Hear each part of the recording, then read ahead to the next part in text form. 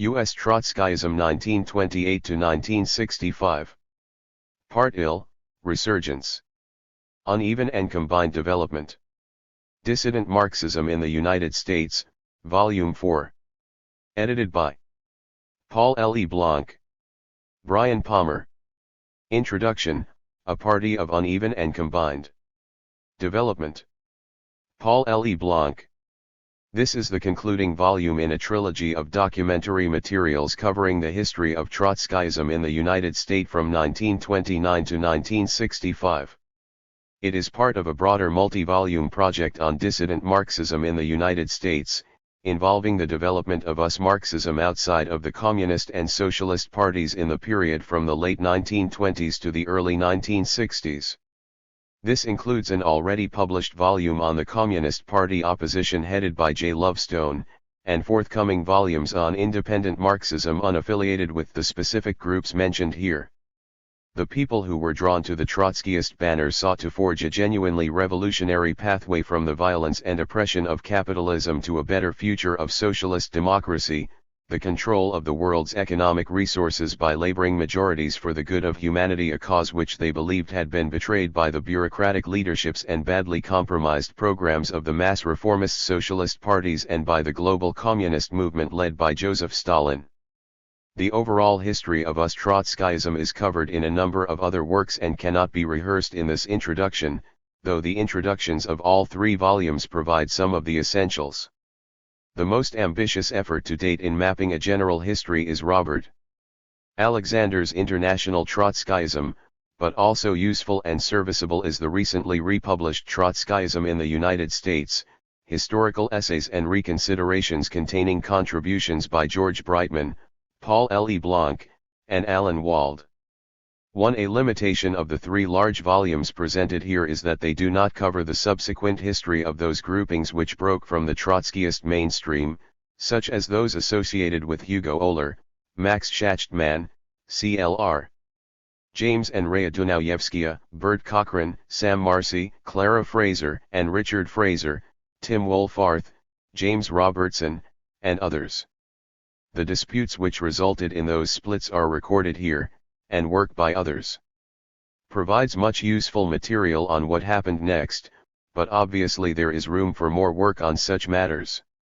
It is hoped that these three volumes, and the entire set of dissident Marxism in the United States, will stand as a useful resource for scholars and activists.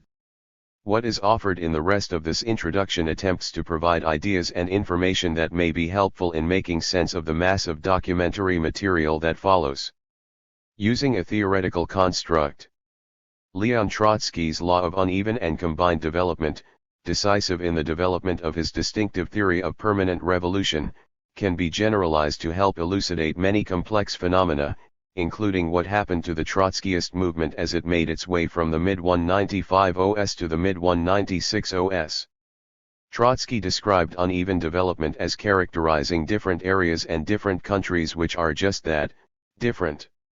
These different regions have had their own particular characteristics, and for various reasons, technological and cultural and ideological innovations arose first in one area and then had an impact on other areas at different times, leading to uneven development in the history of the world as a whole. This leads to another historical law expressed by Trotsky in this way. Unevenness, the most general law of the historic process, reveals itself most sharply and complexly in the destiny of backward countries. Under the whip of external necessity, their backward culture is compelled to make leaps. From the universal law of unevenness thus derives another law which, for the lack of a better name, we may call the law of combined development, by which we mean a drawing together of the different stages of the journey, a combining of separate steps, an amalgam of archaic with more contemporary forms. 2. Similar dynamics can be found in a left-wing organization, particularly one spread over different geographic areas, with a diverse social composition, embracing different generations, and interacting with co-thinkers in various other countries as well as with the complex and evolving society within which it is embedded. The dialectical contradictions of such uneven and combined development can sometimes be found not simply within a revolutionary organization, but even within an individual who is a leading member of such an organization. Before exploring this further, however, it is worth considering the applicability of an additional conceptualization. A sect and not a sect. In the view of many, the Socialist Workers' Party in the 1950s fits the classic definition of a sect. In a polemical analysis of 1954, aimed precisely at the SWP, sociologist Louis Kozer wrote, "A sect consists of men, now we would say people who have cut themselves off from the main body of society. They have formed a restricted and closed group which rejects the norms of the inclusive society and proclaims its adherence to a special set of rules of conduct." Acknowledging fundamental differences between a religious fundamentalist sect and the political sects of the modem socialist movement, Kozer explains. The original radical impulse of the sectarian was likely to be born out of a revolt against the injustice, the cruelty, the insensitivity of American capitalist society. It was nourished by moral indignation and utopian idealism. The political sectarian, as distinct from the religious sectarian, didn't want to save his own soul, he wanted, out of the generous impulse of his conviction, to change the human condition of his fellow men. The problem, Kozer notes, is that the twists of history in 19th and 20th century America resulted in the failure and isolation of the would-be social revolutionaries. The socialist movement either adapted itself to prevailing strands of opinion, thus losing much of its radical inflection, or was thrown into isolation and in a reflex of defensiveness accentuated its sectarian characteristics. 3. At this point, patterns similar to what can be found in religious sects kick in. The sect, by its exclusive structure, creates a morality opposed to that of the rest of society, Kozer explains. Since it regards the outsider as not participating in grace, as not belonging to the select, as not having the fortitude or capacity to adhere to revolutionary principles, it sees him as an exponent of a lower morality. He adds, the sect does not strive for large membership. On the contrary, it may even find it advantageous to suffer a loss of membership if this involves the elimination of men inclined toward compromise and mediation. For hence the prevalence of factional fights, expulsions, and organizational splits among organizations aspiring to be revolutionary. Apparently, all such groups must be seen as sects. This suggests a highly problematical aspect of Kozer's analysis. If one is opposed to racism, gender and sexual oppression, war, and class exploitation and seeks to build a movement and struggles against such things, thereby creating a morality opposed to that of the rest of society, then one is by definition a sectarian. This is the case, presumably, even if one's movement wins majority support and culminates in a successful revolution, since Kozer quotes Lenin's writings as presenting classic sectarian perspectives. In fact, Kozer's sweeping generalities are challenged by Lenin's more precise discussion of sectarianism in left-wing communism, an infantile disorder. Here Lenin identifies three key elements that are essential for what he considers to be a genuinely revolutionary party, in contrast to an ultra-left sect. First, by the class consciousness of the proletarian vanguard and by its devotion to the revolution, by its tenacity, self-sacrifice, and heroism. By proletarian vanguard he is not referring to a small self-proclaimed elite, but a minority layer of the working class that is drawn to the party.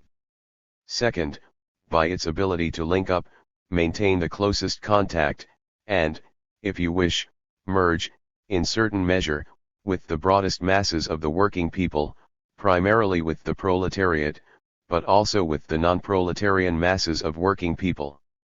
Only then is it possible to refer to the final necessary element, third, by the correctness of the political leadership exercised by this vanguard, by the correctness of its political strategy and tactics, provided the broad masses have seen, from their own experience, that they are correct. Lenin adds, significantly, without these conditions, discipline in a revolutionary party really capable of being the party of the advanced class, whose mission it is to overthrow the bourgeoisie and transform the whole of society, cannot be achieved. Without these conditions, all attempts to establish discipline inevitably fall flat and end up in phrase-mongering and clowning. He concludes that these conditions cannot emerge at once. They are created only by prolonged effort and hard-won experience. Their creation is facilitated by a correct revolutionary theory, which, in its is not a dogma, but assumes final shape only in close connection with the practical activity of a truly mass and truly revolutionary movement. What is particularly important is this outward-looking engagement with experience, which for the Russians from 1903 to 1918 was in fact a wealth of experience. During those 15 years, no other country knew anything even approximating to that revolutionary experience, that rapid and varied succession of different forms of the movement, legal and illegal, peaceful and stormy, underground and open, local circles and mass movements, and parliamentary and terrorist forms. In no other country has there been concentrated, in so brief a period, such a wealth of forms, shades, and methods of struggle of all classes of modern society, a struggle which, owing to the backwardness of the country and the severity of the Tsarist yoke, matured with exceptional rapidity, and assimilated most eagerly and successfully the appropriate last word of American and European political experience. 5. What is projected here, reflecting the actual, historical experience of Bolshevism, is something that in no way conforms to the kind of sect that Kozer discusses. It is in large measure because of his own engagement with and assimilation of this historical experience that James Cannon, writing to his friend V.R. Dunn in 1955, after reading correspondence of Engels regarding would-be Marxists in the United States, commented, "I am on the warpath against any sign or symptom of sectarianism myself. I intend to write about it too, in a preventative way, and to appeal to Engels for help." Keenly aware of the larger social circumstances alluded to by Kozer, Cannon asserted, "I know that sectarianism, in one form or another, is an ever-present danger to any small organization of revolutionists condemned to isolation by circumstances beyond their control, regardless of their original wishes and intentions." Like Lenin, however, he reaches for a greater precision than Kozer's formulation will allow. The moment such an organization ceases to think of itself as a part of the working class, which can realize its aims only with and through the working class, and to conduct itself accordingly, it is done for. He elaborates.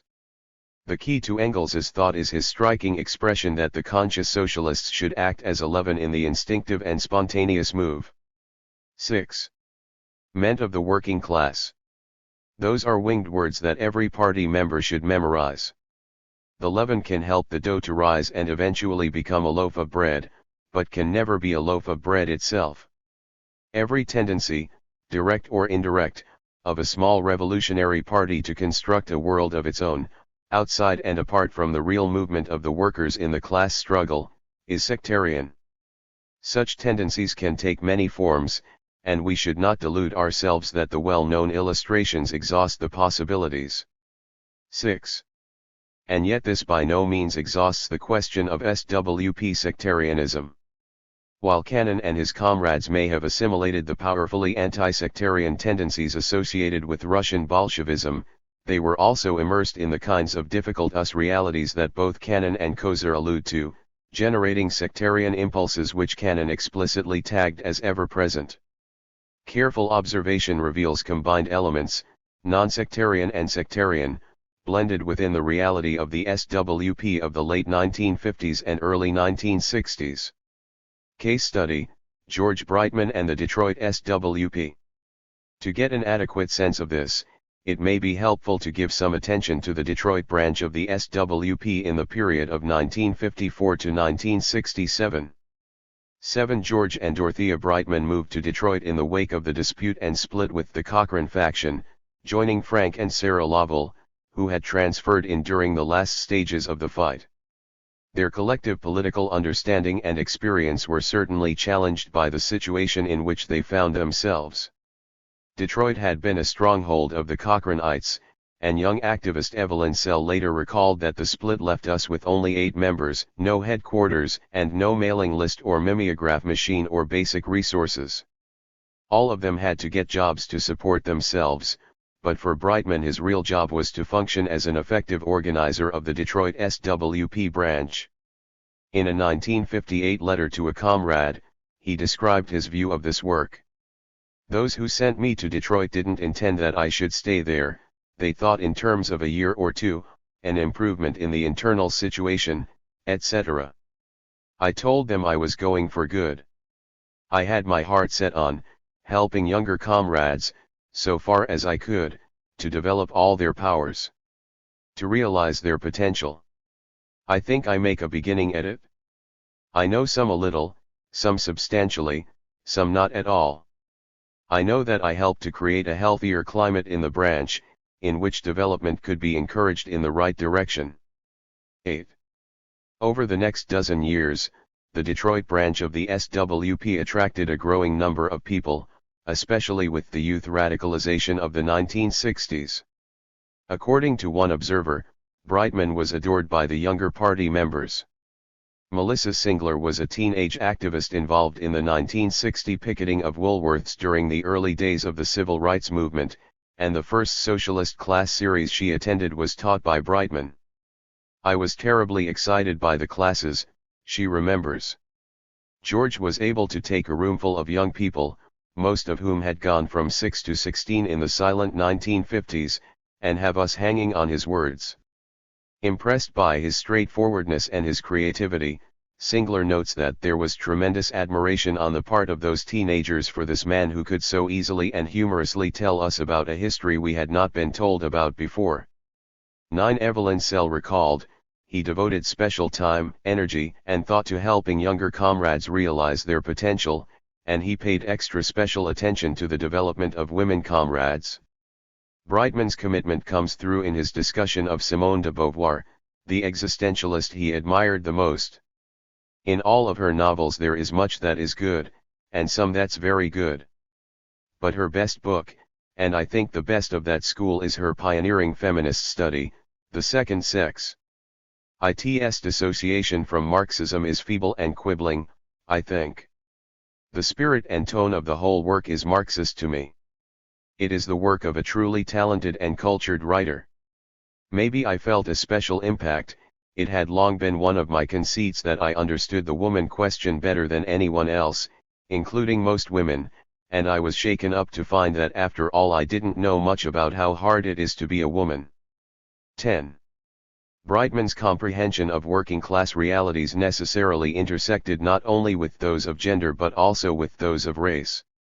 As Michael Smith puts it, he learned about black nationalism in Detroit. It was all-pervasive in that extremely nationalist and political city, and he was thus able to educate others, many others, about black nationalism and about its shining prince and chief spokesman, Malcolm X. 11. Evelyn Sell captures an essential aspect of Brightman's achievement. His empathy enabled him to have unique insights into the feelings and aspirations of blacks, and this gave the Detroit branch a special advantage in responding to the exciting developments in the black community, the emergence of a generation of black youth seeking militant and revolutionary solutions to racism, the outpouring of almost the entire black population for the 1963 Civil Rights March through downtown Detroit, the nationalist character of the Michigan Freedom Now Party. George's ability to be in tune with these developments didn't come solely from his brain but from the very core of his being. 12. "I thought he was black like me," commented one reader of Brightman's works who was surprised, upon meeting him, to find that he was white. "I felt as if he was in my skin." Another young black student commented that initially I looked upon the world's struggle and the world's situation as that of black versus white, as oppressive whites who were responsible for oppressing non-whites. Contact with Brightman contributed to a shift in perspective. The struggle is really against avaricious capitalists who use racism and sexism as weapons in order for them to continue their exploitation and oppression of the working class of the world. Paul Lee, in a perceptive discussion of Brightman's writings on Malcolm X, has added another important point. "It has been rare in my experience to meet white people who define themselves as people before they define themselves as white. That is, most whites that I've known see themselves and their culture as the norm, which implicitly or explicitly expresses itself in an attitude of superiority. In George's case, I'm not sure if he had any attachment to his so-called whiteness or to his ethnicity. I am sure that I never felt judged or different in his regard because of my so-called blackness. I've been told the 9. Same thing by other African Americans who knew him, including the late Wilfred Shabazz, brother of Malcolm X, who was an exceptionally perceptive person. I can't account for why this was so, but I do know that it gave him an advantage in dealing with people defined as black, who, after all, just wanted to be treated as people. He related to black people with an ease and unself-consciousness that won him their respect and trust.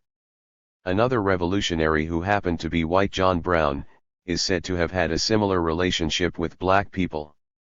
13. With his path-breaking work on Malcolm X, it became possible for Brightman to break out of two ghettos. One ghetto was the rarefied circle of allegedly sectarian politics to which small left-wing groups, especially Trotskyists, were often restricted, certainly in the conservative political and cultural atmosphere predominant in the United States during the 1950s and early 1960s. The other ghetto was much larger, that of so-called white America, which was traditionally sealed off from people of color in general and especially from African Americans. But this was consistent with Brightman's distinctive qualities over a number of years, which involved the persistent integration of his creativity with a deep and ongoing commitment to consistent revolutionary organizational work, which meant an engagement with more and more people across the boundaries of age, gender, and race. From semi-retirement in the mid-1995s, James P. Cannon went out of his way to hail the Detroit branch for its combination of all-sided activity, which, according to Frank Lovell, was actually a tribute to George Brightman. 14. The Friday Night Socialist Forum was one key element in bringing everything together. Working closely with his wife Dorothea, along with Frank and Sarah Lovell and Evelyn Sell, Brightman converted the group's Friday Night Socialist Forum into a tool for discussion and recruitment, and he continued to oversee the forum from 1954 until he left Detroit in 1967, writes historian Angela Dillard. Although African Americans did not join the SWP in large numbers, the forum and the militant deeply influenced a number of young activists, Dillard emphasizes, commenting that the forum attracted dozens of young radicals, many of whom would go on to work with the prominent black activist who led the Freedom Now Party, Reverend Albert Cleage, and found some of the most important organizations of the late 1960s, including the League of Black Revolutionary Workers and the Revolutionary Union Movement, RUM, the West Central Organization, BUCO, and the Black Economic Development Conference. 15. Evelyn Sell described the Friday Night Socialist Forum as a primary means of party building, of educating members and non-members, of developing young comrades as speakers, and of creating a center for political and radical activities in the Detroit area, elaborating. From its inception, the Friday Night Socialist Forum invited speakers from a range of organizations. Although most of the topics were political, there were many dealing with art, music, and literature. A humanities professor from Wayne State University not only gave talks about music but brought his portable keyboard and played excerpts to illustrate his points. A comrade who was a relatively well-known sculptor gave a series of talks on art, including taking the whole forum audience to the Detroit Art Institute for a guided lecture tour. The forum devoted a weekend to an exhibit of Daumier prints along with showing a film on the revolutions of 1848. The Friday Night Socialist Forum had theater nights when we presented portions of the writings and plays of Bertolt Brecht. As George wrote in a letter to me, Brecht was the creative writer with whom I identify the most closely. He made Brecht fans out of many of us, and this was reflected in the Friday Night Socialist Forum. 16. The forums would be held at the SWP headquarters that Brightman and his comrades established, which combined offices and a modest bookstore with a large meeting room and was dubbed Debs Hall to honor the great socialist leader Eugene V. Debs. Independent radical Dan George AKA's, co-author of Detroit, I Do Mind Dying, frequently attended the Friday Night Socialist Forum, the only regularly scheduled left event in the city at that time. The initial presentations were always followed by often spirited question-answer/statement/debate periods, an intellectually stimulating format that added to its appeal. Looking over the list of those who attended the various forums, one will find a virtual who's who of the Detroit left in the period which immediately followed from the late 1960s through the 1970s, as well as individuals who became part of the liberal establishment, at least one congressman and several judges, college administrators, union leaders, and city officials. Once the weekly forums became an SWP institution through the country, George A.K.'s notes, over a period of time, in any given location, hundreds of people might attend one or more such forums, and although most of those attending never joined the Socialist Workers' Party, the cumulative impact of such forums was considerable. 17 During this period of 1954 to 67, it should be noted, Brightman played several important roles. According to Ernest Mondel, well-known Belgian Marxist theorist and a central leader of the Fourth International, Brightman was one of the few in our movement who have made a genuine contribution to the development of theory, in his case in the field of black nationalism, and more generally the nationalism of the downtrodden and the oppressed everywhere in the world. Beginning in 1956, Brightman also played a key role in pushing forward the discussion that brought about a reconciliation among many Fourth Internationalists, culminating in formal reunification in 1963. Brightman's role in this, recalled Frank Lovell, was little known to most members of his branch in Detroit at that time. 18 to most members of the Detroit branch of the SWP, however, Brightman did provide a model of what Sell called a well-rounded, professional revolutionary, who set an example simply by the way he did things, specifically, as someone who was prepared to assume responsibility in all phases of political life in the branch, including the most mundane. Sell emphasizes, he took a serious attitude toward every task and assignment, whether it was functioning as a branch organizer, or bringing a wealth of ideas to executive committee meetings, or mopping the hall floors as a member of the headquarters committee.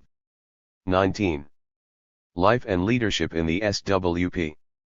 Tim Walforth had been a prominent activist in the Young Socialist League, youth group of the organization led by Max Schachtman, Independent Socialist League, formerly the Workers' Party, that was evolving from Trotskyism to social democracy and preparing to merge into the Socialist Party of America. Disagreeing with this perspective, Walforth and others broke away in 1957 in order to join the Socialist Workers' Party and then to help create an SWP youth group, the Young Socialist Alliance, YSA, which came into being in 1960. Serving on the SWP Central Leadership Body, the Political Committee, PC, for several years, Walforth offers an interesting perspective. The main problem with the Political Committee was that it was not very political, he complains. Unlike the YSA, the Socialist Workers' Party in general in the late 1950s was a dull place, and Dobbs's PC was no different. A typical PC meeting was a two-hour battle to keep awake. He also describes the SWP's weekly newspaper, The Militant, of this period as exceedingly dull. Going on to describe political differences and factional tensions which he discovered in his new organization, some of which are indicated in the documents gathered here, he added, "I do not want to suggest that the SWP in this period was some kind of factional jungle. Actually, life in the party was peaceful to the point of boredom. Most factionalism was of an underground character, conducted by individuals who claimed to have no political differences with the leadership. Dues were paid and the militant was always sold. The party was run in a modest, but smooth, and professional manner. The problem was that the party comprised a generation of workers and intellectuals, those recruited in the 1930s and during World War II, that was getting old and tired. Cannon did a better job than Schachtman in holding on to his aging cotters, and on the whole, he and his followers kept the revolutionary faith. But because will and energy had departed, faith was about all they had left. Cannon could not defy the general trends affecting the working class in the 195 OS. 20. Yet there were rank-and-file members who would not have accepted Wolfirth's characterizations. The party has many needs. There is a constant and continuous whirl of activity, commented Ben Stone, an active member from 1945 to 1966. These activities include attending branch meetings at least once a week, attending special meetings, committee meetings, forums, classes. He adds, then there are the subscription campaigns, selling subs to the party newspaper, The Militant, and other periodicals. Describing The Militant as the agitator for the party and its best recruiting tool, he noted that it was sold at public places, rallies, demonstrations, meetings, factory gates, and on the streets. More than this, the party believes in proclaiming its ideas openly before the widest audience, and election campaigns provide one of the best forums for dissemination of its views. All in all, for an activist like Stone, life in the Revolutionary Marxist Party is one of total commitment, since the cause of socialism takes precedence over everything else. 21 The fact remained that the first decade of Stone's membership was one of dramatic erosion and decline. Coming into the SWP and YSA in the late 1950s were Barry Shepherd and Peter Camejo. With fewer than 600 members, the largest concentrations in New York and Los Angeles, the party nationally was composed largely of blue-collar workers, along with some outstanding university-educated intellectuals, such as George Novak, and young people whom we were beginning to recruit from the college campuses, according to Shepherd. While the membership was small, it consisted of very dedicated people, codders was the term we used, who gave a great deal of their time and money to the party. 22 Camejo described the Trotskyist leadership this way. The central core of the older party leadership had consisted mainly of several men who had all been involved since the early 1930s. In addition to Farrell Dobbs, who as part of a team headed by V.R. Dunn had led the Minneapolis Teamster strikes of the mid-30s, and Tom Carey from the Seamen's unions on the West Coast, these leaders included Joseph Hansen, who had been Trotsky's secretary and was the SWP's main writer on international politics, George Brightman from Detroit, who undertook the publication of Trotsky's collected writings as well as the speeches of Malcolm X, and the party's principal intellectual, George Novak. A slightly younger second tier included Fred Halstead, Nat Weinstein, Harry Ring, and Ed Shaw. All these men remained active in the SWP after the transition to the younger team. The SWP's founder James P. Cannon had retired to Los Angeles in 1952 but occasionally sent his comments to the New York leadership until his death in 1974. 23. Another young recruit, Leslie Evans, has indicated the way some members sized up the National Party leadership. Hansen and George Brightman were theoreticians, the highest superlative, while Tom Carey and Farrell Dobbs were at best politicians, able to carry out policy but not to formulate it. George Novak ranked lower still, an educator. 24 In SWP branches throughout the country were worker intellectuals, such as Larry Traynor in Boston, who played the essential role described by Barry Shepherd. Larry imbued us with three aspects of the SWP tradition, above all. First was fierce loyalty to the working class and confidence in its power. Second was recognition of the great importance that the Russian Revolution of 1917 held for the future socialist revolution and support for the Leninist ideas that led to the victory of that revolution. Third was support for the ideas of Leon Trotsky and the Trotskyist viewpoint as an alternative to the perversions of socialism that had been brought about during the Stalin era and after. The SWP that we had joined embodied all three aspects of that tradition both in its ideas and in its members, even though we were a small group and we lived at a time during which the working class and the popularity of socialist ideas had suffered great blows as a result of the Cold War witch hunt period. 25. The expectation of such stalwarts as Traynor, Stone, and others was that sustaining such steady outreach and radical educational efforts would attract precisely such younger activists as Walforth, Camejo, Shepherd, and Evans, as the natural functioning of capitalism, as it periodically seemed to, would yet again impact on new and youthful layers of the population and send them looking for precisely the sort of revolutionary organization that the SWP aspired to be. Program, method, theorization, reality. Kemejo recalls, at one point SWP National Secretary Farrell Dobbs told me, "The program has been developed. Our job is to implement it." In one form or another I heard this idea repeated by many SWPers, old and new. Related to this is the way Cannon had begun a 1956 talk, Trotsky on America, with the comment, "Original thinkers are as rare in the social sciences as in every other. In the 100 years of the modem movement of workers' emancipation we know only 4 genuinely creative minds. These are the masters of scientific socialism, Marx and Engels, and their great disciples, Lenin and Trotsky." 26. What might be termed the non-creative approach, perhaps related to the dullness of which Wohlfarth complained, was seen by Kemejo as connected to a concept of the program which was a defining aspect of Trotskyism. He explained, "The early Trotskyists saw their primary role as trying to win people over from the mass communist parties in order to fight for a return to the values of the socialist movement prior to its Stalinist degeneration. Gradually this fight led to a solidifying of the idea that the Trotskyists were the defenders of the true program. This idea of the defense of the program became detached from the real, material development in the mass movement. Among Trotskyists the idea of the true program gradually became its own icon to be defended." 27. Yet within SWP ranks, including in its leading circles, there was also a much greater intellectual alertness, political engagement, and theoretical creativity than this. Much of this finds reflection in materials gathered in this volume.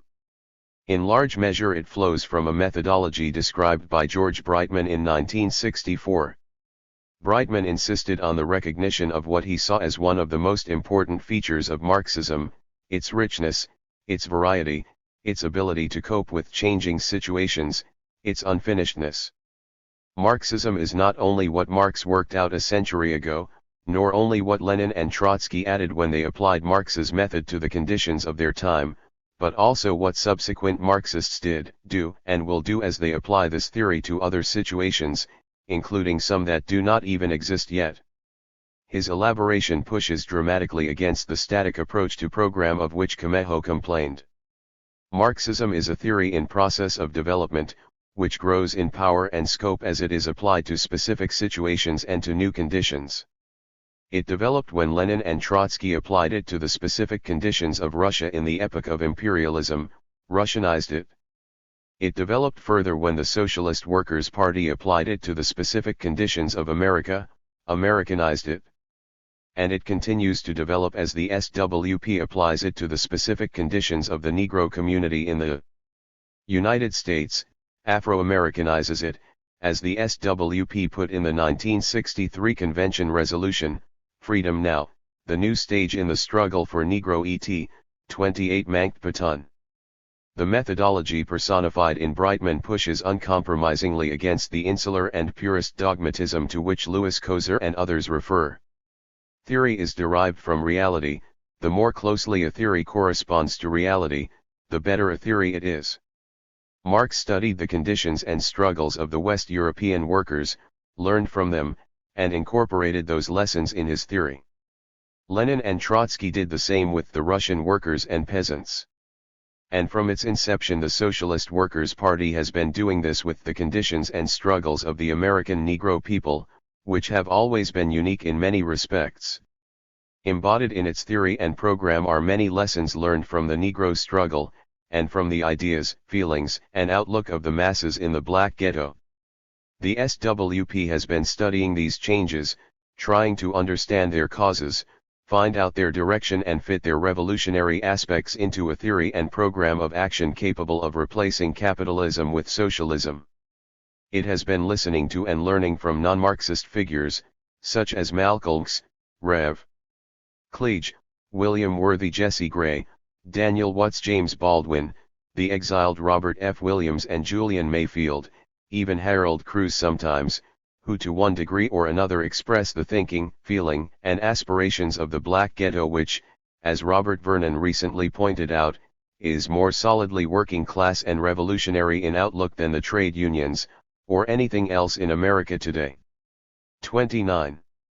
The late 1950s and early 1960s saw an anti-racist upsurge spearheaded by the civil rights movement, anti-colonial revolutions, and the triumph in Cuba of the radical insurgency of Fidel Castro and Che Guevara, protests against nuclear weapons, a radicalization among college-age youth, the beginnings of protests against the Vietnam War, and more.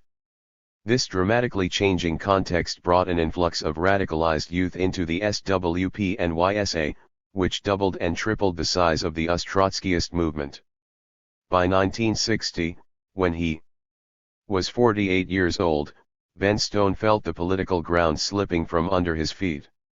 Now the rank-and-file member was much younger, a generation removed, most of whom I hardly knew, he recalled. For the first time I began to feel like an old man in the party, almost a stranger in my own house. As the 1960s proceeded, the party attracted even younger members, kids in their teens and early 20s. The 60s was a time of radical ferment on the college campuses, and the party attracted some of these youth, certainly in greater numbers than ever before. 30. The result was both revitalization and crisis. The older, primarily worker-based segment of the party had grown concerned that the SWP would be changed by its newer members, mostly middle-class youth, according to Camejo.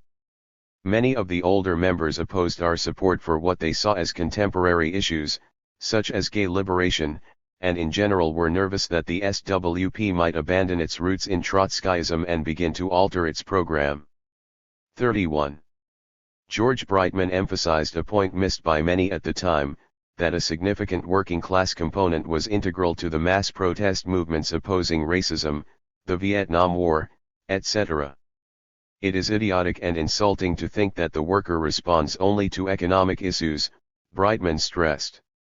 He can be radicalized in various ways, over various issues, and he is. Brightman developed this point at length. The radicalization of the worker can begin off the job as well as on. It can begin from the fact that the worker is a woman as well as a man, that the worker is black or Chicano or a member of some other oppressed minority as well as white, that the worker is a father or mother whose son can be drafted, that the worker is young as well as middle-aged or about to retire. If we grasp the fact that the working class is stratified and divided in many ways, the capitalists prefer it that way, then we will be better able to understand how the radicalization will develop among workers and how to intervene more effectively. Those who haven't already learned important lessons from the radicalization of oppressed minorities, youth, and women had better hurry up and learn them, because most of the people involved in these radicalizations are workers or come from working class families. 32. 18. Factional crises, future triumph, eventual collapse. The combination of uneven qualities explored here generated tensions and factional conflicts within the SWP, as comrades reached for the most effective and appropriate balance of political principle and political relevance, and as they struggled to understand the complex and changing world around them. There proved to be sufficient strengths in the underlying political program and theoretical perspectives to enable the SWP to grow dramatically in the 1960s, to provide influential and often creative analyses of emerging realities, and sometimes to play a serious role in the social struggles of the time. To many who were paying attention, the SWP of the late 1960s and 1970s seemed an incredibly vibrant organization, between 1,000 and 2,000 activists animated by high ideals and dynamic Marxism, with a conception of socialism both democratic and revolutionary, and a proven capacity to organize, in impressive united front efforts, effective social movements and struggles capable of bringing about positive change. Among the new recruits were important clusters of African American and Latino activists, and also a significant percentage of women, some of whom assumed a significant leadership role in the efforts of the SWP and YSA. The party's earlier work on issues of race and nationalism, and its serious-minded engagement with Malcolm X, contributed to the ability of some comrades to play a role not only in African American but also in Chicano and Puerto Rican struggles. The fact that in the 1950s and early 60s the SWP had seriously engaged with not only such works as Friedrich Engels's Origin of the Family, Private Property and the State, but also Simone de Beauvoir's The Second Sex and Betty Friedan's The Feminine Mystique, made it more sensitive and responsive to early feminist stirrings coming out of the new radicalization and enabled it to connect very positively to the rising women's liberation movement. In addition, the recruitment of a growing number of gay and lesbian comrades, combined with influences and insights that were part of the new radicalization, enabled the SWP finally to scrap a narrow and destructive policy that had banned homosexuals from membership.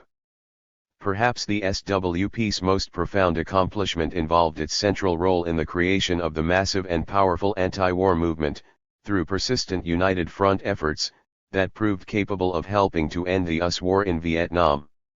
The details of that story were told in Fred Halstead's classic Out Now? A participant's account of the movement against the Vietnam War. 33. From 1965 to 1980 the SWP seemed in the process of becoming a hegemonic force on the US left and within a variety of social movements. Along the pathway to this seemingly promising outcome, however, there was a glossed-over failure to fully resolve, or adequately combine, the uneven and contradictory elements that had been part of the party's experience in the 1950s and 1960s. Related to this, there was also a cropping up of organizational measures and norms that, in the words of James P. Cannon, had the potential to strangle the party. After a new leadership drawn from the 1960s radicalization took control within the SWP, an extremely complex and difficult situation developed in the world and the country as the 1970s gave way to the 1980s and 1990s. There are multiple sources and analyses of what happened next, as the SWP imploded.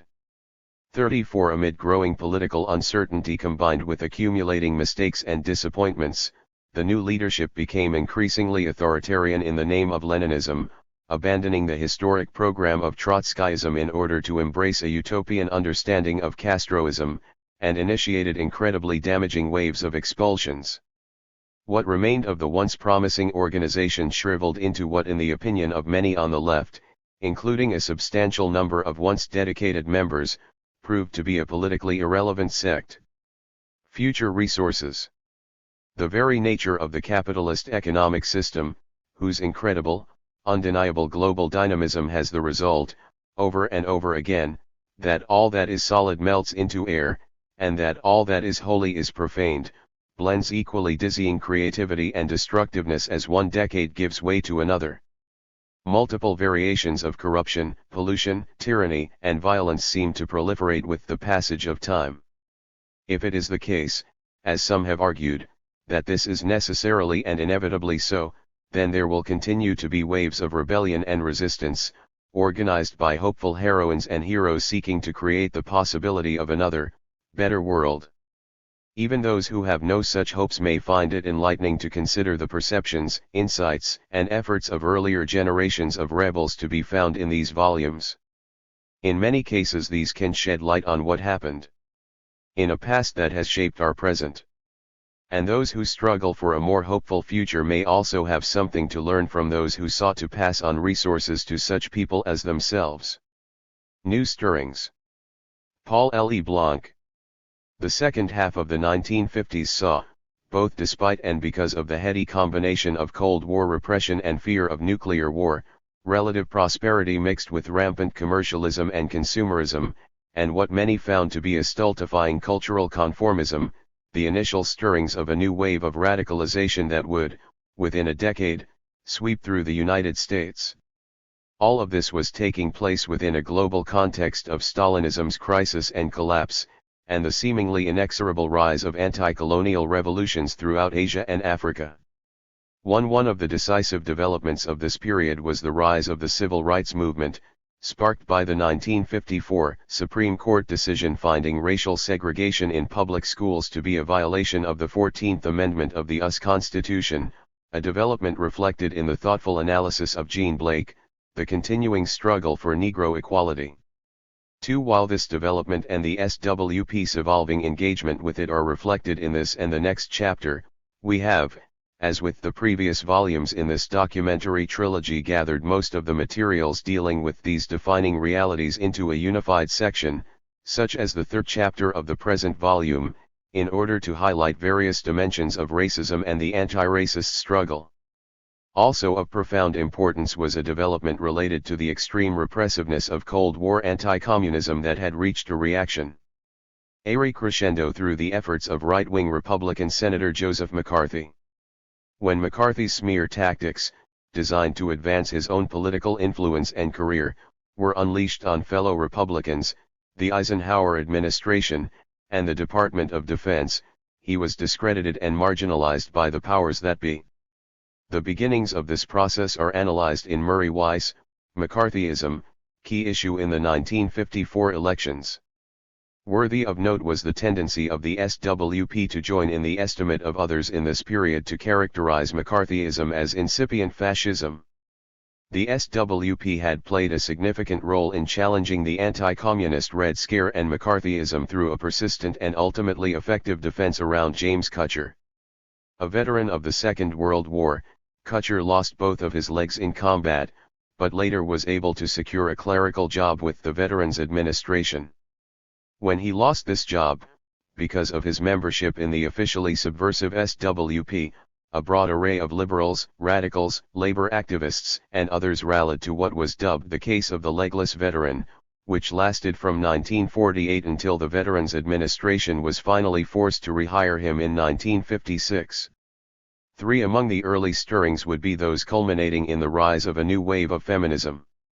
There had long been an interplay between socialism and feminism in the United States, and within and around the US communist movement there were particularly important developments in the 1940s and 1950s, with the controversial efforts of Mary Inman to develop a Marxist theory of women's liberation within defense of woman, for which she was eventually challenged and expelled by party leaders, the pioneering research efforts of Eleanor Flexner culminating in the 1959 classic Century of Struggle, the women's rights movement in the United States, and the writings of left-wing fashion designer Elizabeth Hawes with such books as Fashion is Spinach, 1938, Why Women Cry, or Wenches with Wrenches, 1943, and It's Still Spinach, 1954.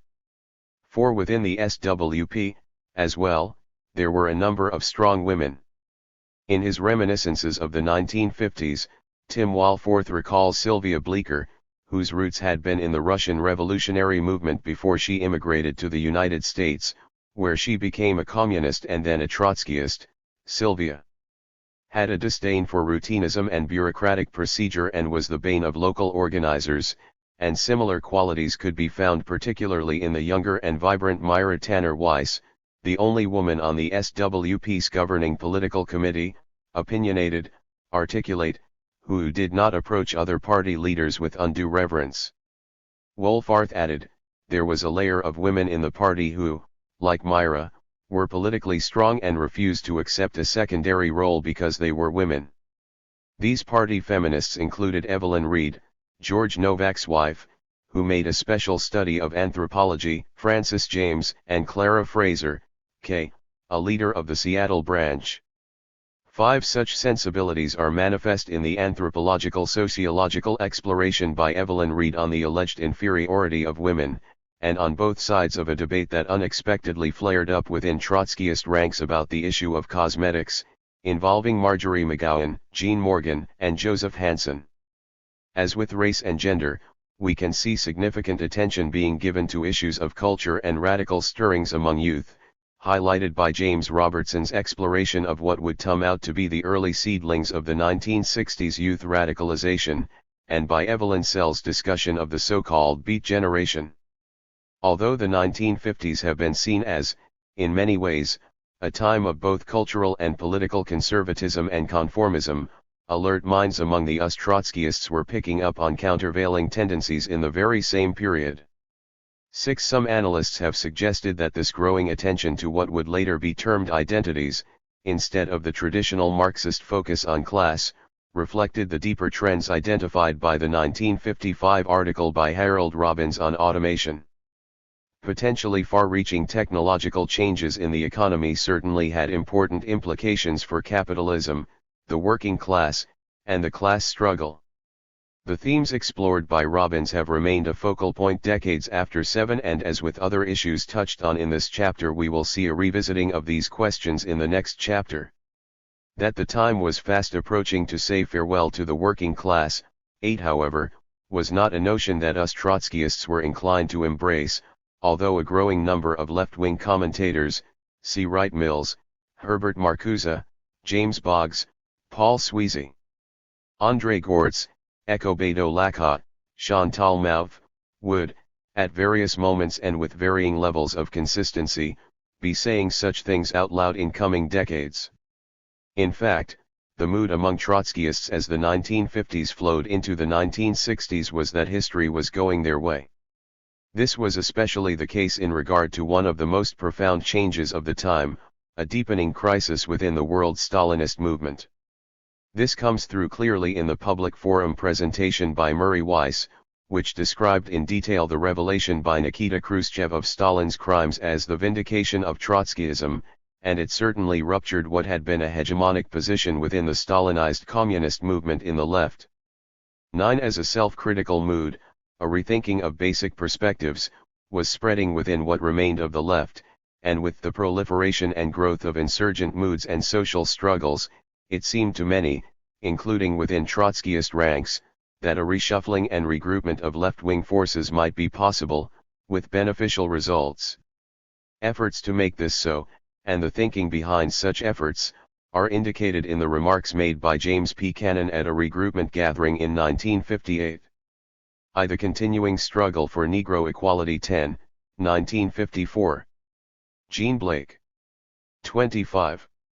Developments since the May 17 Supreme Court ruling that segregated public schools are unconstitutional have made clear that whatever decrees are issued by the court to implement the decision following the submission of additional briefs in October, school segregation will not be abolished in fact in the United States until all forms of racial discrimination are ended. From an historical perspective, the court's action was simply the latest in a series of shifts in policy on official discrimination, resulting from the particular political needs of the capitalist class. A brief summary of these shifts demonstrates the contradictory interpretations of the Constitution possible under democratic capitalism. The only underlying principle involved is the maintenance of the capitalist system.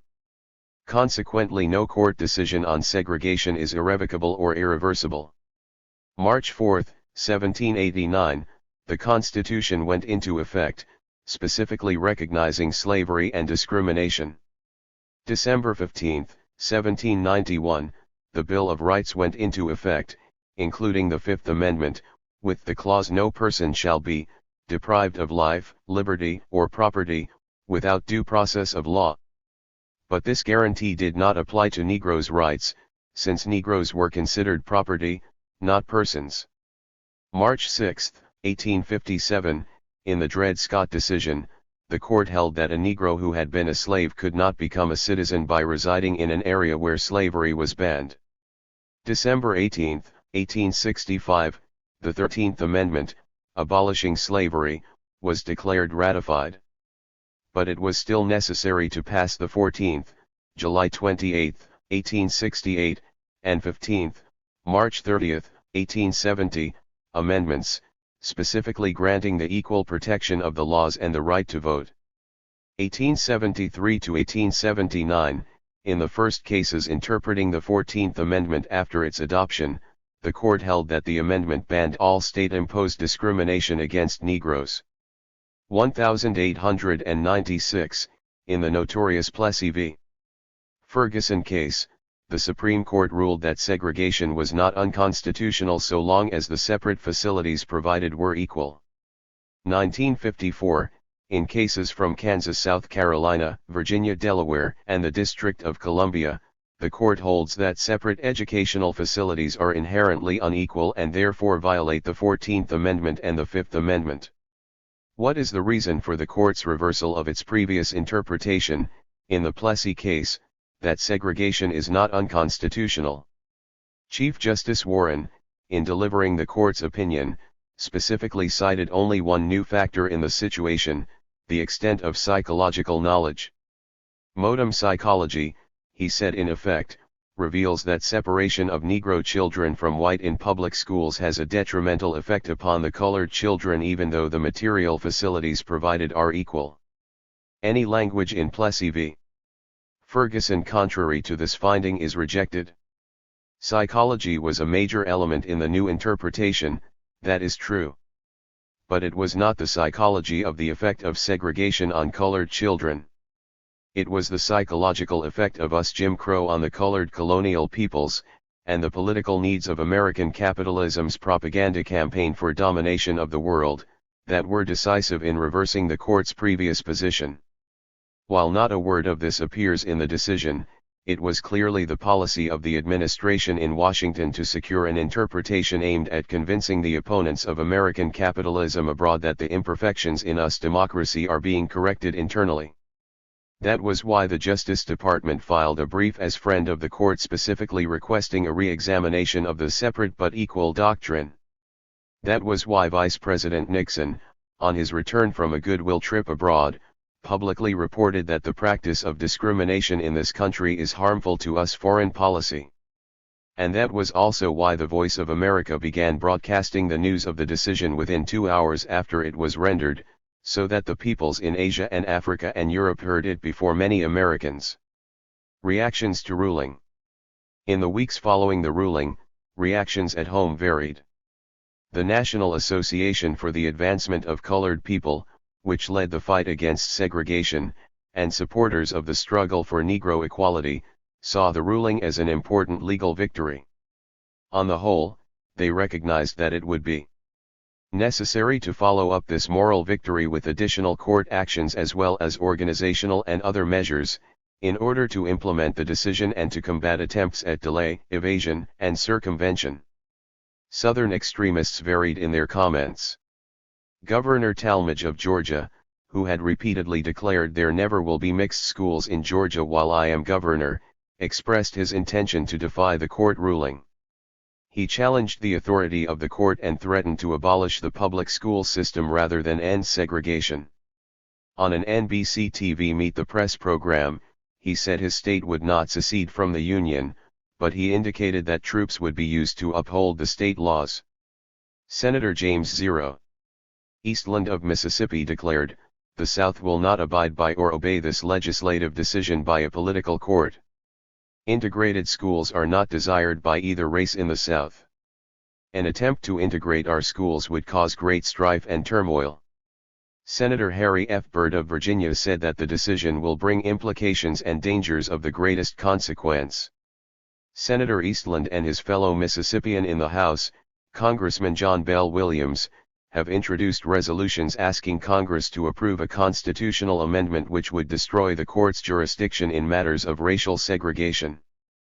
But the dominant opinion of the Southern ruling class was better expressed by Governor James F. Burns of South Carolina, who said he was shocked, but proceeded to note that the court did not order an immediate end to separate schools.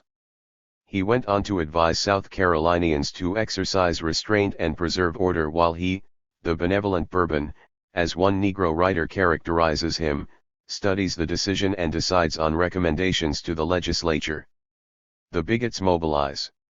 That, on the whole, is shaping up as official policy in the South: continue segregation, since there is no order in the court decision banning it, and devise ways and means to continue segregation by legal and extra-legal trickery, whatever the court may rule. Unofficially, other methods are being prepared to maintain segregation. These methods range from social, economic, and political pressure and intimidation of Negroes, to outright force and violence. On June 10, for example, a group of former Ku Klux Klansmen announced that they have reorganized under the name of the White Brotherhood, pledged 28.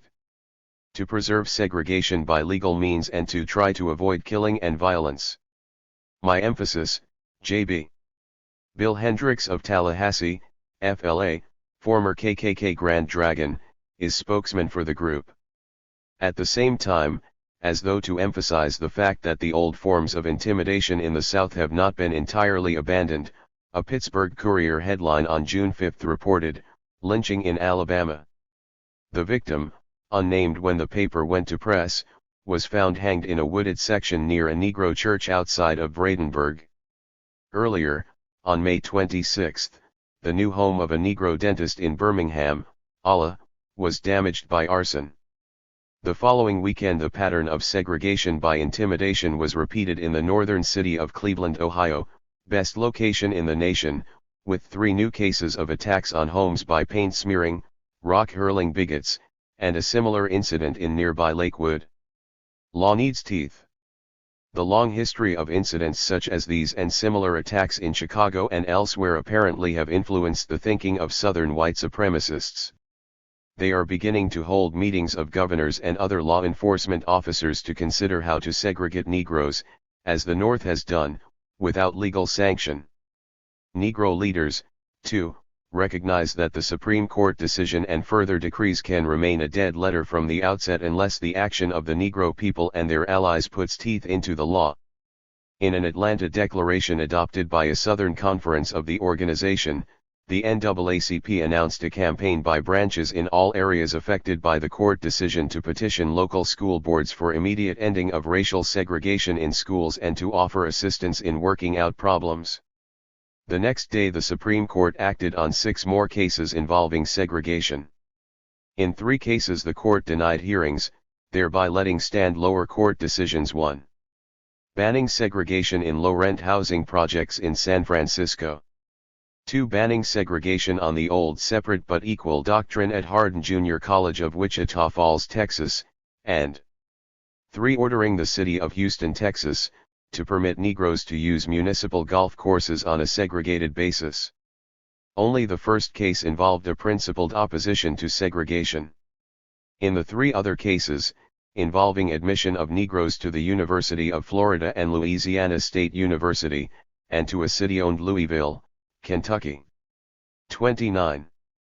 Amphitheater. The Supreme Court merely ordered the lower courts to reconsider their decisions in the light of the May 17 ruling and conditions that now prevail.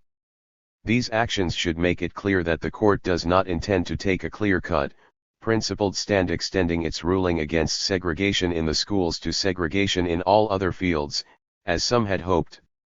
If they intended to do so, they could have commented on the cases they refused to hear, or they could have heard them and ruled to uphold the decision of the lower courts while clarifying the basis for the decision as the unconstitutionality of segregation. In the 3 cases that were referred back to the lower courts for re-examination, the court could have been less ambiguous if it had wished to outlaw segregation. But the court did none of these things, because the main task had already been concluded May 17 with the ruling on school segregation. The Voice of America had its story. There will be other byproducts of the Supreme Court decision. Machine politicians already are attempting to credit or blame the Democrats or the Republicans, or one candidate or another in primary elections, for the decision against school segregation, in order to win votes in the November elections. McCarthyite smears. McCarthy-type smears will be dragged in to discredit opponents of segregation. Senator Eastland started this process on May 27 when he asserted that the court has been indoctrinated and brainwashed by left-wing pressure groups. His proofs. Justice Black received an award April 14, 1945, from the Southern Conference for Human Welfare, which Eastland called a notorious Communist Front organization. Justice Minton, who was then on the U.S. Circuit Court of Appeals, made a speech at the same affair. Justice Douglas accepted a $1,000 Sidney Hillman Award from the CIO in December, 1952. Justices Reed and Frankfurter gave character witness testimony in behalf of Alger Hiss, former State Department official convicted of perjury in 1950. But such developments are secondary to the main line of policy on segregation. There is no basic disagreement between the Democratic and Republican parties on this question. The history of the past half-century and more demonstrates that the ruling class, through both capitalist parties, has no intention of ending discrimination against Negroes. At present, in the attempt to make Washington's foreign policy less objectionable to the world's colored millions. 30. Wall Street is willing to grant a concession, a statement that public school segregation is unconstitutional. At the same time, a small legal victory might strengthen the arguments of those Negro leaders who preach support of capitalism as the system under which equality will eventually be achieved. But will the Supreme Court ruling achieve either of its real aims, winning the confidence and support of the colonial peoples, and of the American Negroes, for capitalism? In the first place, it won't win the support of the Chinese, Koreans, Indochinese, or any other colonial peoples fighting for freedom from imperialist domination. Their distrust of the United States is based on more than the obvious hypocrisy of the US claim to leadership of the free world while practicing discrimination at home. The basic antagonism is between people who have been superexploited for generations by foreign imperialism, and the capitalist rulers of the US who must find new fields of exploitation in order to maintain the profit system. This antagonism would exist even if there were no problem of Jim Crow in America. The US government knows this, too, and is not halting A-bomb and H-bomb production in favor of Supreme Court rulings as a means of winning world domination. Similarly at home, a few colored politicians, or others with a vested interest in a segregated community, may be satisfied with democratic platitudes and abstractions, but the mass of Negro workers want integrated schools so that their children, not some great-great-grandchildren of the future, can have the same education and the same opportunities for jobs as other children. They want equal job opportunities and equal pay right now, so that they can provide decent homes for their families and get out of the demoralizing slums. They want their right to live wherever they wish, under civilized conditions, without danger of threats and violence. They also want, like other working men and women, freedom from the fear of war and of unemployment, and all the traditional freedoms they have been taught are theirs, the right to think, speak, write, meet, vote.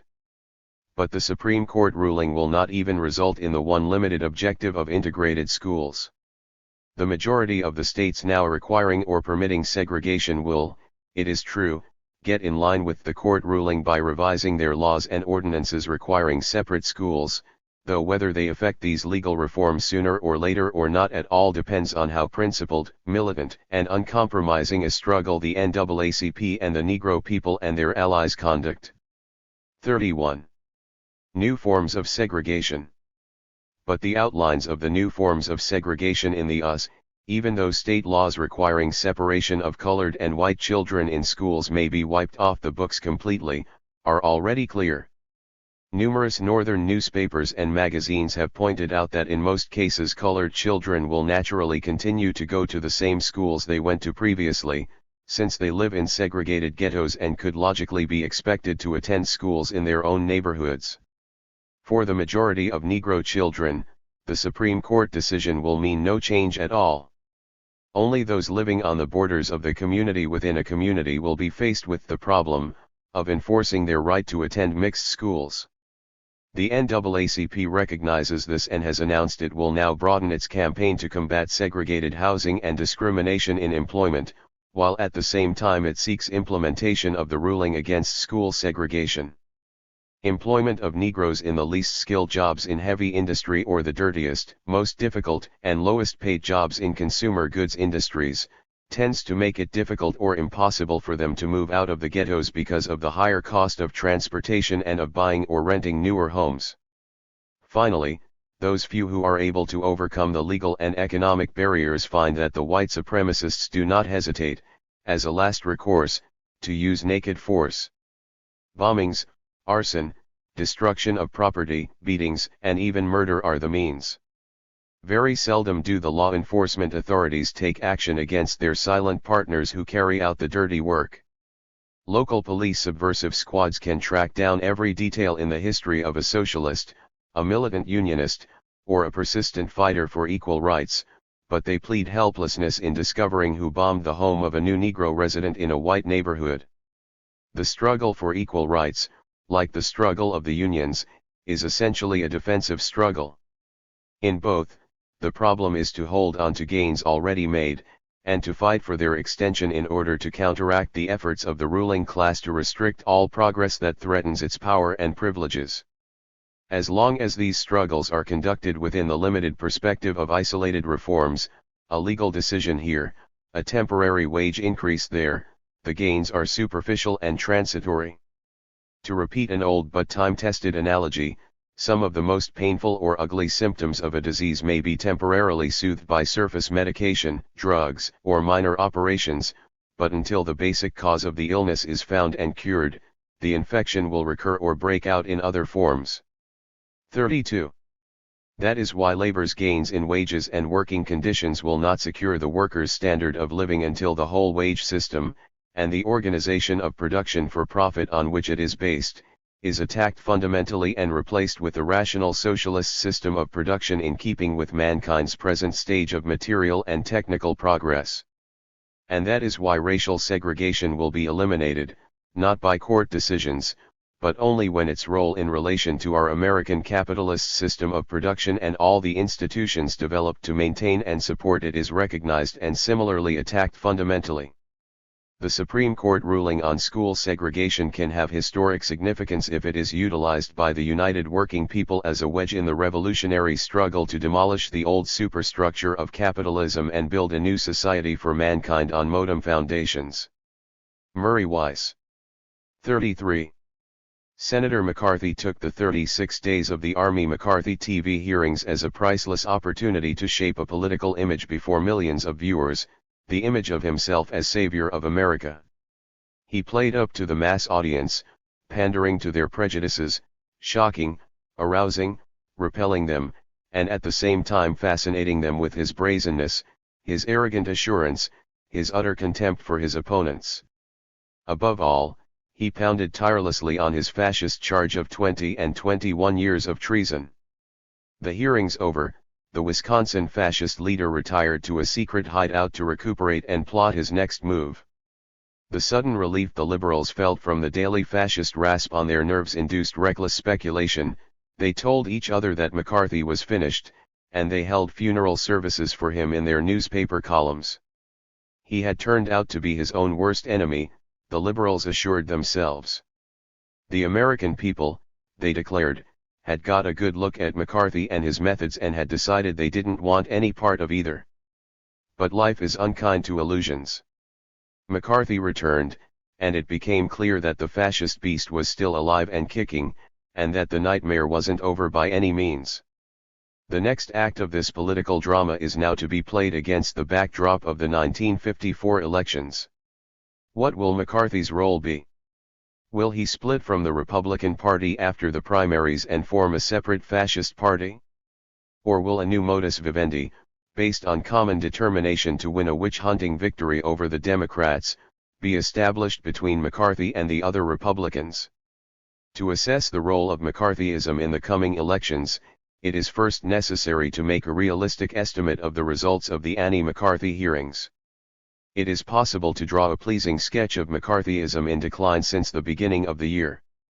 A superficial comparison of McCarthy's power before and after the hearings has led commentators to the hasty conclusion that McCarthyism is rooted.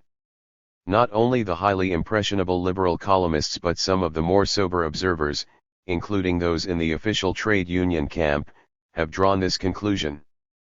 Labor's Daily, July 13, announces in a headline, "Joe's strength ebbing fast," and opens its story, Sen. Joseph R. McCarthy was under attack from all sides today and it appeared his strength was ebbing even in his home state.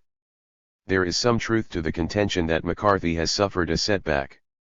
But only a grain of truth. And this grain cannot be properly understood unless it is put in context. For while suffering blows and tactical setbacks, McCarthyism has in the same period made important advances in its basic development as a fascist movement. The year 1954 opened auspiciously for McCarthy. Early in February, he went on national tour under the official sponsorship of the Republican National Committee, and proceeded to denounce the Democrats for their 20 years of treason. Within the Senate, McCarthy seemed unassailable.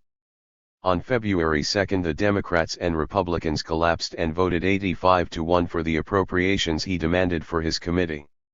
McCarthy's Senate power was further strengthened by his appointment to the all-important Rules Committee. McCarthy's prowess as a witch hunter was at a high point. In his first public skirmish with the Army, over the Price and General's Wicker affair, McCarthy scored a hands-down victory, the Army beating a fumbling and apologetic retreat before him. The extent of his power in relation to the Army Department was revealed in the fantastic picture that came out later, in the Army McCarthy hearings, of Army Secretary Robert T. Stevens chasing up and down the country trying to curry favor with Private G. David Skine, a McCarthy protege. And McCarthy's success in building a spy network in government agencies was evidenced in the appointment of his personal henchman, Robert E. Lee, to the Federal Communications Commission, and the placing of his lieutenant, Scott McLeod, in charge of State Department security. A pleasing scorecard. If we now list the tactical blows and reverses McCarthy has suffered during the last few months, without examining the situation further, it is quite possible. 35. To draw the altogether erroneous conclusion that McCarthy's power is being smashed. Since the hearings, McCarthy's faction has been on the defensive. A majority block of the 3 Democrats on McCarthy's committee, plus Republican Sen. Potter, has forced McCarthy to accept the resignation of his personal favorite, Roy M. Cohn, chief counsel of the committee. Sen. Flanders' resolution to remove McCarthy from his committee chairmanships is still pending. McCarthy's attempt to investigate the Central Intelligence Agency has been temporarily blocked. And President Eisenhower himself has finally spoken out against McCarthy, censuring him for his reprehensible methods. Even the press seems to have swung against McCarthy. The mass circulation pro-McCarthy press has adopted a more cautious attitude, and the mildly critical tone of such papers as the New York Times and Herald Tribune has given way to a crusading anti-McCarthy editorial policy. In the electoral field there are indications of a shift against McCarthy. The outspoken anti-Semite and McCarthyite, Jack Tenney, was badly defeated for state senator in the California primaries. And in the Maine primaries, Robert L. Jones, McCarthyite opponent of incumbent Sen. Margaret Chase Smith, was swamped by a 5-1 margin. Finally, it can be said that McCarthy's prestige as a witch hunter has suffered. The fact that he was forced to defend himself at the hearings, and to demand rights he never gave others, damaged his awesome appearance as the Grand Inquisitor who stood above all questioning. And yet, despite this superficially comforting picture of McCarthy's fortunes in decline, it would be disastrous to fail to see that actually American fascism experienced a profound development precisely during the last months. Deepening of the process. The point we must grasp is that while the incipient fascist movement has experienced tactical setbacks, these setbacks are related to the deepening of the process of formation of a distinct fascist faction in the administration and in the Republican Party. They are also related to the mobilization of a fascist mass following. Without such blows a fascist movement does not develop. The blows from the old-line capitalist political machines represent their resistance to the emergence of a powerful fascist threat to their own form of capitalist rule. Historically, the fascist movement has always used such attacks to enhance its appearance as the party of the underdog, the little people who hate the powers that be. 36. If we listen to pollsters who have sampled public opinion since the hearings and who prove that McCarthy has no more than 25 or 30% of the populace in his camp, we might conclude that McCarthyism is no longer a threat. But the conclusion is false, for the simple reason that fascism is not running for election in America. Is it necessary to recall that the Nazis suffered a serious election defeat immediately before Hitler took power? When we look at McCarthyism as a fascist movement in the process of formation, the figure of only 25% looms as the most ominous political fact of 1954. If we regard the events of the first 6 months of 1954 as a test of whether McCarthyism was just another strain of the reactionary breed of capitalist politics, or something qualitatively different, then the fact that the McCarthy faction has withstood all attempts to integrate it into the Republican machine is a strong indication that McCarthyism is no ordinary current. The growing differentiation of a fascist faction within the capitalist parties is a sign of the maturity of the threat to the working class. One of the gravest signs of the extent of the fascist danger is the hardening of the core of McCarthy's following through the ordeal of the hearings. The fascist movement is crystallizing, not only among government functionaries and national politicians, but at the grassroots. The selection of a fascist cadre with a broad following is taking place. The process is by no means complete, and before it is complete the working class will have its opportunity to reverse it, but it is already developing in outline form. We leave it to people who believe in miracles and the Democratic Party to ignore such a phenomenon. We must look at the social base of McCarthy's mass support. Who are the hardcore McCarthy supporters that make up 25% of the population? Unfortunately, the pollsters do not take their point of departure from the reciprocal relations between the three social classes in American society: capitalist, middle class, and working class.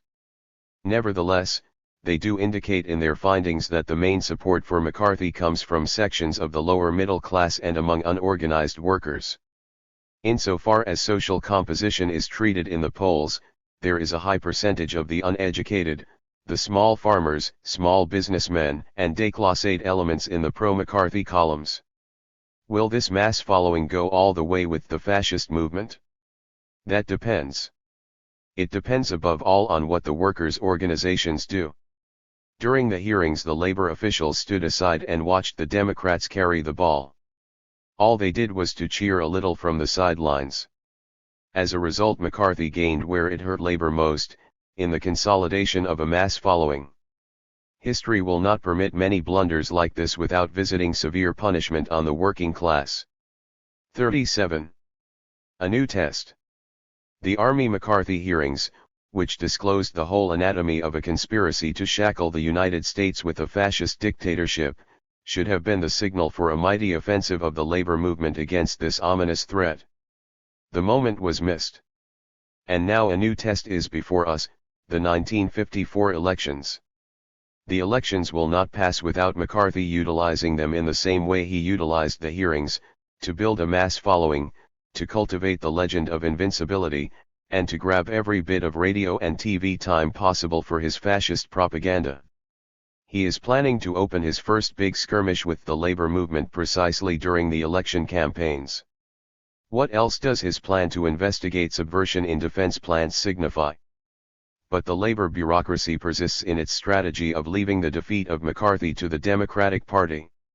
They preach that with the election of a Democratic majority in Congress in 1954, and a Democratic president and administration in 1956, all the basic problems of the working class, including the problem of McCarthyism, will be solved.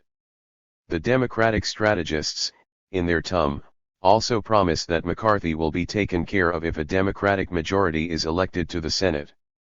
They argue that if they are the majority, McCarthy would be removed as chairman of the Permanent Investigations Subcommittee without even a struggle, since under the ordinary rules of Senate procedure McCarthy would then be replaced by the senior Democrat on the committee.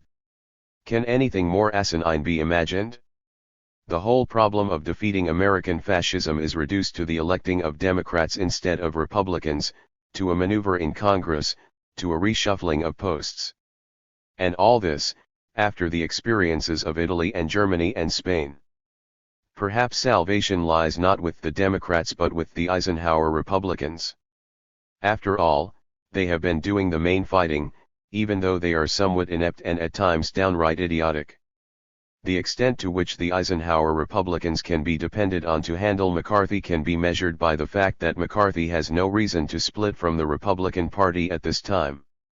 McCarthy aims at 1956 and the presidency. The organization of a separate fascist party can wait until the experiment of capturing the Republican Party has played itself out.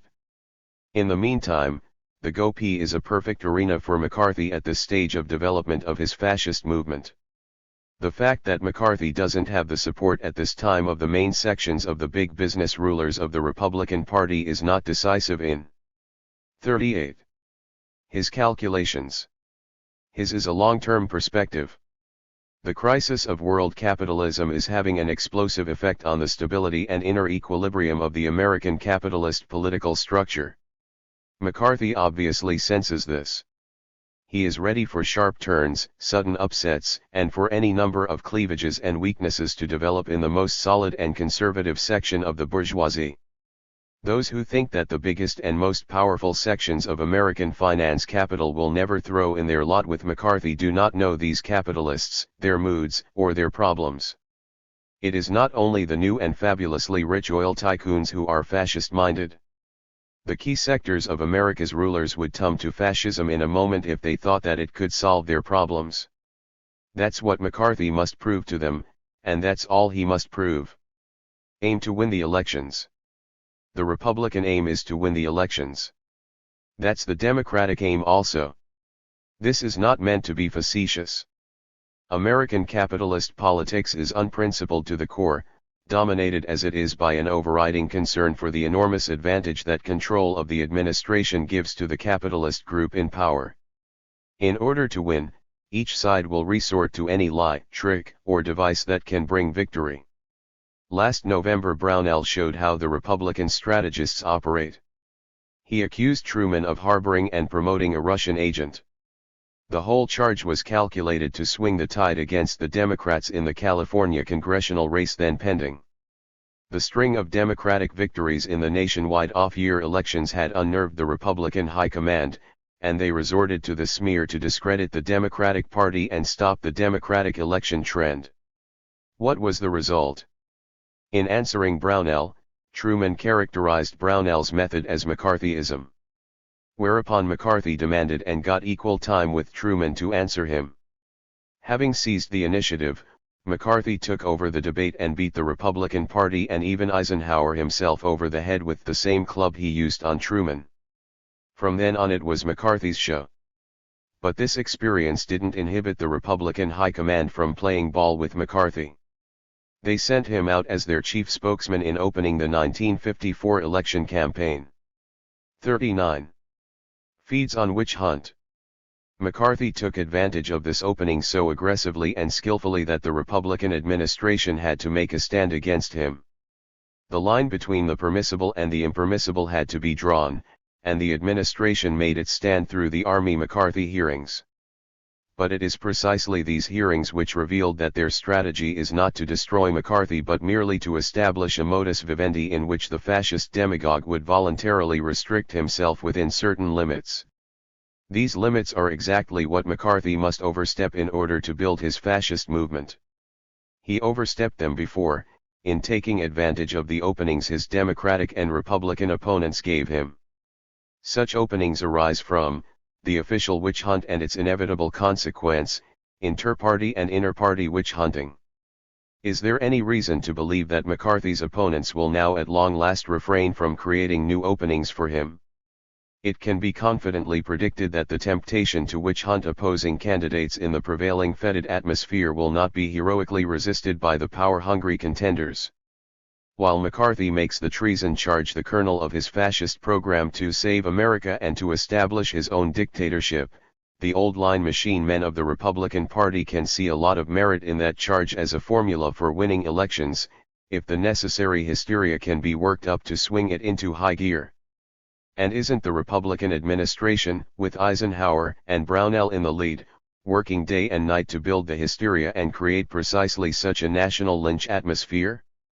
The moment another episode like Brownell's smear of Truman last November takes place, McCarthy will at one stroke wipe out any tactical losses he suffered in his fight with the Army and the administration. He will be completely vindicated.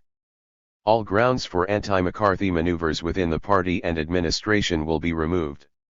McCarthy will then be able to make a new and powerful push in building his fascist network in all government and military agencies, as well as in mobilizing a mass following. The present relationship of forces between Democrats and Republicans in Congress is very close in both the Senate and the House. The Democrats are obviously depending on the usual midterm swing against the ins during periods of economic decline. The Republicans also are worried that the recession, which looks very much like a depression to the workers, will provoke a swing to the Democratic Party in 1954 that could roll on to 1956.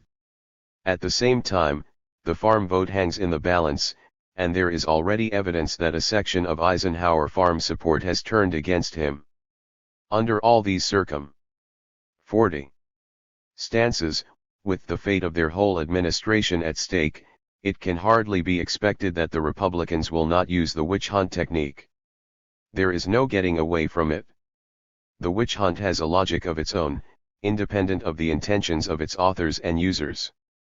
It was inevitable that the witch hunt, started by the Democrats under Truman, would develop until the capitalist politicians began to devour one another. And in this process, a fascist movement can maneuver with ease, gaining the initiative at every critical time. A new force in politics. This election year of 1954 is not merely another year in the seesaw between the two capitalist parties. Something new has been added. For the first time in American history, a powerful fascist movement is on the political scene. And the defeat of this fascist movement is now the main order of business before the working class of this country. When the Socialist Workers' Party says that the drive of a fascist movement toward power must be met by a counter-drive of the workers toward power, the labor officials and liberals smile indulgently and return to the practical questions of the day. But there were a lot smarter labor officials and liberals in Italy, Germany, and Spain, who rejected the reality of the struggle with fascism, and woke up in concentration camps or in exile. Other elements in and around the ideological fringe of the labor bureaucracy talk airily about fighting fascism, but are too sophisticated and too lacking in revolutionary faith in the capacity of the American proletariat, to talk of such clichés as a struggle for workers' power. The worst of these elements within the labor bureaucracy, or trying to crash the bureaucracy, is the Stalinists. The Stalinists not only refuse to talk of an orientation toward workers' power, it is their prime objective to prove that they have nothing to do with such irresponsible perspectives. For them, all strategy in fighting McCarthyism is reduced to the slogan, "Get into the Democratic Party." And yet any sober reflection on the real situation in the United States and the experience of Europe shows that we face precisely that alternative, workers' power or fascist power. It may be objected, are you serious?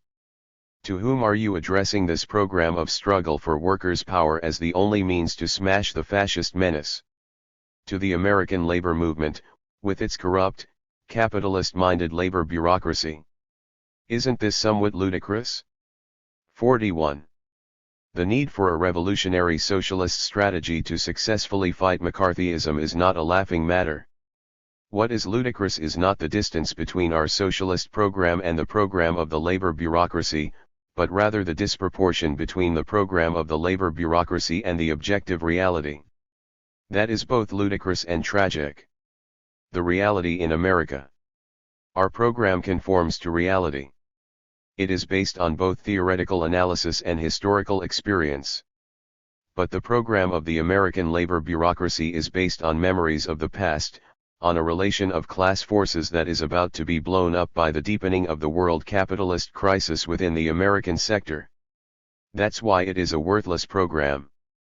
The reformist program of the bureaucracy and the Stalinists had some semblance of realism in the epoch of the rise of capitalism, or in countries like the US where the crisis of capitalism was delayed by way of imperialist expansion, that is, by way of thrusting the rest of the capitalist world into a deeper crisis. As long as capitalism operates more or less efficiently, the relations between the three classes, capitalist, middle class, and working class, are maintained with a degree of equilibrium. The middle class follows the capitalist class, and even drags the workers along with them through the labor bureaucracy. The class struggle, while constantly upsetting this equilibrium, doesn't fundamentally destroy it. But as soon as capitalism enters its decline, this relationship of class forces is sharply altered and the brittle political superstructure resting on the previously stable class relationships begins to crack up. The crisis of capitalism brings ruin and despair to the middle class and the working class. The alternating currents of boom and bust resolve into the alternatives of catastrophic war or catastrophic depression. This whole process creates an unbearable social tension, and a collective conviction arises that a change must absolutely be made. In such times the working class is presented with the opportunity to take the helm and steer society out of the capitalist morass. The middle class, suffering acutely from the effects of the capitalist crisis, is at that point the natural ally of the working class and would readily follow its lead toward a fundamental change in the social system. But should the working class falter, should it prove unable to rise to the tasks imposed by revolutionary times, then the whole situation deteriorates. All the worst features of the middle class, its prejudices, its inability to act as a cohesive 42. Class pursuing its own interests, its collective hysteria in times of crisis, become favorable factors for the rise of a fascist movement. The fascists then issue a counterfeit of the revolutionary program that the workers' organizations failed to present. They turn the program into its opposite.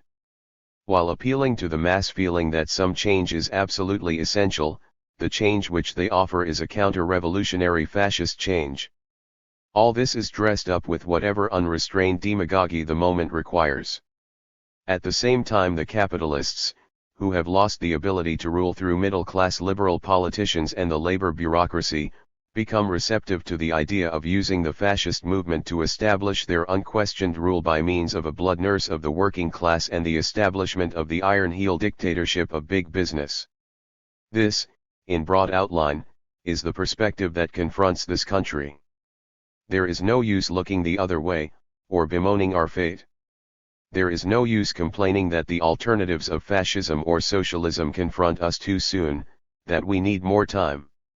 The alternatives are here, now. The fascist movement is not waiting. The workers cannot and dare not wait. Thus the problem of problems now before us is to hasten the awakening of consciousness in the working class to the fact that the next few years will decide who will rule in the United States. A showdown crisis is before us. Either the capitalists will rule through a fascist dictatorship, or the workers will rule through a workers' and farmers' government. Those who think that all is lost and that fascism must succeed are the worst traitors and liars. The American workers have a tremendous capacity to rise to historic needs.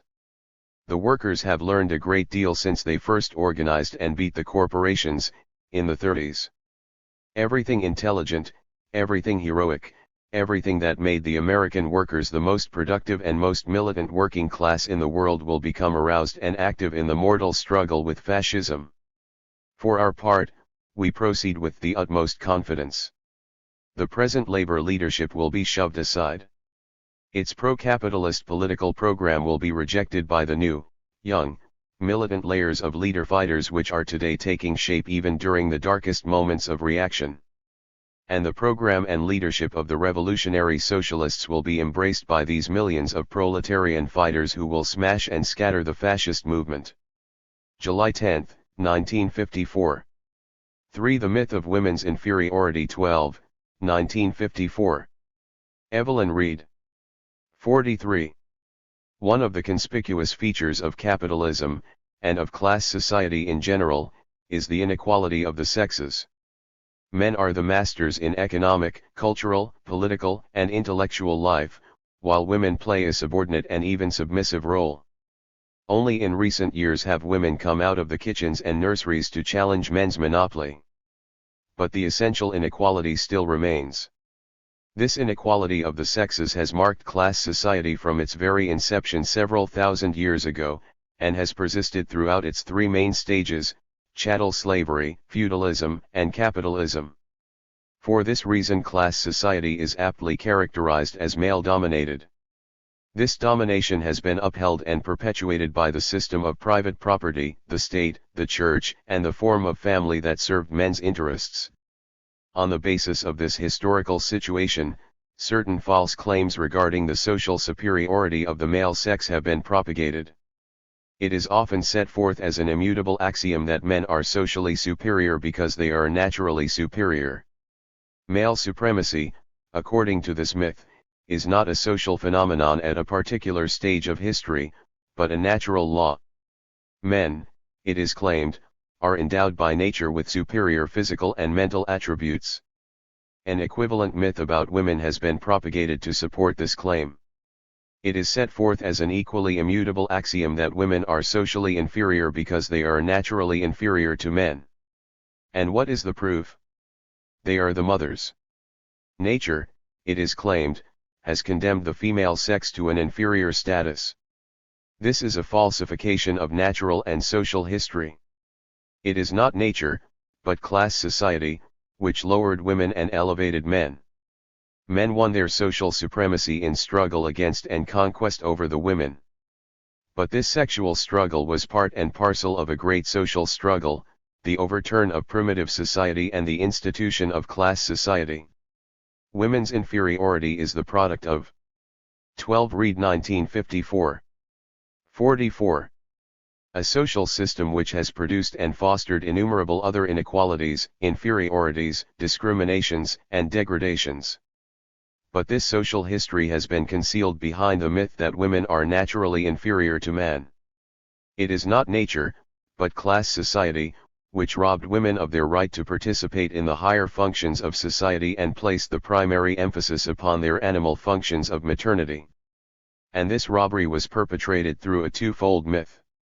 On the one side, motherhood is represented as a biological affliction arising out of the maternal organs of women.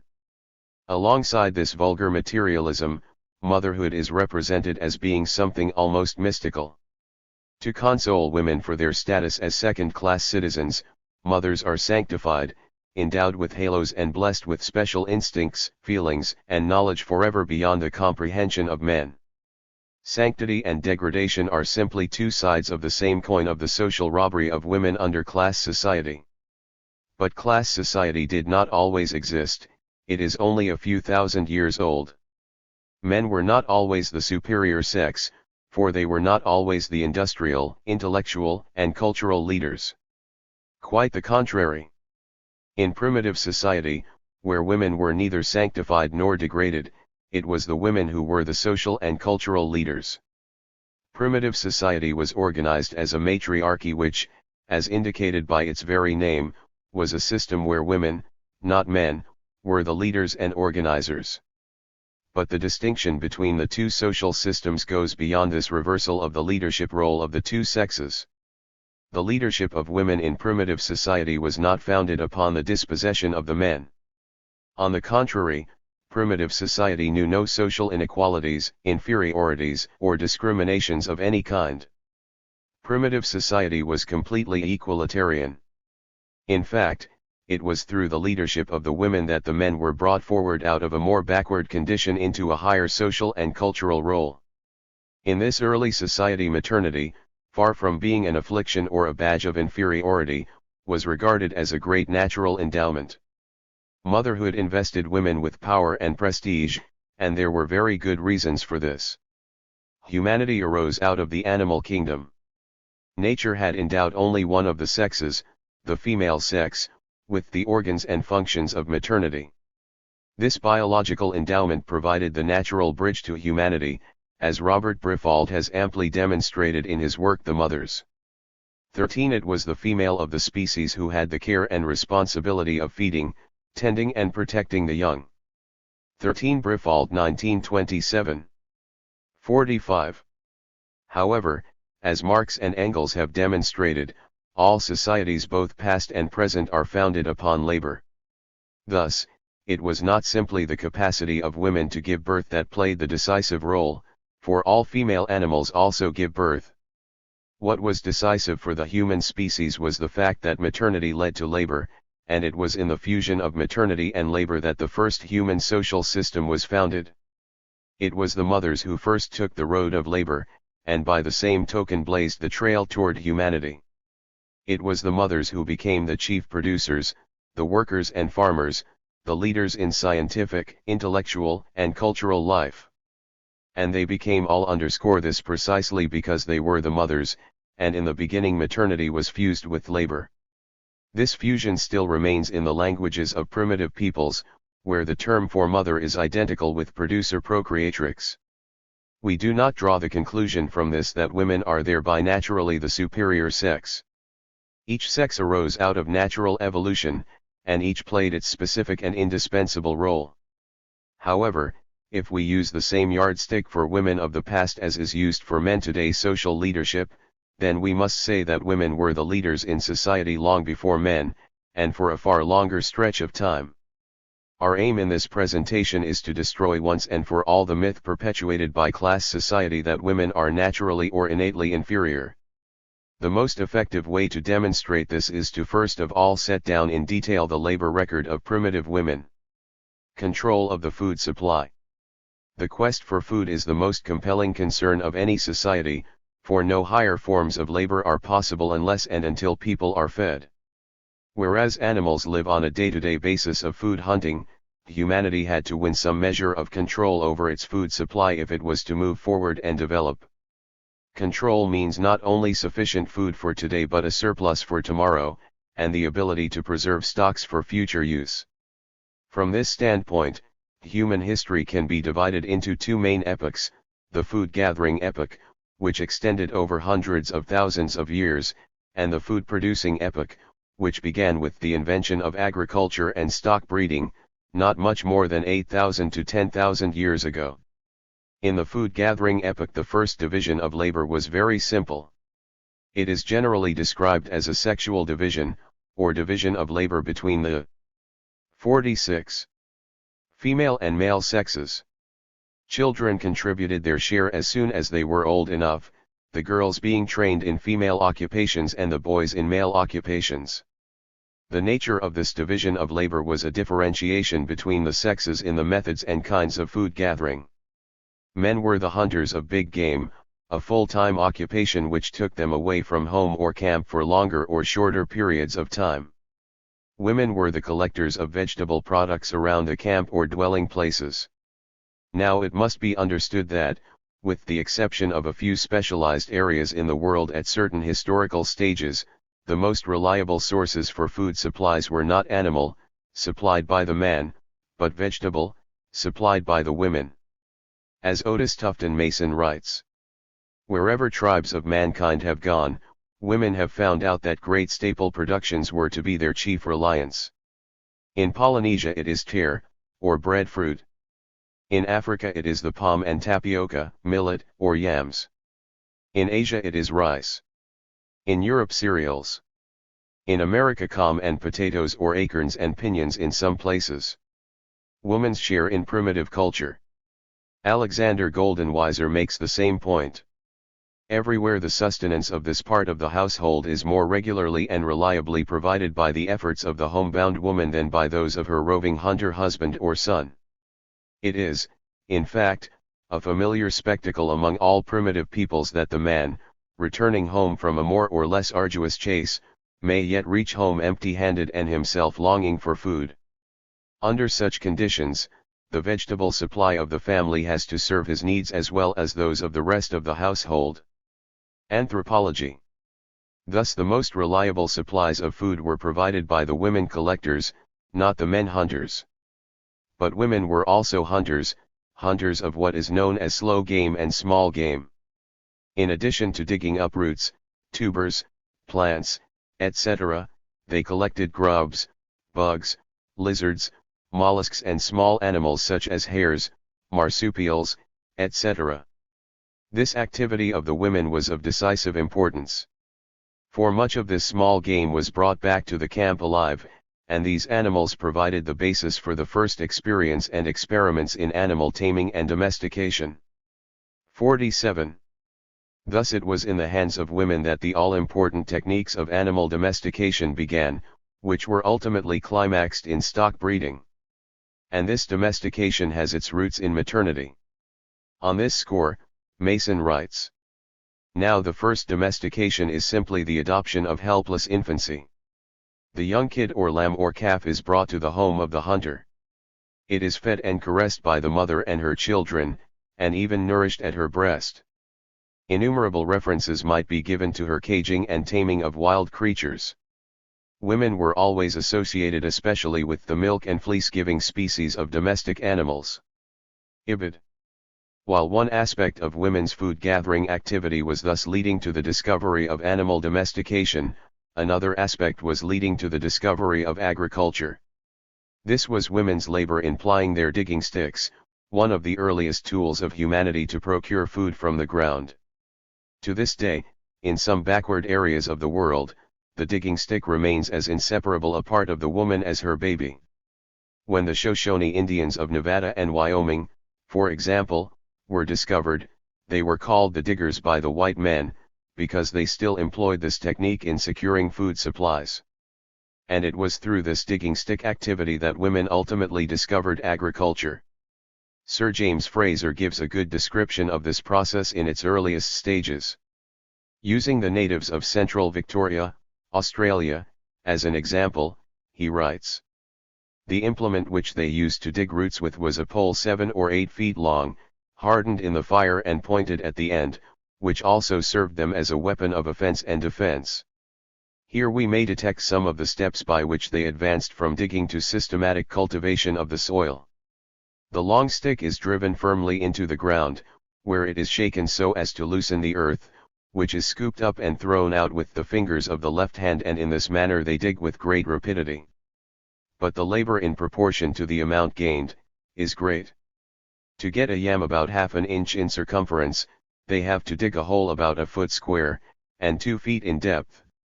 A considerable portion of the time of the women and children is therefore passed in this employment. In fertile districts, where the yams grow abundantly, the ground may be riddled with holes, literally perforated with them. The effect of digging. 48. Up the earth in the search for roots and yams has been to enrich and fertilize the soil, and so to increase the crop of roots and herbs. Winnowing of the seeds on the ground which has thus been turned up with the digging sticks would naturally contribute to the same result.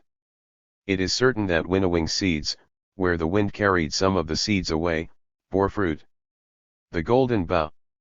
In the course of time, the women learned how to aid nature by weeding out the garden patches and protecting the growing plants. And finally, they learned how to plant seeds and wait for them to grow. On this, A.S. Diamond writes, "Some of the food gatherers discovered, for example, that the crowns of yams, after removal of the tubers for eating, would grow again when put back into the earth. Once the technique was learned for one plant or root or grain, it could be extended to others. In the process of cultivation, not only was quantity assured, but the quality began to improve. The evolution of law and order. Not only were quantity and quality improved, but a whole series of new species of plants and vegetables were brought into existence. According to Chappell and Kuhn, through cultivation, the selective process had produced many new species or profoundly altered the character of the old. In Melanesia people grow yams 6 feet long and a foot or more thick. The miserable roots which the Australian digs wild from the ground is no more voluminous than a cigar." Principles of Anthropology. Mason sums up the steps taken in agriculture as follows: the evolution of primitive agriculture was first through seeking after vegetables, to moving near them, weeding them out, sowing the seed, cultivating them by hand, and finally the use of farm animals. OPCIT.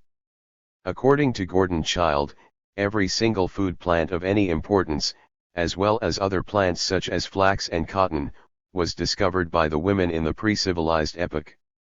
What happened in history? The discovery of agriculture and the domestication of animals made it possible for mankind to pass beyond the food-gathering epoch into the food-producing epoch, and this combination represented humanity's first conquest. 49. Over its food supplies. This conquest was achieved by the women. The great agricultural revolution, which provided the food for beast as well as man, was the crowning achievement of women's labor in plying their digging sticks. To gain control of the food supply, however, meant more than simply relying upon nature and its fertility. It required, above all, woman's reliance upon her own labor, her own learning and her own capacities for innovation and invention. Women had to find out all the particular methods of cultivation appropriate to each species of plant or grain. They had to acquire the techniques of threshing, winnowing, grinding, etc., and invent all the special tools and implements necessary for tilling the soil, reaping and storing Thai crop, and then converting it into food. In other words, the struggle to win control over the food supply not only resulted in a development of agriculture, but also led to working out the first essentials in manufacturing and science. As Mason writes, the whole industrial life of woman was built up around the food supplies. From the first journey on foot to procure the raw materials until the food is served and eaten, there is a line of trades that are continuous and born of the environment. OPCIT. Women in industry, science, and medicine. The first division of labor between the sexes is often described in a simplified and misleading formula. The men, it is said, were the hunters and warriors, while the women stayed in the camp or dwelling house, raised the children, cooked and did everything else. This description has given rise to the notion that the primitive household was simply a more primitive counterpart of the modern home. While the men were providing all the necessities of society, the women were merely puttering around in the kitchens and nurseries. Such a concept is a gross distortion of the facts. Aside from the differentiation in food getting, there was virtually no division of labor between the sexes in all the higher forms of production for the simple reason that the whole industrial life of primitive society was lodged in the hands of the women. Cooking, for example, was not cooking as we know it in the modern individual home. Cooking was only one technique which women acquired as the result of the discovery and control of fire and their mastery of directed heat. 50. Uses of fire. All animals in nature fear fire and flee from it. Yet the discovery of fire dates back at least 500,000 years ago, before humanity became fully human. Regarding this major conquest, Gordon Childe writes, "In mastery of fire man was controlling a mighty physical force and a conspicuous chemical change. For the first time in history, a creature of nature was directing one of the great forces of nature. And the exercise of power must react upon the controller. In feeding and damping down the fire, in transporting and using it, man made a revolutionary departure from the behavior of other animals. He was asserting his humanity and making himself. Man makes himself. All the basic cooking techniques which followed upon the discovery of fire, broiling, boiling, roasting, baking, steaming, etc., were developed by the women. These techniques involved a continuous experimentation with the properties of fire and directed heat. It was in this experimentation that women developed the techniques of preserving and conserving food for future use. Through the application of fire and heat, women dried and preserved both animal and vegetable food for future needs. But fire represented much more than this. Fire was the tool of tools in primitive society. It can be equated to the control and use of electricity or even atomic energy in modern society. And it was the women, who developed all the early industries, who likewise uncovered the uses of fire as a tool in their industries. The first industrial life of women centered around the food supply.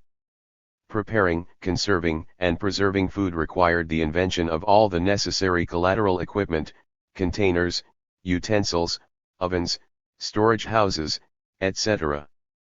The women were the builders of the first caches, granaries and storehouses for the provisions. Some of these granaries they dug in the ground and lined with straw. On wet, marshy ground they constructed storehouses on poles above the ground. The need to protect the food in granaries from vermin resulted in the domestication of another animal, the cat. Mason writes, in this role of inventing the granary and protecting food from vermin, the world has to thank women for the domestication of the cat. Women tamed the wild cat for the protection of the granaries. OPCIT. It was the women, too, who separated out poisonous and injurious substances in foods. In the process, they often used directed heat to turn what was inedible in the natural state into a new food supply. To quote Mason again. 51.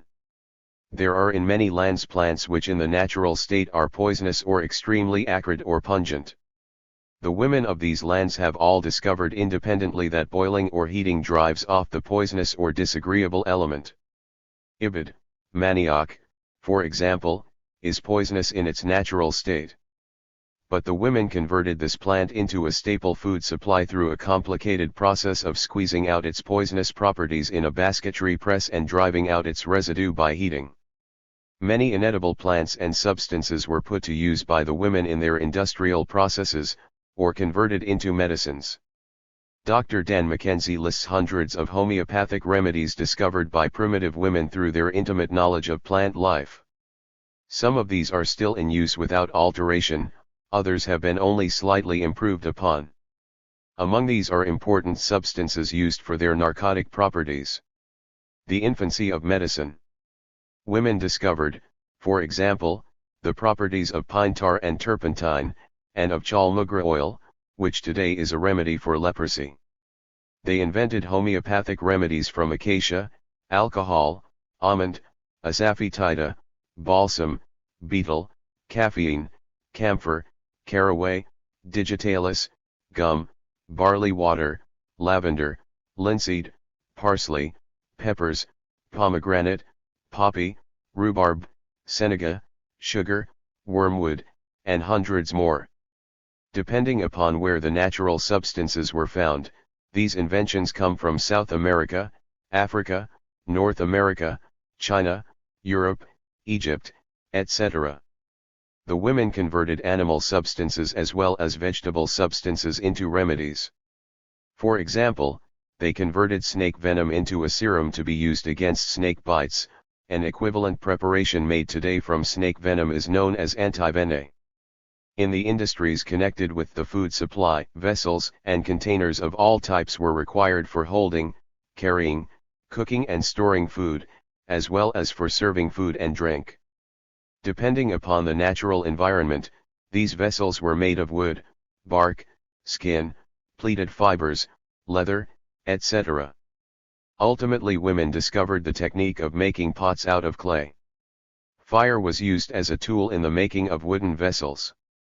Mason gives a description of this technique, and it can be easily understood how the same technique was extended to the manufacture of the first canoes and other sailing craft. They burned out the hollow part, keeping the fire carefully checked and controlled. Then these marvelous jacks-all-trades removed the fire and brushed out the debris with improvised brooms of grass. By means of a scraper of flint which she had made, she dug away the charcoal until 52. She had exposed a clean surface of wood. The firing and scraping were repeated until the dugout assumed the required form. The trough completed, it was ready to do the boiling for the family as soon as the meat could be prepared and the stones heated. OPCIT.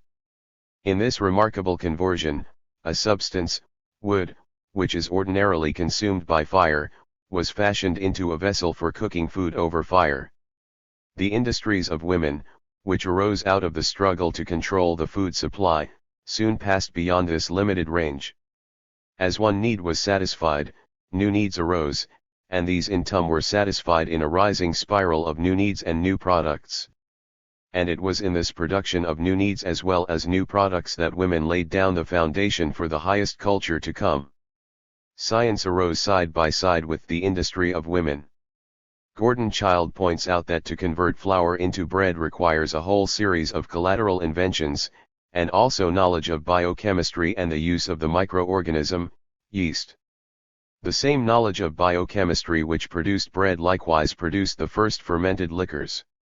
Women, Childe states, must also be credited with the chemistry of pot making, the physics of spinning, the mechanics of the loom and the botany of flax and cotton. From cordage to textiles. Cordage may appear to be a very humble trade, but cordage weaving was simply the beginning of a whole chain of industries which culminated in a great textile industry.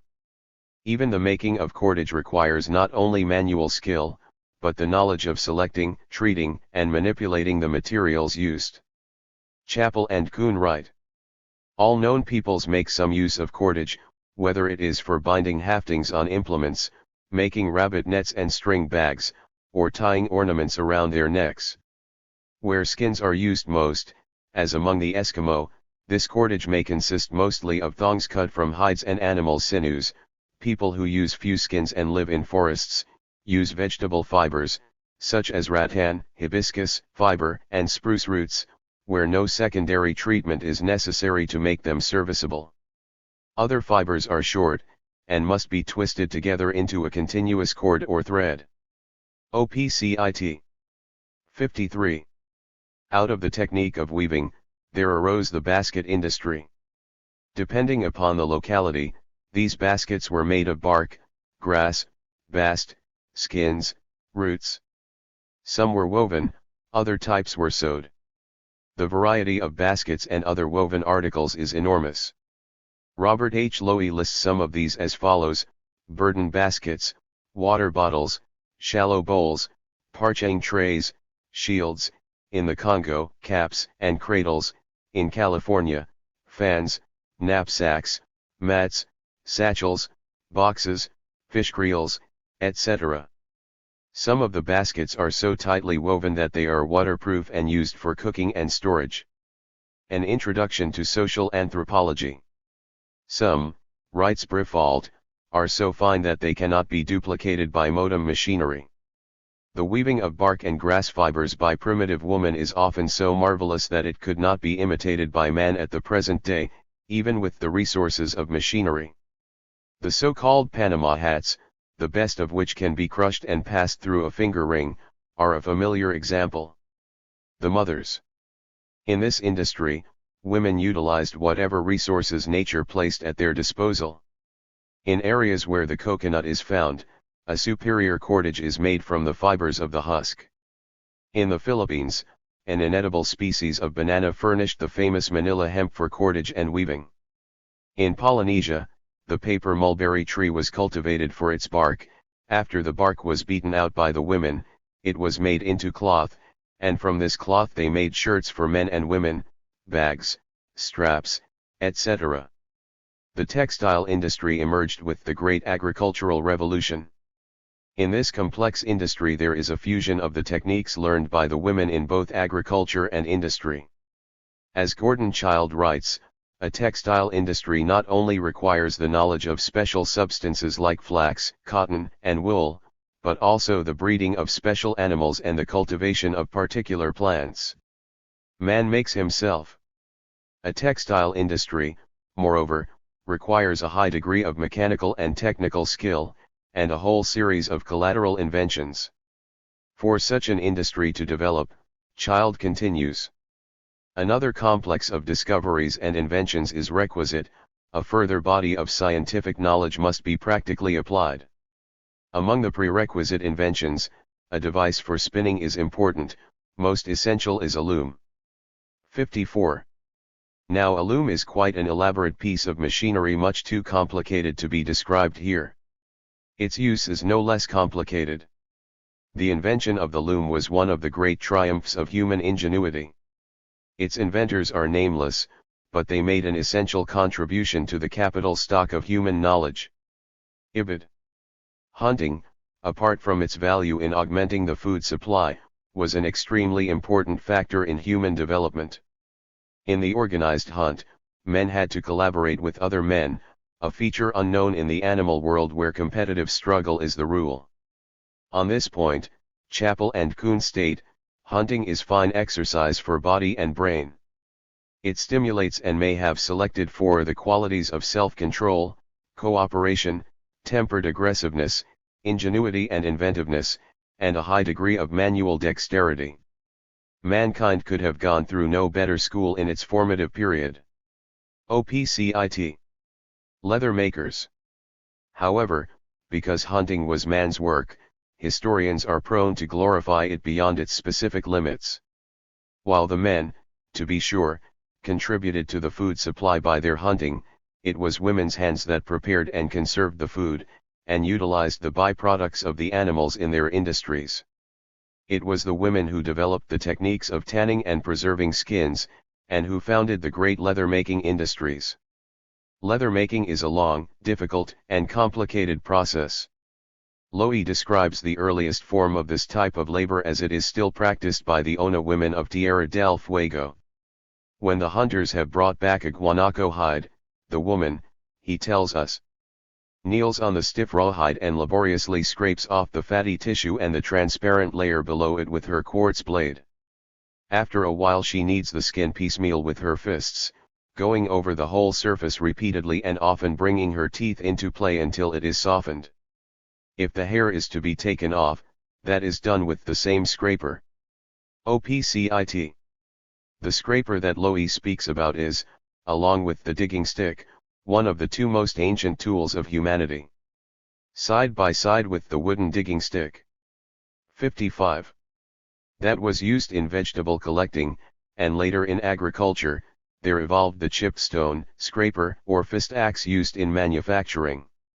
On this subject Briffauld writes, the scrapers which form so large a proportion of prehistoric tools were used and made by women.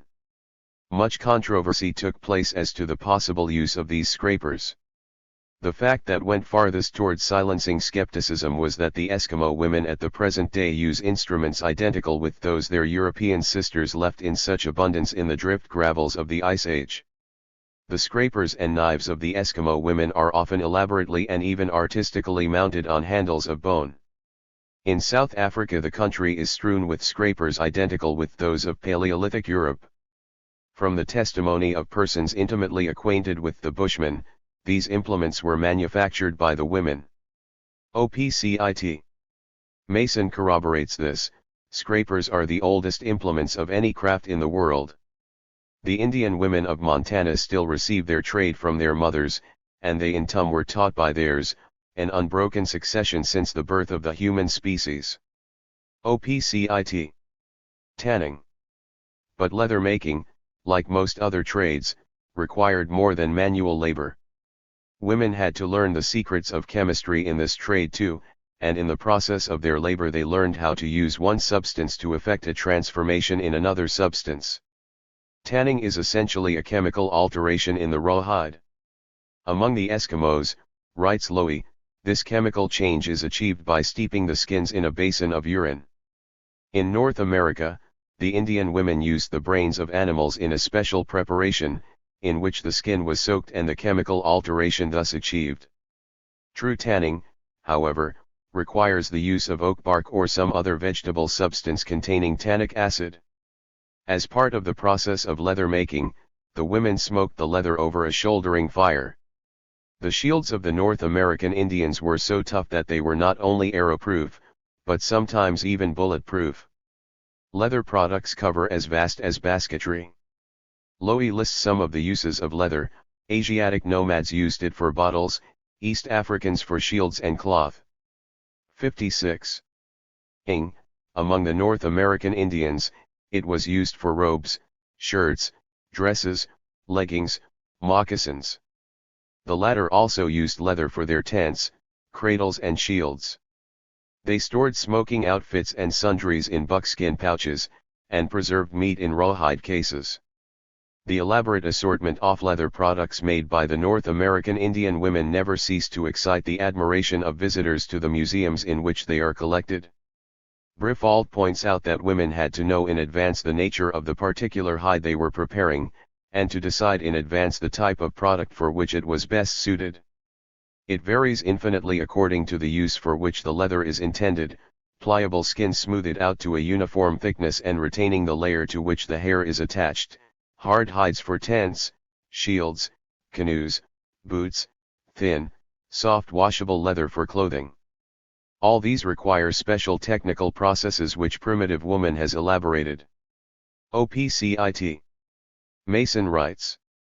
On the American continent alone, women skin dressers knew how to cure and manufacture hides of cats, wolves, foxes, all the numerous skunk family, bears, coons, seals, walrus, buffalo, musk ox, goats, sheep, antelopes, moose, deer, elk, beaver, hares, opossum, muskrat, crocodile, tortoise, birds, and innumerable fishes and reptiles. If aught in the heavens above, or on earth beneath, or in the waters wore a skin, savage women were found on examination, to have a name for it and to have succeeded in turning it into its primitive use for human clothing, and to have invented new uses for it undreamed of by its original owner. OPCIT. Pot makers and artists. Pot making, unlike many of the other industries of women, entailed the creation of entirely new substances which do not exist ready-made in nature.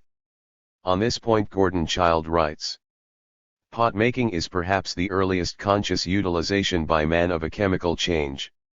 The essence is that she can mold a piece of clay into 57.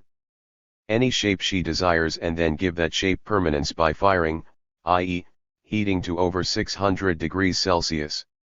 To early man this change in the quality of the material must have seemed a sort of magic transubstantiation, the conversion of mud or dust into stone. The discovery of pottery consisted essentially in finding out how to control and utilize the chemical change just mentioned. But, like all other discoveries, its practical application involves others. To be able to mold your clay you must wet it, but if you put your damp plastic pot straight into the fire, it will crack. The water, added to the clay to make it plastic, must be dried out gently in the sun or near the fire, before the vessel can be baked. Again, the clay has to be selected and prepared, some process of washing must be devised to eliminate coarse material. In the process of firing the clay changes not only its physical consistency, but also its color. Man had to learn to control such changes as these, and to utilize them to enhance the beauty of the vessel. Thus the potter's craft, even in its crudest and most generalized form, was already complex. It involved an appreciation of a number of distinct processes, the application of a whole constellation of discoveries. Building up a pot was a supreme instance of creation by man. Man makes himself. Indeed, primitive woman, as the first potter, took the dust of the earth and fashioned a new world of industrial products out of clay. Decorative art developed side by side with all of these industries in the hands of the women. Art grew out of labor. As Loewy writes, "A basket maker unintentionally becomes a decorator, but as soon as the patterns strike the eye, they may be sought deliberately. The coiling of a basket may suggest a spiral, twining the galoche, etc. What is more, when these geometrical figures have once been grasped as decorative, they need not remain riveted to the craft in which they arose. A potter may paint a twilled design on his vase, a carver may imitate it on his wooden goblet. OPCIT. The leather products of women are remarkable not only for their efficiency but also for the beauty of their decorations. And when women reached the stage of cloth making, they wove fine designs into the cloth, and invented dyes and the techniques of dyeing. 58. Architect and engineer. Perhaps the least known activity of primitive women is their work in construction, architecture, and engineering. Briffault writes, "We are no more accustomed to think of the building art and of architecture than of boot making or the manufacture of earthenware as feminine occupations. Yet the huts of the Australian, of the Andaman Islanders, of the Patagonians, of the Botocudos, the rough shelters of the Seri, the skin lodges and wigwams of the American Indian, the black camel hair tent of the Bedouin, the yurta of the nomads of Central Asia all are the exclusive work and special care of the women. Sometimes these more or less movable dwellings are extremely elaborate. The yurta, for example, is sometimes a capacious house, built on a framework of poles, pitched in a circle and strengthened by a trellis work of wooden patterns, the whole being covered with a thick felt, forming a dome-like structure. The interior is divided into several compartments. With the exception of the wood, all its component parts are the product of the Turcoman woman, who busies herself with the construction and the putting together of the various parts. The pueblos of New Mexico and Arizona recall the picturesque skyline of an oriental town. Clusters of many-storied houses rise in terraced tiers, the flat roof of one serving as a terrace for that above. The upper stories are reached by ladders or by outside stairs, and the walls are ornamental crenellated battlements, courtyards and piazzas, streets and curious public buildings that serve as clubs and temples, as their innumerable ruins testify. OPCIT. The Spanish priests who settled among the Pueblo Indians were astonished at the beauty of the churches and convents that these women built for them. They wrote back to their European countrymen, "No man has ever set his hand to the erection of a house. These buildings have been erected solely by the women, the girls, and the young men of the mission, for among these people it is the custom that the women build the houses. Quoted by Briffault, OPCIT. Under the influence of the missionaries, men began to share in this labor, but their first efforts were greeted with hilarity by their own people. As one Spanish priest wrote, the poor embarrassed wretch was surrounded by a jeering crowd of women and children, who mocked and laughed, and thought. 59. It the most ludicrous thing they had seen, that a man should be engaged in building a house. Ibid, today, just the opposite is laughed at, that women should engage in the building and engineering trades. On women's backs. Women were not only the skilled workers of primitive society. They were also the haulers and drayers of goods and equipment.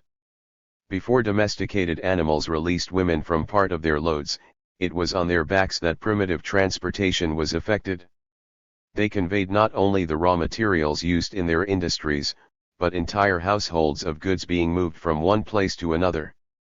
On every migration, and these were frequent before settled village life developed, it was the women who took down the tents, wigwams, or huts, and put them up again. It was the women who transported the loads, along with their babies, from one settlement or camp to another. And in everyday life, it was the women who carried the heavy loads of firewood, water, food, and other necessities. Even today, the women among the Ona tribes of Tierra del Fuego, as Chappell and Kuhn point out, carry loads of well over 100 pounds when they change campsites. Of the Akikuyus of East Africa, the Routledges write that men were unable to lift loads of more than 40 to 60 pounds, while the women carried 100 pounds or more. When a man states, "This is a very heavy load, it is fit to be carried by a woman, not a man," he is only stating a fact. W. Scoresby and Catherine Routledge, with a prehistoric people. Regarding this aspect of women's work, Mason writes, "From woman's back to the car and stately ship is the history of that greatest of all arts which first sent our race exploring and processing the whole earth. I do not wonder that the ship carpenter carves the head of a woman on the prow of his vessel, nor that locomotives should be addressed as she. OPCIT. Does all this extensive labor activity mean that women were oppressed, exploited, and ground down, according to our modem notions? Not at all. Quite the reverse was true. On this score, Briffault writes. 60. The fanciful opinion that women are oppressed in savage societies was partly due to the complacency of civilized man, and partly to the fact that the women are seen to work hard. Wherever women were seen engaged in laborious toil, their status was judged to be one of slavery and oppression. No misunderstanding could be more profound. The primitive woman is independent because, not in spite of her labor. Generally speaking, it is in those societies where women toil most that their status is most independent and their influence greatest. Where they are idle, and the work is done by slaves, the women are, as a rule, little more than sexual slaves. No labor of any kind is, in primitive society, other than voluntary, and no toil is ever undertaken by the women in obedience to an arbitrary order. Referring to the Zulu women, a missionary writes, "Whoever has observed the happy appearance of the women at their work and toil, their gaiety and chatter, their laughter and song, let him compare with them the bearing of our own working women." OPCIT. It is not labor, but exploited and forced labor, that is galling to the human being. When women began their labor, they had no one to teach them. They had to learn everything the hard way through their own courage and persistent efforts. Some of the first hints they probably took from nature itself. Mason writes, "Women were instructed by the spiders, the nest builders, the starers of food and the workers in clay like the mud wasps and termites. It is not meant that these creatures set up schools to teach dull women how to work, but that their quick minds were on the alert for hints coming from these sources. It is in the apotheosis of industrialism that woman has borne her part so persistently and well. At the very beginning of human time she laid down the lines of her duties, and she has kept to them unremittingly." OPCIT. The first collective. But because women began their labor in so humble a fashion, many historians have presented women's industries as merely household crafts or handicrafts. The fact is that before machines were developed there was no other 61 kind of craft than handcraft. Before specialized factories were developed in the towns and cities, there was no other factory but the household. Without these households and their handicrafts, the great guilds of the Middle Ages could not have come into existence. Nor, indeed, could the whole modern world of mechanized farms and streamlined industries have come into existence. When women began their labor they pulled mankind out of the animal kingdom. They were the initiators of labor and the originators of industry, the prime mover that lifted humanity out of the ape-like state. And side by side with their labor there arose speech. As Engels points out, the development of labor necessarily helped to bring the members of society closer together by multiplying cases of mutual support and joint activity, the origin of language from and in the process of labor in the only correct one. First comes labor, after it and then side by side with it, articulate speech. The part played by labor in the transition from ape to man. While men undoubtedly developed some speech in connection with the organized hunt, the decisive development of language arose out of the labor activity of the women. As Mason writes, woman, having the whole round of industrial arts on their minds all day and every day, must be held to have invented and fixed the language of the same. Dr. Brinton, in a private letter, says that in most early languages not only is there a series of expressions belonging to the women, but in various places we find a language belonging to the women quite apart from that of the men. Savage men in hunting and fishing are kept alone, and have to be quiet, hence their taciturnity. But women ate together and chatter all day long. Apart from the centers of culture, women are still the best dictionaries, talkers, and letter writers. OPCIT. What labor and speech represented, first of all and above everything else, was the birth of the human collective. Animals are obliged, by nature's laws, to remain in individualistic competition with one another. But the women, through labor, displaced nature's relationships and instituted the new, human relationships of the labor collective. 62. Household. The community. The primitive household was the whole community. In place of individualism, social collectivity was the mode of existence. In this respect, Gordon Childe writes, the Neolithic crafts have been presented as household industries. Yet the craft traditions are not individual, but collective traditions. The experience and wisdom of all the community's members are constantly being pooled. It is handed on from parent to child by example and precept. The daughter helps her mother at making pots, watches her closely, imitates her, and receives from her lips oral directions, warnings, and advice. The applied sciences of Neolithic times were handed on by what today we should call a system of apprenticeship. In a modern African village, the housewife does not retire into seclusion in order to build up and fire her pots. All the women of the village work together, chatting and comparing notes, they even help one another. The occupation is public, its rules are the result of communal experience. And the Neolithic economy as a whole cannot exist without cooperative effort. Man makes himself. Thus the crowning achievement of women's labor was the building and consolidation of the first great human collective. In displacing animal individualism with collective life and labor, they placed an unbridgeable gulf between human society and the animal kingdom. They won the first great conquest of mankind, the humanizing and socializing of the animal. It was in and through this great work that women became the first workers and farmers, the first scientists, doctors, architects, engineers, the first teachers and educators, nurses, artists, historians and transmitters of social and cultural heritage. The households they managed were not simply the collective kitchens and sewing rooms, they were also the first factories, scientific laboratories, medical centers, schools, and social centers. The power and prestige of women, which arose out of their maternal functions, were climaxed in the glorious record of their socially useful labor activity. 63. Emancipation of the men. So long as hunting was an indispensable full-time occupation, it relegated men to a backward existence. Hunting trips removed men for extended periods of time from the community centers and from participation in the higher forms of labor. The discovery of agriculture by the women, and their domestication of cattle and other large animals, brought about the emancipation of the men from their hunting life. Hunting was then reduced to a sport, and men were freed for education and training in the industrial and cultural life of the communities. Through the increase in food supplies, populations grew.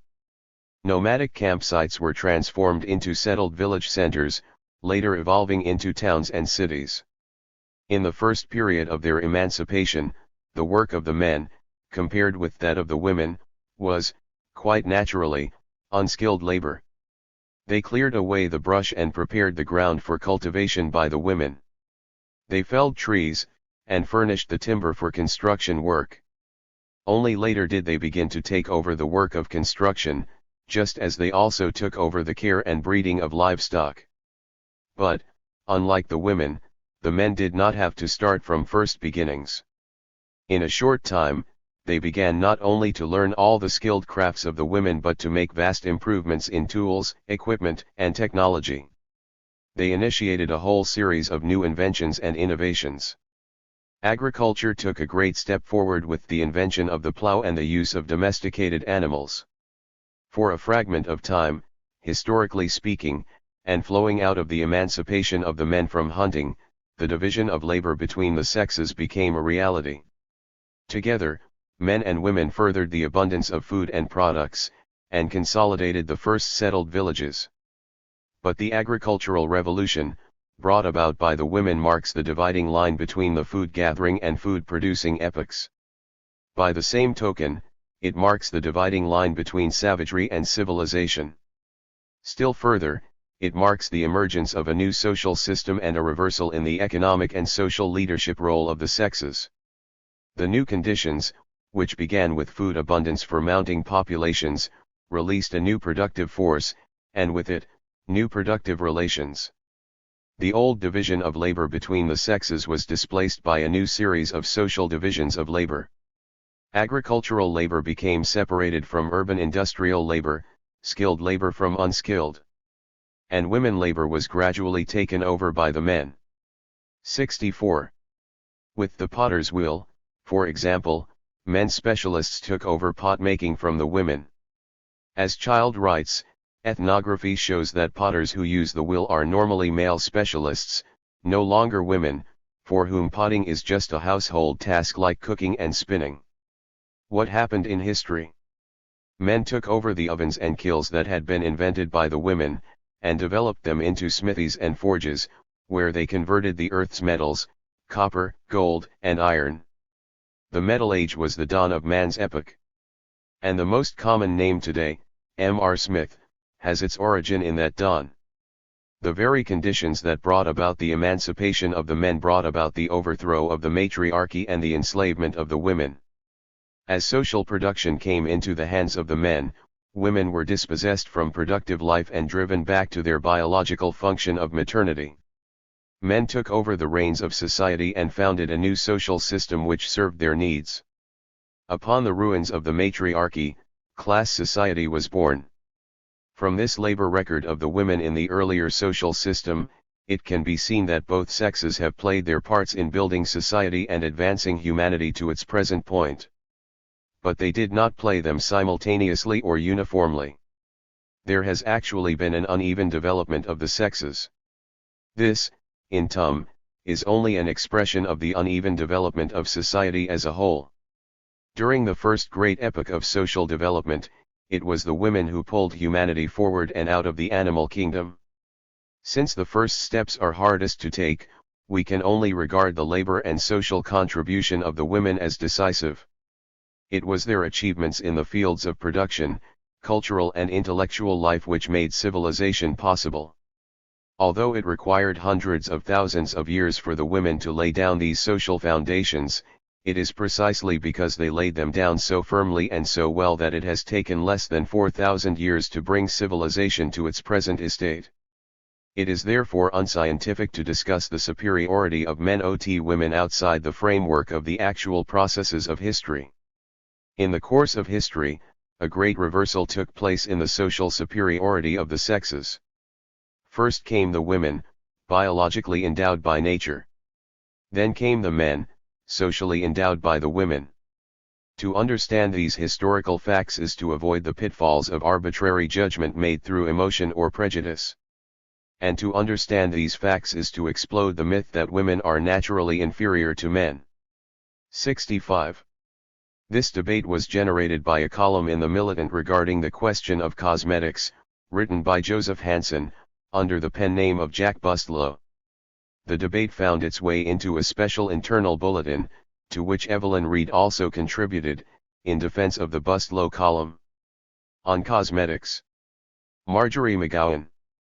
I wish to enter the discussion in the paper on the subject of cosmetics with the blunt statement that I found Jack Bustlow's article Sagging Cosmetic Lines Try a Facelift both offensive and presumptuous in tone, and false in content and implications.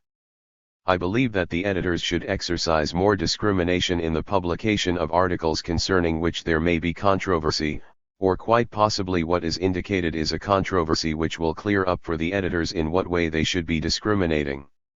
At any rate, it seemed clear to this reader that the Bustlow article was sharply out of place in the paper with its high standard of revolutionary journalism. Bustlow's subsequent letter of August 16, a fabric of half-truths laid out in a pattern of fancy but meaningless prose, only carried to its logical conclusion the implications and undertones of the first article, and for this reason, I wish to deal with the letter rather than the off-ending article. His entire August 16 letter is rooted in an erroneous assumption, that the revolution will create, out of the whole cloth, entire new standards of morality and beauty, and that not much in the lumber room of bourgeois morals and beauty will prove very useful. I believe this to be both false and unscientific. 66. The revolution in technology and science which reached its highest development under capitalism in the last 40 years or so, has wrought a partial revolution in all phases of life, in the relation between the sexes, in sexual morality, in medicine, in nutrition and health, in architecture, in art, in beauty, in hobbies for leisure, in city planning, in child rearing, in methods of education, in psychology, a revolution in life and in living which cannot be completed and consummated until released from the restrictions and bonds imposed by the private ownership in the means of production. These new, progressive, and highly creative developments in all phases of life stand in sharp opposition to and are caught up in dynamic contradiction with the antiquated economic system of capitalism. They cannot be deepened and extended throughout the entire social body and find their expression as the new and modern way of life until freed by the worldwide socialist revolution. Only then can the new and revolutionary developments expand unhindered throughout the world. It is unscientific to conceive, as does Bustlow, that socialism will throw out everything which it inherits from capitalism and create everything new starting from the beginning. Rather, socialism will keep all that is revolutionary and progressive and all that men and women by their demands and desires wish to keep as good and worthy of further development. In my opinion, there will be a vast indebtedness which the socialist world will, in hindsight, accredit to capitalism, including much of its lumber room of morals and beauty. Socialism, for instance, will not throw out the morality of bourgeois society in toto and create a new one out of the whole cloth. Morality has been in the process of evolution during all of the centuries of mankind, and the socialist society is not going to write off a part of the historical heritage of the human race as being totally useless. Rather, socialism will extract the hypocrisy and the mysticism out of bourgeois morality and leave the universal ideals of human brotherhood and make a reality of the golden rule. Nor will socialism throw out the revolution which is taking place in modern architecture, with its unity of the natural and the man-made, nor the trend toward the decentralization and planning of cities going on before our eyes in the creation of tracts with their schools, stores, and social services, anarchistic, to be sure, at the hands of the builders and realtors. Rather, socialism will free this revolution from the bonds of the profit system, and cities will be planned for the use, convenience, and beauty of living, rather than for the profit of the realtors, investors, speculators, and contractors. Nor can we conceive of socialism rejecting the revolution which is taking place in art. Art has pervaded all phases of life. Pots, pans, fabrics, furniture, lamps, stoves, landscaping, architecture, all objects in the environment have become mediums for the creative expression of the artist and the designer. 67. Art is no longer restricted to formalistic classifications, as sculpture or pictures hung on the walls of the wealthy or in museums, but is diffused and coordinated in the beauty and the unity of all objects in the environment of the wealthy, the upper middle class, and even in the homes of some of the more privileged workers. Socialist man is not going to dismiss these manifestations of new and vitally progressive art forms, starting all over with something new and different and inconceivable to our minds because unknown and unrelated to its past development. Rather, the revolution in art forms will no longer be just for those who can afford them, or be shackled with mortgages and time payments, but will be the rightful heritage of every citizen in the communal world. Communist man will make an art of his way of life, surrounding himself with the creative outpourings of his inherent talent. Nor will the socialist world create entire new forms of occupation for leisure hours out of the whole cloth. As an example, Comrade Cannon's theory of the resurgence of handicrafts is taking place on all social levels in the tremendous boom in the do-it-yourself crafts. The revolution will complete and free this trend which clearly expresses and fulfills a driving need in man, and will make it economically possible to have both the leisure and the material means to engage in craft activities. These are only a few examples of what is meant by the revolution in living. We could go on with further illustrations, but suffice it to say that socialism will not create entire new standards in medicine, health, nutrition, child rearing, psychology, methods of teaching, etc., unrelated from their historic past and their present development. Instead, it will extend and continue the revolution which capitalist technology has already commenced, but freed from the contradictions and restrictions imposed by a decadent, reactionary political economic system.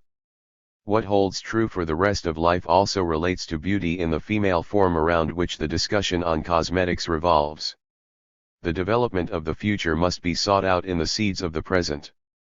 The beauty of tomorrow will not be created out of nothing, but out of the living forces and tendencies of today. This is the only scientific way to proceed in any question. We do not engage in a stargazing or crystal ball divining. Jack Bustlow, however, didn't look at what 40 or 50 million women want today as a basis for deciding what they might want in the future. Rather, in pompous disregard for the aspirations of modem women, he rejects these aspirations as false and depicts the women as mere ignorant dupes of the capitalist hucksters. I personally find it inexcusable that column space should be given to a self-appointed judge of what constitutes feminine strivings and what constitutes a social norm of female beauty, all under the pretext of a survey of 168th phase of the American economy. I wholeheartedly endorse the right of self-determination in the very personal matter of what strikes the individual as beautiful, but social norms of beauty are determined socially, not by the dictates of some individual or other. Bustlow has a right to his own opinion of what he considers beautiful. However, involved here is not his opinion, per se, but the fact that he has set up his opinion against the strivings of millions of women in capitalist society and said, in effect, the well-scrubbed look shall be the standard of tomorrow and should be the standard of today. Let us not gild the lily. I see all this in my crystal ball. Not only does he show a remarkable ignorance of female psychology, but as remarkable an ignorance of the history and meaning of cosmetics. As he points out with considerable flourish, the mores in beauty change, evolve and grow along with developing civilization. However, all of this change and the course of its development cannot be reduced to one source as he attempts to do, to the dictates of a ruling class in a class society. However the mores might change, the strivings for beauty are the product of profoundly powerful forces implicit in the human personality and in the relation between the sexes, and have a more direct relation to the forces of reproduction than to those of production. The use of cosmetics and other means of bodily decoration are older than written history, and women were gilding the lily long before the class struggle came into existence, and from all the signposts of today, they shall continue to do so long after the class struggle has passed out of existence. As such, this is a question which both transcends the confines of the class relationships, and, at the same time, is contained and determined by it.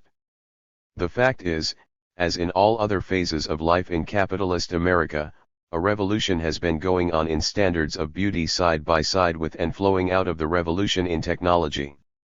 This revolution is more than cosmetic deep. It involves the glow of physical health and good nutrition, which stands in direct relation to the higher standards of living of the American economy.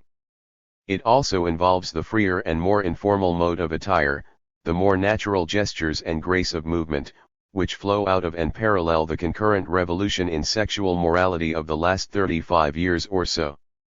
The long-stemmed American beauty, full of natural vitality and physical grace, with shining hair, clear eyes, smooth skin, and natural cosmetics with a trace of accent here and there, is no fiction but an American commonplace.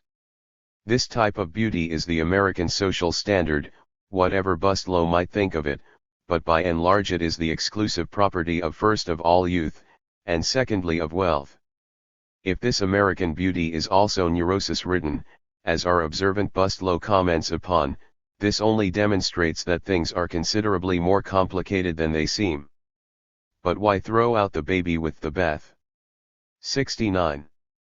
The cosmetic industry and their hucksters do not thrive on the natural beauty which is the birthright of youth of whatever class.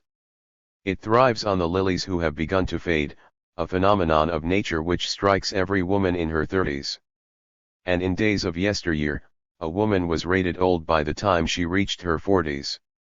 It is an inherent part of every normal female ego to strive toward the preservation of youthful beauty, and this is a proper female goal worthy of the considered attention of a revolutionist.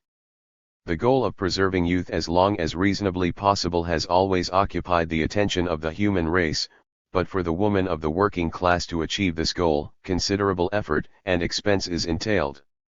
Once the fresh bloom of youth is gone, the working class woman has neither the means to patronize the beauty shops nor the energy after wrestling with pots, pans and children to devote to the preservation of personal beauty, and soon she has joined the ranks of the drab millions, cheated of a good part of life's thrill.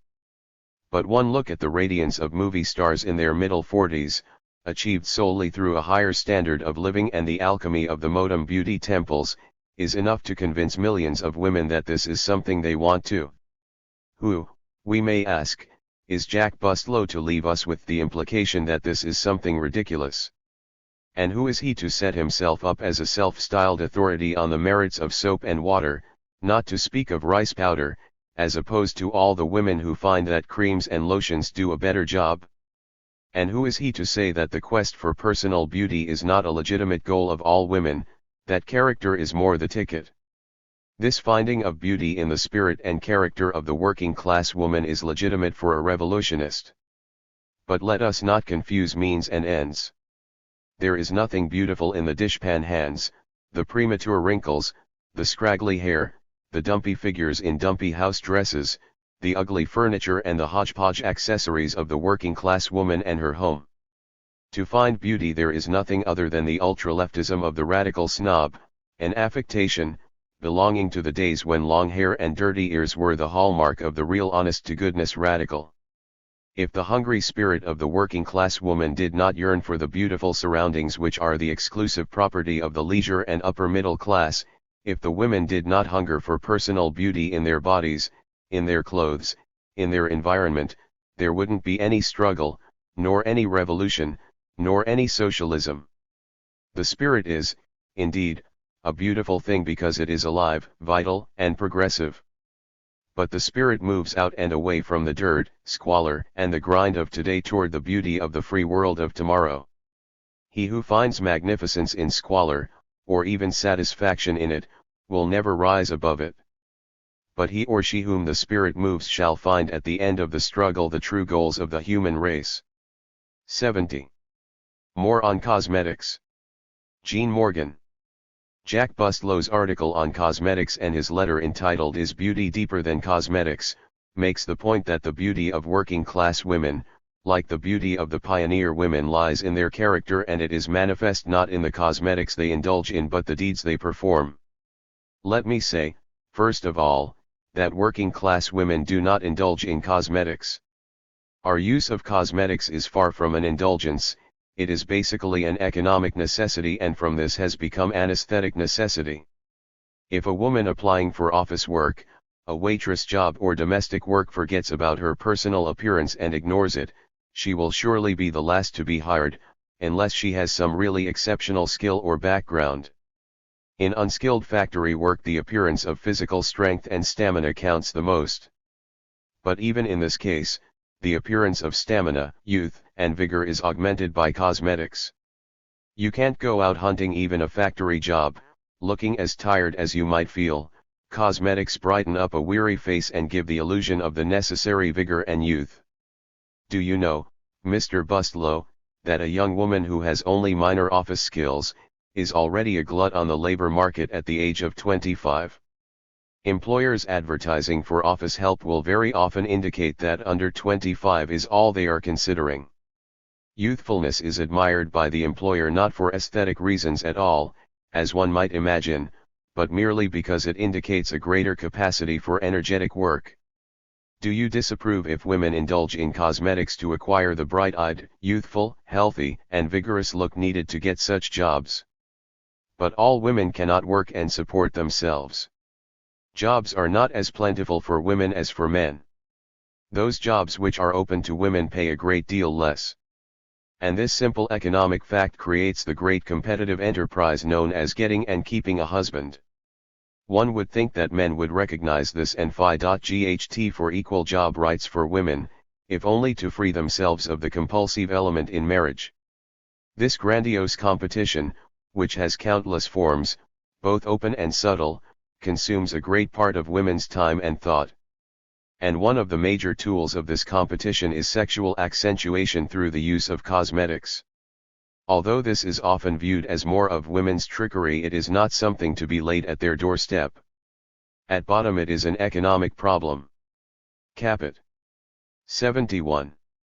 Alism cannot provide jobs for all the members of the working class, male and female. The male half of the population is expected to support the female half. Marriage is the medium for this, and the most complex, fantastic, and subtle attitudes of morality and aesthetics are developed to help bring this male-female relationship into operation.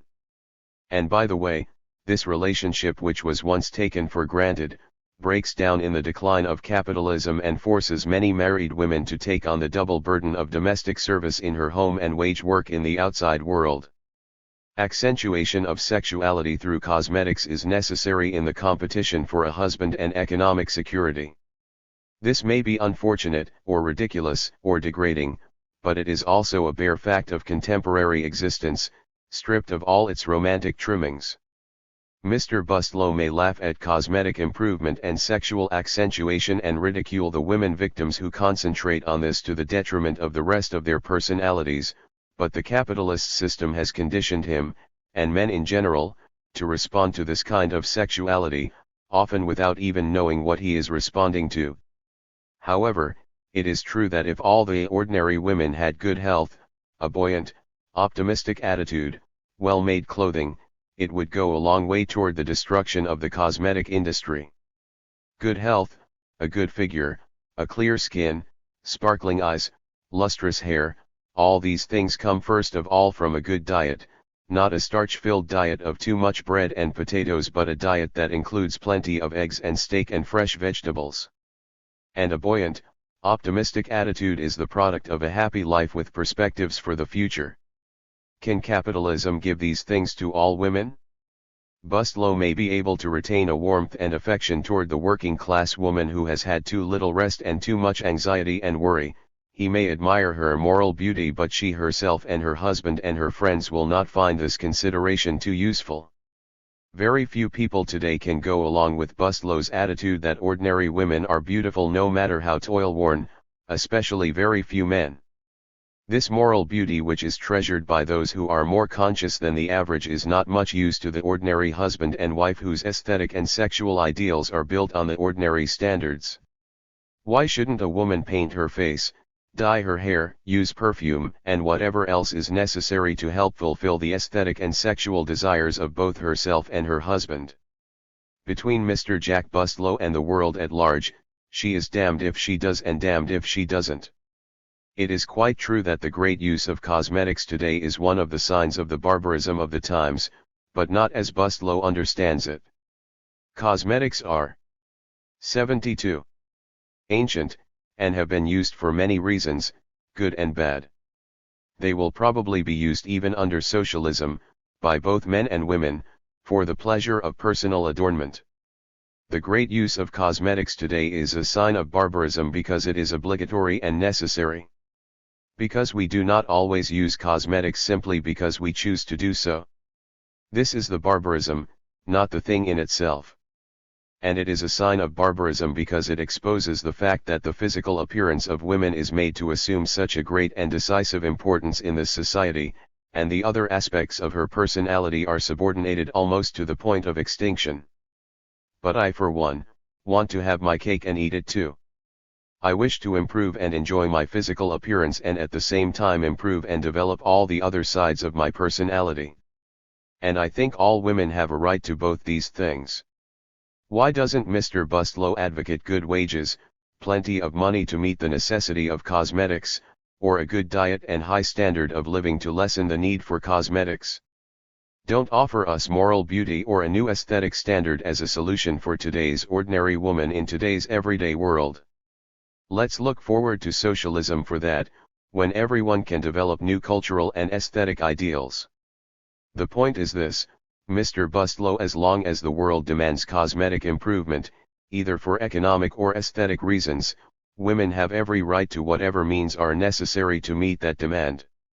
And to ridicule us for bowing to that demand is rather poor taste, and an example of that cheap humor which makes a butt out of an easy victim. This alone is unworthy of the pages of the paper. However, in addition, your point of view contains a political error. We are not going to change the world by revolting against such a sideline issue as this, and that seems to be what your article would have us do. If working-class women boycotted all cosmetics, I doubt very much if it would help build a Labour Party or lessen Jim Crow or halt the war drive. The fetish of cosmetics. Jack Bustlow. LS the use of cosmetics worth the attention of a Marxist? At first sight, it might seem we should say no. What difference does a question, seemingly so remote from the class struggle, really make? After all, the great problems of unemployment, fascism, war, and the struggle for power reduce everything else to 73. Subordinate importance. And surely, in the list of subordinate questions that Marxists do feel constrained to consider, cosmetics comes at least close to the bottom. Yet among readers of The Militant recently, a minor article, aimed at no more than showing how the recession had affected the cosmetics business and what the hucksters intended to do about it, evoked the kind of response that only an important issue deserves. How are we to explain this? A possible answer is that I displayed prejudice against women in writing about the cosmetics purveyors and their public relations department, and that this display of prejudice in The Militant naturally aroused indignation. An example: maybe you, Jack, want to laugh and ridicule my using popular cosmetics to overcome some of these difficulties of working for a living. Laugh if you want. FJ in The Militant. I must admit that the accusation is not easy for me to answer. First, the evidence that I was guilty of prejudice is not submitted. How then can I decide rationally who is at fault, myself or the critics, or whether an element of misunderstanding is involved?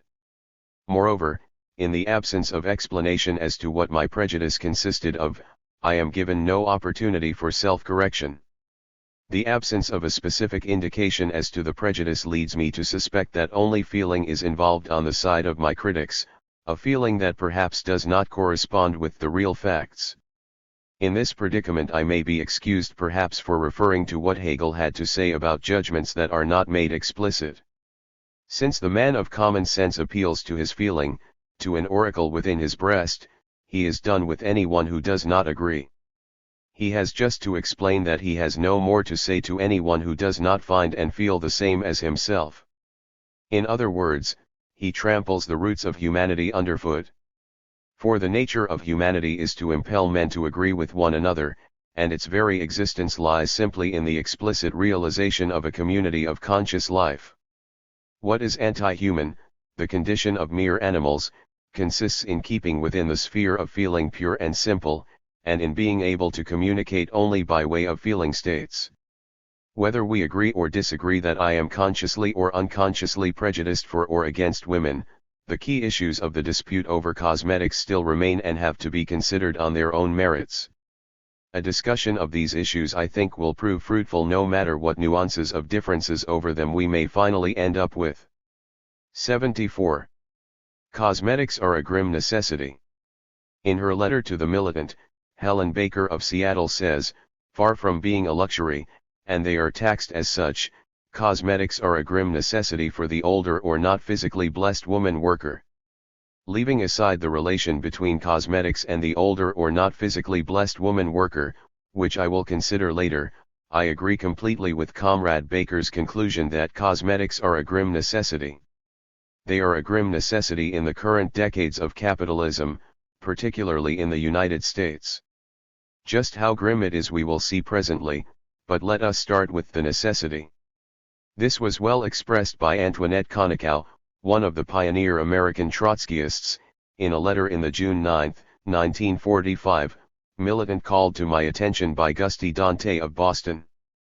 The letter, which seems aimed at partially correcting an article by Grace Carlson in the April 21, 1945, militant is worth quoting in full.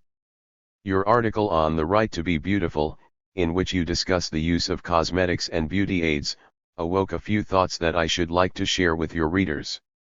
I have lived for almost 3/4 of a century, and in my youth we never used cosmetics. In fact, the use of them was considered indecent. And still we had beauty and romance. How do you explain the present situation? It seems to be that woman's entry into industry has a great deal to do with it. While rich ladies use cosmetics to cover up their pale faces acquired during society's winter whirl of endless nights of drinking and dancing, women who work in factories and shops have pale and tired faces because of physical exhaustion due to overwork, bad air, hurried lunches and their whole life of rush and worry. The working woman uses cosmetics, not only for her own satisfaction, to have a nice appearance or to attract possible romance, but she has to look well and attractive to keep her job. I think that if women would lead a healthy and normal life, their faces would look different. They would acquire the rosy cheeks that we had in our youth and the bright eyes and the red lips. To me, cosmetics are an expression of our unhealthy life under capitalism. It is not an important issue, but it is just as well to understand that changes in women's work affect even the most minute forms of their life. This doesn't mean that I condemn cosmetics. I think that we shall have to use them for quite a while yet. 75. Despite its shortness, this letter says a great deal. Note especially the last paragraph. To me, cosmetics are an expression of our unhealthy life under capitalism. It is quite clear that just as Antoinette could recall that in her youth beauty existed without cosmetics, so she could visualize a time in the future when beauty would again exist without cosmetics. Her attitude was revolutionary. At the same time, so far as a woman has to use cosmetics to keep her job or for her own satisfaction, Antoinette didn't condemn cosmetics. This necessity, she recognized, is forced on us by the times, and we have to bow to it for quite a while yet. But do cosmetics bestow beauty? The necessity of using cosmetics will be granted, I think, by almost everyone. We also have to use money. But then a most important question arises. Do our norms of beauty include either money or cosmetics? Comrade Jean Morgan of Los Angeles starts, I think, from the same grounds as I do when she says, our use of cosmetics is far from an indulgence, it is basically an economic necessity. However, she then draws the following conclusion: and from this has become an aesthetic necessity. All right, but an aesthetic necessity to what class in what kind of society? If we were to continue the train of thought indicated by Antoinette Konikow, we would have to say that it is an aesthetic necessity in capitalist society, one that is imposed on us insofar as we can't escape that society. Knowing this, however, we no longer consider it beautiful. We have a different norm as class-conscious workers, just as our norm of morality is different from that of the capitalists. But Comrade Morgan puts cosmetics in a super-historical category. Cosmetics are ancient, and have been used for many reasons, good and bad. They will probably be used even under socialism, by both men and women, for the pleasure of personal adornment. Let's put it in a somewhat different way, it's human nature to use cosmetics for the pleasure of adornment. People have always wanted this pleasure and always will. You can't change human nature. If we were to agree to this, what happens to the grounds we started out with in common, that our use of cosmetics is far from an indulgence, it is basically an economic necessity? Isn't it obvious that to take the view that cosmetics bestow beauty is to make a concession to bourgeois ideology? 76. The language of cosmetics. Up to now we have talked about cosmetics without permitting them to speak for themselves, yet there are few sectors of the commodity world gifted with more eloquent tongues.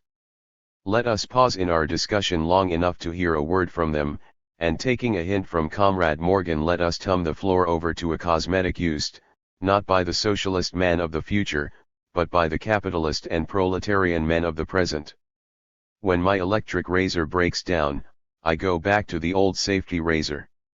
Afterward I splash on a cosmetic that stings at first but seems to help take away the raw feeling you get from scraping a razor across your hide. I bought it because it says 50% alcohol on the label, and legend has it that alcohol reduced the chances of infection from using a razor. On the back of the label is a short message in which Menon Skin Bracer tells about itself. It is demagogically silent about the risk and annoyance of shaving. It doesn't say a single word about the economic necessity that compels me to go through the daily ritual in order to keep a job. Instead, it proclaims, a delightful aftershave lotion. Cooling, refreshing, mildly astringent. A pleasant, easy-to-use deodorant. Use Skin Bracer anytime, day or night, it peps you up. And the intriguing aroma wows the ladies. That last sentence is intriguing, isn't it? If it were really true, think how simplified some of life's problems could become for our hard-working proletarian. When he comes home unstrung from the terrific pace of 8 hours on the Beltline and goes to the bathroom to pep himself up with Menon Skin Bracer, he suddenly sees the way out. No more drab, endless perspective of a lifetime of poverty and toil. He shaves with a new sparkle in his eyes, puts on the intriguing aroma, goes to the right part of town, astutely sidles around an heiress until he gets her downwind, wows her, and from then on lives the life of Riley. Why, even Bustlo might use a dash of the intriguing stuff and wow the women who think he is prejudiced against their sex. Isn't it sheer sorcery what magic has been captured and sealed in a bottle of Menon Skin Bracer? Now surely the public relations department of the Menon Company wouldn't put something on millions of bottles that no man would possibly believe. But what is it that the men users of the cosmetic are induced to believe? Obviously that there is a thing that can help smooth out their relations with women. And that means, doesn't it, that there is something basically wrong on a wide scale in the relations between men and women? What is it? And what is its cause? Lest we jump to a too hasty generalization from insufficient cases, let's try another cosmetic.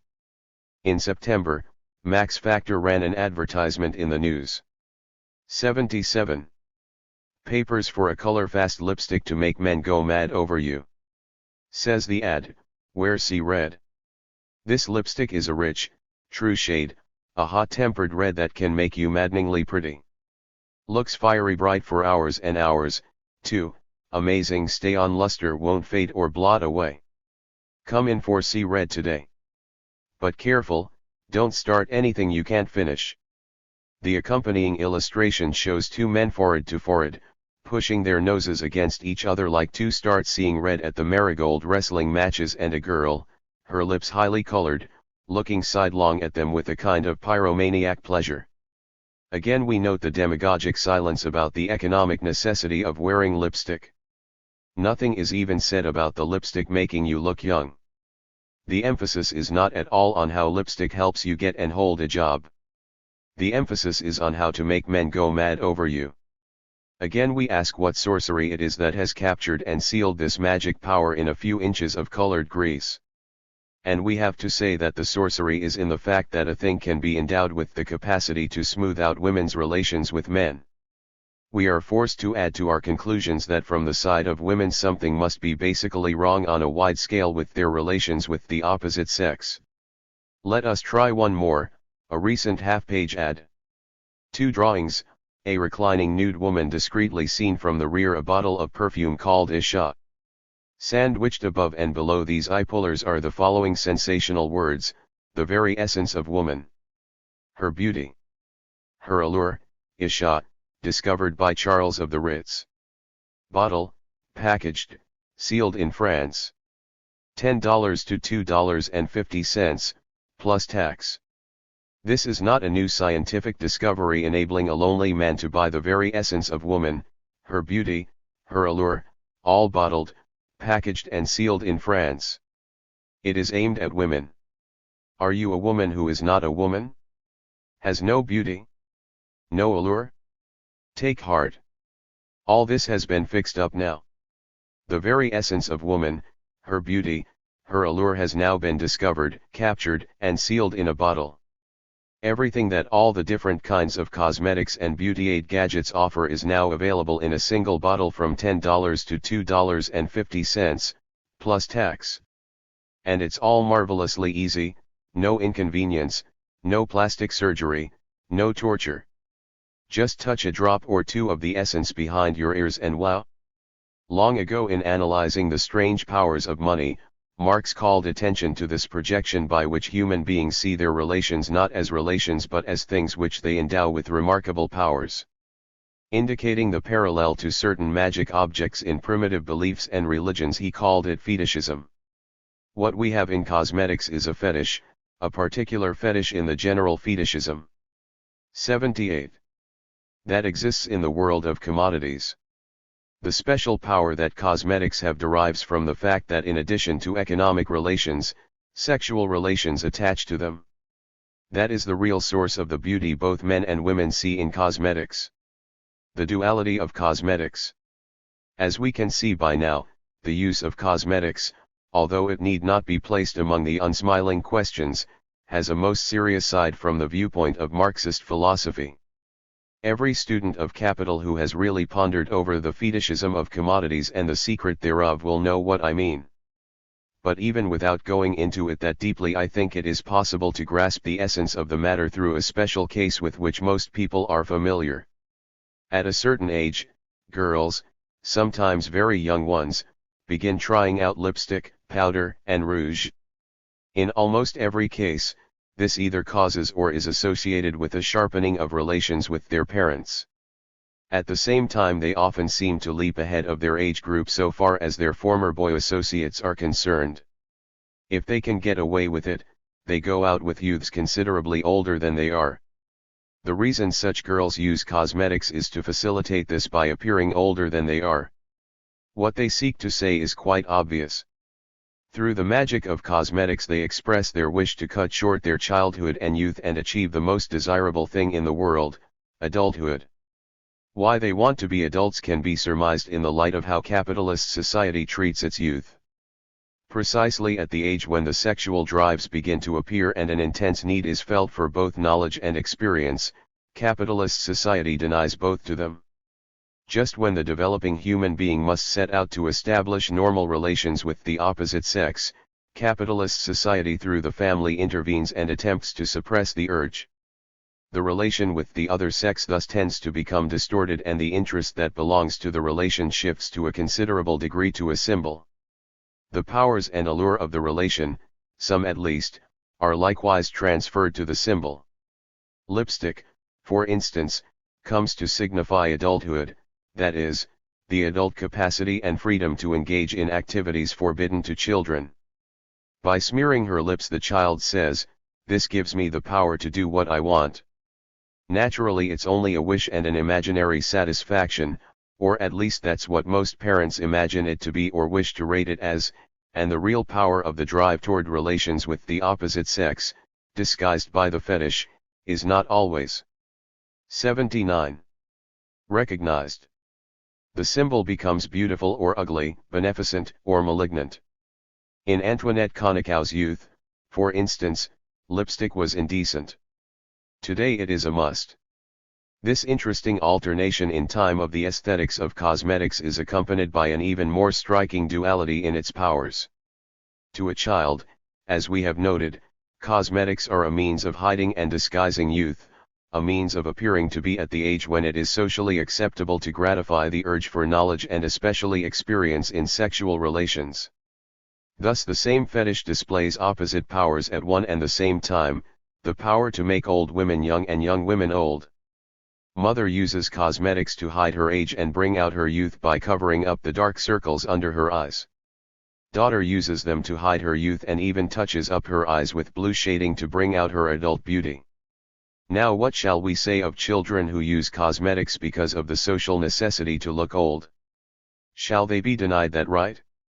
My inclination would be to tell them to go ahead and use cosmetics if they feel like it. At the same time, I would be strongly tempted to explain what a fetish is, how it comes to be constructed, what is really behind it, and how this particular society we live in denies youth the most elementary right of all, the right to grow naturally into a normal sexual relationship, and gives them instead the fetish of cosmetics as an appropriate companion to the fetish of money. The application of Marxist method has thus forced cosmetics to yield two important results. We find ourselves touching two problems of utmost moment in capitalist society, the interrelation of men and women and the interrelation of youth and adults, that is, the whole problem of the family. In addition, we have discovered that these interrelations as shaped by capitalist society are bad, for it is from the lack of harmony and freedom in them that the fetish of cosmetics arises. Existence of the fetish, in tum, helps maintain the current form of interrelations by creating a diversionary channel and an illusory palliative. Thus we have uncovered a vicious cycle. Bad interrelations feeds the fetish of cosmetics, the fetish of cosmetics feeds bad interrelations. Our application of Marxist method has given us even more. If we deny that beauty is inherent in a thing, then it must be found in a human relation, or at least its source must be found in such a relation. Doesn't that mean that the beauty associated with sex is at bottom the beauty not of a thing but of a relation? If we want to understand that beauty, we must seek it first in the truth of the relation, that is, through science. Is it really so difficult to see that in the society of the future, the society of socialism where all fetishes are correctly viewed as barbaric, that beauty will be sought in human relationships and that 80. After science has turned its light into the depths that seem so dark to us, the depths of the mind, the great new arts will be developed in those virgin fields. Intimations of it in the class society that is our heritage may be seen, I believe, in such relationships as Marx and Engels achieved. Whether they were fully aware of it we do not know. But we ourselves touch such forms of beauty, I think, in a one-sided way in the admiration and love we feel for our comrades in the socialist struggle. It is their character that attracts us, not the smoothness of their complexion, the regularity of their features, their age, or the color of their skin. And character, as we all know, is determined in action, that is by the deeds we perform. That is where a revolutionary socialist looks for beauty in people. The corporate taste. Antoinette Koniko, let us recall, noted that in her youth girls never used cosmetics. And still we had beauty and romance. This may sound strange to us of this day and age, particularly if we have come to regard cosmetics as a sign of beauty and romance. What has caused us to adopt this attitude? We might find hints as to the reason from the theoretical point of view if we carefully searched the Marxist classics. George Plekhanov, in his Fundamental Problems of Marxism, for instance, notes the following about a previous period.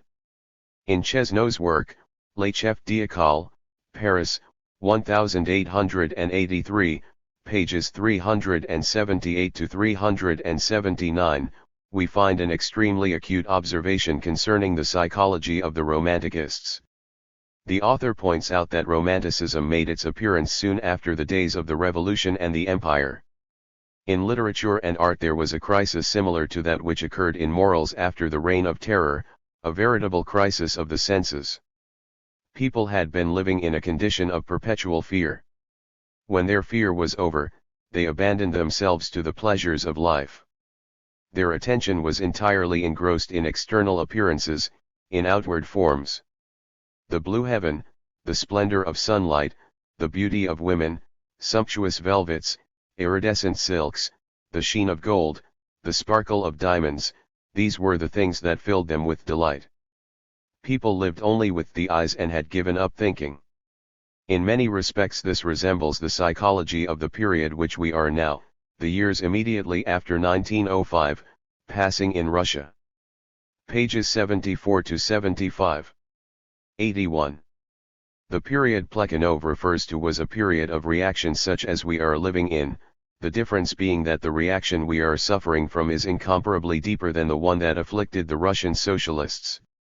Plekhanov's hint might well direct a study on this question, particularly on how the weight of the reaction affects the revolutionary vanguard through such indirect avenues as capitalist norms of beauty. In place of sumptuous velvets, iridescent silks, the sheen of gold, the sparkle of diamonds, we could readily substitute sumptuous ranch houses, iridescent TV screens, the sheen of a new automobile and the sparkle of tile in a modern kitchen. There would be no lack of material. We would even enjoy a considerable advantage over Chesneau and Plekhanov, for the influence of capitalist norms appears to be far more direct in America than it was in either Russia or France. For example, take the following ad from the latest issue of Charm magazine, October 1954, a glamorized photograph of a conventional female beauty on a date to see the pajama game with a conventional male beauty. Both of them are the long-stemmed Aryan type. And here is the message: alive after 5, thanks to her Remington electric typewriter. And no wonder, electricity does the work, helps today's smart women of letters tum out such truly beautiful work in so little time, with so little effort and so pleasing to the boss. This is accompanied by a picture of the fetish itself, a brand new electric Remington typewriter, artfully streamlined to make it wind resistant. The reference to the relationship behind the fetish, the pajama game, is not what makes this a remarkable ad. It is the inference that a typist, stenographer, or secretary can leave the office more dead than alive. This and the open admission that the really interested party is the boss. A fetish that permits a speed up, so little time, is ballyhooed almost like an aftershave lotion. Compare the "it peps you up" of Menon skin bracer with the "alive after 5" of a Remington Rand typewriter. What sorcery there is in the typewriter of a huckster! Lest anyone still doubt how directly the American capitalist class is involved in this question of beauty, let me quote the following words from a recently published book, The Taste Makers, written by one of them, Russell Lines, managing editor of Harper's Magazine. There are pressures on our tastes from all sides, pressures that even the most reluctant among us can scarcely ignore. The making of taste in America is, in fact, a major industry. Is there any other place that you can think of where there are so many professionals telling so many non-professionals what their taste should be? Is there any country which has as many magazines as we have devoted to telling people how they should? 82. Decorate their homes, clothe their bodies, and deport themselves in company. And so many newspaper columns full of hints about what is good taste and what is bad taste? In the last century and a quarter the purveying of taste in America has become big business, employing hundreds of thousands of people in editorial and advertising offices, in printing plants, in galleries and museums, in shops and consultants' offices. If the taste industry were to go out of business we would have a major depression, and there would be breadlines of taste makers as far as the eye could see. That strikes me as pretty plain speaking about the source of one of the pressures bearing down on us. However, Lines puts it still more baldly in the very next paragraph. This is not, however, a catastrophe we are likely to encounter, because the taste industry has gradually become essential to the operation of our American brand of capitalism. It is in the nature of our economic system not merely to meet demand but to create it. One of the ways that demand is created is by changing people's tastes, or at least inviting them to change, and by making the pressures to give up what seemed good yesterday for what should seem inviting today so strong that they are almost impossible to resist. How difficult the pressures are to resist we may judge from cases of good revolutionists who succumbed to the prosperity that has endured since the outbreak of World War II. Some of them did it silently, without seeking to find a political difference as excuse or rationalization. The lure of a ranch house in the suburbs with a picture window as laid out in the lush colors of better homes and gardens proved impossible to resist. The overwhelming pressure has a name, it is bourgeois. The proletarian became bourgeoisified. In other words, he gave up thinking and became an addict of the opium of commodity fetishism. Lines describes the days we live in as the days of the corporate taste. The corporation has, in fact, he says, become one of the most powerful and conscientious, does he mean conscious, art patrons of our day, and has established itself not only as a purveyor of tasteful objects but as an arbiter of taste as well. He even dates the beginning of the corporate taste. It was inevitable that sooner or later business, in its efforts to re-establish itself in the confidence of the public, would embrace culture. And this it began to do in earnest in the early 1940s while the war was on. The imperialist war thus had its reflection in the development of an imperialist taste in culture in America. 83. If we are to understand this influence of the corporation on the taste of our time, there are three ways in which the corporation must be looked at: as a consumer of the arts, in its role as patron; as a purveyor of the arts, in its role as the manufacturer or dispenser of the objects with which we surround ourselves; and finally as a new kind of society in which taste has a new kind of significance. This managing editor of an influential bourgeois magazine obviously knows what it is all about. He even admits that the motive of the corporations in the field of culture, no matter how indirectly expressed, has been profit. He cites examples of forays in this field by such corporations as Dole Pineapple, Cape Heart Phonograph Radio, the Container Corporation of America, Standard Oil of New Jersey, the Pepsi-Cola Company and Cumming Glass. And he explains in some detail what the calculations of these patrons of the beautiful are. To a great many manufacturers the problem is not how to improve taste but how to keep it fluid so that what looked new and attractive last year will seem old-fashioned this year and downright archaic 10 years from now. Just as the public relations counselor is concerned with the corporation's psychological warfare, the industrial designer is concerned with the logistics of taste. His function, in other words, is to fight the corporation's battles on the taste front. It is a temptation to continue citing lines to show how consciously American big business goes about fixing and unfixing our ideas of beauty, but one more paragraph will have to suffice. It is the men who make and sell refrigerators and rugs, automobiles and baby carriages, furniture and dresses whose sales charts would have a dismal downward inclination to the right unless they managed to redesign their wares in ways that make last year's latest word seem today's drab cliché. An old-fashioned stove with its oven at a reasonable eye level may be more efficient than a brand new one that forces the housewife to bend double to see the roast, but the manufacturer will do his best to make her long for a new model because it is more up-to-date and, euphemistically, better designed. The same is, of course, true of automobiles, even more true. Ever since 1905 the automobile industry has been second only to the women's fashion industry in its insistence on the glamour of this year's model compared with last year's model. In fact, 84. A man clothes himself in his car in much the same spirit that a woman dresses herself in her clothes, and he is subject to the calculated whims of Detroit just as his wife is subject to the equally calculated whims of Paris. In the whole history of capitalism, has the bourgeoisie ever gone about cultivating the fetish of commodities more cold-bloodedly than American big business? Art has pervaded all phases of life, Marjorie McGowan declares, criticizing my exposure of the cosmetics peddlers. Pots, pans, fabrics, furniture, lamps, stoves, landscaping, architecture, all objects in the environment have become mediums for the creative expression of the artist and the designer. I must admit that there is a grain of truth in what she says. It is corporate art, perhaps best exemplified in the singing commercial, that has pervaded all phases of life in America today. Should we accept battle on this front?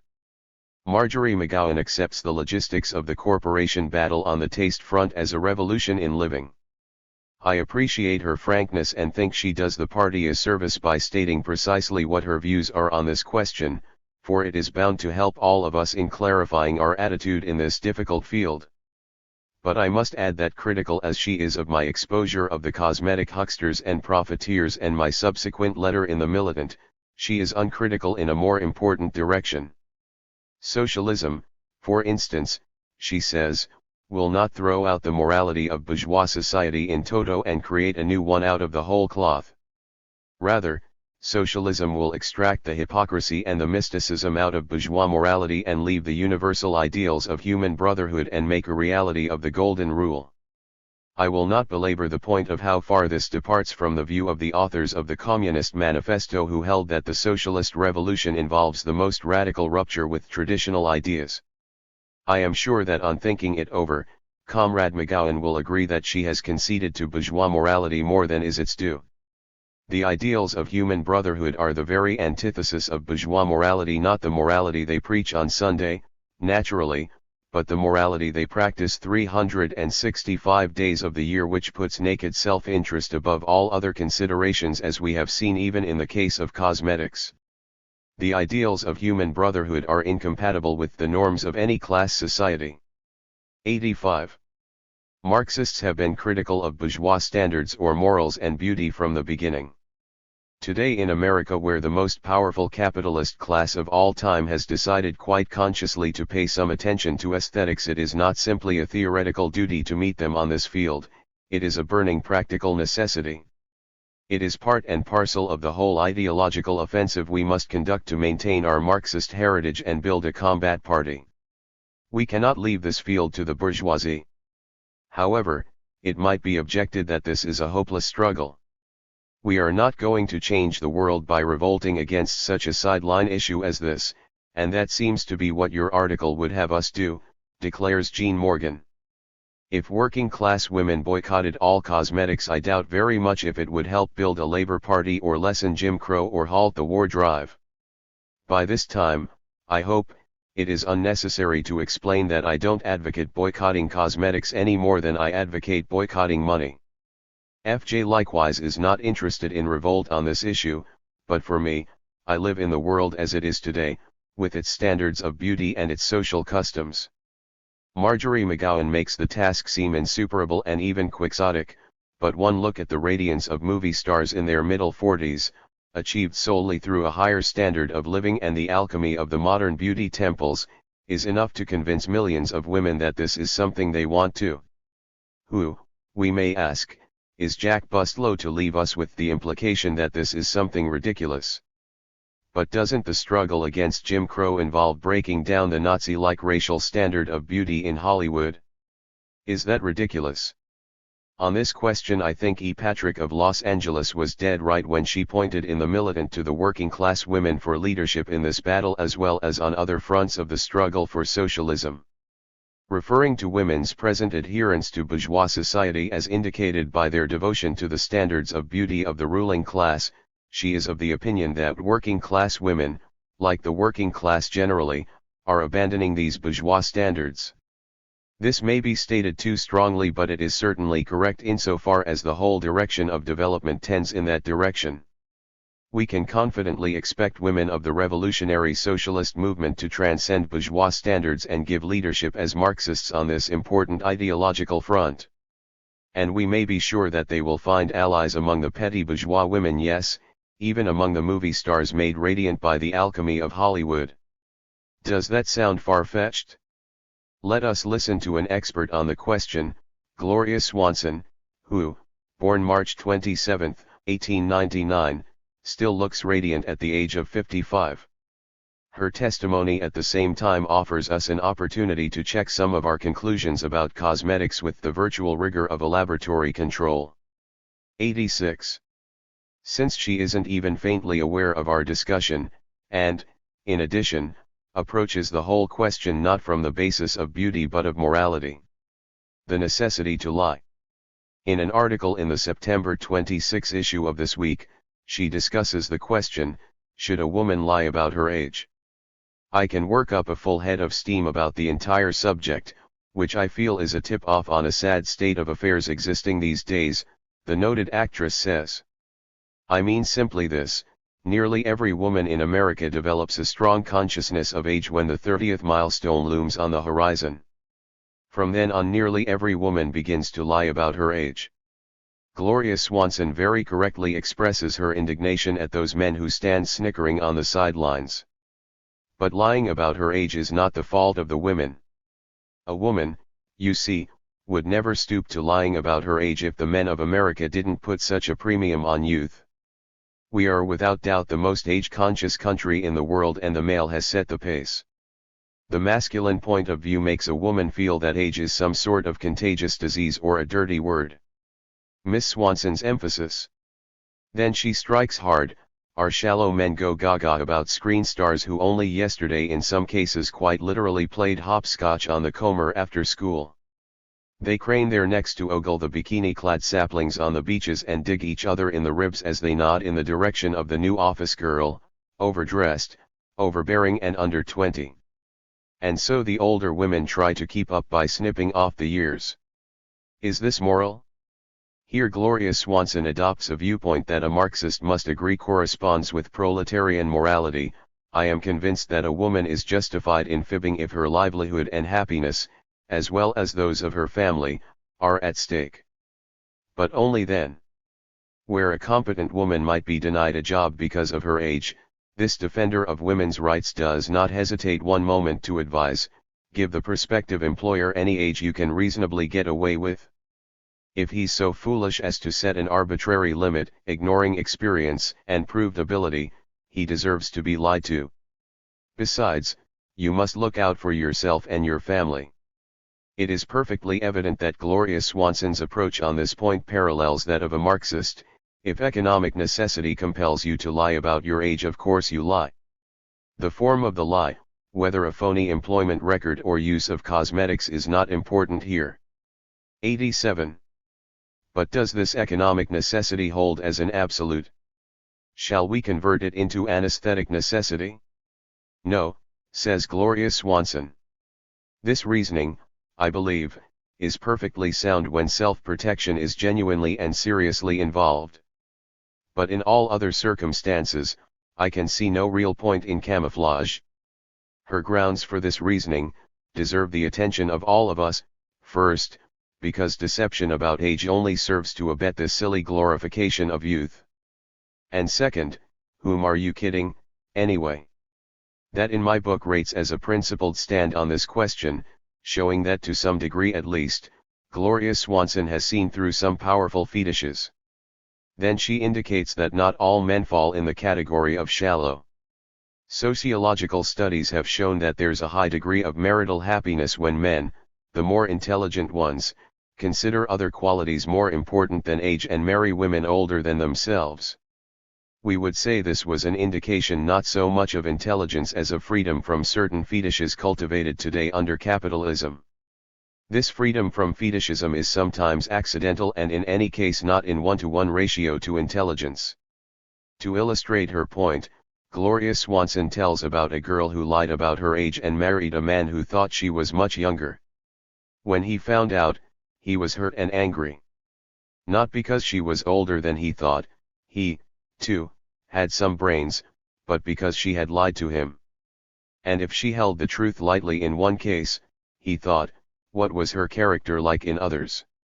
This man, who sought character in his mate, was however intelligent enough to understand why she had lied, and he had sufficient character himself to forgive her. In Gloria Swanson's opinion, any man to whom a few years makes any difference isn't worth marrying in the first place. She advises an older woman considering marriage with a younger man to tell him her age. Let him know the facts. If it bothers him, let him go his merry way, chasing the young, clinging things who don't have the fascination of an older woman. Finally, Gloria Swanson indicates what her norm is. The Europeans have the right idea about these things. Over there, a woman isn't really interesting to a man until she is in her 40s. The European male seeks more than a youthful figure and candy box face. He wants some imagination, some sense, some of the essential fineness of mind and spirit that maturity brings to a woman. But over here it's different and it bothers the girls no end. Thus from this former Hollywood star we learn that if economic necessity demands it, of course we lie about such things as our age and looks. But from 88. Any other viewpoint, the camouflage is pointless and even vicious. After all, what really counts is character. Since the current American standard is seriously wrong, we must seek a better one. Gloria Swanson finds it in Europe, whereas a Marxist looks to the working class, but both can agree that there are many women today and at least some men who have reached the conclusion that things are not right. Well, Gloria Swanson's article could stand some sharpening and modification from a Marxist point of view. She leaves out, for instance, the class struggle and its influence, and she underrates the maturity of some youth, overlooks their need for camouflage, and misses the special problems they face, but her article indicates that she for one thinks something might be done about the false standards over here. Is it really so daring to venture the opinion that there are other American women, especially in the working class, who will agree with her on that and begin doing something about breaking down the capitalist standards of beauty? Why shouldn't the Marxists stand in the forefront of such a development, offering it leadership and theoretical clarification, especially on the secret of the fetish of cosmetics that deludes both men and women? 5. Automation, Menace or Promise. 15. 1955. Harold Robbins. 89. A revolution in the method of production is taking place in American industry through introduction of automation. The tendency itself is not new. Karl Marx was familiar with it, calling the factory in its most perfect form the automatic factory. 16. What is new is the extent to which automatic systems have been introduced on production lines, especially in the United States since the end of World War II. In the production of atomic materials, it is generally known that the lines are completely automated. No human being can handle radioactive products in any quantity or even come near them without fatal injury. This industry, consequently, began in 1942 on the basis of automation. The atomic industry, however, only holds the mirror of the future to other industries. A survey of some of the principal ones will show how about 13 million workers are already being more and more directly affected by the deep inroads automation has made. Auto. A report of the United Automobile Workers, CI-017 has the following to say. Although the Ford Motor Co. has received a good deal of publicity about its automated plants, it is not alone in its modernizing efforts. GM, Chrysler, and the independent producers are installing similar machinery. It is clear that industry has embarked on a full-scale program of automation. Each company is contesting with the next to see how fast it can automate its plant and thereby reduce its unit labor costs. The changes in effect, and those yet to come, require that the union give careful attention to manpower displacement problems. The UAW's conclusion is generally correct. The key is in the following statement: one man will do at least the work now done by 5 men. This may sound like the panicky statement of an alarmist. If anything, however, it is a conservative estimate. It was supported by such illustrations as an automatic machining unit at Nash Motors that reduced man-hours by 80% and by the statement of a Ford spokesman that direct labor has been reduced by 25 to 30%. Actually, in given units, the change, a change pointing to the future for the whole industry, is much greater. Mill and Factory for December 1953 reported that Buick had introduced 2 automatic engine head production lines and 2 engine cylinder block lines on which every bit of machining was completely automatic, eliminating every single production worker. A Ford spokesman, commenting on the installations at Cleveland and River Rouge, said that the entire cost of the Cleveland modernization would be returned in the first year in labor savings. A Buick representative boasted that one machine costing about $350,000 had replaced 17 machines on the production line. The labor savings from the production workers displaced along with the 17 machines would no doubt easily repay the cost of the new equipment within a year. Iron Age reported August 12, 1954, that Buick had a fully automated foundry for producing cylinder blocks, cylinder heads, valve guides, etc. The November 1, 1954, automotive industry described Packard's new engine plant at Utica, Michigan, as having fully automatic engine head and engine block lines. A single operator is required at the control panel. No production workers are needed at all. The installation is said to have cost more than $20 million. Its capacity is rated at 50 engine heads and blocks an hour. DeSoto, Pontiac, and other companies have installed similar production lines. In making Chevrolet V8 engines, one worker stands by each of some 18 machines for tool changes. Other machining operations too, from GM roller bearing production to radiator caps and bumpers, have completely eliminated production workers. General Motors reports that it spent $750 million for modernization last year and plans to spend at least another $500 million in its US plants this year. In Britain, GM plans to spend $100 million in the next 5 years for automation. In Germany, GM has already spent $100 million and is slated to spend 91. Another $71 million for modernization. Realization of GM's plans will make possible a 15% increase in overall production within a year and a half, spring of 1954 to fall of 1955. Figures on how many workers will be displaced at the same time are not given. Chrysler borrowed $250 million from Prudential Life Insurance Co. to finance a changeover. Ford is reported to have spent $600 million for its huge re-equipment costs. And in England, Ford has a 5-year plan calling for the expenditure of $181,000,000. The same logic that operated in Marx's time indicates that the competition in production line changes in auto must spread to other branches of industry, must challenge every large producer to do likewise or die. Will the auto workers perhaps find jobs through the expansion of total production, or in maintenance of equipment, as the new technology spreads throughout the industry? It is true that some of the companies are calling up displaced workers for other, non-automated jobs. Yet at the same time they are crowding a year's production into roughly half a year.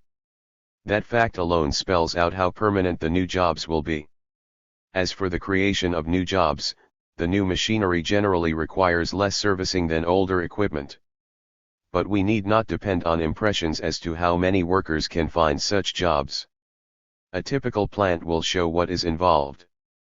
Ford's Cleveland plant has a guesstimated capacity of 500,000 engines a year. According to Mill and Factory, October 953, a labor force of 500 men is required. About 100 of them are cleaners and sweepers. About 50 are carpenters and millwrights. The balance is made up of lubrication and hydraulic specialists, machinists and tool makers, pipe fitters, electricians and electronic technicians. The only labor shortage Ford ran into was electronic technicians. Ford hired electricians and schooled and trained them on the job and after work. Iron and steel. The continuous rolling mill has been an automated setup for more than 20 years. That process shapes cast ingots into rolled sheets, strips, and bars. Despite this highly developed technique, the industry employed almost 800,000 production workers in blast furnaces, steel works, iron and steel foundries as well as rolling mills. Iron Age, in its March 4, 1953, issue tells about a new mill built by the Great Lakes Steel Corp near Detroit. An automatic process was introduced in the slabbing mill, scarfing unit, and soaking pit. All production workers were 92. replaced by automatic mechanisms. A chief operator and assistant sit in an air-conditioned pulpit controlling the entire works. In 1954 U.S. Steel opened a new mill at Morristown, PA, reportedly the most modern in the industry. As yet no details have appeared as to its production methods or the number of workers that will be displaced in other, less modern mills. The previous example, however, gives us an indication of the enormous productivity of a handful of workers using automated equipment. The September 24, 1953, Iron Age informs us that Atlas Steel of Canada opened a new continuous casting mill that threatens change in steel-making methods, eliminates the need for all ingot casting and stripping equipment except the ladle crane. Conventional steel making generates about 25 to 30% scrap. The new mill reduced scrap to 3 to 10%, according to the same source November 4, 1954. Overall cash savings are figured at 3 cents per pound for stainless, 8 cents per pound for valve steel, 20 cents per pound for high-speed steel. There is less equipment to maintain. The report indicates that continuous casting eliminated the need for all ingot casting and stripping equipment, soaking pits and blooming mills, which are the largest and most expensive units in conventional steel mills. A new automated molding plant is reported in operation at Cleveland. Owned by the Eberhard MFG Co., the new unit is said to take only 1/4 the floor space required by other processes for the same production. According to the November 4, 1954, Iron Age, it performs 12 operations, among them, molding, closing, clamping, cooling, stripping and shakeout. It is a package unit laid out in multiples of flask length.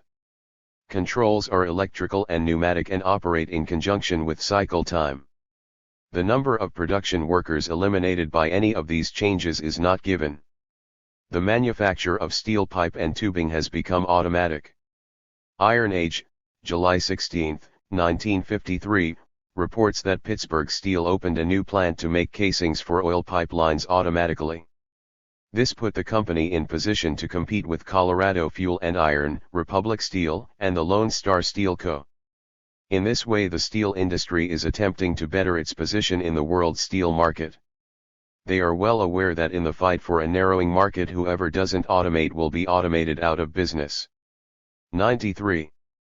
Machine tools. On January 3 of this year, the New York Herald Tribune reported that the machine tool industry faces the pleasant prospect of big sales because new machine tools offer greater opportunities than ever for speedier production and more fully automatic operations. Iron Age, however, reported in November of last year that at the Leipzig Fair in East Germany, the machine tool industry there made significant dents in the markets of Central American countries, the Near East, Indonesia, and Japan. The East German factories, it seems, buy the latest automatic machines from Western Europe. With these set up on automated lines, they manufacture old look, about 1948 model, lathes and other machine tools of fine construction, low price, and easy credit terms that cannot be matched anywhere. The same report states that the balance of trade between East Germany and West Germany has now been brought into balance by the export from East Germany of cheap hardware, probably produced on automatic production lines. Tremendous orders were placed with the US machine tool industry in 1953-54, $1,100 million in 1953 and $900 million in 1954, but the end of FY 1954 saw a slackening off.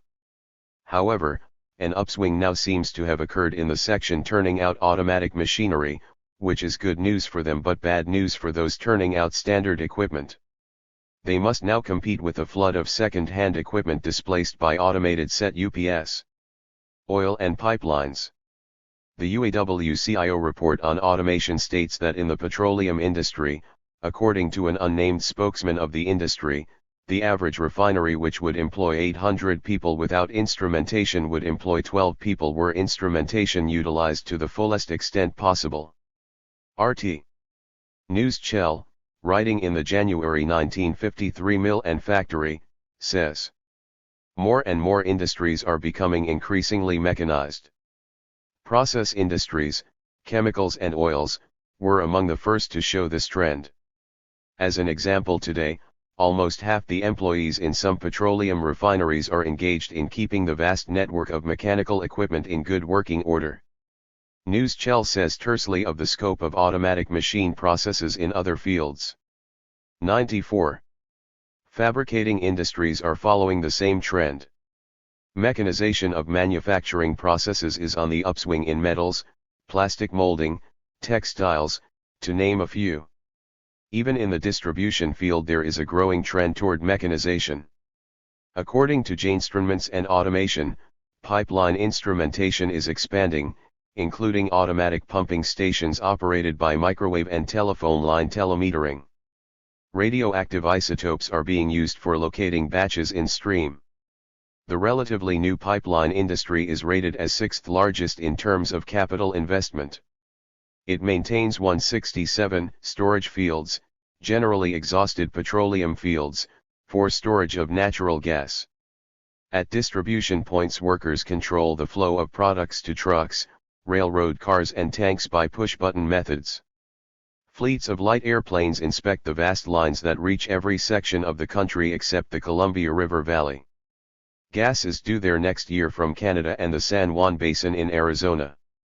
In the closely related petrochemical industry, 80% of which is located in the South, the investment per worker now runs from $20,000 to $30,000 according to the Southern Association of Science and Industry. Most of the big oil companies have entered into competition with independent chemical plants. The large rubber, steel, paper, and other corporations are also in the field.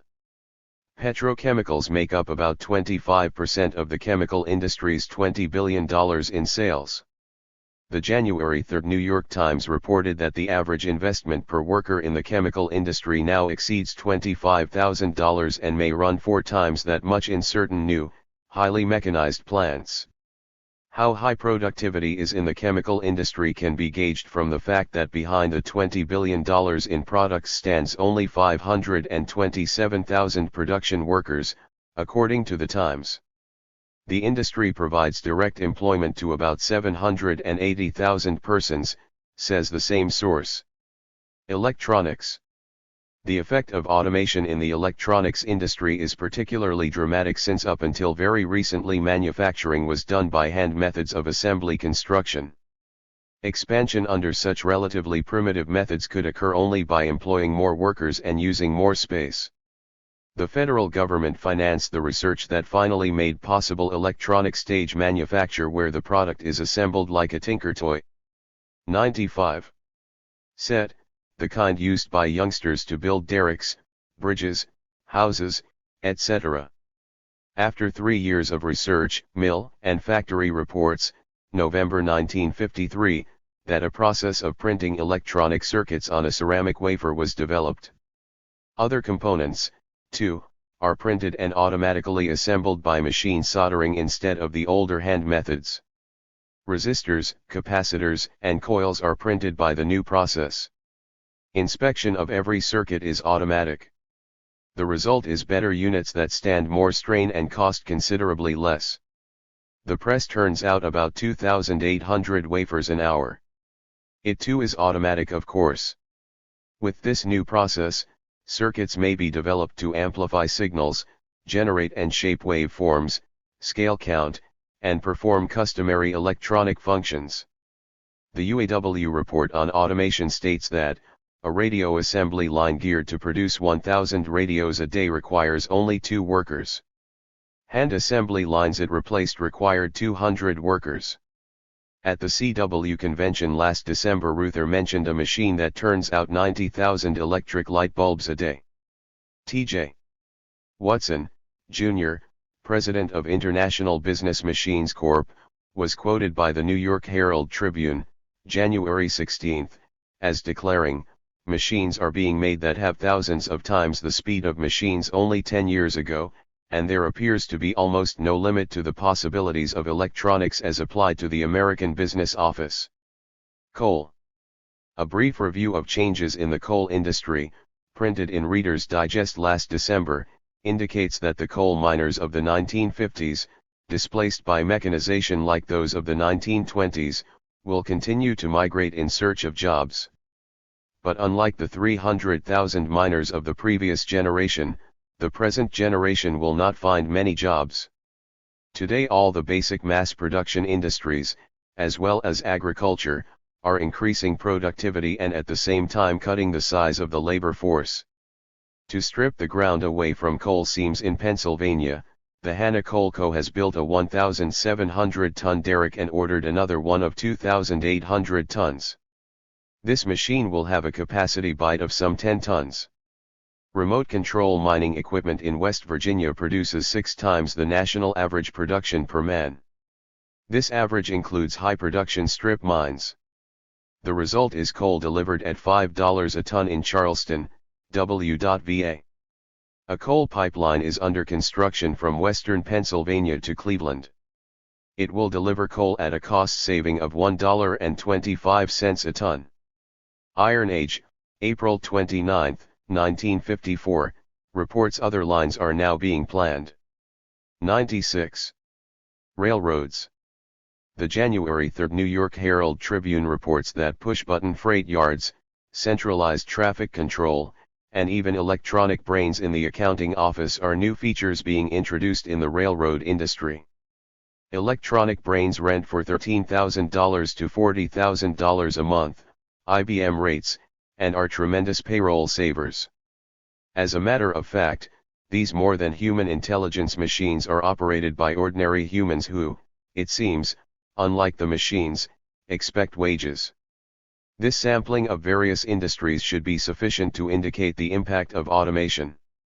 The use of automatic machinery may not be as all-inclusive in many industries as in atomic production, but it is affecting virtually all to one degree or another, and the logic of its development is clear enough. A few additional facts will indicate how widespread it is becoming. Western Union has introduced a nationwide automatic switching system. Sawmills and paper mills are going in for automation. Bottles coming from automatic bottling machines are automatically placed in cartons. The Roman Cleanser Co. formerly employed 9 men to stack filled cartons coming off a conveyor line. This is now done by a machine, and with less breakage. The painter in factories is being replaced by machines. Studebaker reports introduction of automatic spraying of the prime coat. This eliminates all sprayers and water sanders who formerly rubbed down the prime coat. According to the January 15 Automotive Industries, all painting on new Chryslers is completely automatic. Ward.'s automotive report, cited by the UAW-CIO report on automation, reveals that a passenger car plant which formerly employed 36 men to feed fenders into a conveyor for spray painting, now has modernized equipment which automatically feeds 6 sets of fenders to a fast merry-go-round where various colored finishes are applied simultaneously. Richer living? Capitalist propagandists hail the promise of automation but give little consideration to the tragic consequences for working people thrown out of jobs. An example is the article by W.M.F. Freeman in the January 3 New York Times. The headline declares, "Automation aims at new freedom," and the subhead adds, "Devices that run factories promise to release men for richer living." That would be good news if it were true. However, although the Times boasts that it gives all the news that's fit to print, it did not see fit to print any proof. 97. Of this optimistic forecast for automation. It did not even admit that it is the drive for profits that impels the use of more and more automatic machinery. Instead, it is introduced to the end of freeing workers from drudgery, monotony, and fatigue of repetitive work, of reducing worker hazards, of opening the avenue to more important and better paying jobs, and of improving the quality and uniformity of product.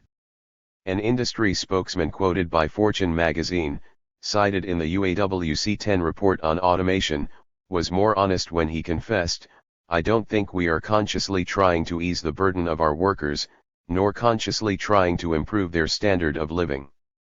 These changes take care of themselves." A union problem. The union bureaucracy has shown some signs of alarm at the development of automation.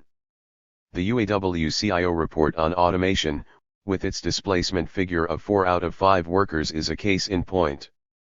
but the program proposed up to now to meet the problems arising from the revolution in technique now sweeping industry at truly American speed leaves much to be desired. The report speaks of retraining displaced men at company expense for other jobs in auto. The retraining proposal is excellent, if it is actually fought for, but just what other jobs will be available remains a mystery. They could be created by establishing a much shorter work week and thus spreading the available employment. But that is not Reuther's program. 18. The report also demands that the government help retrain the displaced men for other jobs. Another excellent proposal, if fought for. How much of a fight is required can be gathered from the fact that the government is unwilling to provide adequate schooling even for children. According to the National Citizens Commission for Public Schools, America is falling behind its growing population by some 67,000 classrooms a year. New York Herald Tribune, December 27, 1954. The report on automation takes as its major demand the so-called guaranteed annual wage. If the full demand were one, and if it were applied retroactively so as to cover displaced workers, it would provide the cushion of 1 year's 98 severance pay. Reuther's record, however, leads one to doubt that any promise of militant struggle under his guidance is worth a great deal. A test of his willingness and capacity to fight is provided by the threat automation presents to the entire bracket of older workers with high seniority who are approaching the retirement age of 65 when company-financed pensions will be due. If these workers can be dumped before then by introducing automatic processes, the companies stand to make a sizable saving, a consideration of which they are quite conscious. The report on automation admits that in the new automated plants preference in hiring is given to younger workers. The youth, too, must have jobs, but if Reuther were seriously concerned about placing the older workers, shouldn't he be concerned about their senior right to work where automation is going into effect today? Another point in Reuther's solution is the annual improvement factor. The immense productivity gains of automation should be assessed and then shared equally by all workers in coming negotiations, says the report on automation. Good. The workers should share in the benefits of automation. But two considerations are sufficient to judge the worth of Reuther's solution. 1. The strength of a union is based on the members it has in the plants. This is steadily being cut down by automation. 2. Under the Reuther program, the 4 out of 5 displaced from their jobs have a dim chance to share equally in anything but a search for jobs. To these displaced workers Reuther really has nothing to offer, unless an invitation to support the Democratic Party can be considered an offer. And what does the Democratic Party promise beyond meager unemployment insurance and relief handouts? What happens to the standard of living of the displaced workers as automation cuts deeper and deeper? And with the fierce competition for jobs sure to follow, even those on the automatic production lines will find their standard of living dangerously threatened. It should be evident that the problem of automation, as it affects the working class, demands a far-reaching solution, one that can be carried out in the final analysis only on the political level, for it involves much more than the worker-capitalist relation in this or that corporation or even industry. It concerns the working class as a whole in its relation to the entire productive system and the capitalist class in America. To effectively struggle for their interests on such a scale, the workers must come to independent political action.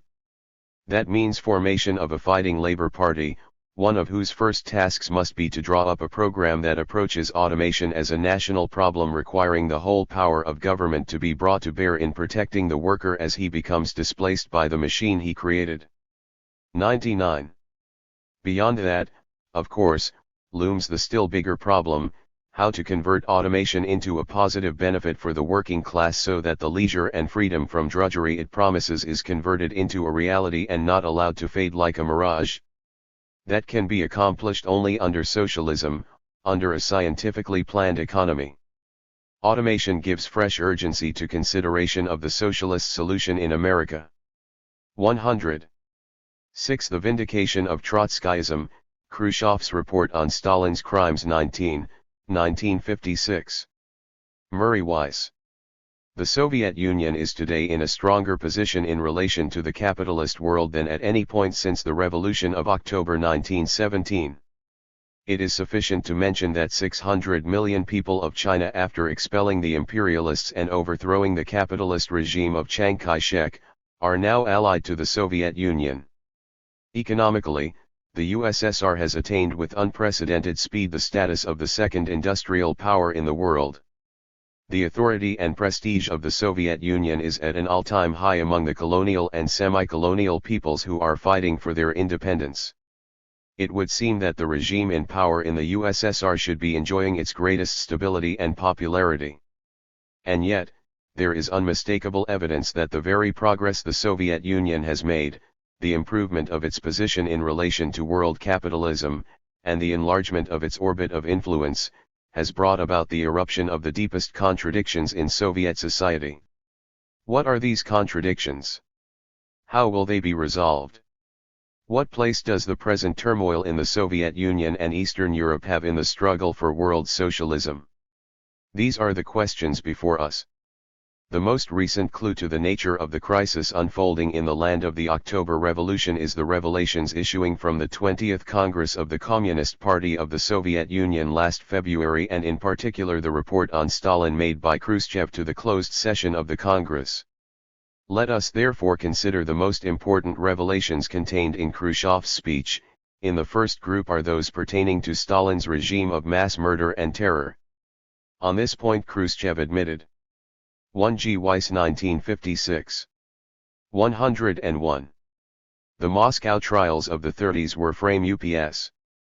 The charge that the Trotskyists were spies, wreckers and terrorists was fabricated. The confessions that formed the basis of the Moscow trials were obtained by means of psychological and physical torture summed up by Stalin in the formula, beat, and again beat.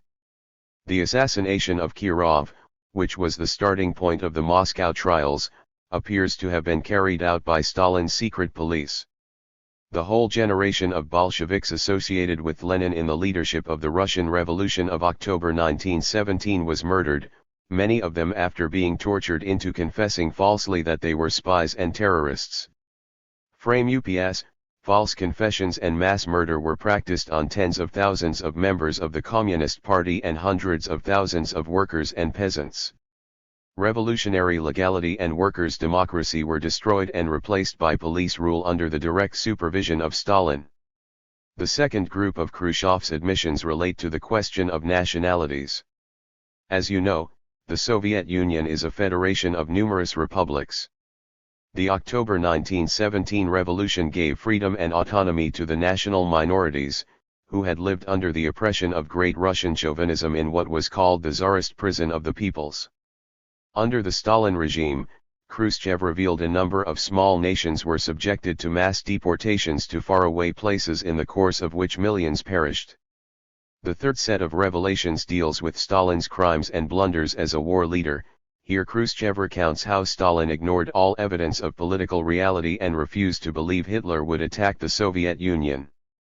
Thus, Khrushchev points out, the Soviet Union was unprepared economically and militarily for the fascist onslaught in 1941. Moreover, thousands of the best officers of the Red Army, from the company level up to the general staff, had been liquidated in the purges, and this badly disorganized the army. Stalin, according to Khrushchev, was demoralized and helpless in the first stage of the war. Later he exerted his authority to commit military blunders that in one instance alone cited by Khrushchev cost the lives of hundreds of thousands of soldiers. In short, Khrushchev shows that contrary to his own words at the 19th Congress, in which he assigns the credit for the victory of Russia in the war to Stalin's genius, the truth was that Stalin's regime brought the USSR to the edge of disaster during the war and cost the lives of millions of soldiers and civilians. 102. The fourth group of Khrushchev's counts denouncing Stalin pertain to the cult of the individual. Khrushchev goes into considerable detail on this point. He describes how Stalin replaced the government, the party, the Central Committee and the courts, and established a one-man system of rule. He describes how Stalin demanded of one and all, not merely obedience to his command, but the utmost servility. Those who failed to shower Stalin with declarations of unbounded praise for his godlike genius were immediately suspect and subsequently fell under Stalin's terror. In connection with the cult of the individual, Khrushchev relates how Stalin personally edited histories and biographies to falsely depict his role as the all-wise, infallible, genius leader. The fifth group of revelations concern the relations of the Stalin regime to other workers' states, notably Yugoslavia. It is likely that a fuller text of the speech will reveal a lot more regarding China. But the evidence contained in Khrushchev's speech, plus what is already well known, establishes fully that Stalin adopted the same attitude toward the new workers' states outside the Soviet Union as he did toward the national minorities within the USSR. The sixth and final point of Khrushchev's indictment of Stalin deals with Soviet agriculture. Khrushchev shows that contrary to the myth that Stalin was a deep student of the agrarian question and the leader of the great social transformations in Russian agriculture since the revolution, he was in reality abysmally ignorant of the problem. According to Khrushchev, Stalin's only contributions to the solution of agrarian problems consisted of sabotaging all serious efforts to alleviate severe crises and proposing fantastically unreasonable taxation. At one point Stalin proposed to tax the peasants an amount greater than their total income for the given period. Unrevealed atrocities. There are many things that Khrushchev did not reveal in his report. The atrocities against the leaders of Jewish culture were not mentioned. Neither was Stalin's international murder machine. Nor was anything said on how this machine was used in Spain, how it was used to liquidate Trotsky's secretaries, and how it was used to assassinate Leon Trotsky himself. We can expect that more revelations will come and more details will be given on what was already admitted. The truth, as is well known, makes its way slowly, for long periods of time, but once it gains momentum it moves with great speed. 103. Now it is irrefutably established that the Trotskyist movement told the world working class the truth about the crimes of Stalinism. Each and every crime revealed by Khrushchev was exposed by the Trotskyists many years ago. Any fair-minded person can verify this by consulting the record of our movement, merely by looking through the files of the militants since 1928.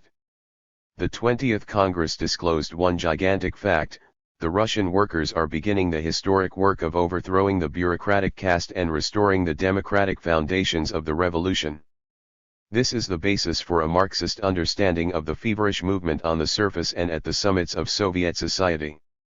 The State Department propagandists are attempting to depict the Khrushchev revelations as a proof of the inherent evil of communism. In the first place, this pitiful effort rests on accepting the Stalinist falsehood that socialism has been victoriously achieved in one country, the Soviet Union. On that premise, it is, of course, not difficult to prove that socialism is not what the founders of the socialist movement said it would be. However, Marx, Engels, Lenin and Trotsky and the whole Bolshevik party, including Stalin up to 1924, never dreamed of a reactionary utopian concept like achieving socialism within the boundaries of one country. The Russian Revolution established a society transitional to socialism. Socialism itself will be achieved only on the premise of the victorious revolution over capitalism in its main centers. The socialist society will be founded on the highest technological achievements of capitalism, as a worldwide productive system liberated from the fetters of national boundaries and capitalist private property. State Department propaganda. But let's take the State Department propagandists on their own premise for a moment. If the crimes of the Stalin cult are the expression of the evils of communism, what is the exposure of these crimes? Why are these crimes being repudiated?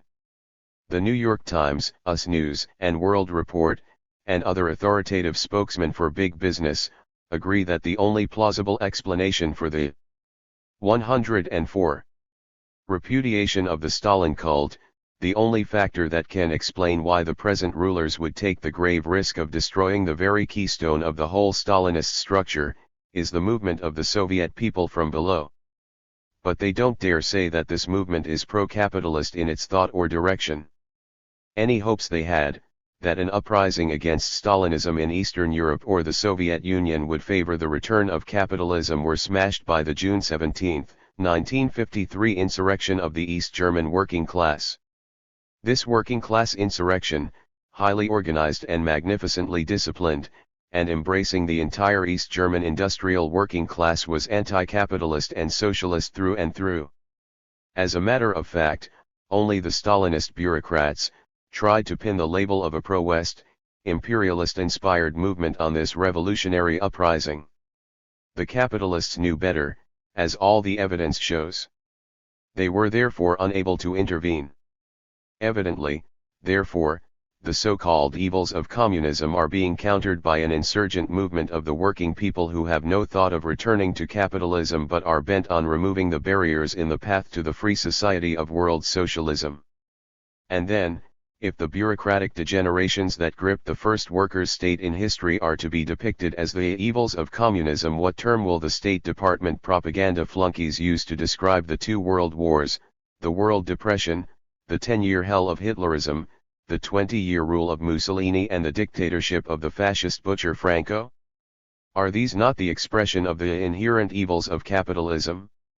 Correctly understood, Stalinism itself is an expression of the evils of capitalism besetting an isolated workers' state.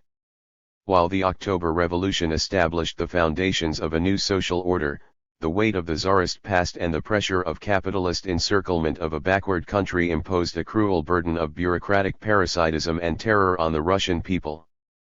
Khrushchev opened his speech with a dissertation on the views of Marx, Engels, and Lenin on the cult of the individual. But although he uses the term Marxist-Leninist in practically every other paragraph of his speech, Khrushchev's method has nothing in common with Marxist thought on this question. He reduces the question to one of modesty versus vanity. Marx was modest, he tells the audience. So was Engels, Lenin was very modest. But not Stalin. Stalin ceased to be modest and raised himself above the party and what is. 105. Worse, the Central Committee. Then he began to murder people who disagreed with him, and then still others for no reason at all. He began to commit all kinds of hideous crimes, all because he forgot that a Marxist-Leninist is modest. Empty explanations. Khrushchev says, it is clear that in the situation of socialist victory there was no basis for mass terror in the country. Then why the mass terror? Khrushchev answers the question of why the Stalin cult, with an empty tautology. The Stalin cult arose because Stalin raised himself above the party and the Central Committee. It's the same as explaining the crimes of Stalin by his criminal conduct. If a socialist society has been established, this signifies that mankind has raised its productive powers to the point where the class division of society has been eliminated. The elimination of the class struggle eliminates the need of a state with its special body of armed men to impose by force the rule of the dominant class. If the Soviet Union has indeed entered the domain of socialism, then, how explain the fact that instead of witnessing the withering away of the functions of the state, it experienced, during the last 3 decades, the enormous growth of an oppressive state apparatus that maintained its rule by perpetrating the most heinous crimes against those subjected to its rule? Surely, a Marxist-Leninist must see in such phenomena the expression of extremely acute, social contradictions. But, no, Khrushchev views the phenomenon of the growth of a repressive state which practiced mass murder for 22 years according to his reckoning, as a result of an erroneous theory, that somehow got into Stalin's head, namely, the theory that precisely with the advent of socialism class strife sharpens. How did this theory get into Stalin's head despite the achievement of a socialist society? Apparently it is associated with Stalin's tendency to lack modesty and to raise himself above the Central Committee. Purely arbitrary and half-baked idealist constructions. In Khrushchev's explanations there is not a trace of the Marxist method of materialist dialectic in which the role of the individual in history is regarded as a function of the struggle of classes and social strata within classes. 106. Trotsky's method. The method of the cult of the individual is not abandoned in this type of explanation, it is only turned inside out. Instead of a god, we are presented with a devil. Contrast to this method the method of Trotsky, who 20 years ago, in his basic work The Revolution Betrayed, explained the Stalin cult as follows. The increasingly insistent deification of Stalin is, with all its elements of caricature, a necessary element of the regime. The bureaucracy has need of an inviolable superarbiter, a first consul if not an emperor, and it raises upon its shoulders him who best responds to its claim for lordship. That strength of character of the leader which so enraptures the literary dilettantes of the West, is in reality the sum total of the collective pressure of a caste which will stop at nothing in defense of its position. Each one of them at his post is thinking, l'État, c'est moi. I am the state. In Stalin each one easily finds himself. But Stalin also finds in each one a small part of his own spirit. Stalin is the personification of the bureaucracy. That is the substance of his political personality. The personification of the bureaucracy, that is the clue to understanding the role of Stalin. The bureaucracy that rose to power after the Russian Revolution is an historically illicit force. It came to power on the wave of reaction, in a country exhausted by years of imperialist war, revolution, and civil war. The vanguard of the proletariat was bled white. The great ocean of petty peasant enterprise predominated over industry. The initial defeats of the European Revolution further sapped the strength and revolutionary vitality of the Russian workers. With every defeat of a workers' revolution abroad, the bureaucratic tendencies in the Soviet Union were strengthened, and with the strengthening of the bureaucratic caste in the Soviet Union it was able to crush the revolutionary wing of the party of Lenin. And then utterly crush the party itself. Bureaucratic usurpation. The bureaucracy expressed its hunger for privilege amidst universal poverty in its adherence to Stalin. Stalin had the best qualifications for the job. His record as an old Bolshevik provided the necessary disguise for the process of bureaucratic usurpation. 107. That's why Khrushchev must say over and over again in his speech that Stalin was politically right as against Trotskyism. He means by that to justify the triumph of the bureaucratic caste over the Bolshevik party of Lenin and Trotsky. Fundamentally, that is what the great struggle was about.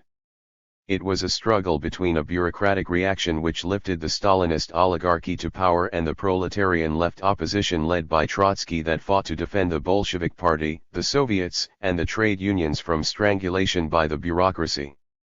It was the reenactment on a vast historical scale, of the same kind of struggle that has taken place in many unions, which started under fighting leadership, practiced wide internal democracy, conducted a policy of militant class struggle, reached out the hand of solidarity to workers in every industry, but subsequently, under different social conditions, with the receding of the class struggle, became bureaucratized and headed by what Daniel de Leon described as the labor lieutenants of capitalism in the ranks of the working class. Khrushchev refuted. Khrushchev says, "We must affirm that the party fought a serious fight against the Trotskyists, rightists, and bourgeois nationalists, and that it disarmed ideologically all the enemies of Leninism. The ideological fight was carried on successfully. Here Stalin played a positive role. The facts refute Khrushchev as completely on this question as on the later frame UPS in the Moscow trials. 1. Trotskyism was not defeated by ideological means. The record shows that bureaucratic usurpers, utilizing the pressure of a deep social reaction to the revolution, silenced their opponents from the beginning by methods of frame UPS and terror. If Stalin defeated Trotsky's Bolshevik opposition by ideological means, what were thousands of Trotskyists doing in jail from 1927 on? 2. The Stalinist faction did not fight for Leninism. On the contrary, as documentary evidence shows, Lenin opened a fight in the last years of his life against the Stalinist faction as the expression of the ominous bureaucratic tendency. Lenin fought the rise of Stalin and Stalinism from his deathbed, and Trotsky continued the fight after Lenin's death. 108. Khrushchev says that Stalin was right in the fight against Trotskyism because without that fight Russia would have failed to industrialize or collectivize agriculture. One is almost compelled to stand in awe before the sweep and audacity of this lie. Actually, It was the Trotskyist opposition that as early as 1923 proposed that the Soviet Union embark on a central industrial plan and that a struggle be opened to collectivize agriculture as a weapon against the growing kulak, capitalist, element in the countryside.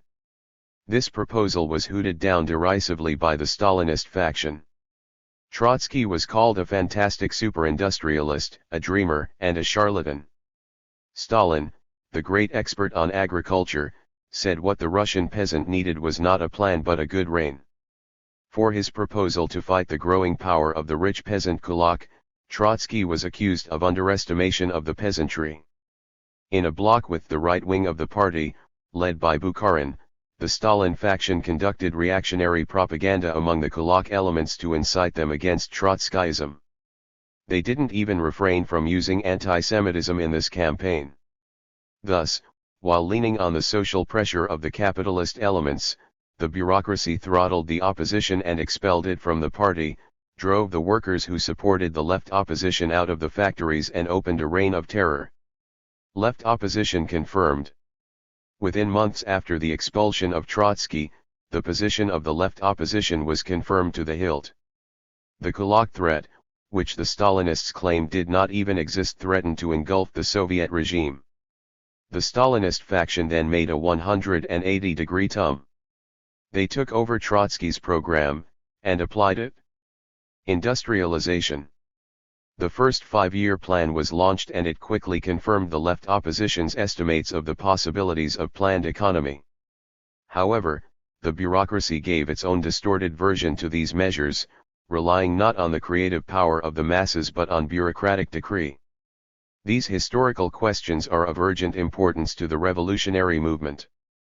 Not a single question confronting the radical workers today can be understood without tracing the struggle waged by Trotskyism from 1923 down to the present day. And the struggle of Trotskyism was only a continuation of the line of struggle of Marx, Engels, and Lenin as it was tested and enriched by the October Revolution. Take the question of peaceful coexistence and the peaceful road to socialism, these so-called new theories of the 20th Congress, revising Lenin's 109. Conception of our epoch as the epoch of imperialist war, proletarian revolution, and colonial uprisings.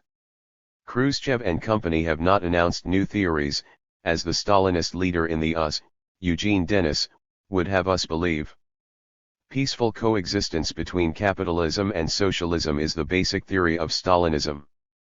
That question was fought out in the great dispute over the theory of socialism in one country versus the Leninist-Trotskyist conception of permanent revolution. The peaceful road to socialism. A bloc with the liberal capitalist. A multi-class coalition government. That was the program of the reformist right wing of the Second International, which was vigorously opposed by Lenin, Trotsky, Luxemburg and Liebknecht. In the Russian workers' movement, these were the questions that demarcated Bolshevism and Menshevism since 1903. Bolshevism and Menshevism. It was the essence of Menshevism to seek to ally the working class with the liberal bourgeoisie. Such an alliance results in the defeat of the proletariat, with the liberals turning up in the camp of reaction. The essence of Bolshevism, defended by Lenin and Trotsky from 1905 through 1917 and to the end of their lives, was to organize the working class independently, against the parties of capitalism. The arguments of the CP leaders about why we must work in the Democratic Party are the very arguments, the sophistries of the lesser evil, that Lenin waged a lifelong struggle against. It is all the more important to go back to the basic teachings of Lenin on these principled questions because his name and authority are invoked by the Stalinist falsifiers, to support the very theories and arguments Lenin demolished. The basic question.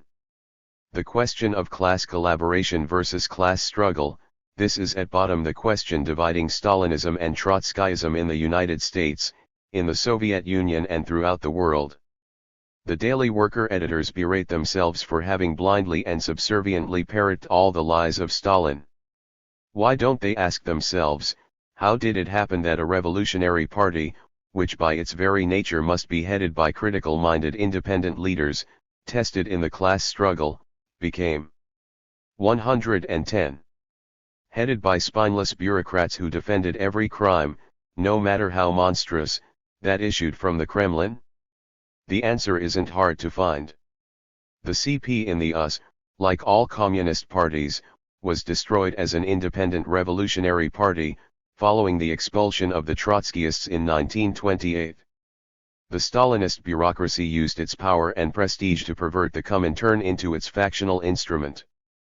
All communist leaders who opposed this were bureaucratically driven out of their respective parties. Those who were willing to become the creatures of the Stalinist bureaucracy in the USSR lost their capacity to be revolutionists at home. They lost their class bearings. They became capable, as a matter of course, of any deed of treachery. The position of the Soviet Union in relation to the capitalist world has, as we stated in the beginning, become considerably stronger since World War II. At the same time, the power of the Stalinist regime has been undermined. For those who identified the destiny of the Soviet Union with Stalinism, this comes as a completely unexpected and bewildering phenomenon. The Trotskyists, however, foresaw and were completely prepared for this development. They alone analyzed the basic contradiction in Soviet society as the contradiction between the new property forms of nationalized and planned economy established as a result of the October Revolution and the domination of the workers' state by a bureaucratic oligarchy. This contradiction, Trotskyism taught, manifested itself in the struggle between the Soviet working class and the dictatorship of the bureaucratic caste. The fate of the struggle between the workers and the bureaucracy was tied to the fate of the worldwide struggle of classes. Stalinism, the politics of the bureaucracy, was born and prospered in an epoch of defeats of proletarian revolution. It was the refraction of capitalist pressure and reaction within the Soviet Union and the world workers' movement. A major factor in promoting defeats, Stalinism became strengthened by them. The thunder of revolution. But despite the obstacle of Stalinism, the anti-capitalist forces in the world and the Soviet Union have become enormously strengthened. The Soviet working class, now 50 million strong and augmented by the industrial working class of Eastern Europe, expresses this profound shift in the world relationship of forces by a revolutionary resurgence. The 20th Congress heard the echo of this revolutionary thunder in the halls of the bureaucracy. Everything they did there and everything they have done since is in the nature of panicky preparations for the onrushing revolutionary storm. The world revolution and the world working class movement have entered a new stage marked by the appearance of the Soviet masses in the political arena. This stage can only culminate in the downfall of the Soviet bureaucratic caste, the victory of Russian Bolshevism and the triumph of the world socialist revolution. 112. 7 New Stage for the Youth 20, 1957. James Robertson. Since its inception as an organized force, the radical youth movement in the United States has gone through 2 major stages of development. First came the wrenching away of the socialist youth from the old Socialist Party under the impact of the World War I, the Russian Revolution and the formation of the Communist International. These constituted the basis of the Communist Party youth movement in the 20s. Second came a turning away from the Comintern as Stalinism moved to the fore. The Spartacus Youth League, founded by the American followers of Leon Trotsky, was a point of attraction, while larger numbers of youthful militants went to the revivified Young People's Socialist League. The most active elements in these 2 organizations merged and affiliated to the Socialist Workers' Party. But this promising development gave way under the impact of World War I and the factional struggle that broke out in the SWP over the question of defense of the Soviet Union. The post-war period up to the death of Stalin, the Khrushchev revelations and the East European revolts and uprisings saw little socialist activity and organization among the youth. The socialist youth groups were small and largely ineffectual.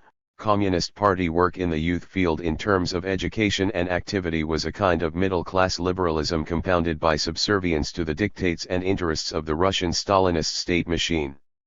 Today the radical youth movement stands at the threshold of a new stage of development, one of great importance and opportunity for the revolutionary socialist movement. It is now possible to create a new pool of potential Marxist leadership among the American youth. What we do in the immediate future can set the tone and pattern for a whole period. Conditions are favorable for a renaissance of a propagandist's radical youth movement.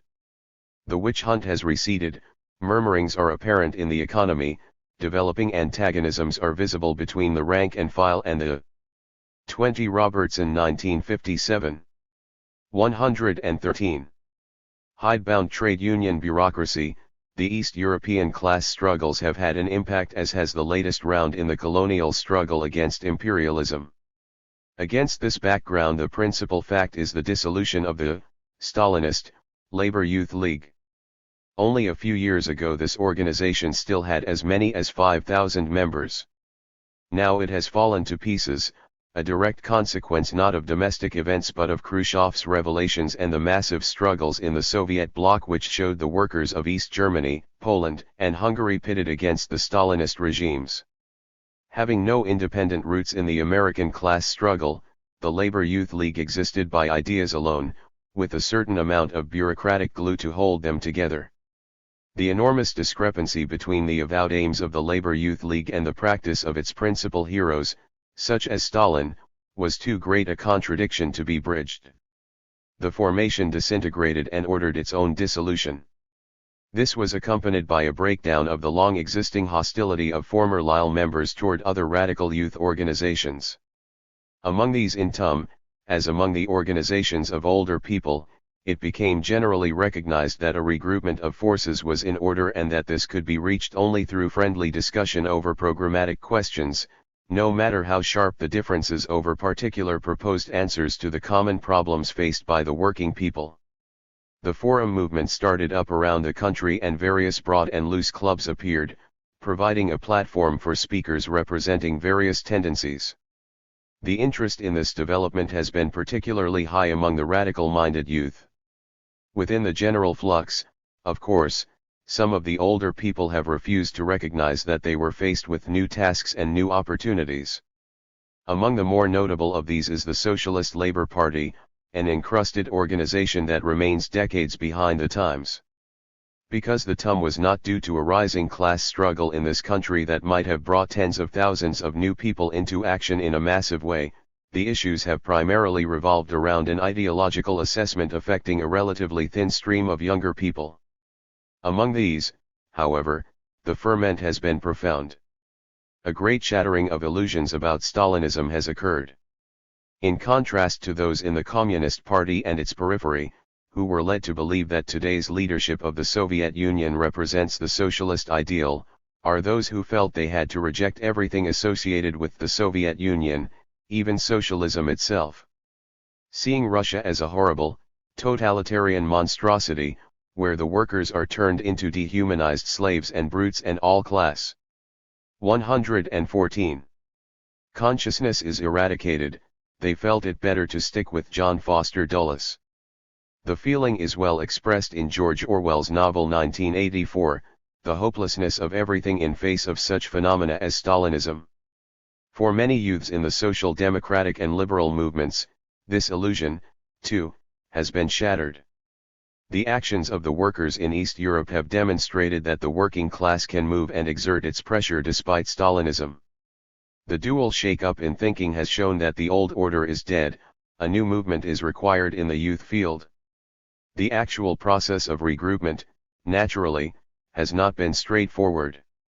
A number of alternatives have been advanced on what to do. The simplest is standpatism. The hope is to ride out the storm. The attempt to wish away the present is characteristic of those who really have nothing to offer. The Socialist Party, for example, having finally achieved reunification with the Social Democratic Federation, responded to the regroupment process by urging everybody to join them. This is nice of them, but not well calculated to meet the challenge of the big change that has occurred. The SPSDF leaders recognize that something peculiar called the Forum movement has developed, but they are so far removed from reality that they actually believe Khrushchev's revelations were part of a plot aimed at sucking in the Socialist Party. Those who are under the illusion that the Socialist Party represents a hope for the future should make it a practice to read the Socialist Call more attentively, for it reveals what a thoroughly hidebound, ossified and miserable grouping this really is.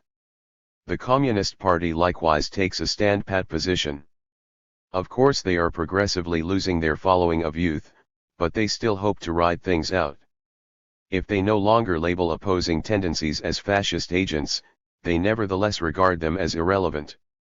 As in the case of the Socialist Party, this represents a complete loss of touch with reality. At one time the CP was a formidable barrier to the socialist movement. But that's not true any longer. The former strength of the Communist Party remains today only as an illusion among some of its followers, who begin to sit in little rooms, isolated from the social process. Another tendency, the one grouped around the monthly review, while not numerically significant perhaps, carries considerable ideological weight, especially among those who have retreated from the Communist Party zone. This tendency, too, has clearly indicated its lack of interest in community relations or discussion with other tendencies. In reply to an invitation to participate in the forum initiated by A.J. Must, Paul M. Sweezy, one of the editors of the monthly review, declined, suggesting that others should follow his course of abstention. Such rigidity, having much in common with the sectarian ossification of thought most clearly represented by the Socialist Labour Party, was, of course, to be expected among some of the radical currents in abrupt turns of this kind. In other groups underlying instabilities rose to the surface. This was especially true of the one nationally established youth organization outside of the Labour Youth League, that is, the Young Socialist League, which is more or less affiliated to the Independent Socialist League. The Young Socialist League had the possibility, perhaps, of becoming the nucleus for a new independent youth movement. But it has undergone an internal crisis.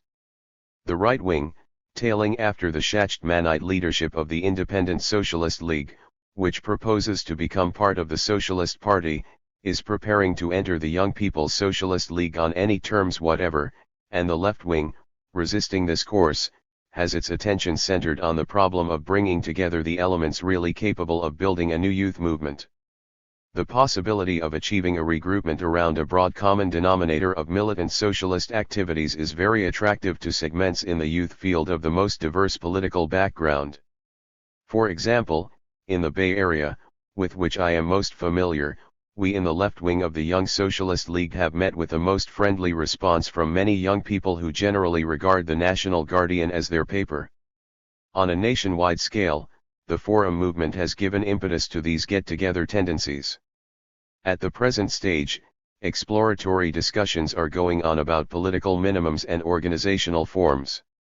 These are occurring among the left wing of the Young Socialist League, young people in and around the Socialist Workers' Party, some of the youth supporters of the American Socialist, sympathizers of the National Guardian, former members of the defunct Labor Youth League, and just plain independents and youth first, coming to radical politics.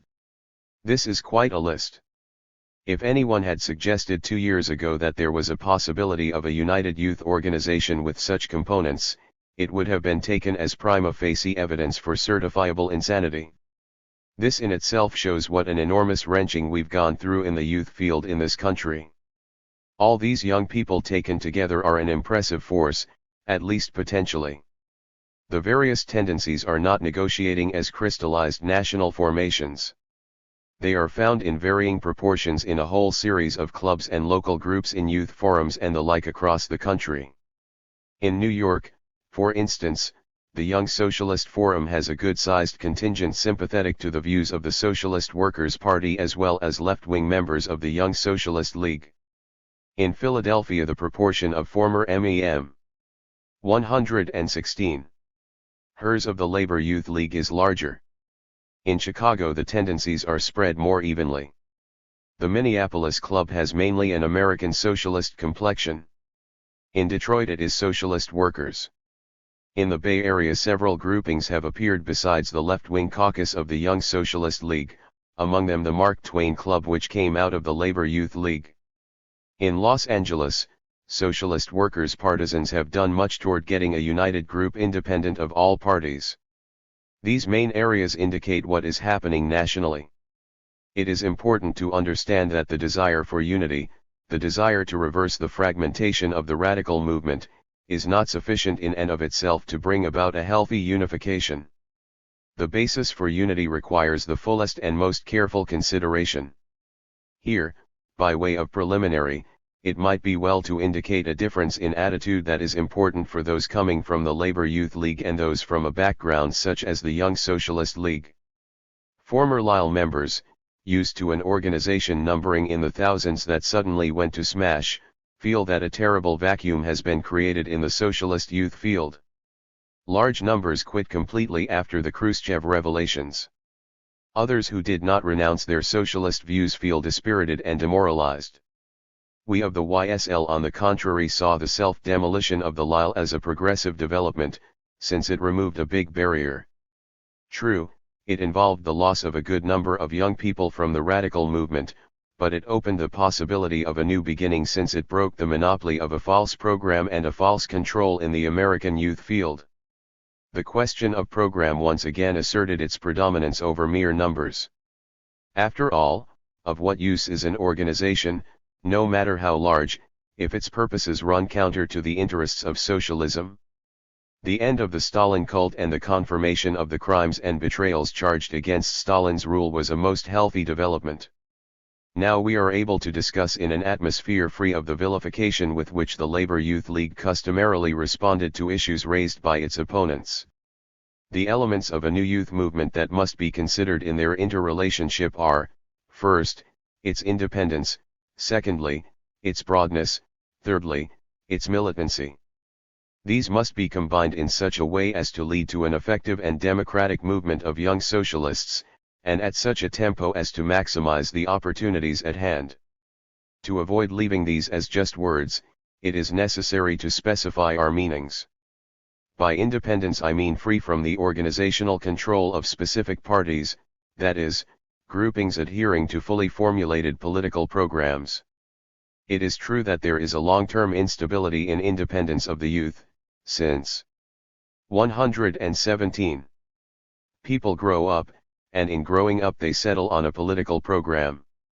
After debate, experience, and participation in political activities, the most independent youth movement will eventually reach an outlook more or less parallel to one or another of the various parties. Right now, however, a little bit of youth vanguardism in political matters is a desirable thing. Because of the more rapid breakdown of old organizational ties in the youth field, a kind of running ahead of the general socialist field, any seeking after adult link UPS would have to be with groups as they were rather than as they will be. The regroupment process is reaching maturity more rapidly among the youth than among the adults. Thus there exists a considerable discrepancy in developments in the two areas. Gradually the adult level will pull parallel and that may raise problems, but that is for the future.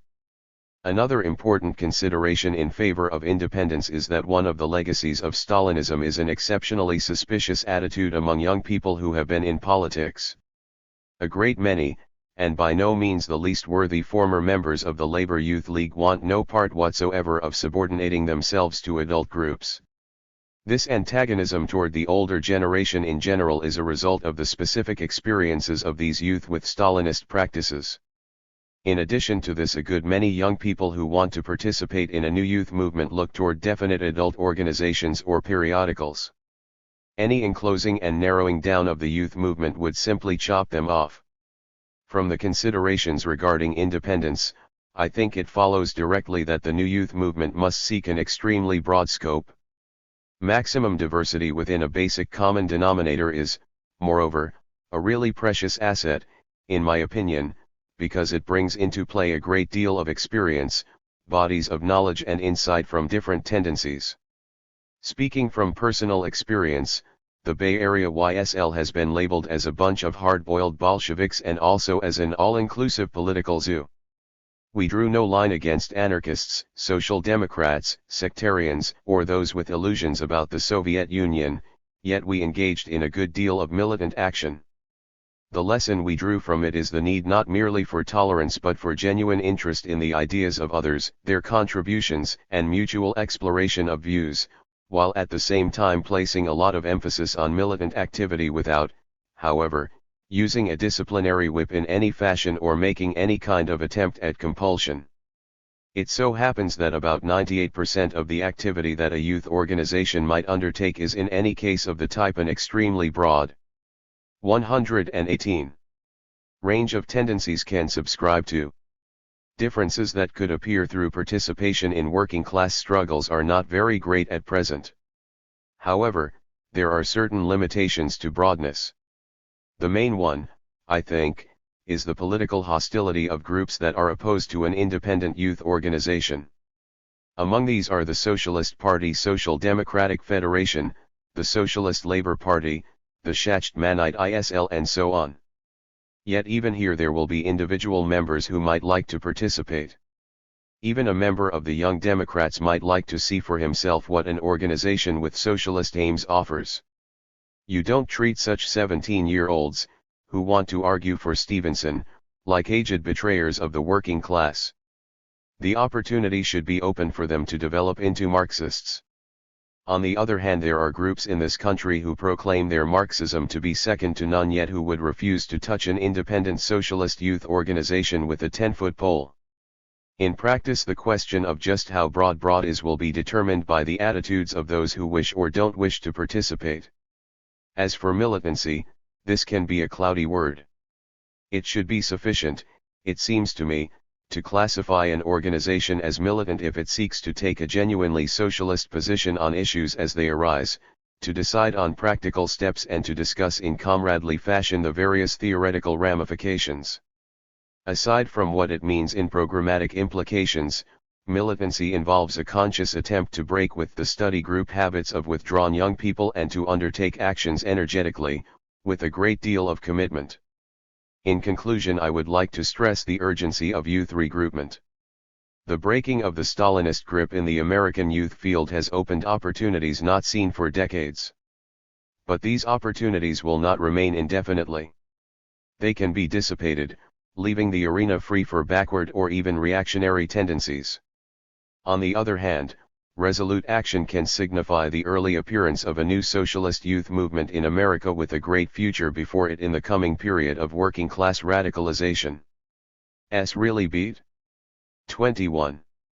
1958. Evelyn Sell. 119. There seems to be an unwritten law in America that every generation must be labeled. The lost generation of World War I was followed by the socially conscious generation of the 30s.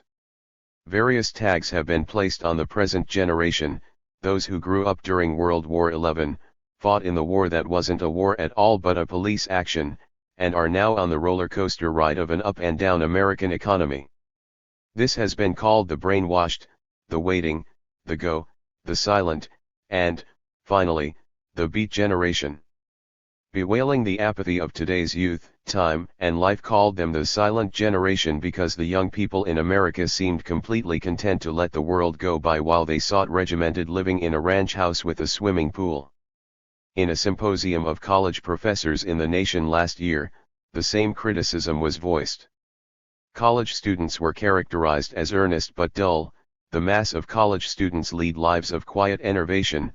Many undergraduates acknowledge no heroes, profess only lukewarm admirations, shun causes, are suspicious of joinings and flinch from commitments. The professors, and Time and Life before them, were appalled at the indifference to either politics or reform or rebellion, which they noted in our intellectual elite. In 20 years they will run the most powerful nation on earth. The spokesmen of the present group who run the most powerful nation on earth are worried not about the next set of rulers so much as the next set of ruled. Science fiction writers enjoy describing mythical lands where the masses are drugged into political apathy, where the dictators mold the thoughts and actions of their workers through TV. We do not live in such a push-button world as yet. We live in a world where wars, even atomic wars, must be fought by people who believe in what they are fighting for. Those who run the most powerful nation on earth need a generation of Americans who acknowledge. 21 Cell 1958. 120.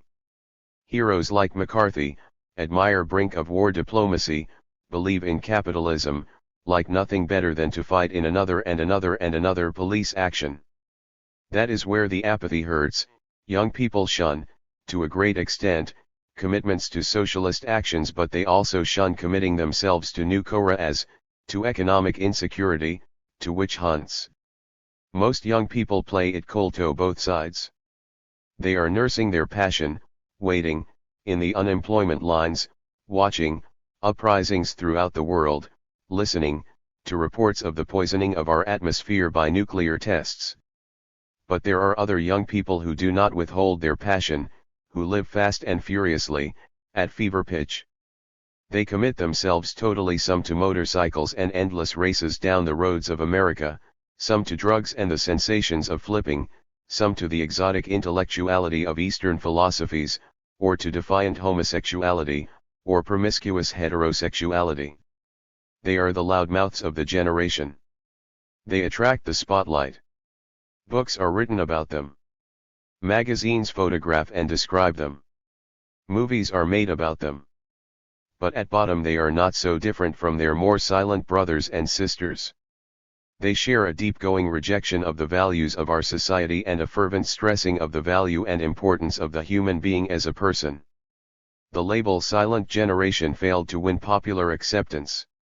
Now, however, writers claiming to speak for their kind have adopted a name for themselves that seems to be catching on. In 1952, the same year that Time and Life wrote of the silent generation, John Cleland Holmes published an article in the New York Times entitled "This is the Beat Generation." Since then the phrase has gained popularity and notoriety through the literary successes of writers such as Jack Kerouac and Allen Ginsberg. Kerouac has not only hit the bestseller lists with his On the Road, he has become touted as the spokesman of the people of whom he writes, people who live on the bum, who restlessly seek their kicks in modem jazz, marijuana, fast cars and faster motorcycles, crime, defiant sexual immorality, Zen Buddhism, who have as their heroes James Dean, Dylan Thomas, Charlie Parker, who say to each other, "We gotta go and never stop going till we get there." Where we going, man? I don't know, but we gotta go. These are the hipsters, the beat generation. Kerouac calls them seekers. What are they seeking? God, answers Kerouac, I want God to show me his face. Kerouac defines beat.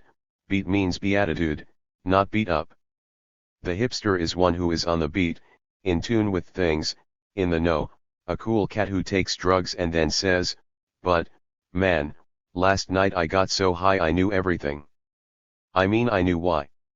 In his second published novel The Subterraneans, Kerouac 121 writes that they are hip without being slick, they are intelligent without being corny, they are intellectual as hell and know all about pound without being pretentious or talking too much about it, they are very quiet, they are very Christ-like. The real hipsters, the actual pros of the beat generation, are numerically very small. The select group is swelled, however, by the curious and the bored and the sometimes rebellious who like to season their suburban solid citizen safe lives with a dash of bittersweet bohemianism. The rest of the world lives in Squaresville. The squares don't dig anything. They wear Brooks Park suits, drive MGs, hunger after the dollar and are burned alive in their innocent flannel suits on Madison Avenue amid the blasts of leaden verse and the tanked-up clatter of the iron regiments of fashion and the nitroglycerin shrieks of the fairies of advertising and the mustard gas of sinister intelligent editors, or, run down by the drunken taxicabs of absolute reality. This last is from Allen Ginsberg's Howl. In this poem he mourns not only the wasted lives of the squares but also that of the hipsters who drove cross-country 72 hours to find out if I had a vision or you had a vision or he had a vision to find out eternity. John Cleland Holmes, in an Esquire article, defines beat in this way. Everyone who has lived through a war, any sort of war, knows that beat means, not so much weariness, as rawness of the nerves, not so much being filled up to here, as being emptied out. It describes a state of mind from which all unessentials have been stripped, leaving it receptive to everything around it, but impatient with trivial obstructions. To be beat is to be at the bottom of your personality, looking up. The conviction of the creative power of the unfettered individual soul stands behind everything in which the members of this generation interest themselves, a generation groping toward faith out of an intellectual despair and moral chaos in which they refuse to lose themselves.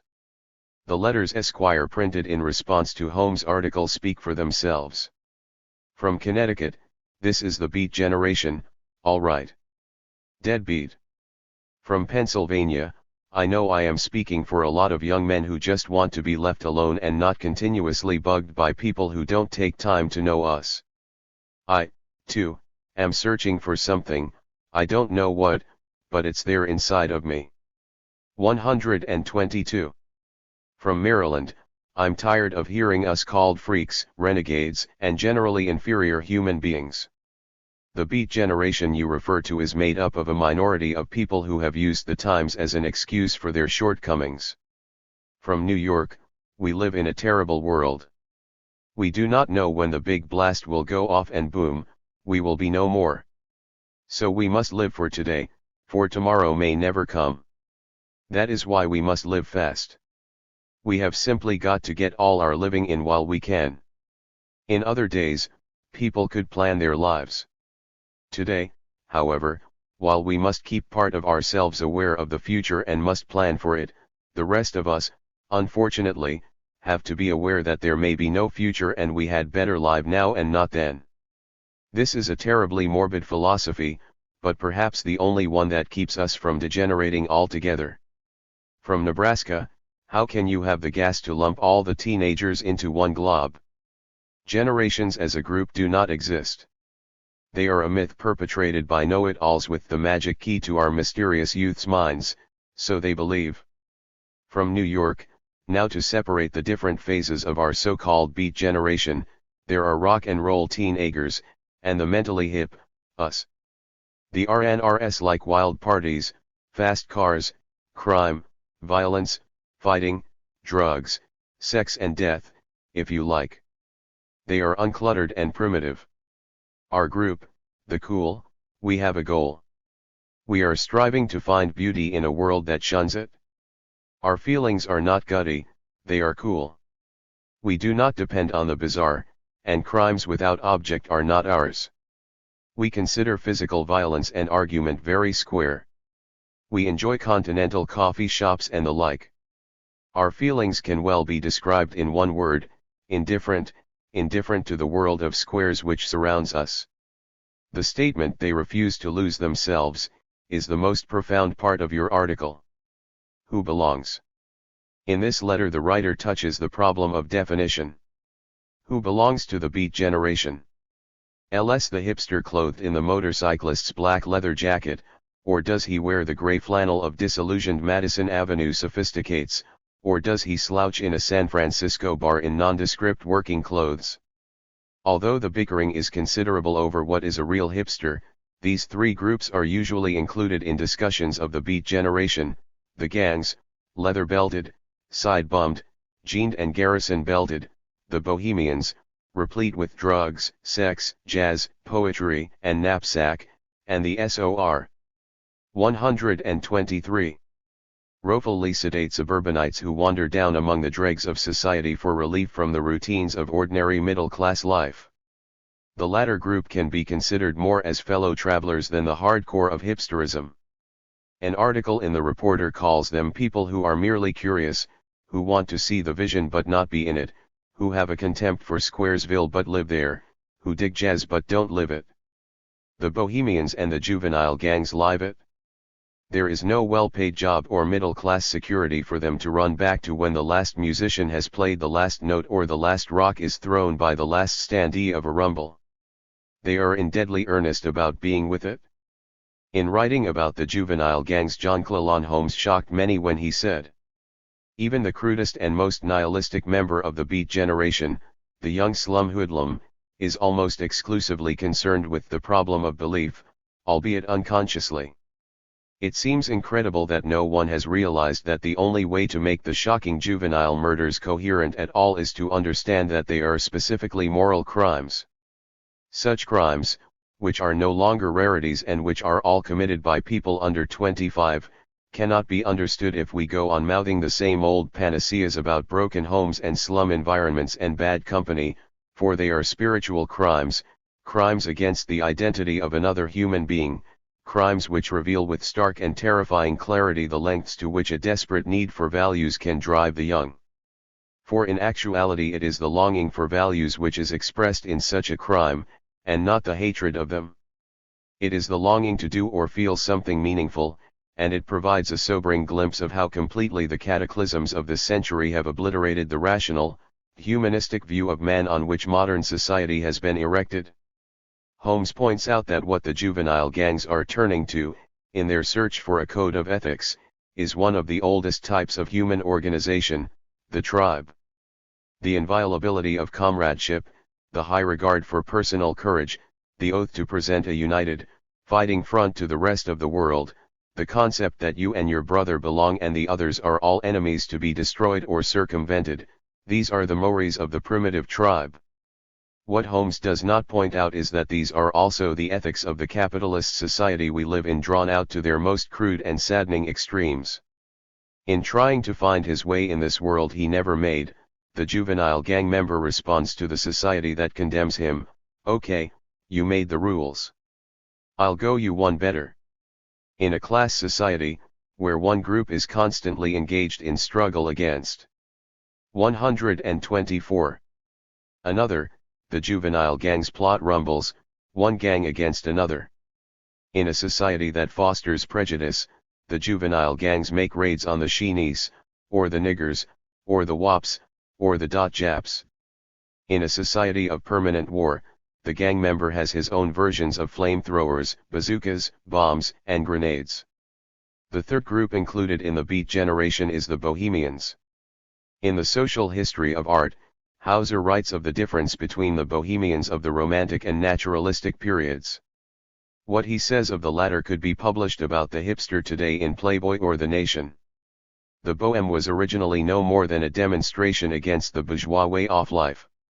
It consisted of young artists and students, who were mostly the sons of well-to-do people, and in whom the opposition to the prevailing society was usually a product of mere youthful exuberance and contrariness.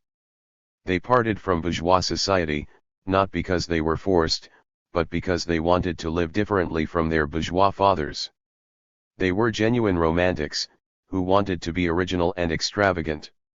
They undertook their excursion into the world of the outlaws and the outcasts, just as one undertakes a journey into an exotic land. They knew nothing of the misery of the later Bohème, and they were free to return to bourgeois society at any time. The Bohème of the following generation, that of the militant naturalism with its headquarters in the beer cellars, was a real Bohème, that is, an artistic proletariat, made up of people whose existence was absolutely insecure, people who stood outside the frontiers of bourgeois society, and whose struggle against the bourgeoisie was no high-spirited game but a bitter necessity.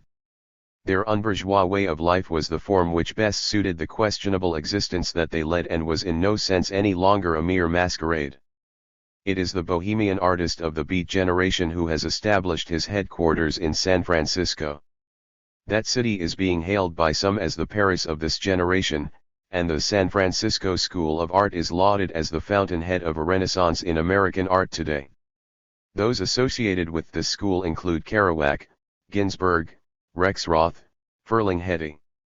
Most San Francisco poets and writers are in the ranks of the longshoremen, migratory agricultural workers, seamen, and others whose work keeps them on the move.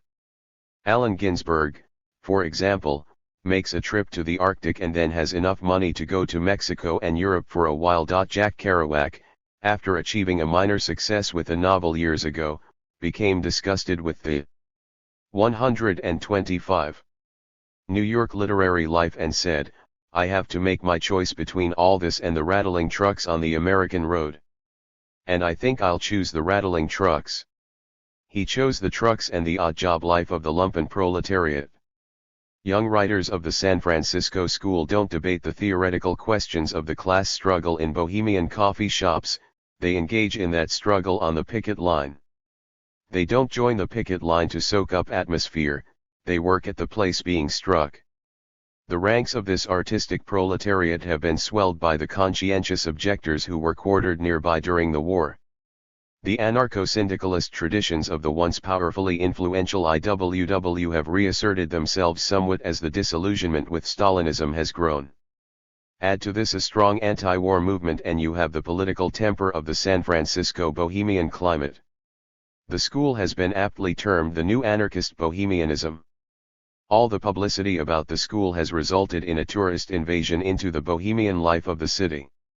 In a fanzine, RUR, put out by David Reich of Berkeley, California, it is explained that the beat types aren't pleased about all the publicity since that means commercialization, the turning of North Beach into a tourist hangout, higher rents, and the coming in of all sorts of squares, and weekend bohemians and outright gawkers. With commercialization, their bars are no longer places where you know you can meet all of your friends at since they are now squeezed out by the tourists who simply have to dig these crazy people they read about in Life, Playboy and Esquire. The rents have gotten so high that even Lawrence Ferlinghetti has moved out of the beach and down to the Potrero Hill district, besides numerous other persons. And the squares, you know the type, they have a nice respectable job, white-collaring it somewhere, during the day, but wow, man, they gotta be with the crowd and be hip and, like that, so they don their turtleneck sweater, sandals and Frisco jeans and drive out to the beach in their MGS, discreetly parking them in some dark alley, of course. But that's the way things go here in America. As Hauser pointed out, the bohem consists of both artists and students. Student beats usually refuse to admit any ties to either the slumhood or the arty hipster. During a discussion held by the Young Socialist Club in Detroit, the question was asked by one of these beat-type students, is this movement progressive or reactionary? The consensus among those present was that the movement is progressive in that it questions and rejects the capitalist philo. 126. Sophie of Life. Its reactionary features consist in the inability to do more than reject, in the lack of understanding of the social forces spawning the movement. The observation was made during this discussion that young people generally are beginning to seriously question the status quo, that they are restlessly turning this way and that in search of a guide to life in keeping with the ideals of democracy. The youth of the 30s went through the same process of questioning and seeking. The answers came then in the shape of the powerful upsurge of industrial unionism, which rallied to its struggle the youth, the intellectuals, artists, and middle class of that day. The present generation seeks but has not yet found such an answer. A word much in popularity among students today is humanism. Over and over they insist on their belief in humanist principles. One of them said to me, referring to a mutual friend, "He is what I call a real socialist. He really believes in helping people. When he talks about sharing the wealth he really means it. I don't know if you're a real socialist. You call yourself that, but I don't know how you really feel about other people." David Reich made the following observations about the beat types. They want a change, they want to be able to dig the scene as human beings, before there isn't any scene to dig at all. If it was October, 1956 and we were in Hungary, they'd be behind the barricades with the freedom fighters and participating in the workers' councils that sprang up.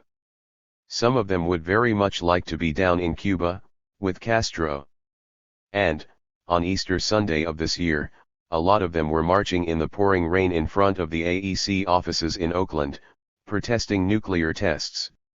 H-bomb protests, and maybe they'll, in the future, come out and give support to strikes and labor struggles, especially when there might be students scabbing. Deep down, they're waiting. Waiting for something like Spain, 1936, or Berlin, 1953, Budapest, 1956, or maybe even San Francisco, 1934, or Oakland, 1946. When I first dug the beach and the beat types more than a year ago, I noted that they appeared to be no more than pachucos who read books, had social consciousness, and didn't resort to violence so readily. This isn't coincidental, because as intellectuals, they play a vanguard role in awareness. In Hungary, 1956, things got started by mass action on the part of the students, but when the chips were really down and the Russians moved 127 into Budapest, it was the young workers from the factories who were manning the barricades, chucking Molotov cocktails at tanks, and directing actions in the workers' councils. And the beat types have the potential for doing the same thing in this country. The middle-class fellow traveler, the juvenile hood, the bohemian, this is the beat generation. And yet there is one other member of this group that is included as a kind of minister without portfolio, the Negro. Norman Mailer and Herbert Gold in magazine articles have stressed the relationship between the Negro and his struggle in society and the hipsters. In fact, the argument is that to be a hipster is to be a white Negro. Mailer has written that when the bohemian and the juvenile delinquent came face to face with the Negro, the hipster was a fact in American life. This kinship with the Negro is often expressed. Kerouac writes, "At lilac evening I walked with every muscle aching among the lights of 27th and Welton in the Denver colored section, wishing I were a Negro, feeling that the best the white world had offered was not enough ecstasy for me, not enough life, joy, kicks, darkness, music." Highly romanticized, yes, but indicative of the bond between the beat generation and the Negro, two groups who are forced to live on the edges of society. The most obvious bond between them is their common language and their common responsiveness to jazz. Hip, cool, man, beat, to be with it, these terms originated among and through those who created and those who dig jazz. The members of the beat generation are spread across America, and, if the reports are accurate, it seems they may even exist in England's Teddy Boys, Japan's Sun Tribers, and in Russia. The dominant characteristics of the group have emerged and crystallized since the end of World War I. The exact number is difficult to determine, although Norman Mailer has estimated that 100,000 Americans are conscious hipsters and millions more are beat and don't know it, or refuse to admit it. Holmes' Go was published in 1952, but it wasn't until several years later that books such as his became popular, touted and commented upon in large-scale fashion. By the time On the Road was presented to the public, growing numbers responded to sentiments expressed in these works with, "Yeah, man, that's the way it is. You're hip, you're hip." What we see today is not a qualitative change in the phenomena of the beat generation but a growing recruitment to its ranks. Young artists and students come to a beat way of life as an expression of their revulsion against capitalist. 128. Society and their intermination about what to do about it. They are caught in the vacuum caused by the relative apathy of the working class and its failure as yet to take the road to independent political action. And their literary spokesmen say, "Man, don't bug me about dope. What hallucinations could I have that could compare with the reality of atomic bombs on Hiroshima and Nagasaki? Don't get horrified at my little crimes, stealing cars to play chicken, cutting up a few people here and there. What could I do that could compare with world wars and the theft of security and shelter and sustenance from millions? Don't tell me I live a crazy life, man. What's more insane than sealing up food in caves or dumping it in the ocean when millions are starving? What's crazier than laying off tens of thousands of workers when they want to and could be producing cars and refrigerators and clothes and homes? Don't stop me from living it up. I'm me, you're you. You get your kicks your way, I'll get mine my way. So don't push me into the organization, man. I'm not one of the bunch. Each one of us is something beautiful and wonderful. Cherish each little spark, let each blaze up in his own way. Don't smother anyone under the ashes of conformity. Don't tell me to live in Squaresville. The squares themselves know that underneath the slick suburban surface there's a sickness that can't be cured and every sweet dream of love and tenderness is long gone. Don't give me the little wife and sweet kitties around the fireplace bit. Man, like that went the way of dodo bird, things like free enterprise, the horse and buggy and the worship of tree spirits. We're living in the now, and the now is changing so fast we have to run faster and faster just to stay in one spot. So, don't hold me back. I gotta go and keep going till I get there, where I gotta find out where, and I can't find out if I can't go, if I'm caught like those who chain themselves to subways for the endless ride from Battery to Holy Bronx on Benzedrine until the noise of wheels and children brought them shuddering mouth-racked and battered bleak of brain all drained of brilliance in the drear light. Those who gasp and raise their eyebrows over the antics of the hipsters see only the negative, run away from it all, self-destructive aspects of this group. Why don't they live normally, the raised eyebrows ask. Wouldn't it be the negation of all personal worth, wouldn't it be really self-destructive, really horrifying if they did live by the rules of a society where war? 129. Depression and the suppression of the individual have become normal? If they didn't thumb their noses at a moral code that no longer satisfies the needs of our changed human relations. The Beat generation does more than reject a world they never made and don't want. They are seeking for a world worth living in.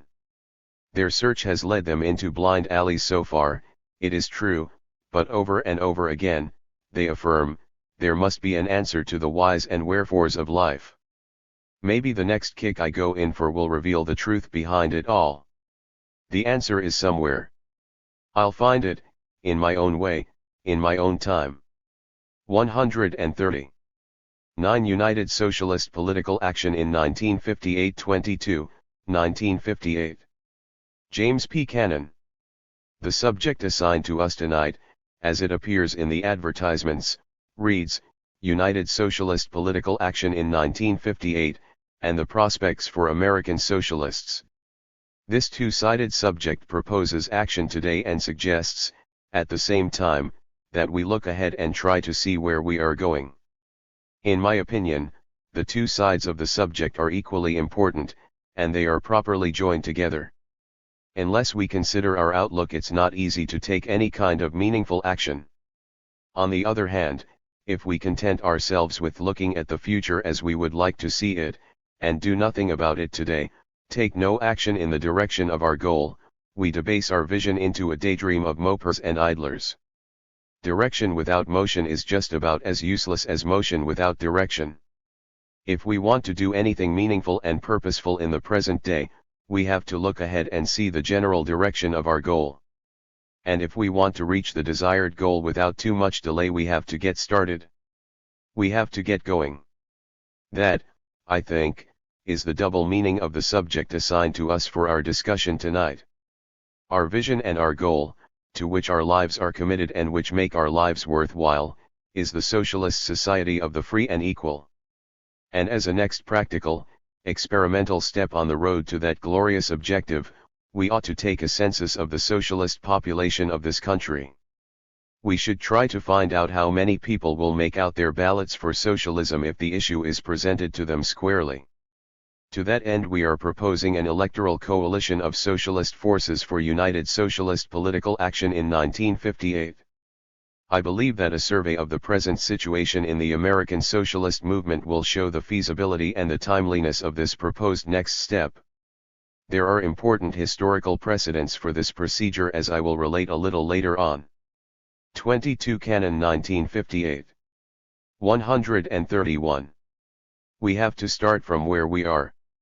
In the discussion and exchange of views that have been taking place, particularly in the past 2 years, many writers in different publications have turned their attention to this question of just where we stand right now. The trend of opinion seems to range from sober to gloomy. Some say we're at rock bottom. Others say we have no place to go but up.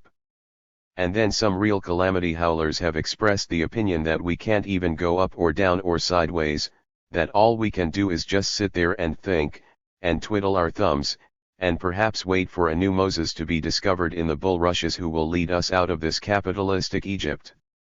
Well, I don't believe in unfounded optimism at all, but, as I see it, the reality is a little better than some socialists picture it. There is no doubt whatever, that the present position of American socialism is far from good, and far from strong. That's obvious. But what about the other side of the present reality? What about the position of American capitalism? Well, she ain't what she used to be, that's for sure. This small capitalist segment of the world that aspired only yesterday to rule the whole world, has fallen on evil days and everybody knows it. Even the professional boasters are singing the blues. As I read the comments, ranging all the way from the colonial world to the very centers of American power in these days, the general opinion of American capitalism is that it's in a hell of a fix. I am only telling you what I read, but I must admit that I think so too. Nobody has any confidence except Eisenhower. And he's out on the golf course and doesn't know what's going on. They say he doesn't even read the newspapers. Now, we socialists don't need to conceal our own troubles, we have plenty of them. We who have survived the storms of these last terrible years know very well that we have been hurt. The socialist movement in the United States has suffered heavy blows, one on top of another, for at least 17 consecutive years. First, there were the terrible reactionary effects on the labor movement, and on all American radicalism and even liberal thought, of the Second World War. And the Cold War that followed it. And the Korean War. The effects were reactionary in all directions. A tum of the tide. Then we had to contend with the conservatizing influence of the long, artificially propped up prosperity, which sapped the strength of American radicalism in all its departments. 132. And then we had to put up with the devastation and terror of the long witch hunt, which decimated the ranks of American radicalism and liberalism and all sections of the socialist movement. And then, last, but not least, the socialist movement has been sapped by a moral sickness, the calculated lies and slanders, the suppression of free and independent thought, the violations of class solidarity, the disruption of fraternal relations and free discussion among socialists of different tendencies. All this dirty business has worked to demoralize the movement and to discredit the name of socialism. We have been hit hard from all sides. But in spite of that, and this is our great capital for the future, a considerable nucleus of undaunted and incorruptible socialists have survived all this adversity. More than that, the adverse factors have been changing in recent times. For several years now, if we have looked closely enough, we have seen a tum of the tide. Anti-war sentiment is stronger in this country today than it has been at any time in the last quarter of a century. The most striking proof of that is the fact that, for the first time since the early 30s, Hollywood dares to make anti-war movies again. And they are turning out to be the most popular movies on the screen today. There is a world of significance in this simple fact which the movie manufacturers never dreamed of when they were making something to sell. Not only is the anti-war sentiment strong and growing, but economic troubles are beginning to engender a new radicalism. The unprecedented boom, propped up by military spending, was dragged out so long that many people began to think that capitalism finally had found a way to escape from its own laws. This artificial boom, according to what I read in the most conservative financial journals of the country, has entered into a decline. They call it a recession, but they admit there are 5 million unemployed in this country, and that means that there are probably 6 to 7 million actually unemployed. And nowhere have I been able to read in the financial and economic columns of the various journals, nowhere except in Eisenhower's speeches, any promise that it will get better next month. Or, more correctly, this month. This is the 1st of March already, and Eisenhower is already one day down on his fatuous prophecy. Anti-war sentiment is growing, the capitalist economy is in decline, and with it the conservatizing influence of prosperity is spending its force. And also in recent years we've seen the witch hunt slow down. It isn't stopped, by any means, but the witch hunt terror that all sections of American radicalism had to contend with in the past 10 years, has been decidedly moderated. People are raising their courage again in wider and wider numbers. All that is in our favor. 133. A new atmosphere. And no less important than these favorable turns in the situation, is a new atmosphere in the circles of American radicalism, in all circles. Socialists of different tendencies have begun to think of each other as comrades. Free discussion and fraternization, and sentiment for united action and regroupment of all the scattered forces are the order of the day now everywhere. I say that's a good day for us and for our cause, the cause of American socialism. It doesn't bother me at all that, in a meeting such as ours, we have some criticism of each other, and some things are said by one speaker that another can't fully endorse. That's not the significant thing about this great meeting tonight. The significant thing is that socialists of different tendencies stand together here on the same platform and urge united action against the capitalist class. All these changes I have mentioned are in our favor, and we should take advantage of them. We should see in them the opportunity for American socialism to enter a new stage of revival which will carry it to new heights on the road to victory over American capitalism.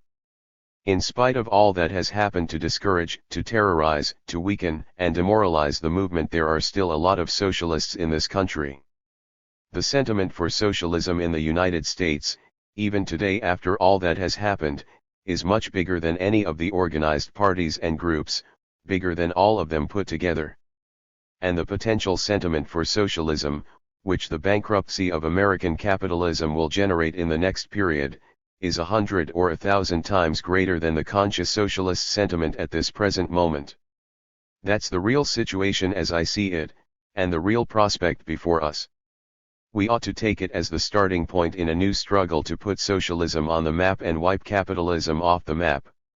The starting point. The basic aim in rebuilding for the future, as I think all present will agree, the basic aim to which we are all striving, is to regroup the scattered socialist forces, and eventually to get all honest socialists together in one common party organization. But that can't be done in a day. The experience of the last 2 years shows that it will take time. We'll have to take the process of collaboration and unification in stages, one step at a time. The starting point of the process is for all genuine socialists of all tendencies, whether presently affiliated to one organization or another, or independent at present, to recognize that we are all part of one movement, and that we ought 134. To work together fraternally in one field of action after another. Work together against the injustices and oppressions of capitalism. That sounds almost like a revolutionary assertion after the terrible experience of the disruption of solidarity. But it used to be the unvarying practice and tradition of the old socialist and radical movement in America. In the time of Debs and Big Bill Haywood and Vincent St. John, there were many differences of opinion and different organizations, and many quarrels and squabbles and debates. But it was taken for granted, as a matter of course, that when there was an issue of common interest against the class enemy, whether it was a strike, or a labor leader arrested, or some act of injustice committed against any section of the movement, that all should work together in solidarity against the injustice. On this point I am a reactionary. I want to turn the clock back to the good old days of solidarity and cooperation in practical action against the common enemy.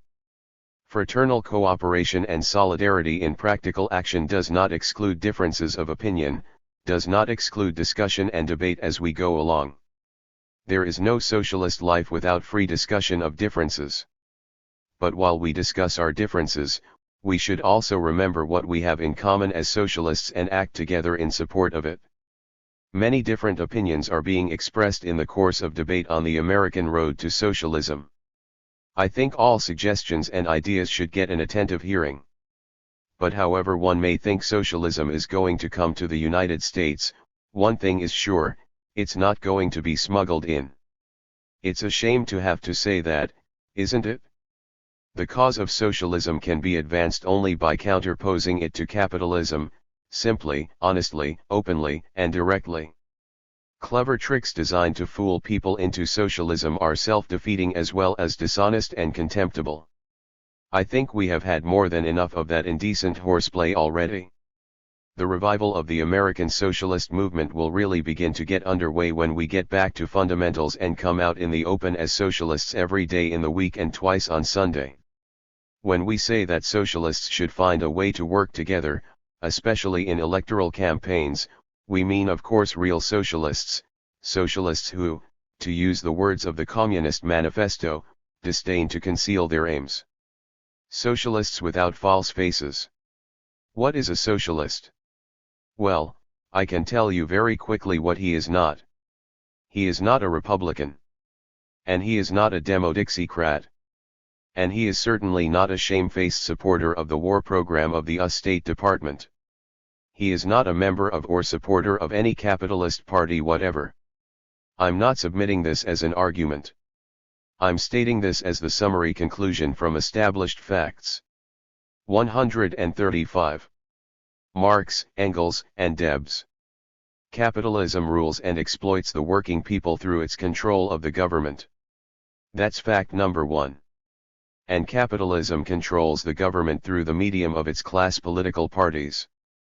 That's fact number 2. The unconditional break away from capitalist politics and capitalist parties is the first act of socialist consciousness, and the first test of socialist seriousness and sincerity. That's fact number 3. Where did I learn that? Marx and Engels explained it over 100 years ago, so it's not hot off the wire. I personally heard Debs explain it 50 years ago.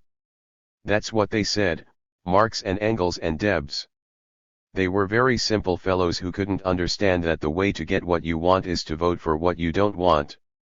They couldn't understand that the really slick and clever way to get socialism is to vote for capitalism. And to tell you the truth, we don't understand it either. And we don't intend to play that game. About 20 years or so ago there was an aviator who flew out of the New York airport on a trip to Los Angeles and landed in Ireland. They called him Wrong Way Corrigan, and he became a popular symbol of the man who doesn't know where he's going. That's the trouble with the wrong way Corrigans of politics, they don't seem to know where they're going, and it would be imprudent to follow them. This is not a general public meeting, but a sort of invitational meeting of socialists of different tendencies. All of us present here, I take it, are socialists of one tendency or another. Now let us ask ourselves, honestly and directly, how did we become socialists? How did we acquire our certain confidence in the bright socialist future of humanity, the great vision which has transformed and inspired our lives and sustained us through the darkest days of struggle against this insane social system? Did we acquire our socialist consciousness because of our superior wisdom? I don't think so. We became socialists, each and every one of us, in the same way, because others who went before us explained it to us in earlier years. They wrote pamphlets and books, and distributed journals, and made speeches, and explained things, and from them we learned. And the fact that we had to learn from others, does not that suggest the idea that others may learn from us? Does not that impose upon us the obligation to explain socialism to others yet to come? And if we socialists don't speak up for socialism, who will? Who will spread the inspiring word of a socialist outcome of this mad world of capitalism if we don't? And if we have to do it, when do we begin? I believe the sooner the better. 136. And here comes the importance of the subject we have under discussion tonight. The best time of all, the most fruitful time to explain socialism, is during election campaigns, when public interest is highest, and we stand the best chance to get a hearing. The capitalist class rules this country in a complicated way, through the machinery of bourgeois democracy. They can't shut off all avenues of public communication, even to minority parties, although they try their best. Socialist propaganda. The Socialist Workers' Party, even with its limited forces, has demonstrated in these recent years, how we can get through cracks in the wall and compel them to give us access to TV and radio audiences and to carry notices in the newspapers. We get a greater hearing for the ideas of socialism in the few months of the election campaign than in all the rest of the time put together. That makes every election campaign a socialist success. The main purpose of participating in elections, as a socialist organization or as a coalition of socialist organizations, is to take full advantage of the expanded opportunity to make socialist propaganda. And in the economic and social storm that is now beginning to blow up in this country, with fear and insecurity about war, and making a living, or even existing on this planet, there will be more interest in social and political questions, and more people will be listening than at any time in recent decades. What can we do to make the most of this exceedingly favorable opportunity to advance our cause? The National Committee of the Socialist Workers' Party has expressed the opinion and made the proposal in an announcement in the National Guardian and in the Militant, the proposal that all socialists get together for united political action, for socialism and against capitalism, in the state and congressional elections of 1958.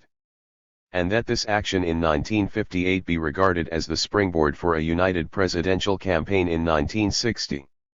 That's an outlook worth looking at, isn't it? It opens up the prospect, if accepted by other groups and tendencies, of pushing the whole socialist movement a bit forward. It is really a first-class idea, but there is nothing new or original about it. We learned that, where we learned so many things, by looking at the books and studying the history of what others have done before us. Electoral coalitions were a common practice of socialists of different tendencies in the past. 137. A historical precedent. In the year 1900, Debs was a candidate for president, not of a single party, but of a coalition, exactly what we are proposing today. A split-off section of the Socialist Labour Party, headed by Hillquit and Harriman, and the Social Democratic Party of Debs and Berger agreed upon a common election slate with Debs for president, from the Social Democratic Party, and Harriman for vice president, from the split-off Socialist Labour Party. The coalition ticket was supported by the Appeal to Reason and other independent socialist papers. The united presidential campaign in 1900 aroused so much enthusiasm and so much sentiment for unity, that 9 months later they were able to bring the forces together in a new party. That's the way the Socialist Party of America was founded in August 1901. There are other examples. In Russia the Bolsheviks and the Mensheviks were split and at loggerheads over many issues. But when it came to the elections to the Duma they conducted a poll among themselves to determine the proportion of candidates for each side, and ran a joint electoral slate in the general election. At the outbreak of the First World War, there were Bolshevik and Menshevik deputies in the Duma, the Russian parliament, all elected on a joint slate. Besides the historical examples, some actions taken by individuals and by groups in recent times have led up to our proposal and made it realistic and timely. You recall that in 1956, the SWP, at the cost of tremendous effort and sacrifice, and the immeasurable labor of comrades bucking the reactionary election laws to get on the ballot, ran a presidential slate of Dobbs and Weiss. In that election campaign a new note of socialist solidarity was sounded. Whereas for many years in the recent past no socialist or radical party ever cooperated with or supported or helped another party, in that election campaign in 1956, Vincent Hallinan in San Francisco and Clifford McAvoy in New York came out in support of the SWP candidates. That was the first break in the logjam. Then again last year, in the municipal elections in San Francisco, where Frank Barbaria and Joan Jordan ran as candidates of the SWP, Hallinan and Billings and Hitchcock and Olshausen and others, all not members of the SWP, differing with us on many points, nevertheless recognized the importance of a socialist vote and endorsed our candidates and helped the campaign. The National Guardian supported the SWP candidate in Detroit, New York and San Francisco on the same grounds. The National Guardian played a role in this progressive development similar to that of the independent Appeal to Reason in the early days. It seems to us that these new developments, taken all together, have set the stage for another step forward. The SWP National Committee has taken the INI 138 initiative and made the proposal for a more formal electoral coalition after full deliberation. We mean every word we say, and we are ready to go through with it. The matter is now under discussion throughout all sections of the movement, and we hope for a favorable outcome. The American socialist movement has been badly battered in the storms of recent years. But the new events, which I have briefly summarized, show that the movement is still alive and kicking and is even looking up a bit. The prospects are brighter than they have been for a long time. We should take heart and hope, as Debs used to say, and work diligently in the coming days to turn the bright prospects into new achievements and new advances. The forces for an imposing demonstration of socialist sentiment in the 1958 elections are already present. They are waiting for the go-ahead signal. They need only to be aroused and encouraged and organized. And for this, as is almost always the case, there is no eloquence equal to the eloquence of action. United socialist political action in the 1958 elections will be the right action at the right time. 3. New pathways. Paul L. E. Blanc.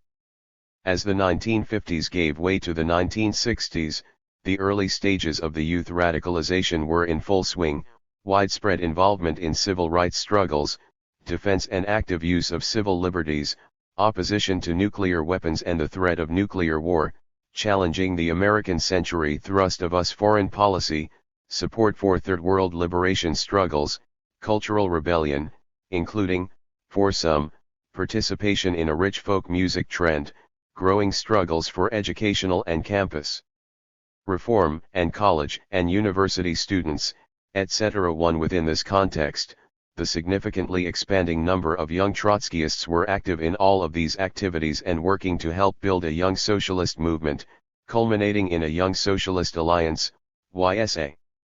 First experimenting with a regroupment ethos that would reflect a broad range of perspectives, the group quickly reoriented to become openly and explicitly aligned with the Socialist Workers' Party, as discussed in the report by leading participant Tim Wohlfarth presented here.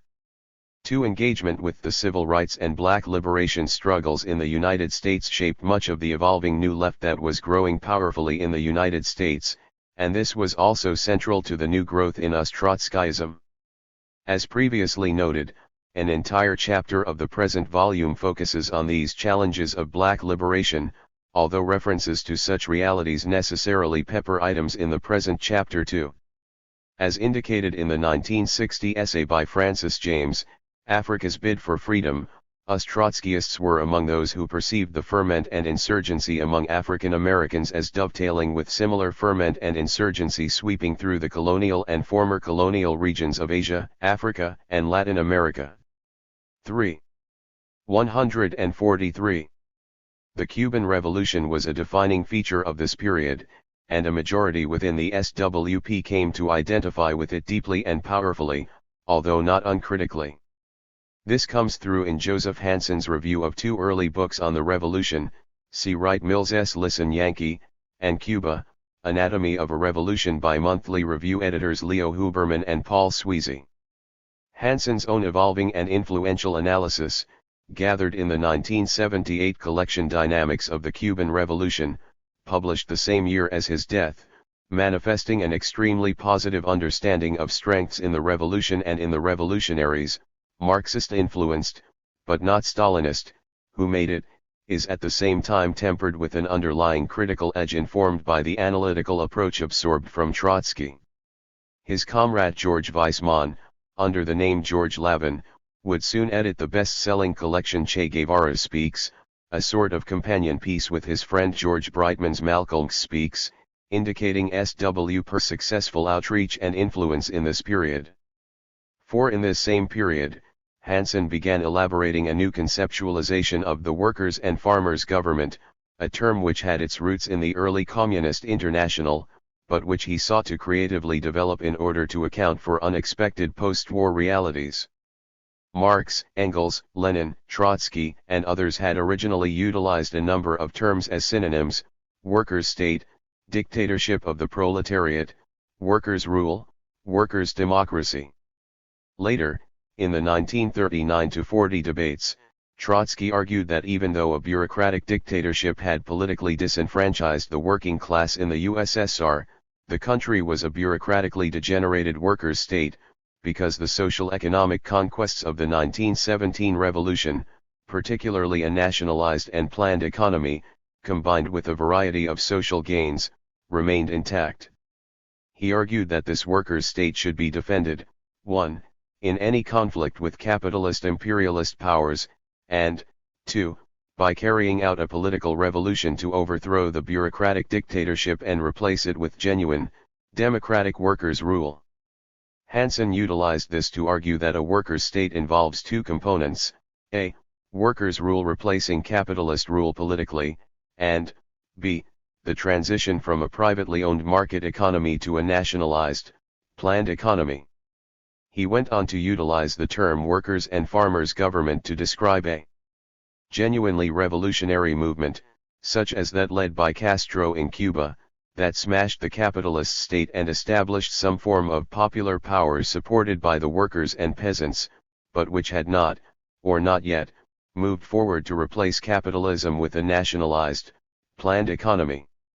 When the Castro regime did that, it became a workers' state, although in some cases, for example, in Algeria in the 1960s, and other former colonial countries, this forward movement was not realized, and the workers' and farmers' government eventually devolved into a variant of bourgeois state.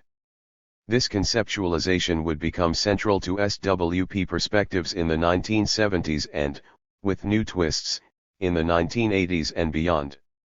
5. We have noted that Myra Tanner Weiss was seen as one of the strongest party feminists in this period, and she was a leading spokesperson for the SWP as its vice presidential candidate in 1952, 1956, and 1960, along with presidential candidate Farrell Dobbs. Rather than focusing on the woman question, however, she generally chose a broader canvas, such as the analysis here of John F. Kennedy as the Democratic presidential candidate of 1960 and the ruling president afterward. Not only were the points she made typical of SWP perspectives, but they also found some corroboration afterwards regarding Kennedy and the political process in general. 6. Along lines similar to Weiss's 1962 analysis is the 1963 Perspectives document developed by the SWP leadership. The woman question was, in this period, evident in the very early beginnings of what was later tagged the third wave of feminism. The first emerged from the 1848 Seneca Falls Conference, the second was associated with the struggle for women's suffrage in the late 19th and early 20th centuries, and the third blossomed in the late 1960s and 197 OS. Reproduced here are responses from Hedda Garza and Evelyn Reed to the publication of new feminist classics, Simone de Beauvoir's The Second Sex, and Betty Friedan's The Feminine Mystique. Under the surface of both works are, in complex ways, strong Marxist influences, and both reviews, in fully embracing the books, don't hesitate to make explicitly Marxist points in favor of women's liberation. Also distinctive is the substantial 1962 analysis of women workers, a cutting-edge work, by Melba Windoffer. 7. The radicalization traced in this and the previous chapter was not simply taking place on the American scene, it was a global phenomenon, impacting on both of the major wings of the Fourth International that had ruptured in 1953. Given the fact that the SWP was reacting with some similarity to world events as the majority of the opposing faction of the Fourth International, whose leading personality at this point was Ernest Mondale, a process of rapprochement culminated in a 1963 reunification, described in the major article presented here by Farrell Dobbs and Joseph Hansen. 8. Another international development, related to Myra Tanner Weiss's discussion of the Kennedy presidency, is the 1963 reportage and analysis by Theodore Edwards, Kennedy's War in Vietnam. This growing US involvement would dramatically escalate 2 years later, leading to the SWP playing a central role in building an incredibly effective anti-war movement. This was made possible by the hard, sustained, creative efforts of those who had remained in the SWP and helped build it up, recruiting a new layer of young members out of the 1960s radicalization, and helping to transform many of them into activists cadres with significant insights and skills. 9. On the other hand, the new forces flowing into the party were quite different from the class-conscious industrial proletarians that had been seen as the ideal recruits of a bygone era. As the 1950s flowed into the 1960s, and as that decade continued to unfold, it became clear to many in the Trotskyist movement that the realities in which their lives were being lived were incredibly dynamic and ever-changing, even if certain underlying patterns and elements identified by Marx remained constant. Cannon had pointed to this in 1952. We have 11 years of unchanged prosperity. For us that is an episode, comrades. Why do we say it is an episode? Because we took the advice of Comrade Murray Weiss, and we studied Comrade Marx, and we think in historic terms, and we know it is only an episode, but that it is going to change, and it must change as a result of the contradictions of the capitalist system itself. But how does it impress the ordinary worker? All he knows is that for 11 years he has been working more or less steadily and enjoying better wages and living conditions than he knew before. Do you mean to say that has not had a conservatizing effect on his psychology? I don't think you read it correctly if you say it hasn't. 10. As the 1950s became the 1960s, the general reality described by Cannon had extended for an additional decade and more, but new developments had also come into play and were increasingly impacting on social reality and consciousness. There was a global human rights movement related to the massive anti-colonial and national liberation upsurges, in some ways to the crisis of Stalinism, and very definitely to the anti-racist struggle in the United States. There was the development of automation. Some used the term cybernation to emphasize the importance of computers in this development, which seemed destined to disrupt traditional employment patterns even as it seemed to ensure dramatic increases in productivity and wealth. And there was the ominous development and proliferation of nuclear weapons, which linked with the Cold War power struggle in ways that threatened the continued existence of humanity. These developments were seen by some analysts of the time as constituting an interactive triple revolution, a notion that was explored by a fairly broad sampling of liberal and radical intellectuals, some prominently involved in the study of social and physical sciences, others involved in political and social activism, under the auspices of the Center for the Study of Democratic Institutions, a component of the prestigious Fund for the Republic. A statement was issued entitled The Triple Revolution, opening with the following assertion. This statement is written in the recognition that mankind is at a historic conjuncture which demands a fundamental re-examination of existing values and institutions. At this time, three separate and mutually reinforcing revolutions are taking place. The Cybernation Revolution, a new era of production has begun. Its principles of organization are as different from those of the industrial era as those of the industrial era were different from the agricultural. The Cybernation Revolution has been brought about by the combination of the computer and the automated self-regulating machine. This results in a system of almost unlimited productive capacity which requires progressively less human labor. Cybernation is already reorganizing the economic and social system to meet its own needs. The weaponry revolution, new forms of weaponry have been developed which cannot win wars but which can obliterate civilization. We are recognizing only now that the great weapons have eliminated war as a method for resolving international conflicts. The ever-present threat of total destruction is tempered by the knowledge of the final futility of war. The need of a warless world is generally recognized, though achieving it will be a long and frustrating process. The human rights revolution, a universal demand for full human rights, is now clearly evident. It continues to be demonstrated in the civil rights movement within the United States. But this is only the local manifestation of a worldwide movement toward the establishment of social and political regimes in which every individual will feel valued and none will feel rejected on account of his race. We affirm that it is the simultaneous occurrence and interaction of all three developments which make evident the necessity for radical alterations in attitude and policy. The adoption of just policies for coping with cybernation and for extending rights to all Americans is indispensable to the creation of an atmosphere in the US in which the supreme issue, peace, can be reasonably debated and resolved. 11. The Triple Revolution analysis captured the imagination of a significant number of people on the left in 1964 and 1965, including James P. Cannon, whose take on it all is presented here. And yet there were certainly questions at the time about the Triple Revolution analysis, both from the left and the right. A dismissive view, unfortunately distorting the content of the analysis, has been expressed by James Robertson, at the time a leading oppositionist in the SWP, on the verge of launching the Spartacist League, commenting 10 years after the fact. At that point some members of the SWP were playing with, "It sounds so funny, today something called the Triple Revolution, poverty's been abolished, war's been abolished, racism's been abolished by new technology. Now there's been this triple revolution, what are we going to do next? Doesn't that sound absurd today? But it's a fancy idea and Cannon was kind of drawn into it. 12. More carefully, and with no reference to Cannon, the prominent semi-socialist, semi-conservative sociologist Daniel Bell devoted critical pages to it in his The Coming of Post-Industrial Society, dismissing it as simply a social science fiction of the early 1960s, because the cybernetic revolution quickly proved to be illusory, since for the last 2 decades, i.e. from 1953 to 1973, there had been no sharp changes in productivity.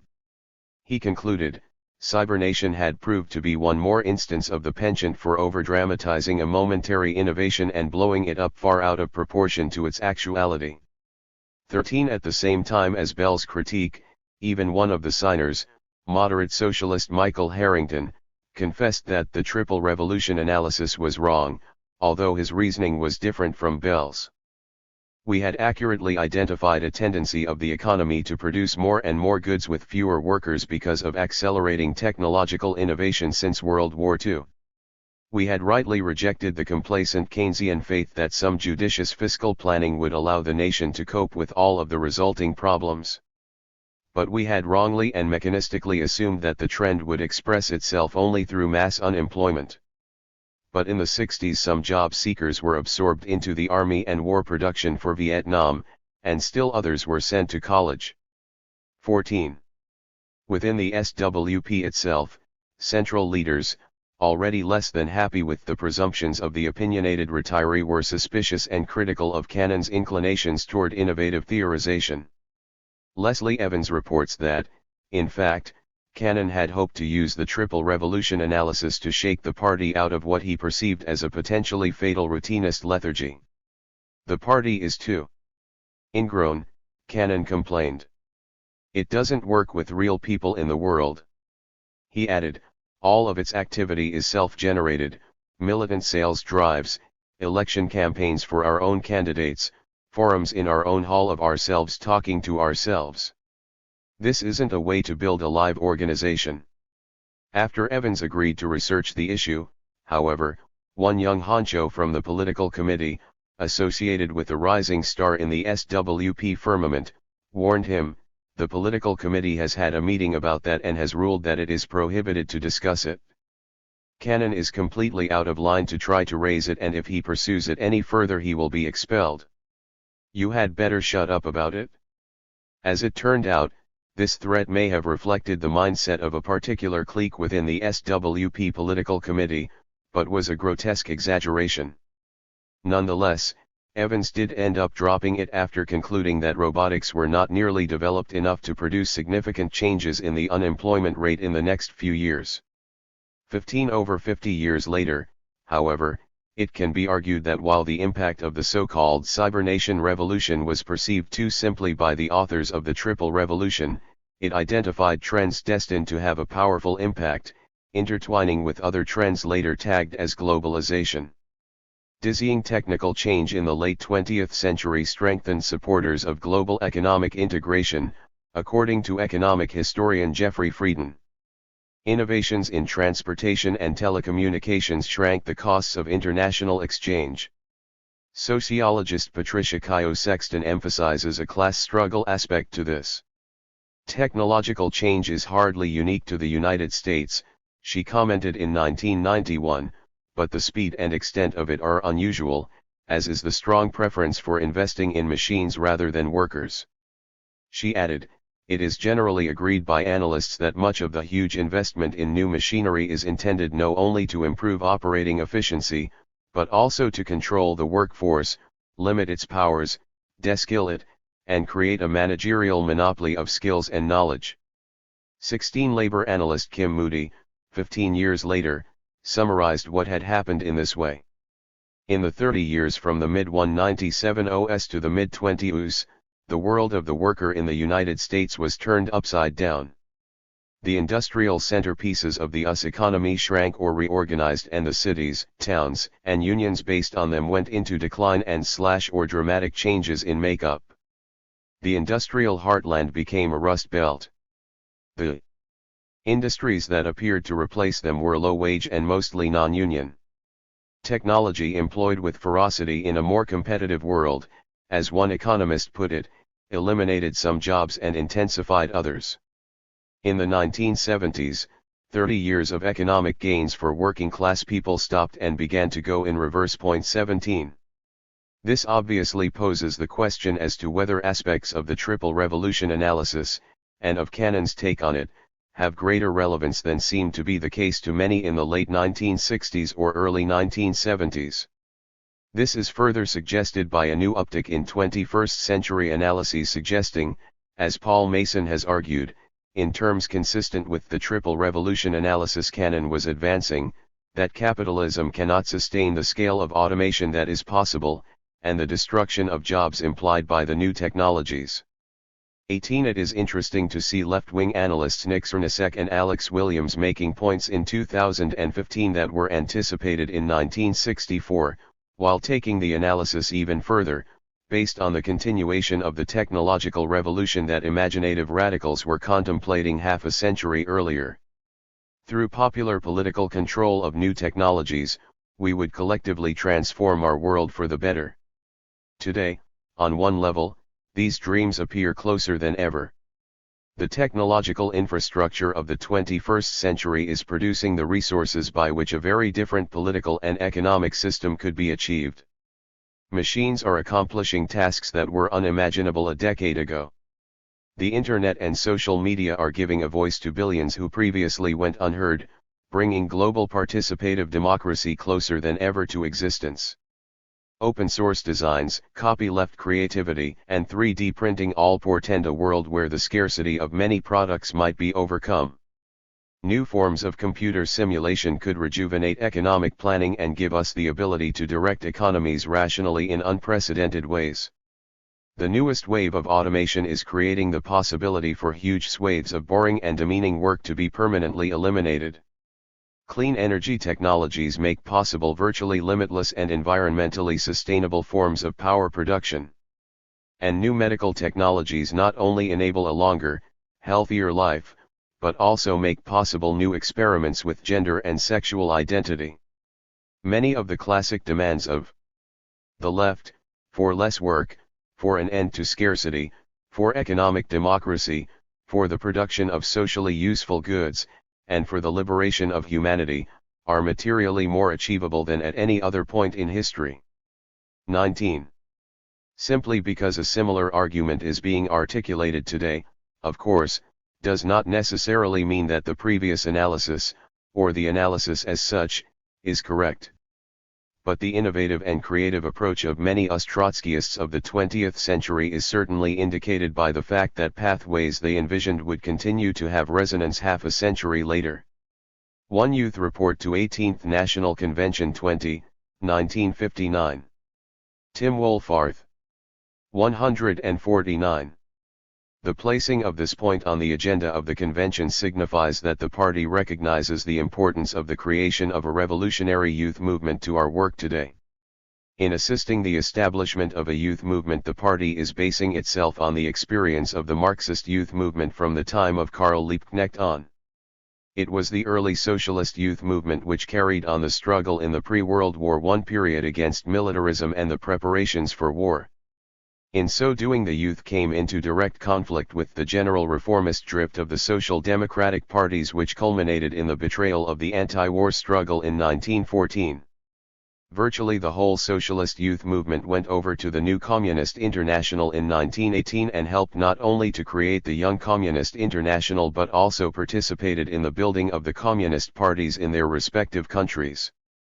The formation of the Fourth International again attracted youth and young people, again raised the banner of Liebknecht. Our youth today are the legitimate inheritors of this tradition. The present forces which make up the young socialist movement grew out of independent movements within the radical youth forces in this country which the party responded to and helped along. First came the struggle within the Young Socialist League. The conception of an independent revolutionary youth movement was worked out by the YSL left wing as an alternative to the right wing's capitulation to the social democracy engineered by Schachtman. On the basis of agreement on this conception, the left wing began collaboration with the SWP, which led to the fusion of the left wing with the SWP youth. The fusion with the left wing was crucial to the development of a revolutionary youth movement, not so much because of the numbers, which were small, this added to the revolutionary youth cadre, but because the fusion gave the youth formation a broader independent stamp and thus made it a pole of attraction to other youth. The left-wing fight also gave the youth a political tradition, a political past. The documents written in the YSL struggle form the in defense of Marxism of the youth movement. These fused forces then turned their attention to the turmoil existing among the Stalinist youth, turmoil created by the Khrushchev revelations and the Polish and Hungarian events. By energetically pursuing a regroupment line towards these elements, we were able to further the crisis and thus postpone the consolidation of the Stalinist youth. To this day the crisis continues, and the possibility of the Stalinists to launch a national youth formation is put off for some time to come. We recruited some of the best people in this milieu to our youth movement and to the party. Finally, we created a milieu within which our youth forces could work, people for us to talk to and to explain our ideas to. The ability to develop a revolutionary youth cadre through fusion with the YSL left wing and then recruitment from the Stalinist milieu was made possible because of the energetic policy of the party. Without the SWP forces, this youth movement could not have been created. The political line of the party also was attractive to young people looking for a road out of their crisis. Finally, the organizational approach of the party was crucial. The party based its policy on a recognition of the organizational independence of the youth. It did not attempt to dictate to the youth. Without such a flexible policy, we would not have been able to fuse with the left wing or reach out to the young people formerly around the Stalinists. As a result of its support to the youth movement, the party has benefited. At our Detroit conference of the YS supporters, the majority present were either non-party members or party members, and this was the largest figure, who had joined the party since the beginning of youth work. Even more important, the youth experience has developed young party and non-party members so that we now have a functioning organization with its own press, its own internal life and its own skilled youth cadres, which acts as a companion movement to the party, reaching out to young people and winning them over to revolutionary socialism. The key to the progress we have made in the youth field has been our conception of the relation between the youth movement and the party. Basically, we can put it as follows: the content of party-youth relations in any period is political solidarity between the youth and the party, but organizational independence for the youth. The form this relationship takes varies from period to period. It may be expressed in open affiliation between party and youth, or in fraternal relations, or, as is presently the case, in informal cooperation. 151. The youth movement is neither an opponent organization within which the party members operate as a fraction nor a simple appendage of the party. The youth should rather be looked upon as a section of the revolutionary movement united with the party by bonds of political solidarity. However, the youth movement must have its own organizational life with its own leadership, internal discussions, etc. Its program must be worked out jointly by party and non-party members of the youth organization. No young person in his right mind, and these are the only young people we want, would join a youth group if its policies were determined by a caucus of that group composed of members of an adult party. The quickest way to kill the youth movement is to impose that type of discipline within it. It is precisely because of the independent nature of the youth movement that I am not presenting to this body a full report on the many tactical problems facing the YS that the YS National Plenum will be shortly discussing. I am emphasizing here those questions which relate to party-youth relations and party policy towards the youth. Our experience of the last 2 years has shown that wherever there is smooth working relations between the party and the youth, locally and nationally, both organizations benefit and grow. As a result of our aggressive participation in the regroupment process and our correct understanding of party-youth relations, we have been able to assist in the development of a functioning national youth movement. The youth now have a basic political and organizational cohesiveness worked out at our Detroit conference. We have functioning groups in 9 local areas with influence in an additional 11 areas. Our publication, The Young Socialist has the largest circulation among young people of any radical publication in the US. We all feel we have a period of modest but highly important growth ahead of us. Many of our worst difficulties are now in the past, and we are all united in our desire to start really building a fighting youth organization in this country. In order to ensure this development, we are proposing that the party continue its policy of 1. Favoring the development of an independent revolutionary socialist youth movement in this country. 2. Encouraging its growth with the forces, personnel, financial and otherwise, available to it.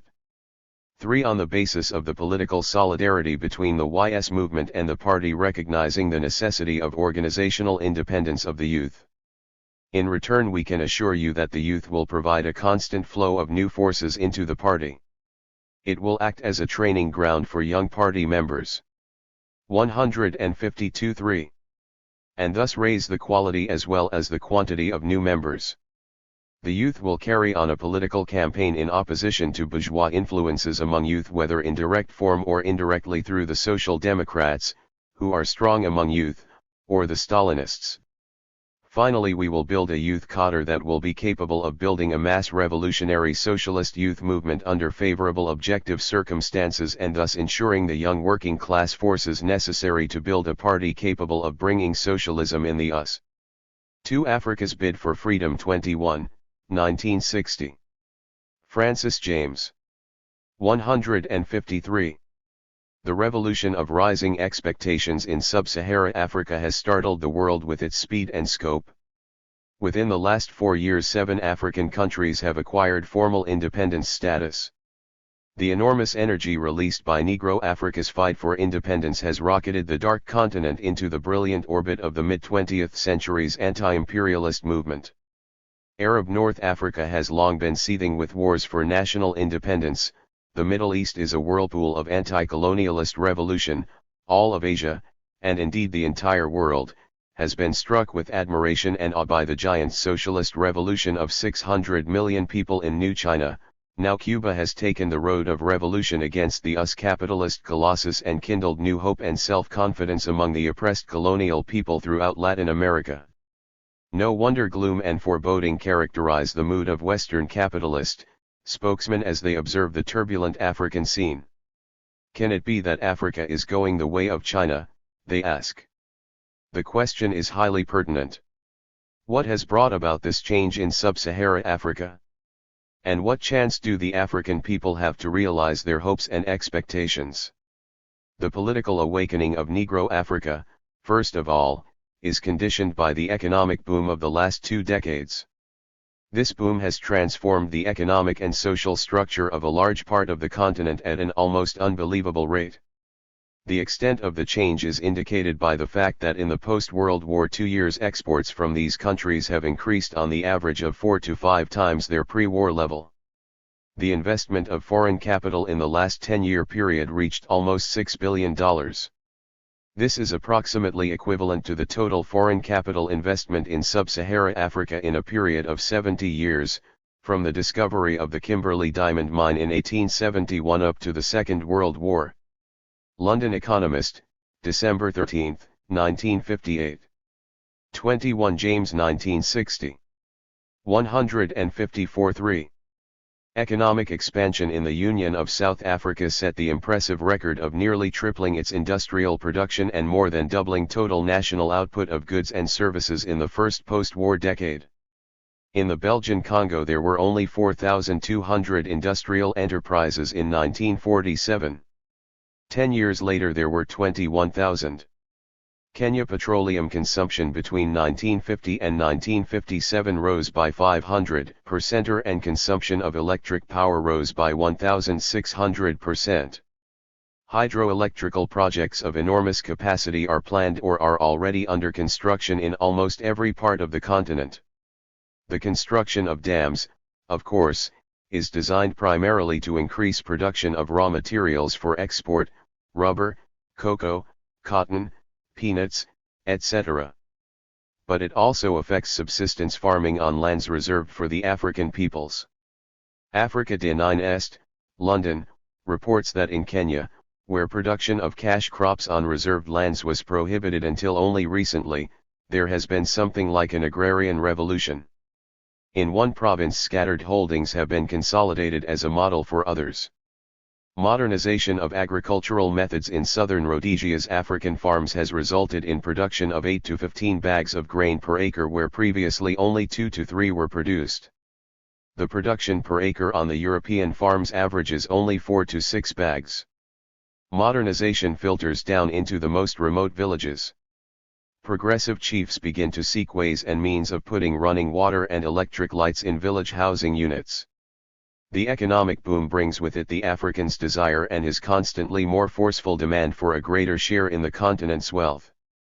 By far the most important product of Africa's boom, however, is the growth of the working class, a social force that could unite the people and resolutely lead the revolution to its logical goal, the establishment of a Pan-African Socialist United States. The demand for labor in the cities combined with the expectation, especially among the younger generation, of educational and cultural advancement, has resulted in an enormous population shift.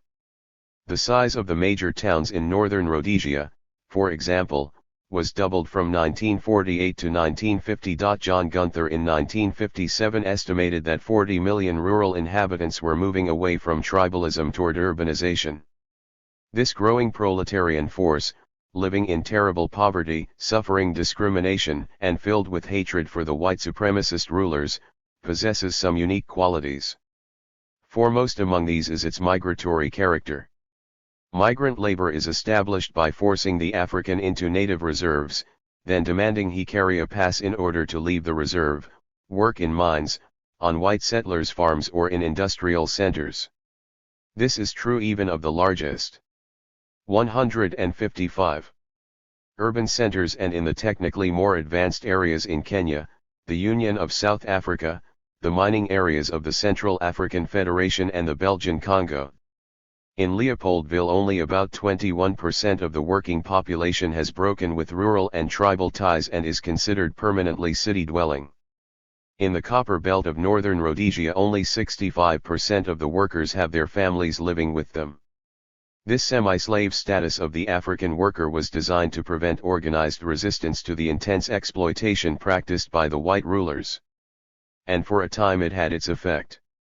But today the situation is altering. Workers with experience in union and political struggles periodically return to their villages bringing with them the new ideas of militant freedom struggle. Despite the difficulty of organizing migrant labor and despite the added difficulty of a segregationist policy of the official union movement, African unions have grown to an estimated 500,000 members. Moreover, the very nature of the workers' problems, government-enforced color bars, legal limitations on job upgrading, etc., have compelled the unions to face political questions from the outset. This is why leaders of the trade unions, like Tom Mboya, head of the Kenya Trade Union Federation, become leaders of the Pan-African independence movement. Africa's industrial development was accelerated enormously by the war economy of the West. The economic and social impact of this process, combined with the influence of the colonial revolution at large, aroused hope and expectation among Africans that they too could build a new life and reap some of the benefits of industrialization.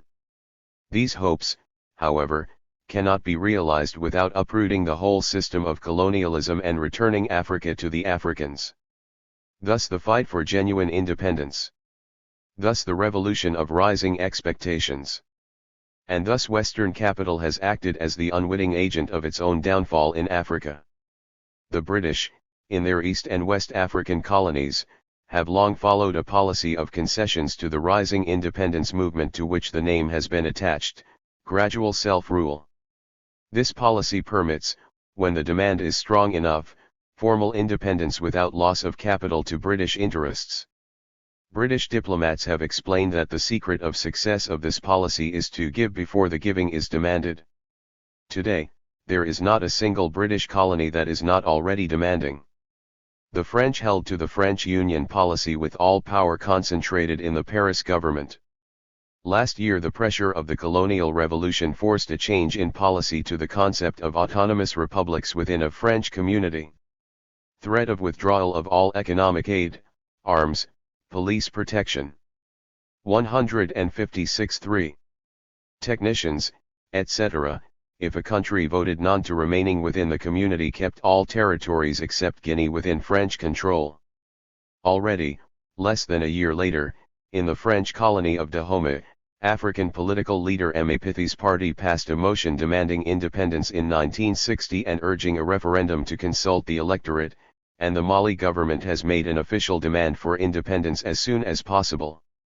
In the Belgian Congo, the political movement of the Africans in Leopoldville last January forced an end to the old policy of Belgian paternalism and moves toward future self-rule were conceded. So-called riots and increased political debate, organization, and conflict throughout the Belgian Congo have now won a promise of independence and immediate self-rule. Imperialist attempts to control Africa through concessions runs immediately counter to the wishes of the white settlers, colons, and mining interests.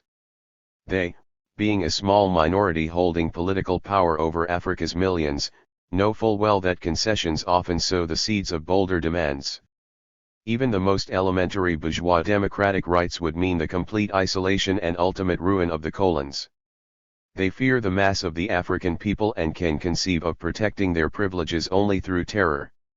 The political and military strength of the colons in sub-Sahara Africa lies in the Union of South Africa, where apartheid, complete segregation, policy is projected as the white man's answer to African expectations.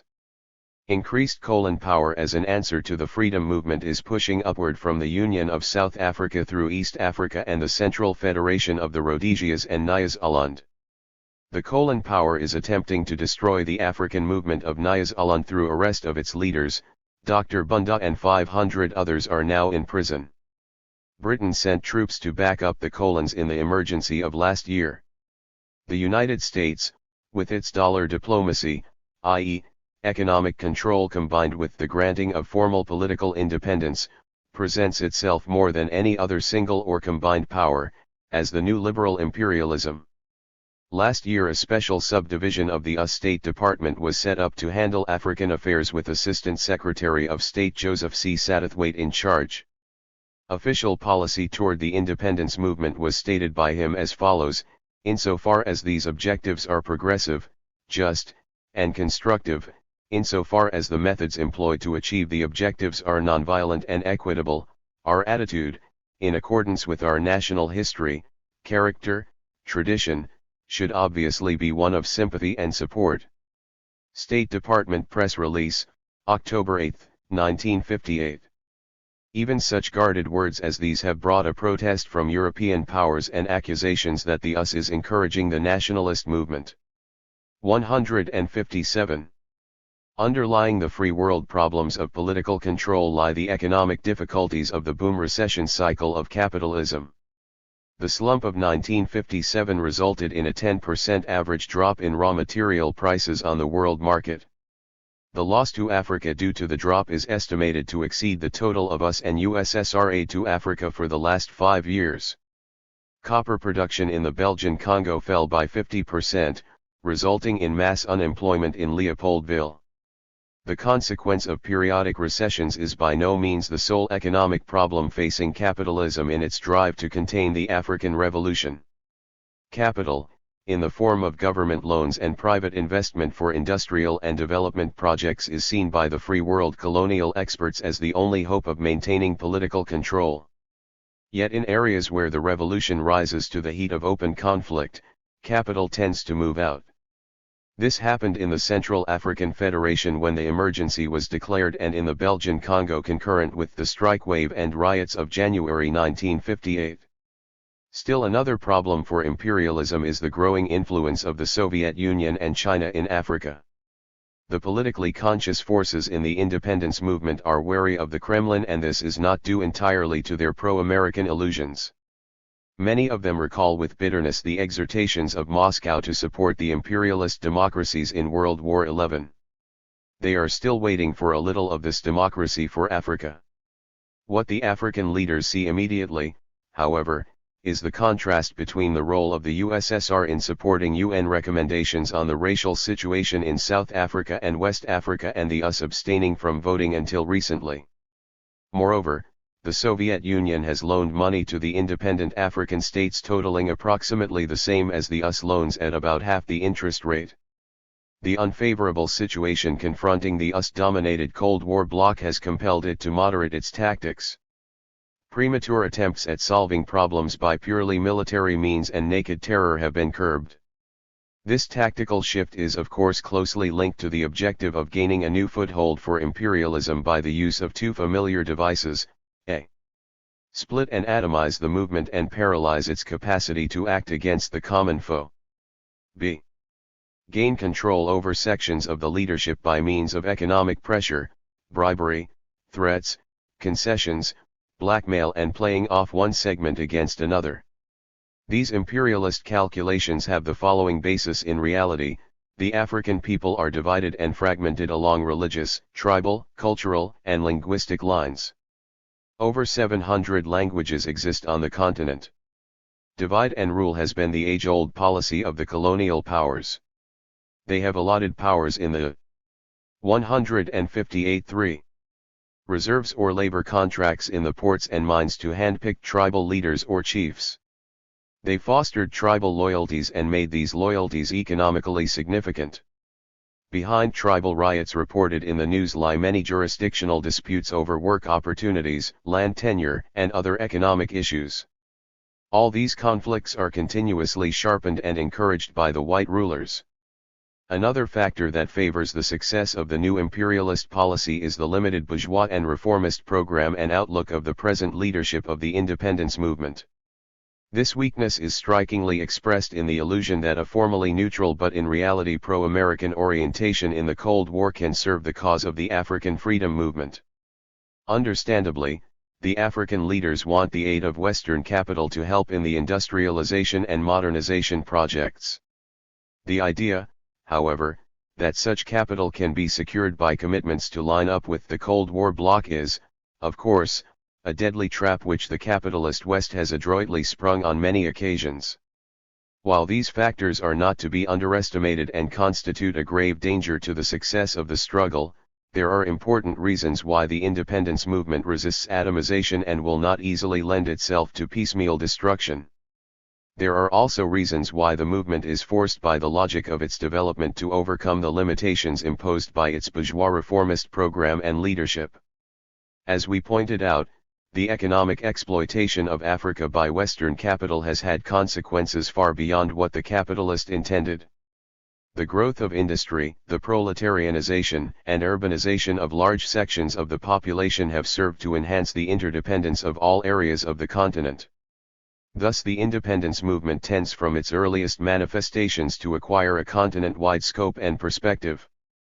Here we witness not a mere historical repetition of the old nationalism that shaped the modem countries of Europe in the course of their bourgeois revolutions. In the concrete circumstances of the combined historical development of Africa, the tasks of the bourgeois revolutions of the 18th and 19th centuries must be solved in the middle of the 20th century. In the light of the world pressures imposed on Africa, as well as the peculiarities of the African national problem itself, the solution of these tasks requires an all-continental scope. The economic and technological problems the newly formed independent African states must face illustrate this conclusion. Take the hydroelectric plant projected for the Volta River in Ghana. It would supply power to Ghana, Togoland, Nigeria, and the French community countries of Dahomey and the Voltaic Republic. The plant on the Congo River will supply parts of the Belgian Congo. 159. Angola and the French equatorial countries. The problems of one-crop economies, coffee in Kenya, cotton in Uganda, cocoa in Ghana, cannot be solved by diversifying crops and developing internal markets within the narrow limits of each separate country. Economic cooperation in broad areas is a technological necessity. Already technical assistance programs exist in several areas. Ghana-Guinea being a significant case among the newly independent states. In the 1870s, when the European powers staked out their colonial domains in Africa, no concern was given to the social and political problems of the African people. Land tenure, language, tribal structure, religious groups, etc., were all ignored by the European land grabbers and are still ignored by them when labor needs have to be met in mines and on plantations. For example, the Bakongo people at the mouth of the Congo River were arbitrarily divided into territories controlled by French, German, Belgian, and British powers. Thus a narrow, nationalist struggle, such as the struggles that established the present national boundaries in Western Europe, is not at all congruent with the freedom and independence aspirations of the Bakongo people who live in 5 separate countries. The growth of a Pan-African concept is reinforced by the fact that European capital dominates the entire area. The African miner sees little difference between Belgian capital in the Congo or British capital in the Rhodesias, and the African peasant gets the same vile treatment from European farmers whether on British cotton plantations in Uganda or on Portuguese peanut farms in Mozambique. They all represent European exploitation of African natural resources and labor power for the benefit of foreign capitalists. As modernization and urbanization preceded the African National Congress movement sprang up around issues of education, work passes and voting rights. The leadership of these Congress organizations, in their early stages, came primarily from the tribal elders, chiefs, the educated elite and others who served the interests of colonial powers as a rule. Today, when independence has become the dominant and immediate issue, it is the leaders with a Pan-African outlook that are winning quite rapidly a dominant position in the Congress movement, the trade unions and in all African political organizations. The Accra Conference of 1958 and the permanent organization of the All-African Peoples Conference demonstrated that the initiative and the leadership in the immediate future lie in the hands of Pan-African leaders such as Dr. K. Nkrumah of Ghana, Tom Mboya of Kenya, Turi of Guinea, Dr. Bunda of Nyasaland, etc. What is most important, however, is not the momentary composition of the leadership but the debates over program that are seething in the whole politically active mass of the population. 163. Last year the African Congress movement in Northern Rhodesia split over the question of militant mass action versus the passive resistance methods of the old National Congress. Those supporting the use of violence when necessary in the struggle for freedom formed the Zambisa National Congress, which was almost immediately suppressed only to reappear as the United Independence Party. This party has just fused with a new split off from the old Congress movement to form the United People's Party, which demands secession of Northern Rhodesia from the Federation and self-government for Northern Rhodesia now by Africans. The issue of international trade union affiliation, International Confederation of Free Trade Unions, dominated by the Cold War bloc, versus World Federation of Trade Unions, supported by the Soviet bloc, or neutrality, broke into open conflict last May when Mboya called a conference in Lagos, Nigeria, to form the first All-Africa ICFTU organization. It was attended by union leaders from 21 countries. K. Nkrumah, who supported trade union neutralism, countered with the calling of a trade union conference in Ghana at the same time. This conference had delegates only from Guinea, Morocco, and the United Arab Republic. These programmatic and organizational clashes reflect the strivings of the African independence movement to achieve clarity in its concept of where the struggle is going and how it is going to get there.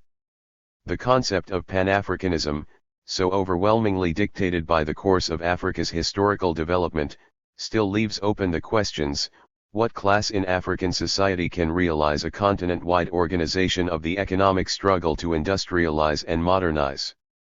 Can such a struggle be led to victory by any group that isn't ready to break with the capitalist exploiters internationally and take the road of building a planned socialist economy in Africa? Those who would reject the socialist road for Africa on the grounds that Western capital is required to make progress, fail to take some weighty facts into account. Western capital cannot be obtained by political subservience to Western capitalism without accepting exploitation. On the other hand, if through the promising development of the African working class, a Marxist program and leadership can be forged that will take the road of socialist revolution, that would indeed contribute immensely to solving the problem of Western aid. The African Revolution, taking the Chinese path of expelling imperialism and overthrowing the exploiters, would strike a mighty blow at world capitalism. It would speed the day when the British, French, Belgian, and American workers would establish their own power and thereby form an economic and political alliance with Africa and with all the oppressed to build a world socialist society. 3. Theory of the Cuban Revolution 22, 1961. Joseph Hansen. 161. No revolution has ever anywhere wholly coincided with the conceptions of it formed by its participants, nor could it do so. Leon Trotsky. Listen, Yankee. The Revolution in Cuba by C. Wright Mills. Ballantine Books, New York. 1961-92 pp. 50 cents. Cuba, Anatomy of a Revolution by Leo Huberman and Paul M. Sweezy. Monthly Review Press, New York. 1961-76 pp. $3.50.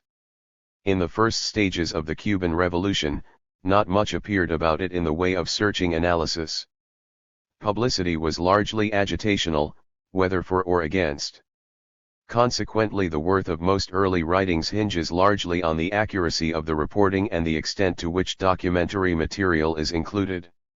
This is especially true of some items, highly laudatory of the revolution and its leaders, by authors who have since gone over to the counter-revolution. The situation today is quite different. The character and meaning of the Cuban Revolution, of the government that displaced the Batista dictatorship and of the state now in power are under intense discussion throughout the radical movement on an international scale. The theoretical questions have come to the fore. This reflects the course of the revolution itself. It began as an ill-reported and ill-understood revolutionary democratic movement in a small island ruled. 22 Hansen 1961. 162-3. By one of a dozen strong men in Wall Street's empire. Today it stands as a colossal fact in world politics, the opening stage of the socialist revolution in Latin America, the beginning of the end of American capitalist rule in the Western Hemisphere.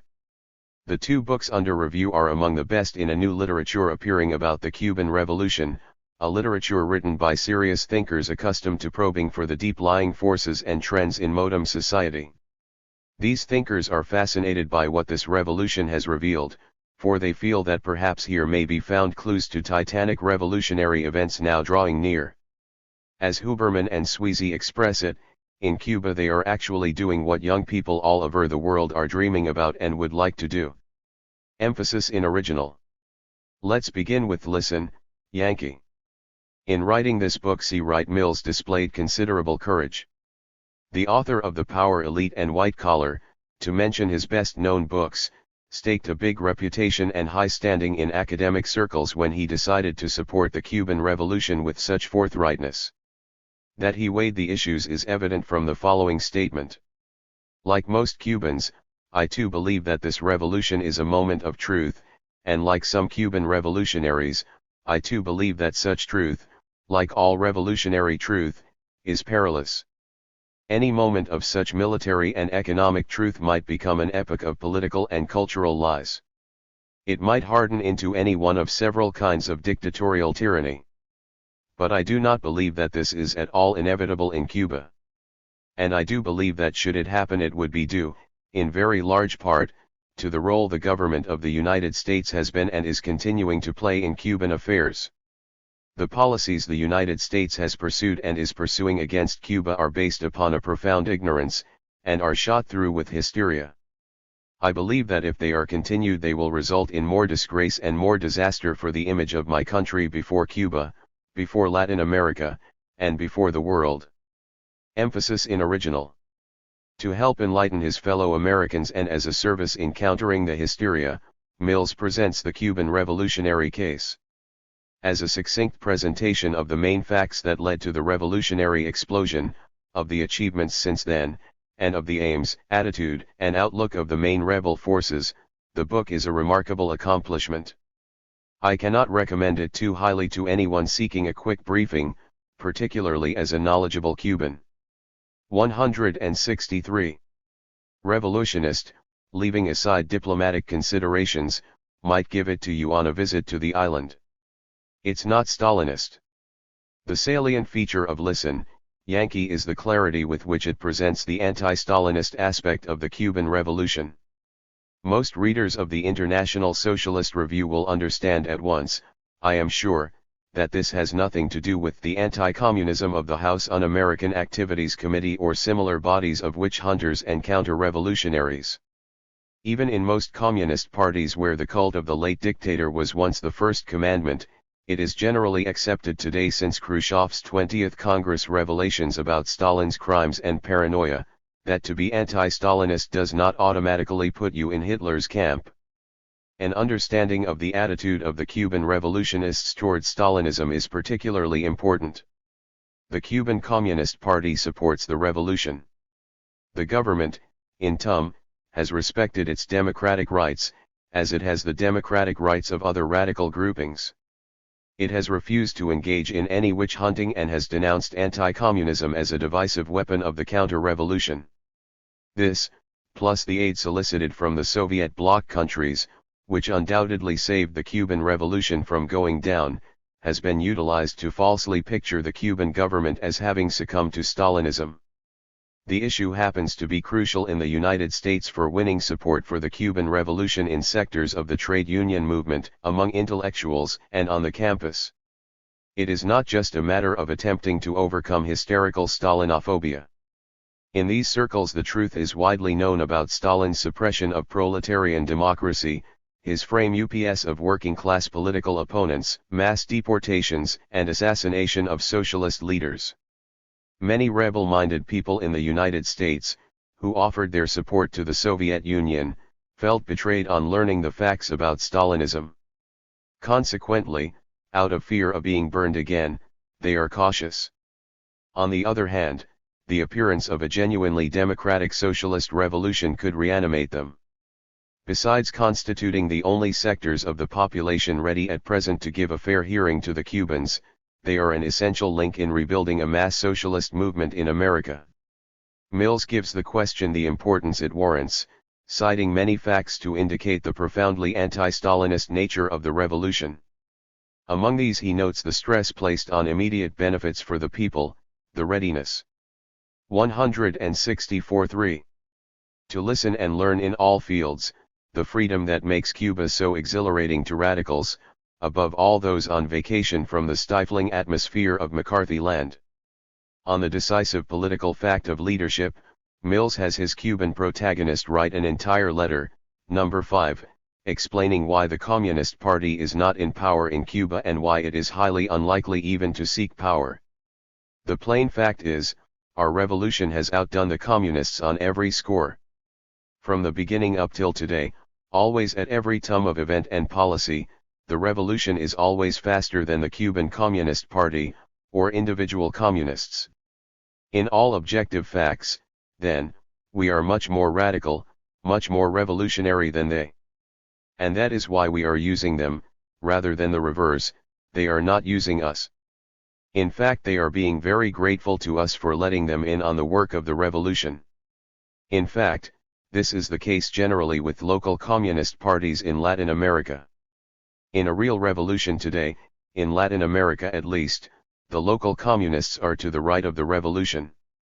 Here in Cuba, certainly the revolution has outpaced them and does on every front. They always arrive too late and with too little. This has been the case in Cuba and it still is the case, they lag behind our revolution. Emphasis in original.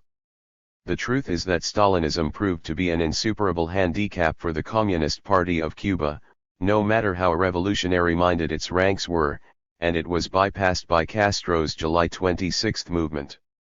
Capitalist base destroyed. On the theoretical assessment of the Cuban Revolution as it stands today, Mills offers some interesting opinions. The Cuban Revolution, he observes, has swiftly destroyed the economic basis of capitalism, both foreign and Cuban. Most of this power was foreign, in fact, North American. It has now been destroyed with a thoroughness unique in Latin American history. In his sociological estimate, Mills says, the Cuban revolutionary is a new and distinct type of left-wing thinker and actor. He is neither capitalist nor communist. He is socialist in a manner, I believe, both practical and humane. and if Cuba is let alone, I believe that Cubans have a good chance to keep the socialist society they are building practical and humane. If Cubans are properly helped, economically, technically, and culturally, I believe they would have a very good chance. Emphasis in original. 165. As to political power, in Mill's opinion, the government of Cuba is a revolutionary dictatorship of the peasants and workers of Cuba. It is legally arbitrary. It is legitimized by the enthusiastic support of an overwhelming majority of the people of Cuba. In letter number 6, the Cuban spokesman specifies that it is not a Stalinist-type dictatorship. In the most literal sense imaginable, Cuba is a dictatorship of, by, and for the peasants and the workers of Cuba. That phrase, dictatorship of workers and peasants, was turned into a lie by Stalin and under Stalinism. Some of us know that. But none of us is going about our revolution in that way. So, to understand us, you must try to disabuse yourself of certain images and ideas of dictatorship. It is the pre-Stalin meaning of the phrase that is accurate for Cuba. It is in the political area that Mills expresses the greatest worry for Cuba. I do not like such dependence upon one man as exists in Cuba today, nor the virtually absolute power that this one man possesses. However, Mills believes that, it is not enough either to approve or to disapprove this fact about Cuba. That is much too easy, it is also politically fruitless. One must understand the conditions that have made it so, and that are continuing to make it so, for only then can one consider the prospects of its development. The conditions include the form of struggle needed to overthrow Batista, the enormous counter-revolutionary pressure of the United States, and the fluidity of the present situation in which democratic forms have not yet been worked out in the living experience of the revolution. Castro's leadership in the difficult revolutionary struggle brought him this exceptional personal power, but it is Mill's conviction that Castro is opposed to any leadership cult, is aware of the danger and will help the revolution to pass through it. In my judgment, says Mills, one must take seriously this man's own attempts to shift roles, even in the middle of his necessary action, and his own astute awareness of the need to develop a more systematic relation between a government of law and the people of Cuba. Anatomy of a Revolution. Let us turn now to the book by Leo Huberman and Paul M. Sweezy, the editors of the Monthly Review. They wrote this after a 3-week visit to Cuba in 166-3. March 1960, publishing it as a special edition of their magazine. Events soon dated parts of it. The authors took another trip to Cuba and have now published a supplement, Cuba Revisited, December 1960 issue of the Monthly Review, which, I understand, is to be included in a new edition of the book. The strong side of Cuba, Anatomy of a Revolution, is its emphasis on economics. The authors do a good job of summarizing the main facts about Cuba under Batista, available in such books as Lowry Nelson's Rural Cuba, then Tum to Current Problems, where they offer the results of their own investigations on the scene. The facts they have assembled are encouraging indeed. Instead of collapsing, as the capitalist press has been predicting, the Cuban economy has grown stronger. Consider, for instance, the main crops, which have been the center of a planned expansion drive. Their total volume increased by almost 1/3 in the first year of the revolution, and there is no doubt that a comparable rate of expansion is being maintained this year. China, it seems, is not the only country capable of big leaps forward. But what other country has ever staged such a leap forward in the very first year of a revolution and in the midst of a far-reaching agrarian reform? It can be said without exaggeration, in the Cuban Revolution the world is witnessing a process of socio-economic transformation and vitalization that is in many important respects without any precedent. Let the world look hard and draw the appropriate conclusions. Emphasis in original. When the agrarian reform was put through, predictions were freely made in the big press that the Cubans, with their lack of know-how, would speedily bring the cattle industry to ruin by slaughtering the breeding stock, some of it of top quality. The spiteful forecasts of the dispossessed cattle barons were not borne out. Huberman and Sweezy cite a representative of the United Nations Food and Agriculture Organization who said that while no figures were available for the island as a whole, Havana was eating 60 to 70% or more beef in March, 1960, than the previous year, while the supply of beef cattle had also been sharply stepped up, chiefly owing to better feeding methods. The authors conclude, there could be no better evidence than this that, 1. The revolution has already transformed the standard of living of the Cuban masses, and, 2. This new and higher standard of living has come to stay. 167. Some flaws. In political matters, Huberman and Sweezy in general leave much to be desired, in my opinion. A few indications: they manage to credit the administration of Franklin D. Roosevelt with having abrogated the Platt Amendment. They also criticize the same administration for withholding recognition of the Grau government and granting it to Batista, but the political necessity of tipping their hats to the FDR myth blocks them from seeing Roosevelt's role in establishing the foul Cuban dictator and maintaining his brutal rule. In lauding the readiness of the Cuban peasantry to go directly to agricultural cooperatives, Huberman and Sweezy refer to the views of bourgeois land reformers who have aimed at breaking up large landed estates into small peasant holdings. More radical thought, at least from the time of Marx, they say, has generally rejected this aim on the dual ground that small-scale peasant cultivation of the soil is hopelessly inefficient and that a small peasantry is inevitably a reactionary, counter-revolutionary force. However, the Russian Revolution showed the difficulties which confronted any attempt to go directly from a system of latifundia to some form of collective agriculture.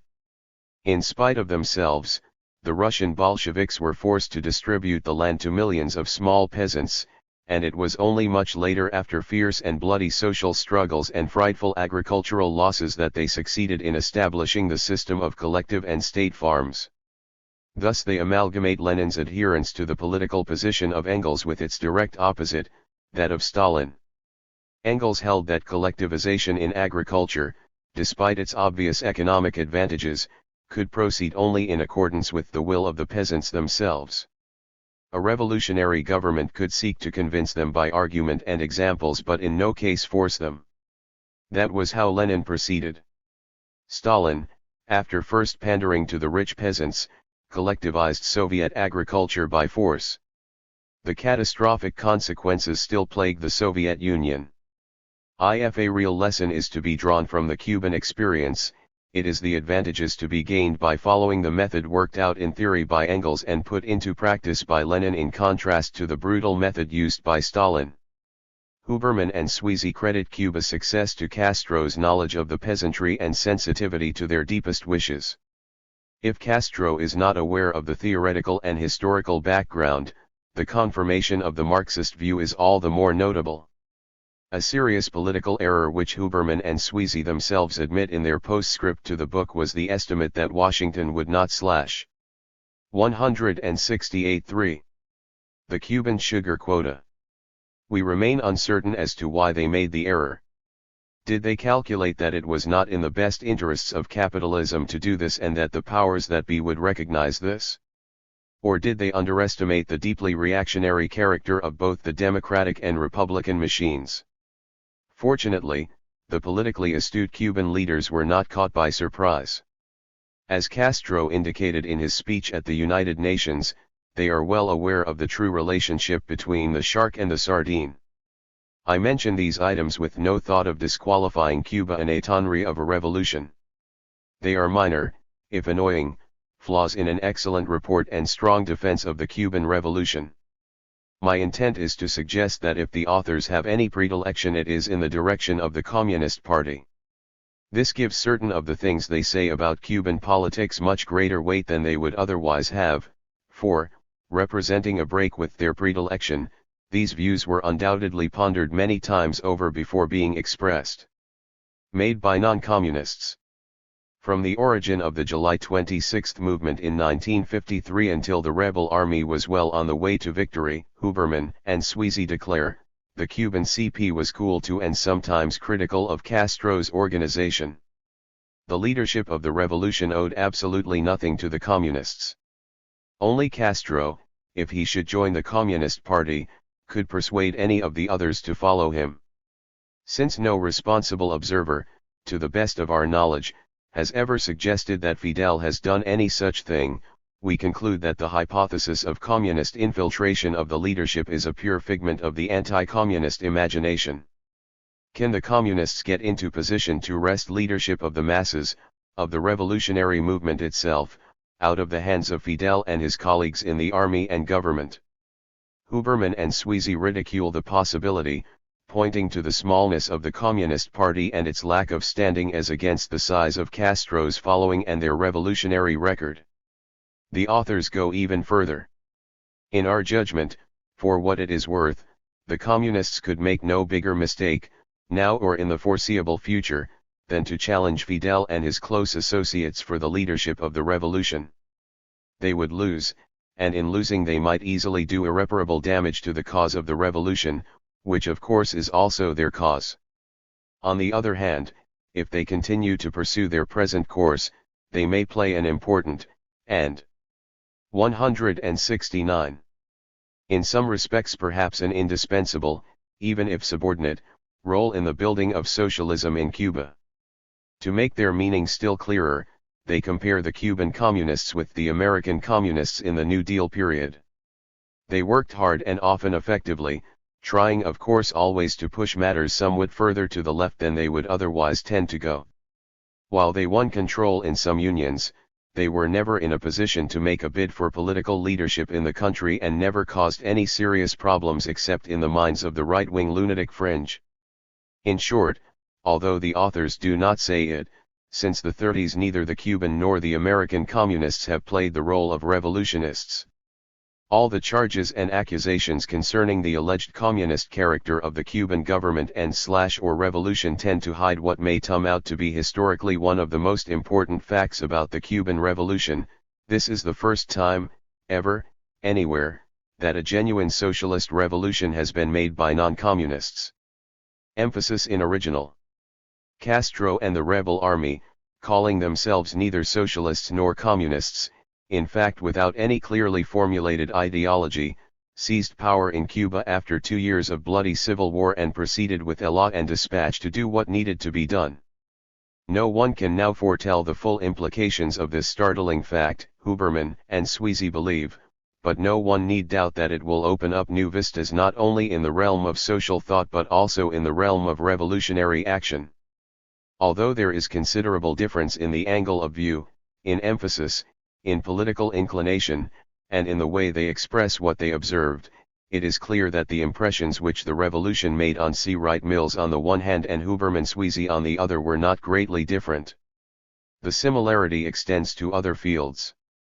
What kind of social order does Cuba have? For our part, declare Huberman Sweezy, we have no hesitation in armouring, the new Cuba is a socialist Cuba. Emphasis in original. How did it get that way? After the seizure of power, the aspect which the Cuban Revolution first presented to the world was that of a quite respectable middle-class regime. This gave rise to many misunderstandings. However, the 173 real power remained in the hands of Castro. A sort of dual system of government began to emerge, with Fidel on one side and Urrutia and the cabinet on the other. The paradox between the essentially revolutionary character of the regime and the predominantly liberal to conservative personnel which represented it before the world was resolved by March 1960. Two of the landmarks were Castro's resignation in July 1959 to force the resignation of Urrutia and Che Guevara's assumption of the presidency of the National Bank in November in place of Felipe Pazos. The Castro regime carried the revolution through to the establishment of a planned economy. Communist Party viewpoint. Cuba an étonnerie of a revolution was saluted with vexed criticism from spokesmen of both the Cuban and American Communist parties. At this writing they have not yet got around to reviewing Mill's book. The CP finds it obnoxious to think that the label socialist should be applied to Cuba. It's a national democratic revolution, you see, in which the national bourgeoisie still plays an important role and in which the need for unity is foremost. In addition, Huberman Sweezy slight the role of the Communist Party in the revolution and the increasingly important role it will play after the proletarian stage opens. The two derelict authors answer the criticism somewhat disrespectfully with a footnote in their postscript. Now that the big majority of the means of production are in public ownership, and the regime is rapidly developing a consciously socialist ideology, the communist argument against classifying Cuba as socialist appears more and more clearly as mere verbal gymnastics. The reason for the communists adopting this position, however, is straightforward enough: they don't want to admit that it is possible for socialism to be built under non-communist leadership. One wishes that Huberman and Sweezy would venture to analyze this reluctance of the communists. The question would seem not unimportant and very definitely related to their own belief that the Cuban Revolution has opened up new vistas not only in the realm of social thought but also in the realm of revolutionary action. Isn't the failure of the Cuban Communist Party central to this far-reaching conclusion? Wouldn't a knowledge of the reasons for the failure be of considerable value to other communist parties, to the revolutionary-minded rank and file, if not to leaders who never cause any serious problems? 171. In the dispute between the communists and the editors of the Monthly Review, it appears to me that Huberman and Sweezy have the stronger case. In fact, they hanged the Communist Party theoreticians with their own terminology. I fetch of the countries in the Soviet bloc, including Albania, is socialist, then why should this term be denied Cuba, which now has a planned economy, and far greater freedom than any of them? The fact is that socialist was used by Stalin in the years of his psychosis as a mislabel for Soviet society. It was a way of proving that you can build socialism in one country. This played into the hands of the worst enemies of the Soviet Union, for they never tired of agreeing and even emphasizing that socialism was what the Soviet Union had all right, and therefore Stalinism and socialism were one and the same thing, and if America went socialist you'd lose democracy and get frame-up trials and concentration camps here, too. To confer the badge socialist on Cuba may thus, unfortunately, be taken as a somewhat dubious honor. The repugnance the Cubans feel for much that goes by the name of theory is not without good political justification. In the early days the Soviet Union was called a workers' state, with bureaucratic deformations, Lenin added. It was socialist in tendency, that is, it was a transitional formation on the road to socialism, but not there by a long shot. Nor could it reach socialism on its own resources. Such a concept, had anyone suggested it in Lenin's time, would have been dismissed as self-contradictory. The Soviet power was a working-class conquest in the international struggle for a worldwide, scientifically planned society built on the foundation of capitalism as a whole, or at least on the combined resources of several industrially advanced countries. The concern the Bolsheviks felt for terminology was not due to an aesthetic pleasure in splitting hairs. Precision in applying labels reflected their concern over knowing exactly where they stood in relation to the goal still to be achieved. It was a good tradition, well worth emulating, like much else in Leninism. What else it? If Cuba is not socialist and is highly unlikely to achieve socialism by itself on one small island, what is it? The Cubans themselves have been reluctant to say. Professing some disinterest in abstruse questions of theory, they have politely invited those of their supporters and well-wishers who are better informed in such matters to have at it. Meanwhile they propose to move ahead, with or without labels, to work out 172.3 problems that permit no delay and that have kept their limited personnel going 24 hours a day. As their own guide, they find it sufficient to follow the broad generalizations of a humanism concerned with the fate of the humble. If you can tell Aguajiro from an imperialist and hold government power, it seems to work out all right. This pragmatic approach has added to the theoretical puzzle. If the Cubans don't know whether Cuba is socialist or not, how is anyone else to know? Jean-Paul Sartre, on visiting Cuba, came away with the conviction that the world was witnessing something completely novel, a revolution impelled by blows from an imperialist power to respond with counter-blows, each more radical than the previous. Would a revolution driven forward by such a process create its own ideology? That remains to be seen. In any case, Sartre found it a refreshing contrast to what he considers the sectarian approach, applying a preconceived ideology to a revolution. Others, stimulated like Sartre by the Cuban Revolution, have decided that even Marxist theory breaks down before such phenomena. What provisions are there in Marxism for a revolution, obviously socialist in tendency but powered by the peasantry and led by revolutionists who have never professed socialist aims, indeed, seem to have been limited to the bourgeois democratic horizon? It's not in the books. If Marxism has no provisions for such phenomena, perhaps it is time provisions were made. It would seem a fair enough exchange for a revolution as good as this one. On the other hand, what books do you read? Paradox of Russia. The Cuban Revolution is not the first to have given the theoreticians something fresh to consider. The Russian Revolution exceeded it in that respect. In 1917 the entire world socialist movement was caught by surprise, including the Bolshevik Party, not excepting even Lenin. Socialists wielding power at the head of the workers and peasants in a backward country like Russia. It wasn't in the book. Well, most of the books. The Russian Revolution was fortunate in having a leadership as great in theory as in action. 4 decades ago it was common knowledge in the socialist movement that one at least of the Russian leaders had accounted in theory for the peculiarities of the Russian Revolution in all its main lines, some 12 years before it happened. His name was Leon Trotsky. Trotsky's theory of the permanent revolution greatly facilitated the Bolshevik victory by giving the revolutionary cadre the clearest possible 173. Ception of the import of their action. But if Trotsky had not been there, had not made his great theoretical contribution, we may be sure that Lenin, consummate socialist politician and man of action that he was, would have led the Bolsheviks to power just the same, and an accurate reflection in theory of the revolution would have come later. I mention this not only to defend the right of the Cuban Revolution to have its own peculiarities but to draw from Bolshevik theory to attempt to explain certain of these peculiarities. The main power in the Cuban Revolution was the peasantry, as in Russia. But this peasantry shaded into the powerful mass of agricultural workers, which, because of the role of the sugar industry, constituted the most dynamic section of the Cuban proletariat. The agricultural workers solidly backed the revolution. The city workers favored the revolution but were not in position to head it, unlike Russia, for 2 reasons. 1. The unions were strapped in the straitjacket of mutualismo, that is, a bureaucracy tied directly to the Batista dictatorship. 2.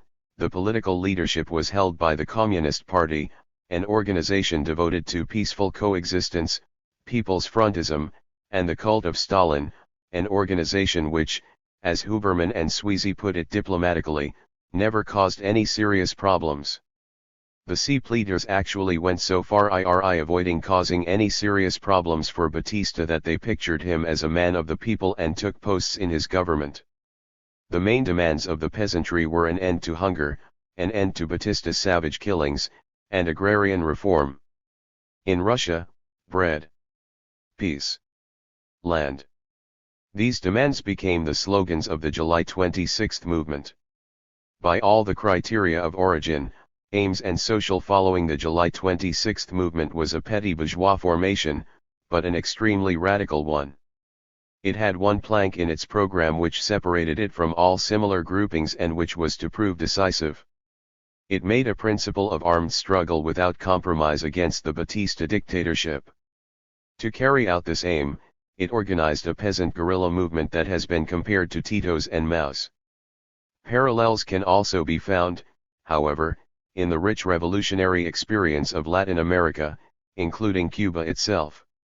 Its formation was not as novel as its success. Character of government.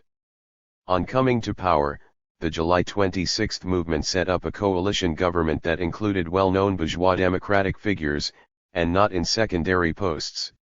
In retrospect these may have seemed middle-class decorations or 174.3. Mere camouflage hiding the real nature of the government.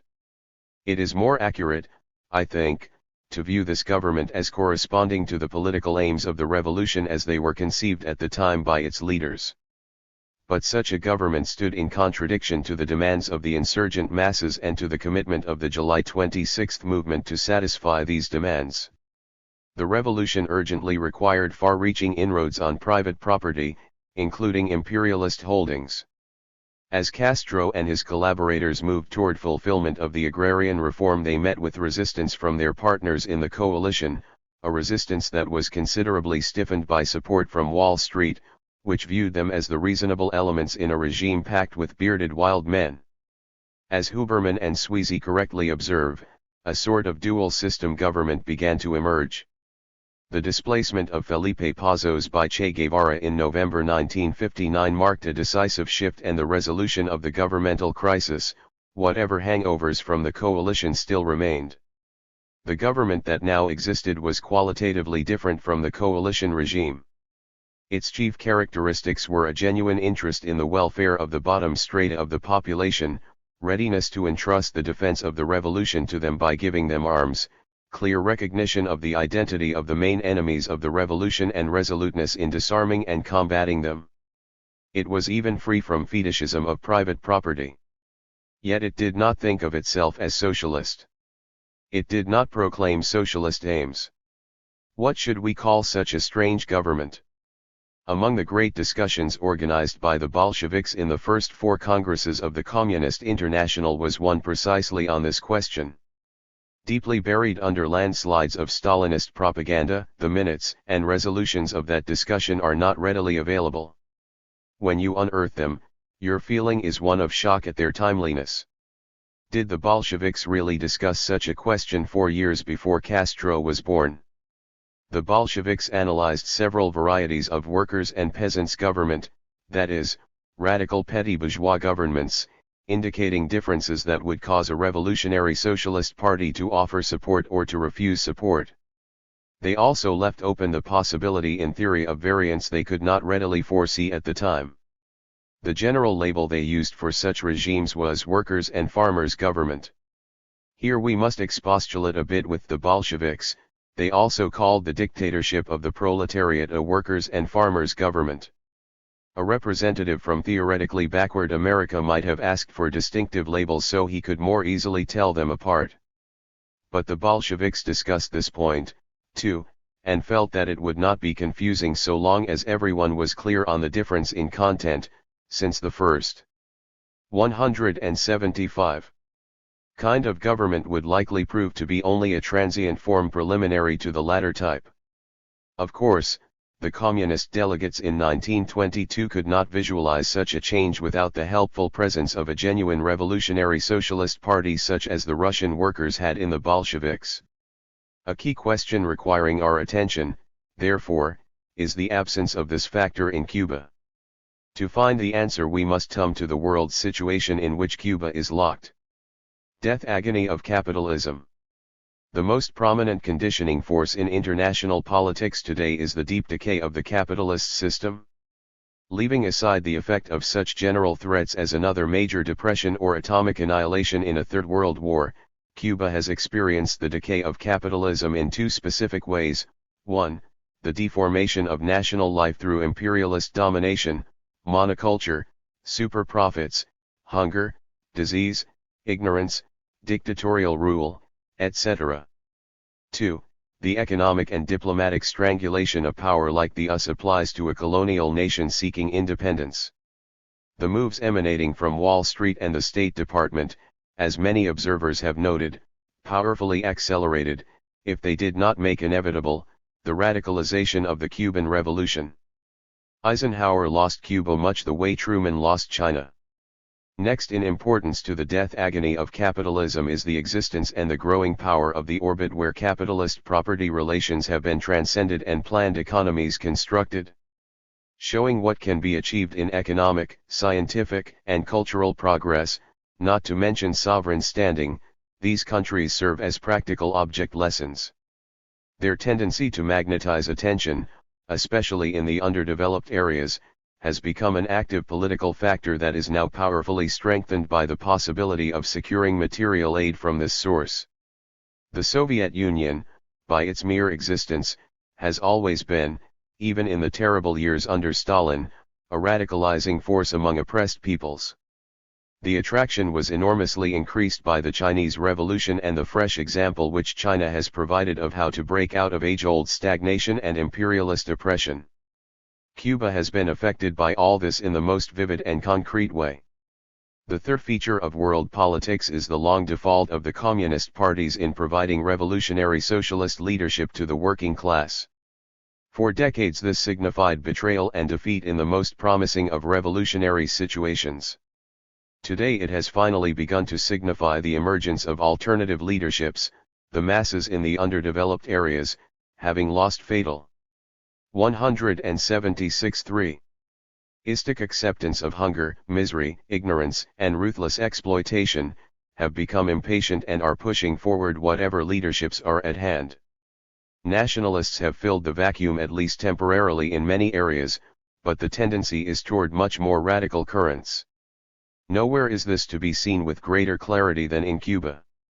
Finally, there is a tendency among the nationalist movements and newly emerging countries in the Far East, the Middle East, Africa, and Latin America to seek mutual encouragement and support. The Cuban revolutionists, for example, are in close touch with the Algerian freedom fighters. They have diplomatic relations with Yugoslavia, India, Ghana, etc. Sékou Touré and Soy Carnot have been honored guests in Havana. Lumumba is a hero in Cuba. A radical move taken by any of them that proves successful has big impact on all the others. For instance, Nasser's seizure of the Suez Canal when Egypt suffered the combined attack of Britain, France, and Israel made a lasting impression. In the light of this international background, the series of countermeasures taken by the Cuban government under pressure from the State Department are seen to have an ideological origin that does no violence to Marxist theory. In fact, these countermeasures are explainable only by a theory grounded in the international class struggle. Character of the state. Whatever the consciousness of the Cuban revolutionists may have been, not a single major measure undertaken by them was unique.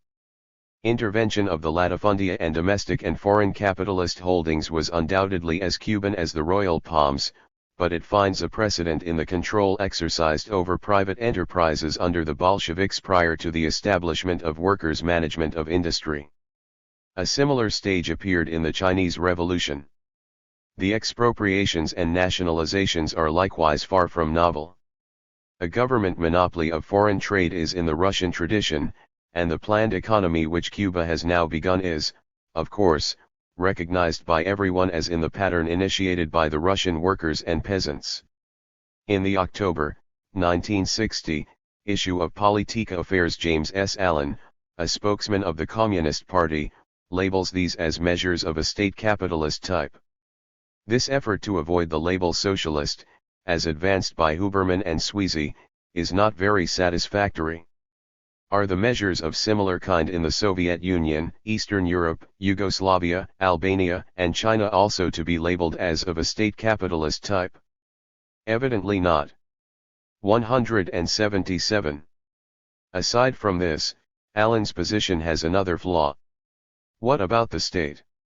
Is it capitalist? Can a capitalist state carry out such measures and still remain capitalist? Judging from the shrieks of the counter-revolutionaries and the froth on Wall Street's mouth, it is not possible. The fact is that the state structure began to undergo alteration upon Castro's coming to power January 1, 1959. For good and valid political reasons, Castro insisted on smashing both the old army and the old police force. The lesson of Guatemala had been well absorbed by the July 26 movement. A new army and a new police, based on the rebel forces, replaced the old. A nationwide militia was organized. One could have decided that this was enough to require us at the time to call Cuba a workers' state. But the premise for such a conclusion is that the conscious aims of the leadership are revolutionary socialist, openly proclaimed, so that it remains only a question of time until the entire state structure is altered to conform to the needs of a planned economy. This political premise, of course, did not exist. It remained to be seen what course the pragmatic leadership would take and whether their proclaimed political aims would become altered as they sought to put into effect the reforms they advocated, or whether in sticking to their political positions they modified or gave up their social and economic aims. The outcome could only be determined by the struggle itself. The results are now in. In the 2 years since the victory, the holdovers from the old state have been sloughed off in the key positions, although they may still hold authority in some sectors. With the completion between August-October, 1960, of the nationalizations in the major areas of Cuban industry, a new state had come into being so deeply committed to a planned economy that Cuba's course in this direction cannot now be changed save by an imperialist invasion and a bloody civil war. Since the transcending of capitalist property relations and the construction of a planned economy correspond with the economic interests of the working class and are objectively socialist in tendency, we must, if we are interested in exact terminology, call this a workers' state, signifying that it is a state committed to the task of carrying Cuban economy and society forward through the transition from capitalism to socialism. Proletarian democracy. It is true that this workers' state lacks, as yet, the forms of proletarian democracy. This does not mean that democracy is lacking in Cuba. Far more democracy exists today in Cuba than ever existed under any previous regime. It does mean 178.3. That a government based on workers, peasants, and soldiers' councils, or some form of councils in democratic control of the government, has not yet been worked out. Mill's observations about the concentration of power in one person are accurate.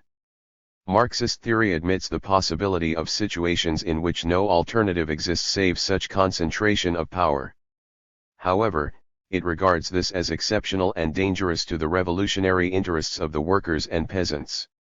It is a sign of weakness in the organization of the struggle. The norm is the extension of democracy into all phases of the nation's life. It is not just a question of democratic rights but of organizing the most powerful defense and bringing the maximum power to bear in carrying out the structural changes and constructing the planned economy. Consequently, while defending the present Cuban government from attack from all quarters, Marxists advocate the earliest possible development of proletarian forms of democracy in Cuba. It would seem self-evident that this would add greatly to the political defense of the revolution, above all as an example to be emulated in other countries. This is the tendency in Cuba, as Mills notes, and one must join him in ardently hoping that the ferocious pressure from American imperialism will not lead to retrogression. What next? A new stage in the Cuban Revolution is now opening up of the greatest interest and importance. The leaders have convincingly demonstrated that they really meant it when they said they were prepared to carry the revolution through to its necessary conclusion no matter where it took them. What have been the consequences in their thinking? Looking back, they must note with some astonishment, I imagine, that it proved impossible to carry through simple humanistic aims, all of them long proclaimed by the bourgeois society that toppled feudalism, without taking measures that transcended capitalist property relations. Capitalism doesn't work for the poor. To fulfill their desire to turn the promise of a better life for the humble into reality, these men of powerful will found they had to put Cuba on the road to socialism. They discovered this through practical experience and not through preconceived notions. It is almost like a laboratory test. What theories did it confirm or disprove, or must we wipe the slate of theory clean and start fresh? Is this experience not worth evaluation? Wouldn't the way be smoothed for revolutionists in other Latin American countries, for example, if they knew the 179 reasons for the course that had to be taken in Cuba? Surely the experience will be similar elsewhere in Latin America and other continents as revolutionists follow the example of the Cuban vanguard and bring their peoples into the mainstream of history. Up to now the Cuban leaders have appeared as great revolutionists of action. Perhaps some of them may now venture into the field of theory with commensurate contributions. It is time, we think, to attempt to bring the theory of the Cuban Revolution up to the level of its practice. From such a development all the friends and supporters of the Cuban Revolution stand to gain, not least of all in the United States, where the success of the July 26 movement has brought new hope and inspiration to the radical movement. 180. For Still a Man's World 23, 1962. Hedda Grant, Hedda Garza. 3. The Second Sex by Simone de Beauvoir. Translated from the French and edited by H.M. Partially, 705 pp. New York, Bantam Books, 1961. 95 cents. Although there are no segregationist laws in the state of New York, few people would deny that the Negro is subjected to unequal treatment, and that out of those inequalities in education, employment, housing, social status, etc., the Negro emerges less educated, in menial jobs and with less social status. Though much subtler and ambivalent too, woman's struggle does take similar lines to the Negro struggle, except that women have not organized. They have identified instead with the various struggles of their men. Thus the Negro woman must first battle white men and white women to attain her racial equality, before she can join with her white sisters to battle for her sex equality. Yet Simone de Beauvoir says, there are deep similarities between the situation of woman and that of the Negro. Both are being emancipated from alike paternalism, and the former master class wishes to keep them in their place. There are many people who would deny that in 1962, women are still the second sex. It is easy for Americans to see the crushing anti-feminist laws and traditions of backward countries, but in countries where women have the vote and the automobile, it is harder to see the subtle indignities that corrode and change even the basic character of women. This is a task that Simone de Beauvoir pursues with great intensity in The Second Sex.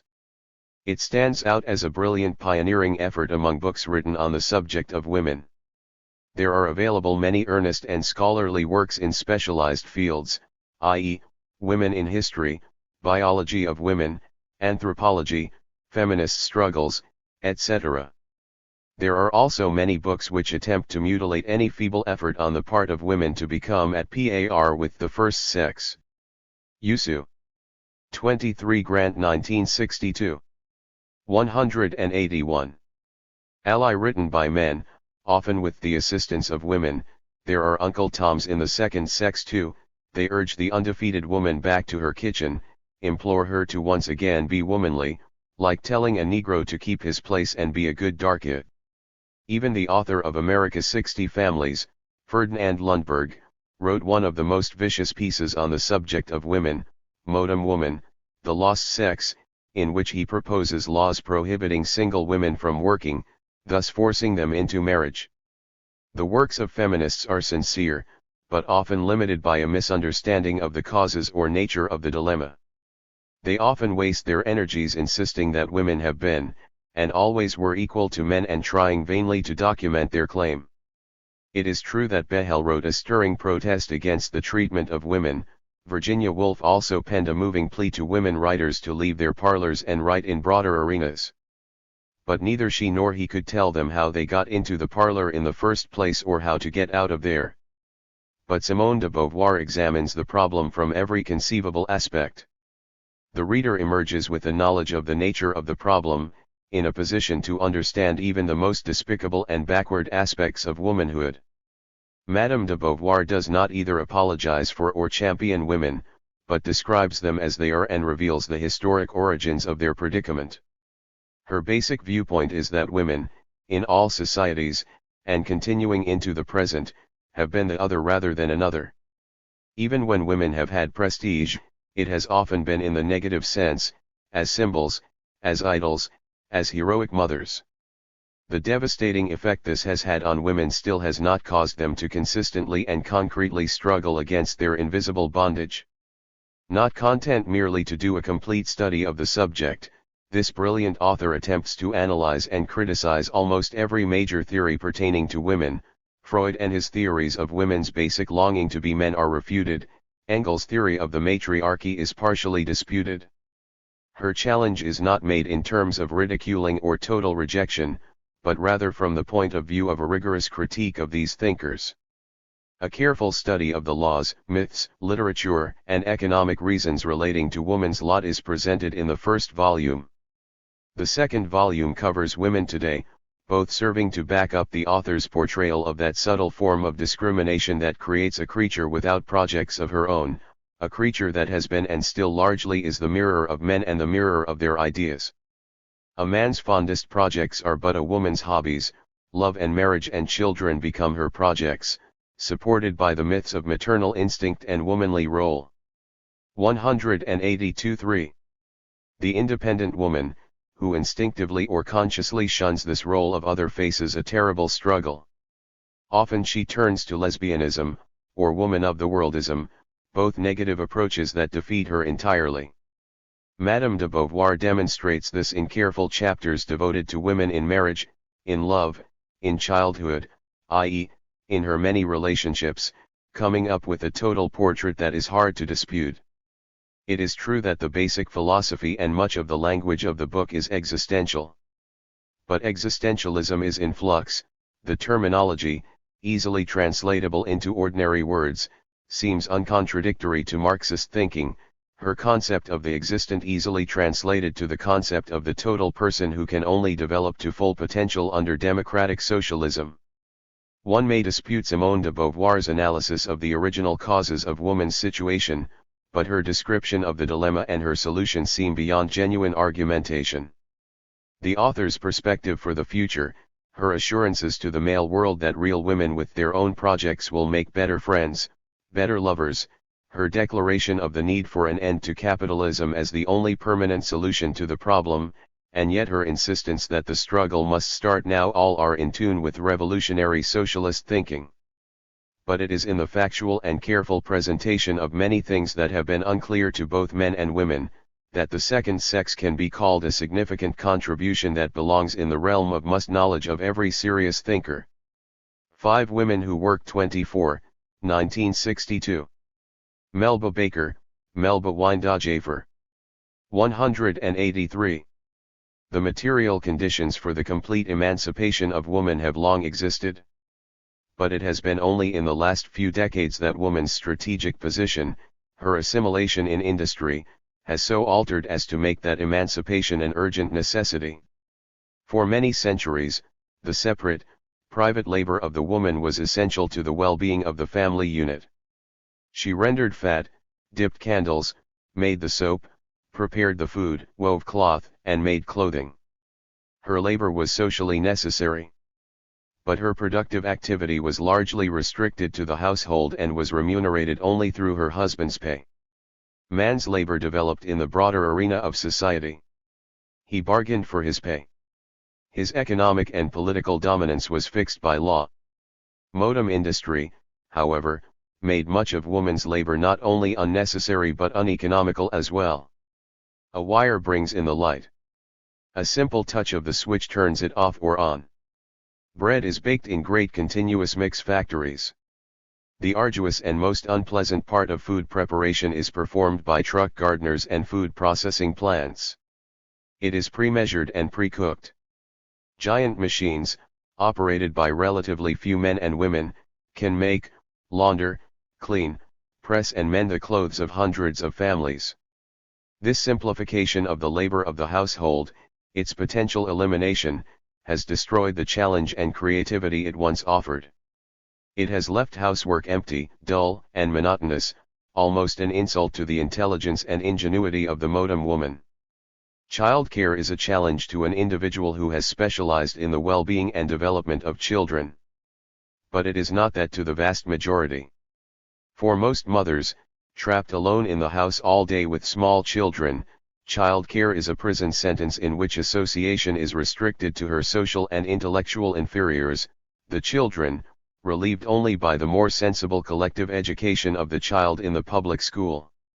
24 Baker 1962. 184-3.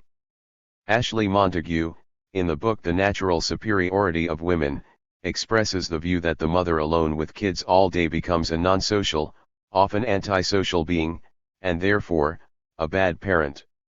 Housework claims her time, more than the child's needs.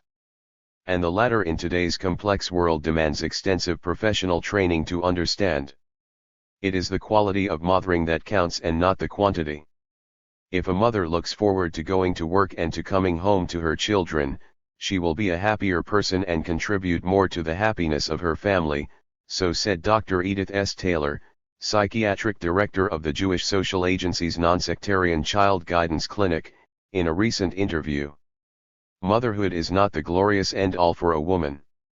It is one aspect of her life, just as fatherhood is for the man, and the kind of mother she is depends upon the kind of person she is. It happens to demand more biologically from the woman than from the man, but the pleasures and the problems of each new generation are the responsibility of both sexes.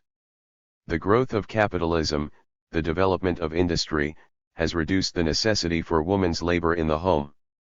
And the decline of capitalism, World War II and the continuous war economy since, has forced open the door to the social employment of women on a mass scale. Women have replied to the old reactionary formula that a woman's place is in the home, by walking through that door to escape the household tedium and win at least a measure of economic independence and freedom. The U.S. Department of Labor survey in 1960 found that 1 out of every 3 workers in the United States was a woman. Under capitalism, however, social progress is not rational, the result of a plan. Profit is the motor force.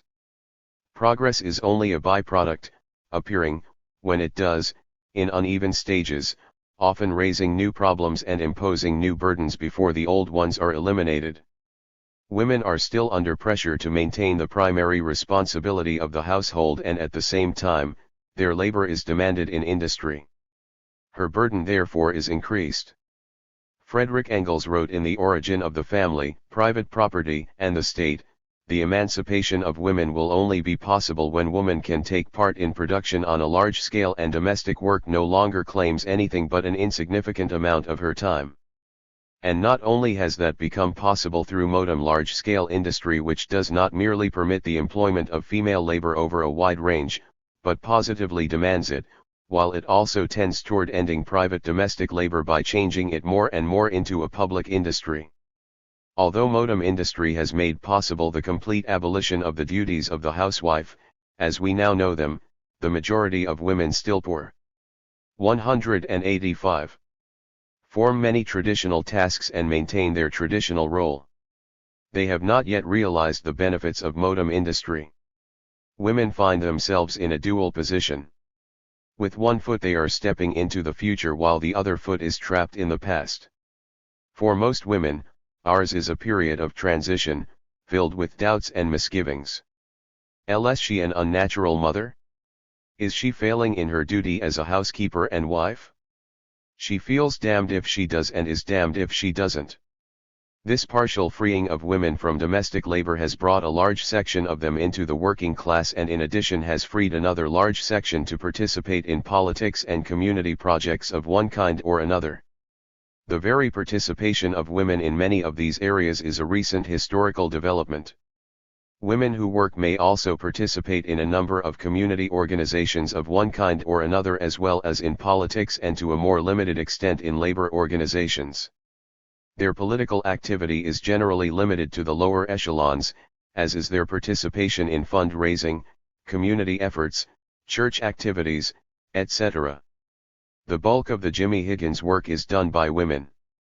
Many of these activities were denied to the great majority of women not so very long ago. Today virtually every woman is in some activity that takes her out of the home for varying periods of time. The woman going to work and going into public life has found a new self. She is becoming a new personality. She is becoming a socially conscious individual, more aware of the economic and cultural realities of life, and developing a new interest and new confidence in herself. 23 million women are today at work in the United States on a full-time basis. Another 6 million work part-time, making for a total workforce of 29 million women. 1/2 of these working women are married. Of the single women in the United States, from 20 to 64 years of age, about 75% are working. The work pattern of the single working woman is generally the same as the working man's. The married woman may lose time for childbirth and the care of small children. These women are involved, to a greater or lesser extent, in the class struggle which goes on all the time in one form or another. During the last 20 years, when the class struggle has been relatively muted, the only section of workers who built a new union were the telephone workers. They built their union from a company union. In the best traditions of union militants, they withstood attacks by firemen with high-pressure hoses, police clubs, company intimidation, and trips to the local jails. In the process they developed new methods of fighting, peculiar to their industry. This union was brought into existence by that section of society that has 186.3. Always been considered impossible to organize. These workers were primarily young women who, it was said, were only interested in getting married and settling down with some man to support them. Many of these young women still lived at home and were not under compulsion to provide themselves with the necessities of life. In fact, they were supposed to have it pretty good. But they just didn't like Ma Belle and her low wages. Women constitute about 1/4 of all manufacturing employees. This number includes the women working in the factory offices as well as the production workers. In the lighter manufacturing industries, such as textiles and apparel, more than 9/10 of the workers are women. The largest employment of women in the durable goods industries is in the electrical machinery industries.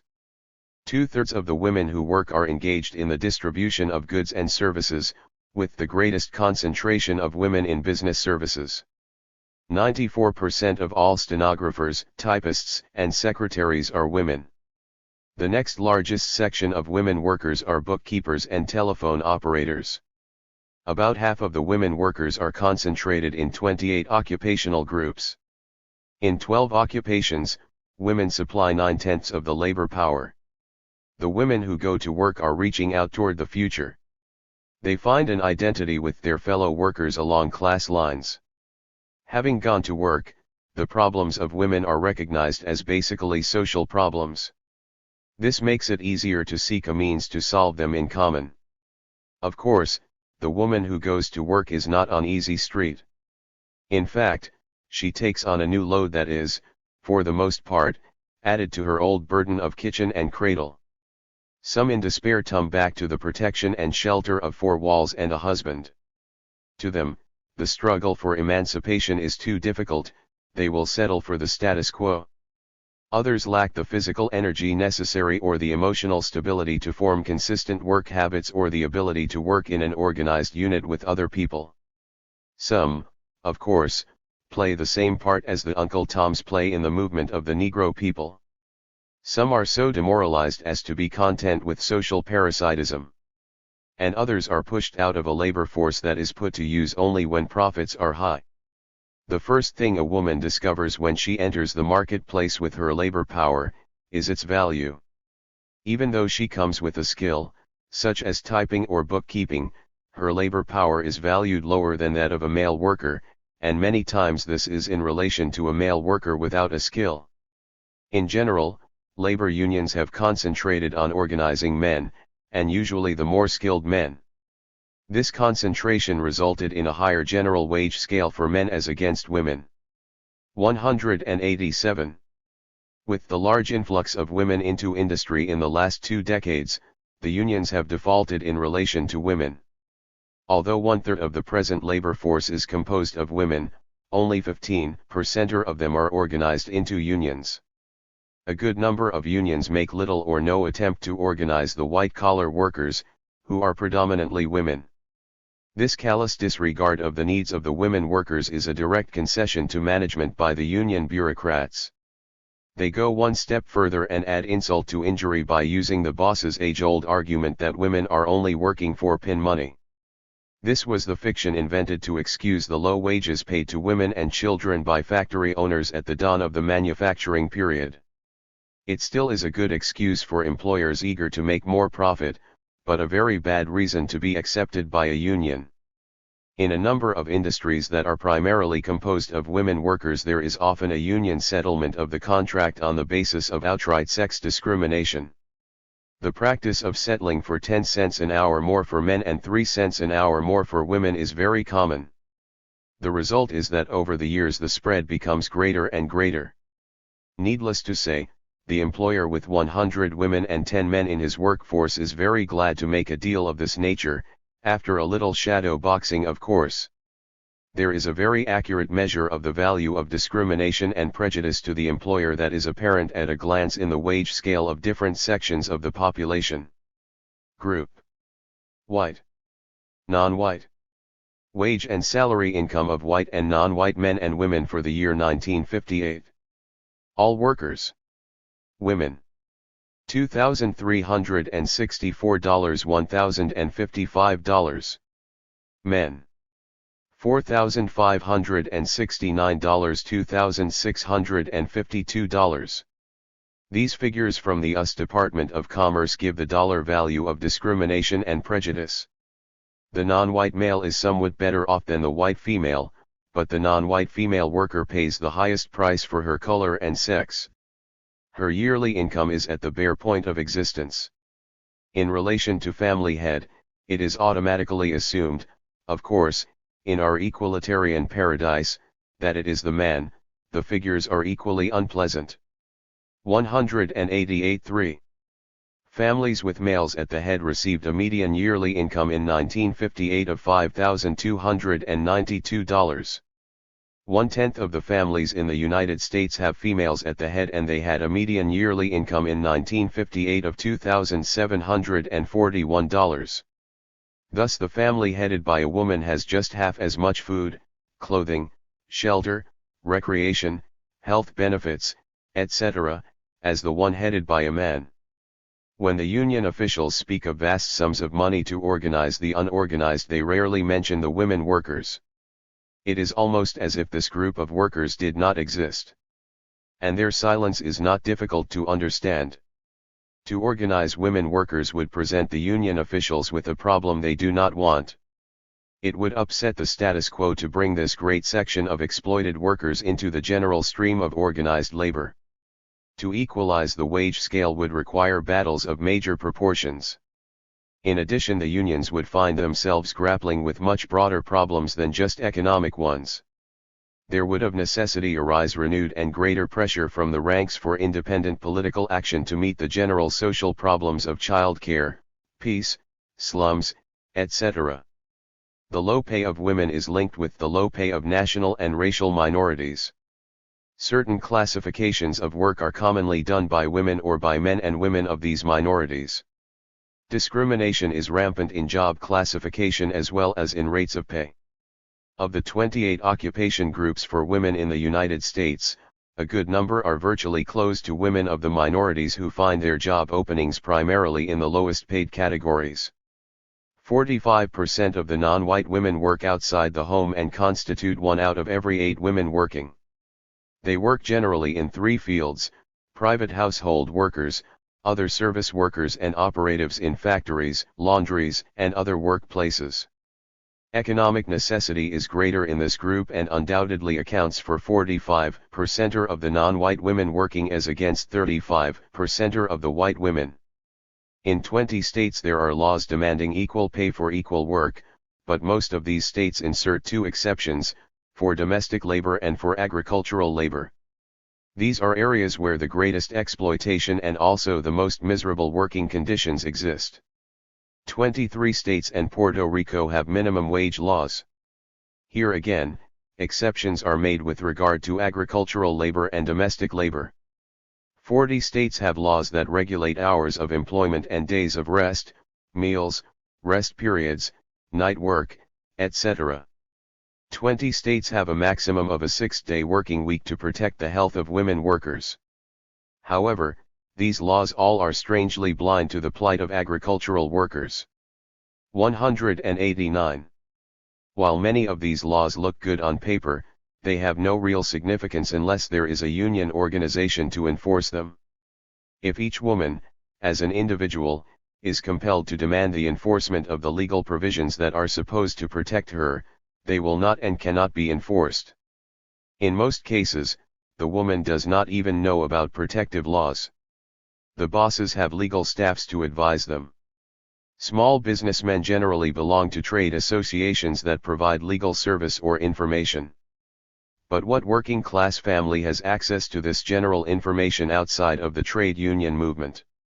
One of the largest unions of women workers in this country is the International Ladies Garment Workers Union.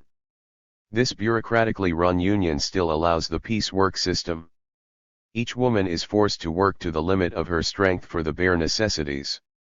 Many of the food processing unions allow the operation of the same principle, or permit a quota system that introduces speed up. The unions generally have permitted speed of the belt system in mass production to be determined by the boss. In the 1930s, the workers fought to have their say in the tempo of their labor. Women are also blocked in their hope of advancement to higher pay categories of labor. This problem is another reason the male-dominated unions are reluctant to organize women. They would also have to make at least a token effort to fight for their advancement. This would mean many women would reach higher-level job categories than men, and those men who are reluctant to give up their illusion of superiority would resent this. A male B mechanic in a crew under a female A mechanic would find his ego a bit bruised. Union officials are undoubtedly uncomfortable in the presence of skilled women workers who won't be treated with the old arrogant and condescending paternalism. Nation's Business for September, 1961, gives some interesting figures on women's place in the business world. In 1940, 4% of the executives in the United States were women. In 1950 this figure rose to 5%. It was still at this level when the 1960 census was taken and is believed to be only slightly higher at the present time. This must be compared to a 1960 workforce of 23.5 million women, estimated as close to 25 million in 1961. Nation's Business goes on to say, most firms feel women are too much of a risk to put into administrative jobs. Many companies shy away from giving women top jobs because they fear the effect this will have on other employees, particularly men. Of the nation's approximately 7 million managers, officials, and proprietors, only 1.1 million are women, and about half that number are self-employed. 193. This means that about half of the 1.1 million women executives are owners of beauty shops, restaurants, child care centers, boarding houses, nursing homes, etc. Women are also excluded from top posts in fields of work that are traditionally theirs. For example, in the library field, women fill a very large proportion of the staff positions but a very small proportion of the administrative positions. Likewise, in the field of education, there are relatively few women in the administrative staffs of the schools. In elementary schools, 9/10 of the teachers and half the principals are women.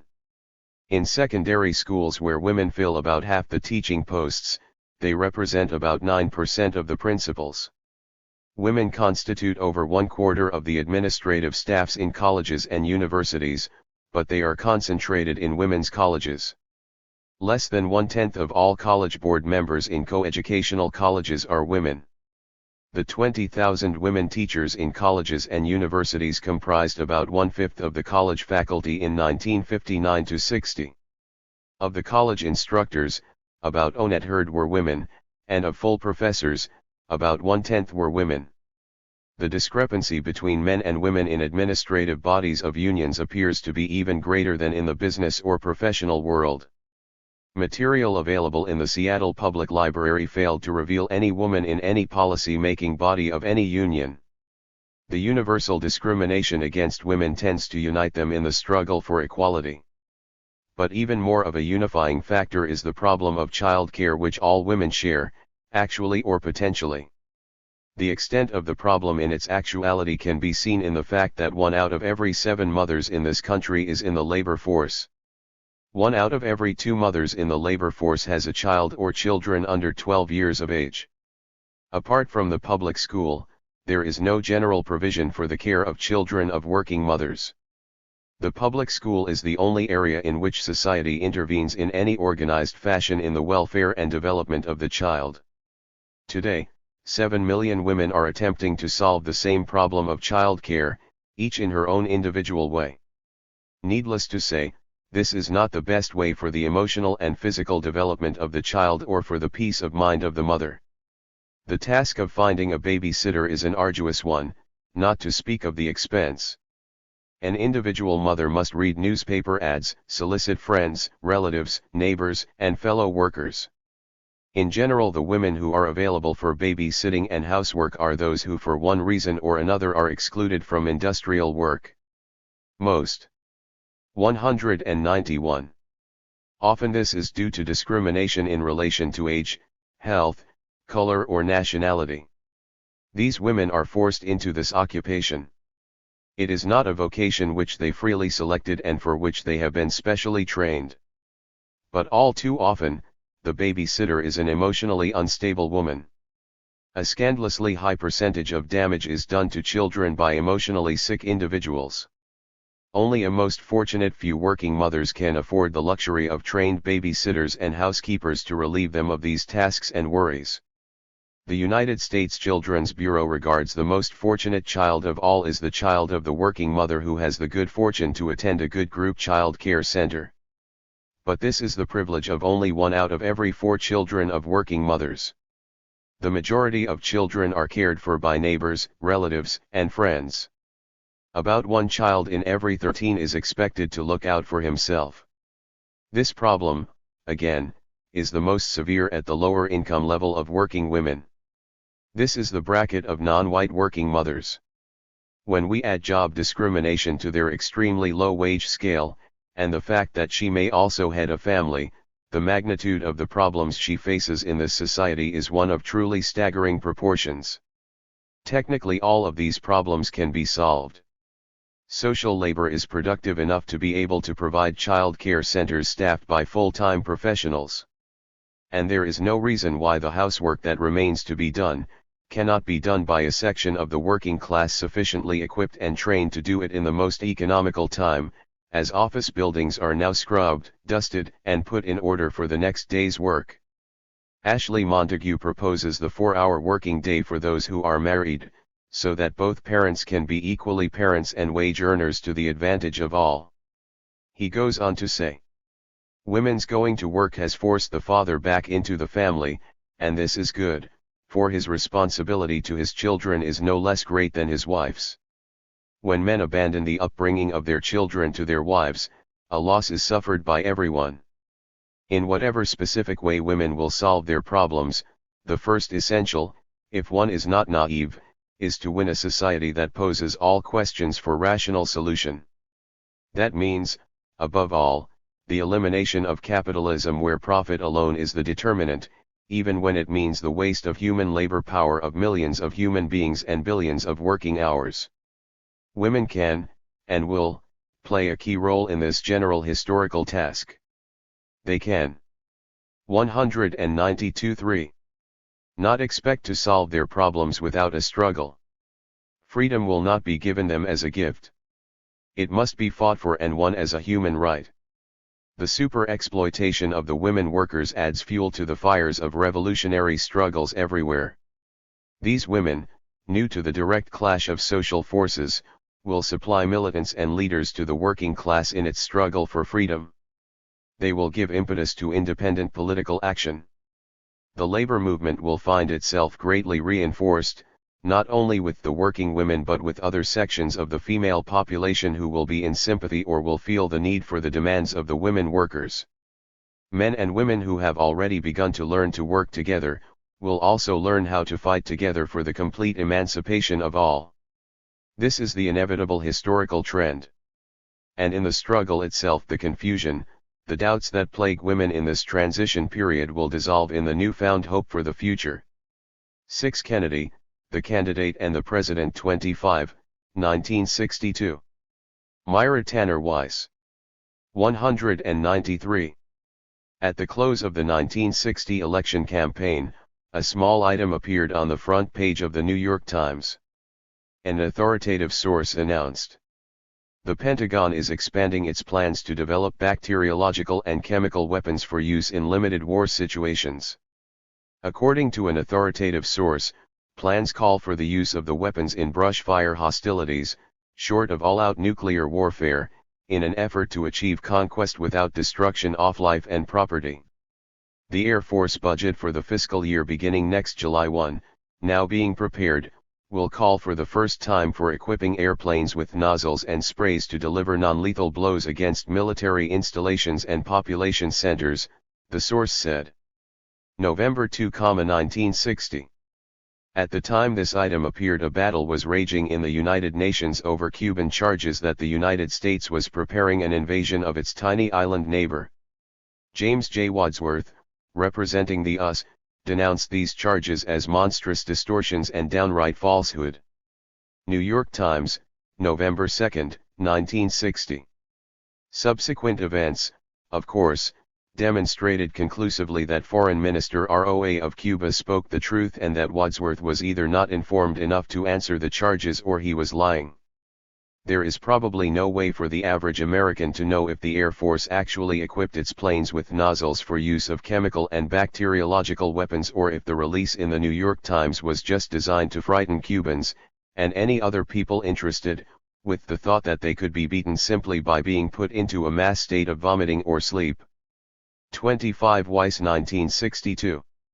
194-3. The idea seems to come straight out of science fiction, where some occupants of another planet with a superior technology take over the Earth by slipping into the human unconscious mind. But if our real world is taking on the character of science fiction, perhaps we can use our imaginations to see a little more of the reality of American politics. Let's imagine that Cuba had an air force equipped with nozzles and chemical weapons.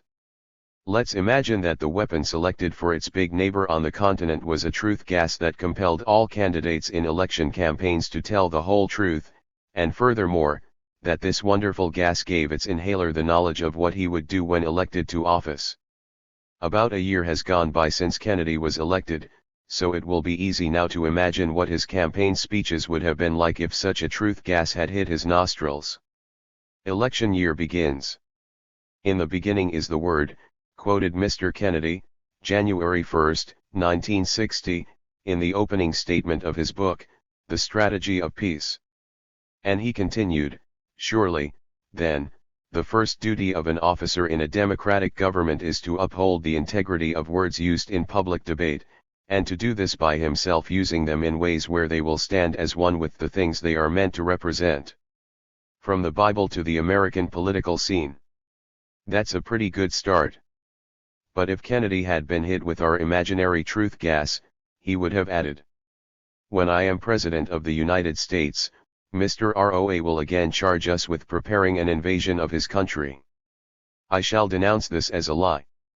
My appointee in the United Nations, Adlai Stevenson, will also denounce this charge as a lie, and he will back his stand by quoting me as saying, I wish to make it clear also that we would be opposed to the use of our territory for mounting an offensive against any foreign government. But in a matter of days the world will know that I and the CIA, using Cuban exiles, equipped, trained, and financed by the United States, organized the invasion. In doing this, I will of course violate my country's pledge to respect and defend the right of self-determination of nations, and I shall violate the laws of my country. My brother, Bobby, will then be the Attorney General, and he will list these violations. Cuban sands will soak up human blood, and Castro will shame my country before the world by exposing our role in discussions with captured invaders on national tele. 195. Vision broadcasts. All this is what I mean when I promise to uphold the integrity of words used in public debate. The promise of peace. The dominant theme of Kennedy's election campaign, however, was not integrity, but peace.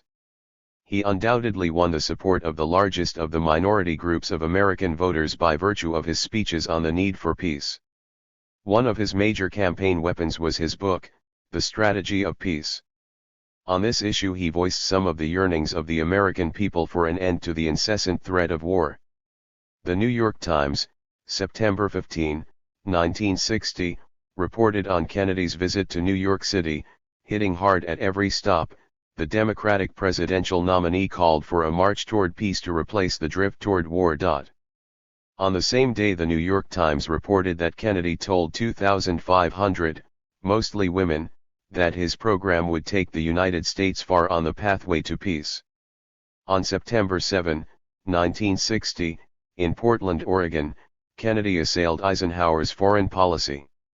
Many peoples, Kennedy said, sincerely wonder how strongly America desires peace. They are afraid of diplomatic policies that teeter on the brink of war. They are dismayed that our negotiators have no solid plans for disarmament. And they are discouraged by a philosophy that puts its faith in swapping threats with the Russians. For they know it can lead in only one direction, to mankind's final war. Kennedy likened the administration's massive retaliation defense system to a fire department that can put out a fire only by blowing up houses. Kennedy, the candidate, was astutely aware of the growing concern, in this country as well as elsewhere, for the radioactive contamination that increases with the nuclear weapons race. At that time there was a de facto ban on nuclear tests due to Russia's unilateral ban on tests, violated only by France. Kennedy promised his audiences that he would provide the leadership that would end the menace of radioactive fallout. At UCLA, November 2, 1959, he said, "No problem in a world full of problems calls for greater leadership and vision than the control of nuclear weapons, the utter destruction which would result from their use in war, and the radioactive pollution of our atmosphere by their continued testing in peacetime." 196.3. In Portland, Oregon, August 1, 1959, he said, "There is no serious scientific barrier to international agreement, despite increasing difficulties in problems of inspection and implementation. The only difficult barriers now are political and diplomatic.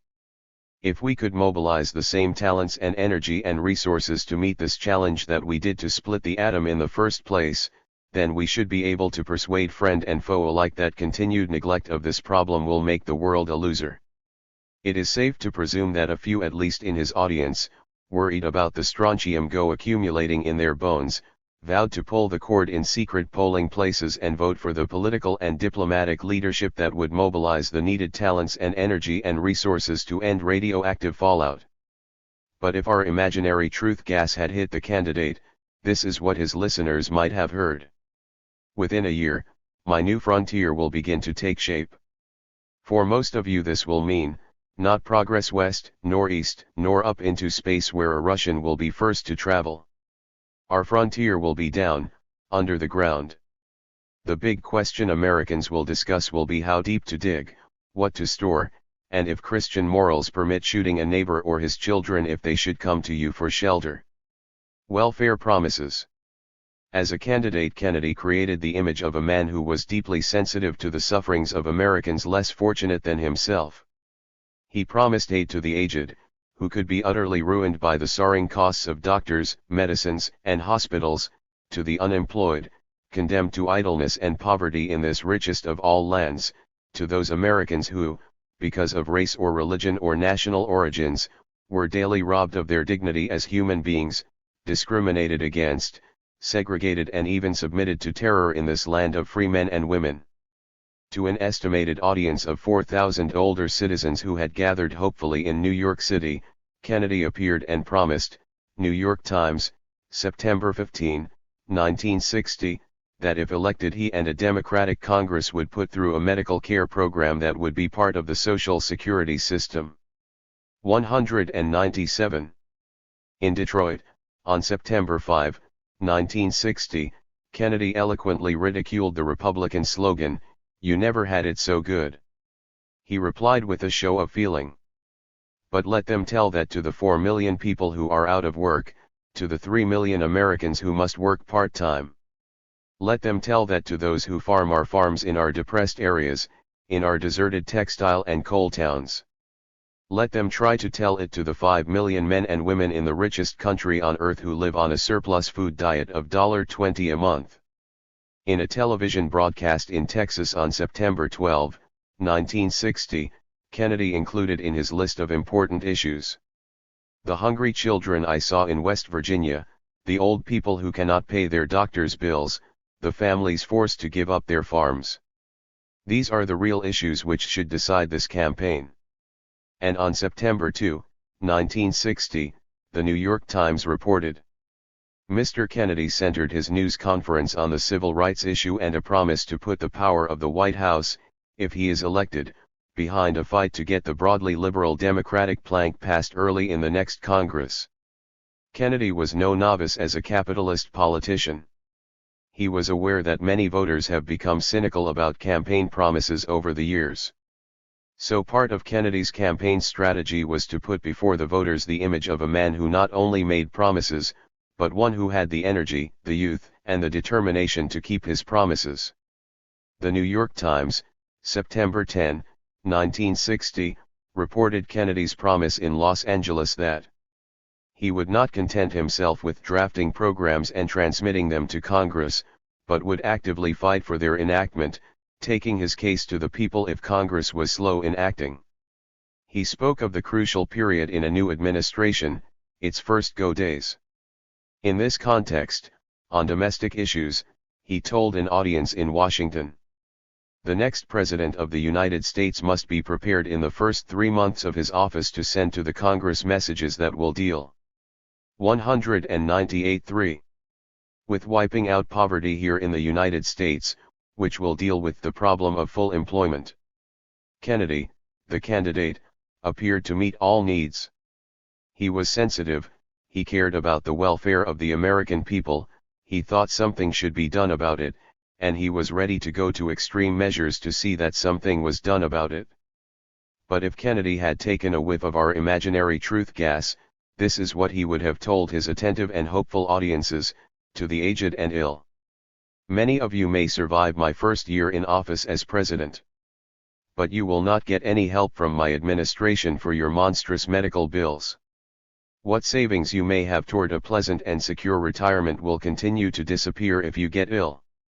But do not give up. After my first year in office has passed, I shall solemnly extend my promise to my second year in office. For some of you, this help, if it comes, will come too late. This is most regrettable. But there are more important things for the president to do."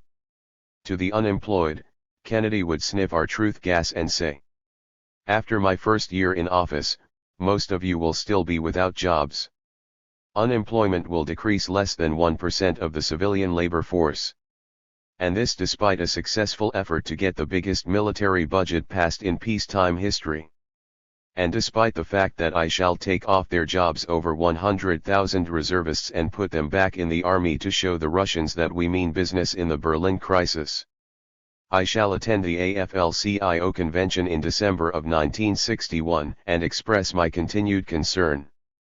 But my administration will pit its full strength against any attempt to find jobs for the unemployed by introducing a shorter work week or a shorter working day without a cut in pay.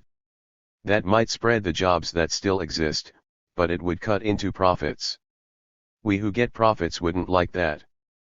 I shall especially express concern for the 1 million or more youths who can't find jobs. American youth is in a bad way. And they are the ones who must do the fighting in the wars we are preparing. In December of 1961 I shall urge the youth to become fit. I shall point out that to get 2 soldiers, the United States Army must call up 7 men. Of the 5 rejected, 3 are turned down for physical reasons and 2 for mental disability, and the rejection rate is increasing each year. But I won't. 199. Give them a chance to work. Nor will I subsidize athletic activities, that would be socialistic. But I will continue to pass out surplus government food, it's too expensive to store, anyway, and I shall extend unemployment compensation payments, which may not save a worker's house, or the fund for the kid's education, but will keep him off the dole. And I shall pass legislation to make loans available for the development of industry in depressed areas. That's the free enterprise way. To those who are fighting for freedom in America, Kennedy would sniff the truth gas and say, "Although freedom is a word I use almost every time I open my mouth, when I am president of this country, the filibuster in Congress will continue to tie my hands. That will prevent me from delivering my promises on civil rights, as it prevented those who went before me. Brave youth will continue to risk their lives for freedom in the South. They will continue to be beaten bloody and put in jail. Their fight will continue to make gains, but I will be too busy with important affairs of state to join them in their struggle, or take their case to the American people. As for those civil liberties that constitute the basis of the freedom that's always on my lips, the right to form political parties and run candidates freely for public office, these liberties will be seriously impaired in the first year of my administration. It will be my job to enforce laws passed previously to outlaw the Communist Party. If we succeed, and we shall try, it will be the first time any political party has been legislated out of existence. That will be quite a first for any administration. As far as the law is concerned, all a political party in power will have to do is to claim that a rival party is controlled by a foreign government.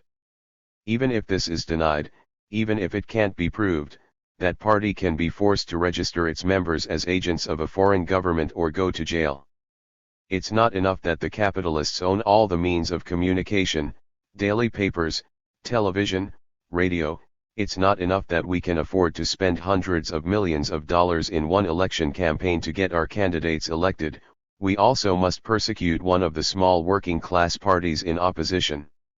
Russia may be emptying its prisons of political prisoners, but us prisons will continue to fill up with those who are jailed for opinions, for opposition to those in power.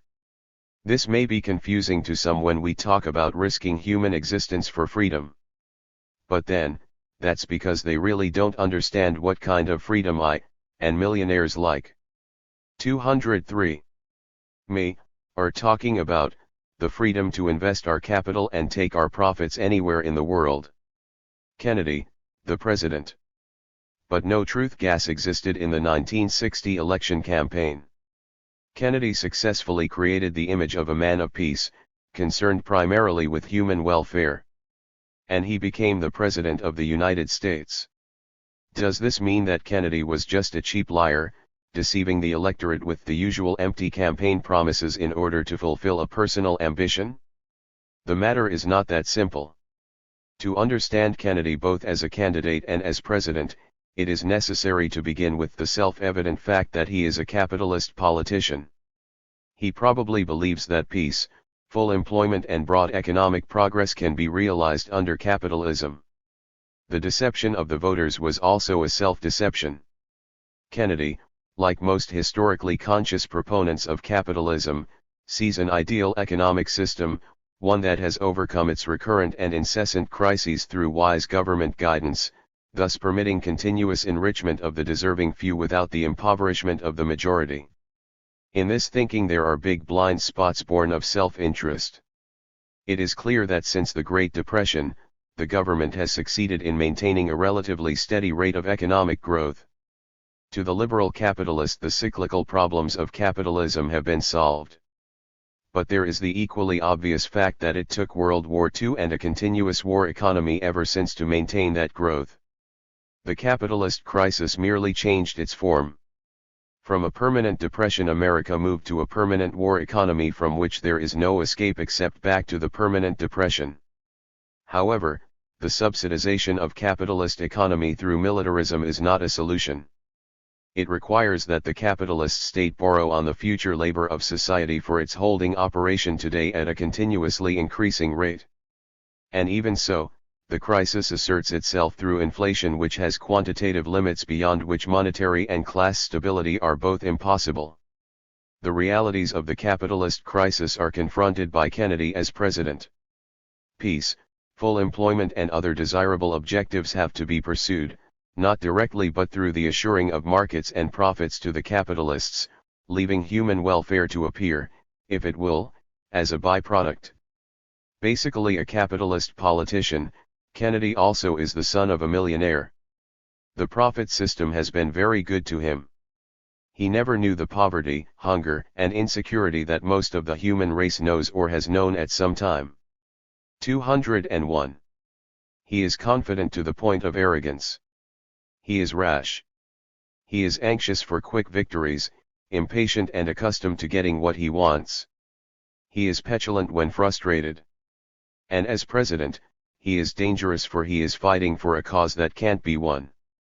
The real Kennedy pierced through the image in the first crisis of his administration. After his criminal and stupid attempt to carry out the plans for an invasion of Cuba, he spoke to American editors gathered in Washington. He spoke quite frankly of the sobering lessons of the Cuban fiasco.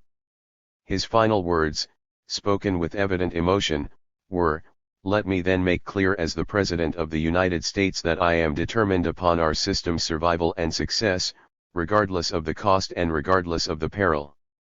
In this peroration, he dropped his usual use of the diplomatic, euphemistic term freedom, and made his meaning amply clear with the brass-knuckle term system, i.e., capitalism. Kennedy's leadership. Kennedy's real occupation in the White House was revealed in his speech to the National Association of Manufacturers on December 6, 1961. Here the president and the millionaire were merged into one.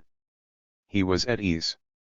He spoke well, permitting himself impromptu departures from a prepared text. And he was far more frank than older, more experienced men like Franklin D. Roosevelt would ever have permitted themselves to be. The burden of this speech dealt with the immediate critical problems of capitalist economy. Kennedy talked about the payments balance between the us and the rest of the world, especially Europe. He pointed out that us businessmen now own about $45 billion in capital invested abroad. In 1960 the long-term outward flow of capital funds was $1,700 million. The return was $2,300 million. So far so good, for us big business. But the American people, with their tax money, spend annually about $3 billion abroad for military bases designed to protect this capital and keep the profits rolling into the pockets of the American rich. As a result of this and other factors, the US has suffered a payments deficit of nearly $4 billion a year, with a net loss in US gold reserves of $5 billion over a 4-year period. Let no one propose to look for a solution of the US payments problem to the underdeveloped sector of world economy.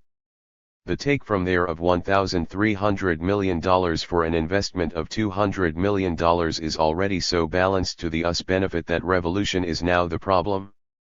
It is better to deal with a potential than an actual revolution. 202.3. Kennedy proposes to change tax and trade policies in order to stop, or slow the flow of capital to Europe. And he proposes to soften the blow that will be dealt European economy by having the US workers and small businessmen, those who lacked enough capital to get on the European gravy train, share the blow by submitting to direct competition with lower European costs of production. It also happens that Kennedy's proposals answer the immediate problems of US capital in Europe. US industrialists moved into Europe after World War II on an unprecedented scale, and asserted their domination by unifying Europe into the European Economic Community. But this expansion and growth within Europe is reaching its apex. There is no longer room for all to make an honest buck. Competition is growing acute and Europe, under US domination, must once again expand outward. Where? Kennedy's answer, to the United States. Cars produced in Europe by General Motors, for example, will then compete with cars produced in the US by General Motors. General Motors is the winner, no matter what the outcome. The ultimate effect of this competition will be to lower the wage differential between the two continents. Having conquered Europe economically, US industrialists hope to conquer the US, using its lower labor costs in Europe as the battering ram.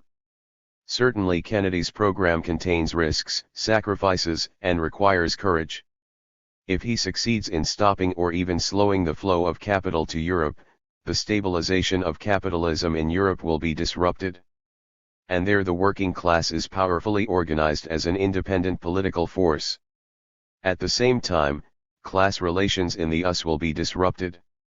The immediate peril that Kennedy confronts therefore, is that the axis of the world revolution will shift back from the undeveloped areas of the world to the industrial heart of world capitalism, the US and Europe.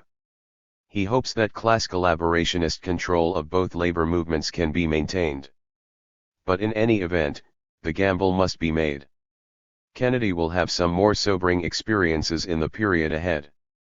He will learn that the American working class will not take kindly to a lowering of its living standards.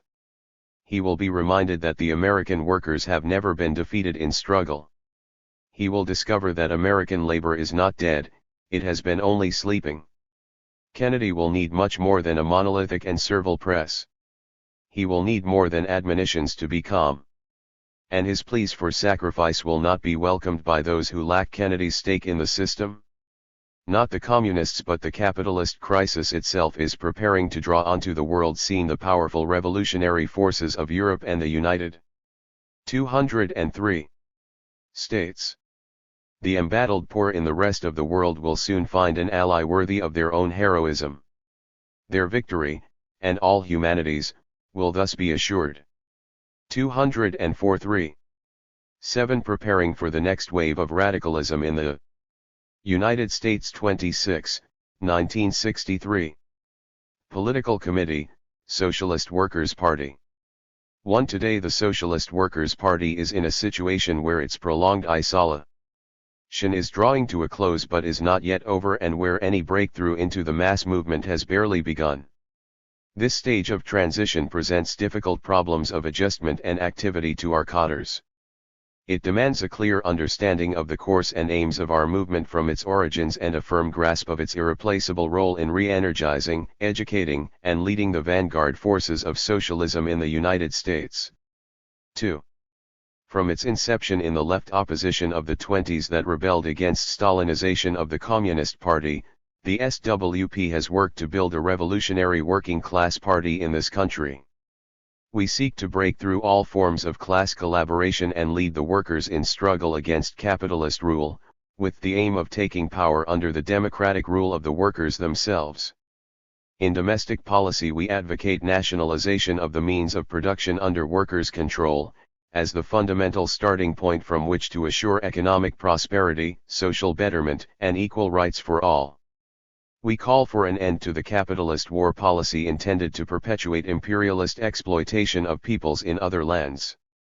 Our country's full power must be mobilized in support of the quickening advance toward an international system of planned economy as the basis for a world socialist society of peace, prosperity, freedom, and equality. We hold that war dangers, economic insecurity, restrictions of democracy, and racial discrimination will continue until the workers of the United States take the socialist road. 3. Throughout our 35-year history, adverse objective conditions have kept us in a minority position within American radicalism. Only today does the situation show promise of a change for the better. Until recent times, both the Stalinist and social democratic tendencies considerably outweighed us in the mass. 26 Socialist Workers' Party Political Committee 1963. 205. Movement. Although politically motivated by subordination to wholly different power centers in Moscow and Washington, both of these tendencies follow reformist policies. The cost to mankind has been great. The resurgent labor movement of the 30s was prevented from passing beyond simple unionism to the formation of an independent working class party. A class collaborationist bureaucracy was able to impose its dictatorial rule over the unions. The workers were kept tied to support of capitalist foreign diplomacy at increasing expense to their own class interests. 4. These reformist policies could predominate for so long because of a combination of objective factors. New Deal concessions served to stem the rise of anti-capitalist sentiment among the masses in the 30s. The stage was thus set to halt labor's upsurge at the union level and keep the workers under capitalist domination through the Labor Democratic Coalition. Only a class struggle policy could have saved the workers from this political trap, but the reformist line of the Stalinists and Social Democrats tipped the scales toward labor subservience to the Democratic Party. These political ties have since been maintained under conditions of relative economic stability thanks to limited capitalist concessions that have given labor the illusion it can prosper under the present social order. To help maintain acceptance of the status quo in the face of deteriorating social conditions, the capitalist rulers resort to witch hunt measures ranging from vicious attacks on opponents of their regime to continuous encroachment on the democratic rights of labor as a whole. Under these conditions, all radical tendencies became seriously isolated from the mass movement and had to fight for their very survival. 5. The prolonged ebb in the class struggle since 1947, combined with the witch hunt, served to whittle down the forces and resources of the SWP. Some individual members dropped out from plain discouragement. Others broke away in groups, seeking a quick and easy way to get around the adverse objective conditions, only to abandon all the sooner their previous principles and any identification with serious revolutionary politics. Tendencies arose to make programmatic compromises in an attempt to reach broader forces. Ideas were cooked up to launch valiant actions by a handful as a substitute for mass struggle. On the opposite side, the SWP had to consciously counteract the danger of adjustment to a sectarian vegetation apart from the real working class movement. Time kept taking its toll on our human material, while few young people were finding their way into our ranks. The party was put to severe trials of its capacity to retain theoretical clarity, programmatic firmness, and realism in action. Our ability to do what was necessary and possible without trying to race ahead of actual political developments was tested, along with our capacity to keep abreast of whatever opportunities opened up in the class struggle. 206-3. 6 years before the worst of our isolation set in, a new revolutionary ascent had begun elsewhere in the world. This period started during World War II with the advent of social revolution in Yugoslavia. Then came extension of the Soviet bloc into Eastern Europe and emergence of the Soviet Union itself as the second greatest world power. The victorious revolution in China was the first of the colonial uprisings to eject and push back the imperialists, and even to checkmate their intervention in the Korean War. One result of these developments was the emergence within the Soviet bloc of a rise in mass opposition to bureaucratic dictatorship and special privilege. The 1953 workers' uprising in East Germany, Khrushchev's attack on Stalin at the 20th Congress of the Soviet Communist Party, and the 1956 struggles for workers' control in Poland and Hungary marked the beginning of a crisis of Stalinism. The repercussions of this crisis inside the US Communist Party gave rise to a general shake-up in the radical movement. Sincere revolutionaries who had long trusted the Kremlin bureaucrats learned they had been betrayed. Some who were already worn thin simply quit radical politics. Others solved their personal crisis by moving toward political adaptation to imperialism. Those who had become case-hardened stuck with the CP. But the sturdiest fighters in the CP ranks began to search for a new revolutionary course. 7. In an energetic search for new allies and recruits, the SWP intervened in the radical shake-up with a regroupment policy. Leaving open the question of organizational forms if a substantial regroupment should become possible, we put our stress on revolutionary principles and genuine democratic centralism in the construction and operation of the Revolutionary Party. Although some new forces were won over to our revolutionary socialist concepts, in the end we had to draw a largely negative balance sheet concerning the potential for allies or adherents within opponent radical tendencies. Experience revealed that significant reinforcements to our ranks can now come only from the mass movement, primarily from the worker, student, and minority youth. It also became clear that a new relationship of forces is developing within the radical movement, giving new advantages to our revolutionary socialist tendency as against the Stalinists and Social Democrats. 8. Generally speaking, the crisis of world communism has acted as a depressant upon many one-time revolutionists. Already wearied and disillusioned, they have reacted by retreat and withdrawal from political life, reducing the effective forces of the radical movement as a whole. The main offset to that trend has come from the impact of the Cuban Revolution within the United States. The Cuban developments have served as an energizing factor, attracting young reinforcements to radical politics. Cuba lays bare the class truth about imperialism. It puts all radical tendencies to the test of revolutionary principles. 207. Exposing the Social Democrats as political hacks for the State Department and the Stalinists as servile agents of the Kremlin bureaucracy. The outbreak of the Moscow-Peking dispute over policy in the struggle against imperialism has still further divided and demoralized the CP circles. With firm adherence to revolutionary principles and the necessary tactical flexibility, the SWP can intervene in these favorable developments to increase its specific weight and attractive power within the radical movement. We can expect our prospects of expansion to be improved still further by the sharpening of social contradictions within this country. G. The impact of the ascending world revolution of our time steadily worsens the situation of capitalism and sends shockwaves into the imperialist strongholds. The overturn of capitalist property relations in the expanding bloc of workers' states has produced a corresponding shrinkage in the number of countries remaining open to imperialist exploitation. Intensification of independence struggles within the exploited countries leads toward curtailment of imperialist profits and nationalization of capitalist holdings. This drives the imperialist powers to stiffen their competition on a contracting world market and look for ways to edge into one another's internal markets. These general trends combine to intensify class contradictions within the imperialist countries and undermine the social equilibrium needed to safeguard capitalist rule. 10.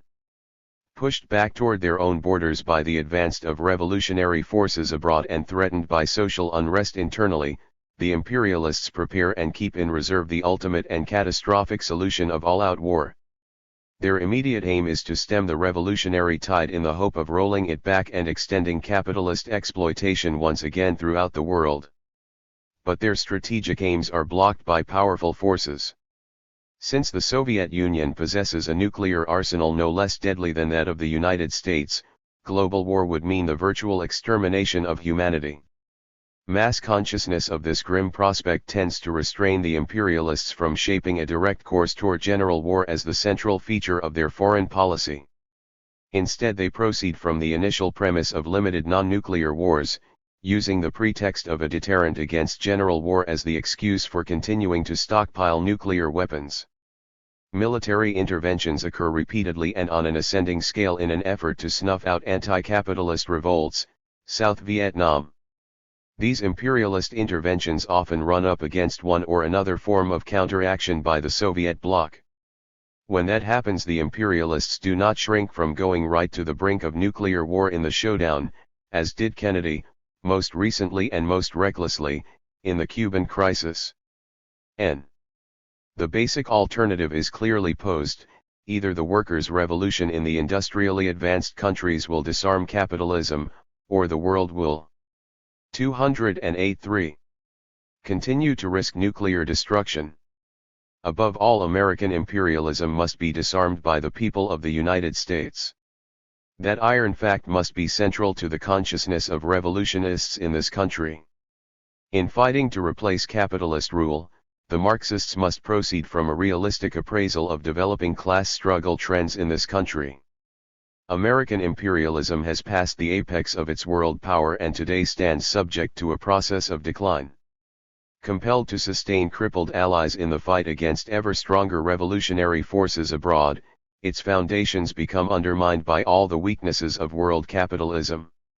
Its worsening world position tends to become converted into a domestic crisis, which in its further unfolding can arouse the greatest power of all within the United States, the working class. The capitalist rulers confront the following contradiction: they need relative class peace at home in order to carry out their foreign policy. Yet their increasingly severe problems abroad impel them toward austerity measures at home. They must stiffen their resistance to mass demands for social and economic concessions and move toward stronger repressive measures to curb mass opposition to their policies. As a consequence, the equilibrium of class forces is becoming undermined. 12.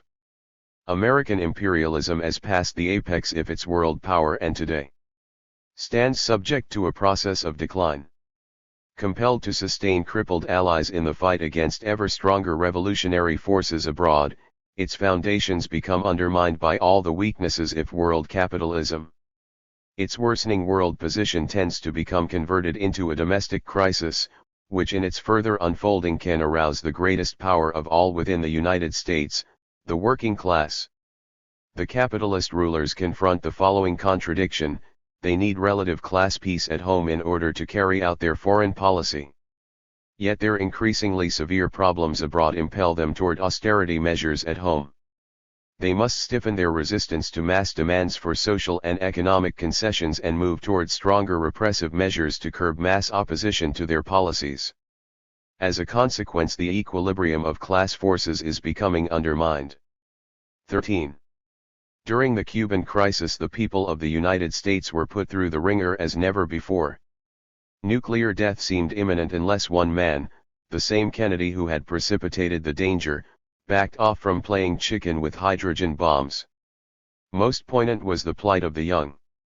Children in grade school asked one another, "What are you going to be if you grow up?" People are told to have faith in a government repeatedly caught lying, a government that cynically asserts it will continue to withhold vital facts, a government that takes witch hunt reprisals against those who openly disagree with its foreign policy. 209. 14. Worsening social conditions blights the lives of millions. Children in the city slums have no place to play, and except for brutal police control they get little attention from the government. The nation's school system has become a disgrace. Decent housing at relatively low rentals is in short supply. Old age pensions fall short of minimum needs, many retired citizens get no pension at all. Millions hunger while the government stockpiles surplus food.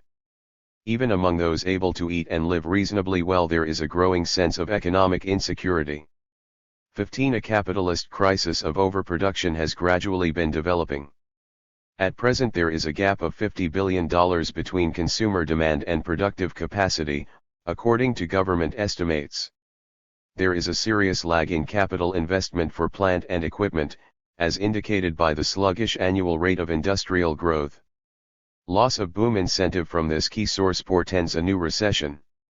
To make matters worse, the United States faces stiffer international competition on a contracting world market. These difficulties, together with related factors, are preparing a critical economic situation. 16. Thus far government intervention has delayed and modified the economic troubles inherent in the capitalist cycle.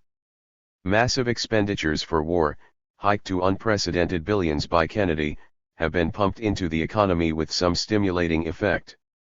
Capitalists have received lucrative war orders at a handsome profit, along with subsidies and tax write-offs. The economy has paid a price for this shoring up of the profit system. The national debt has soared, weakening the dollar. Inflation has been further accelerated by the unfavorable balance in international payments and the consequent gold drain. For the people generally, government economic policy has meant stiff taxes and rising prices. Waning consumer purchasing power has been sustained because they have turned to heavier installment buying, mortgaging tomorrow's income in order to acquire comforts today. 17. Government pump priming has not brought uninterrupted prosperity. It has achieved relative economic stability within the framework of a series of boom-recession fluctuations. Now several factors indicate a downturn within the cyclical pattern. Each boom becomes more sluggish, more short-lived. The time gap between recessions narrows. Every oscillation leaves in its wake a larger residue of chronic unemployment. Meanwhile, underemployment and inadequate purchasing power intensifies the search for jobs, giving rise to the national pastime known as moonlighting. Stated generally, the economic trend is one of a tum from relative prosperity, through a process of developing stagnation, to a pattern of more precipitous decline. 18. Concerned about the dangers to capitalist stability and earnings, the Kennedy administration has advanced a program of corporate tax cuts, INTN. 210.3. DED to stimulate capital investment. The masses are promised a slight drop in individual income truces, but for them the main result will be newly inflated prices caused by further government borrowing. Kennedy's basic aim is to counteract the declining rate of profit by inducing capital investment for automation, general technological change and overall cuts in production costs. That means intensified exploitation of labor with the prospect of even fewer jobs at a time when prosperity is already bypassing millions.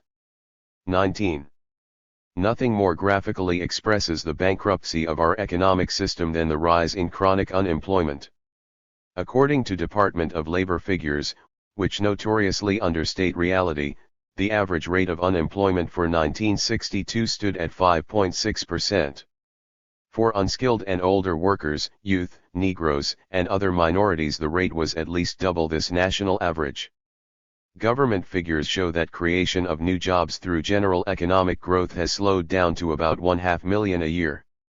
On the other hand, at least 1 million workers are displaced annually through technological change, while another million young people are entering the labor market. The result is a built-in yearly rise of around 1.5 million in chronic unemployment apart from the victims of slumps in production. These cold statistics spell economic catastrophe for the millions of people affected, doubly so when half of them are denied jobless benefits. 20. Hardest hit are the minority peoples who suffer discrimination not only in employment but also in housing, education, medical care, social welfare, and all other spheres of ordinary life. They have no stake in the foreign policy of a government that offers them little more than empty promises and the discipline of a cops club. Nor do they have any reason to subordinate the struggle for their democratic rights to the capitalist-defined national interest. Drawing that conclusion for themselves, the Negro people stand in the vanguard of the battle to win equal rights for all minority peoples. With increasing militancy and on an ever broader scale, they are rejecting policies of gradual reform and fighting for freedom now, not at some vague future time. They are breaking the old patterns of white domination over their movement and asserting their right to have decisive leadership in their struggle for emancipation. 21. This radicalization of the Negro people constitutes the most important single political development within the country. It can be expected to have more profound repercussions throughout the population, generating new militancy among all whose basic interests are violated under capitalist rule. First to be aroused are the youth. The vanguard role of Negro students in the civil rights struggle is paralleled to a certain extent by the increased participation of students in the fight against the war danger. Still to be heard from are the young. 211. Workers, although their worsening situation goads them toward action against the bosses and the capitalist government. 22. Growing campus support to Negro freedom fighters gives evidence of revulsion against the status quo. Student unrest is building around the war issue. Many listen with an open mind to socialist views in the struggle for peace. Currents of sympathy with the Cuban Revolution flow through the schools. Some students are coming to identify themselves with the aims of the socialist movement. Although the bulk of the student body has yet to become politically active, those who are turning rebel show youth's normal impulse to want to do something about a situation they consider intolerable.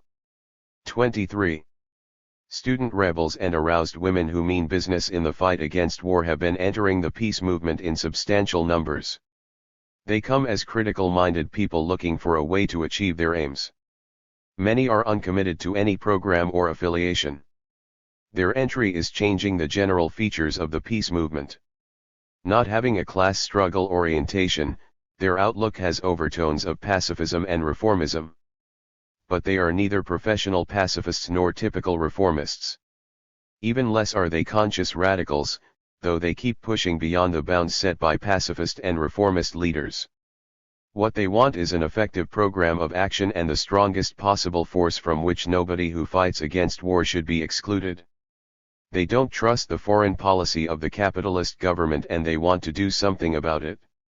Seeing no other place to turn, many put their hopes in the United Nations. Young people do not look instinctively to the labor movement for help, because all their lives the trade unions have appeared conservative and ineffective where major social issues are involved. 24. The capitalist-minded bureaucrats who dominate the unions give unqualified support to the imperialist foreign policy. In return they hope to secure voluntary economic and social concessions from the bosses, or at least from the government. Within industry they side with the bosses against union militants. Through support to the Democratic Party, they keep the workers captive to capitalist political rule. Under this bureaucratic control, labor has lost virtually all its capacity to influence national policy. Job conditions have steadily worsened, union growth has failed utterly to keep pace with the expanding labor force. In short, trade unionism has fallen into stagnation through adaptation to the capitalist status quo. 25. Saddled with a conservative union bureaucracy, the workers now face a capitalist drive to solve the economic difficulties at labor's expense. The bosses have launched a three-pronged offensive, on the job, in contact negotiations and through the government. Through technological change and intensified speed up, they are whittling down available jobs. They oppose union demands. 212.3. For reduced hours with no cut in pay. They are determined to hold the line on wages and demand wage cuts if they think there is any chance of getting away with these. To cripple union resistance, capitalist politicians call for stiffer anti-labor laws, including a ban on industry-wide bargaining, further curbs on the right to strike and use of antitrust laws against the unions. Kennedy openly wields his presidential authority on the side of the bosses. The mounting attacks on the unions are revealing to an increased extent the basic conflict of interests between labor and capital. 26. Unemployment has become the major problem confronting labor. As concern for their job security becomes aggravated by boss provocations, more and more workers grow angry and militant. Skilled workers, not being exempt from job attrition and boss attacks, share this changing class mood. Conditions become increasingly favorable for a fighting leadership to forge a high degree of class solidarity, reducing the danger of the bosses using one or another strata of the workers to split their ranks as a class. So strong are the pressures that the bureaucrats find themselves forced to do something. At the lower levels of the bureaucracy, among those closest to the ranks, some capacity is shown to give the bosses a fight. At the summit meeting, Ruther and Co. have asked the government to legislate a shorter work week, and after Kennedy had vetoed the idea, even repeated politely that it still ought to be done. The union ranks are not so timid. In several places they have struck for a shorter work week, and in resistance to the boss attacks on their conditions. Wage demands have usually represented an attempt to offset rising prices rather than an effort to raise living standards. When a strike achieves even a very modest victory on the work week issue, other workers take new courage to do battle in their industry. This trend can rise sharply with contract negotiations coming up this year in several basic industries. 27. Every partial union action poses larger issues confronting the workers. The need for a change in leadership grows more acute. Splits in the bureaucracy, such as occurred when the AFL-CIO threw the Teamsters Union to the Kennedy Wolves, weaken its monolithic control. Teamster officials, fighting for their union lives, have gone so far as to propose a labor march on Washington to protest the union-busting drive, an action unthinkable to Meany, Ruther and Co. Rifts in bureaucratic solidarity can help open the way for the ranks to assert their views on policy issues and fight for more democratic control over union affairs. These changing trends open new possibilities to promote consciousness of the need for a left wing founded on a class struggle program. 28. Labor on corporation farms has little or no union protection. Worst off are the migratory workers, composed mainly of sharecroppers and small farmers uprooted by growth of monopoly on the land, or Latin Americans broad. 213. In temporarily at times of peak employment.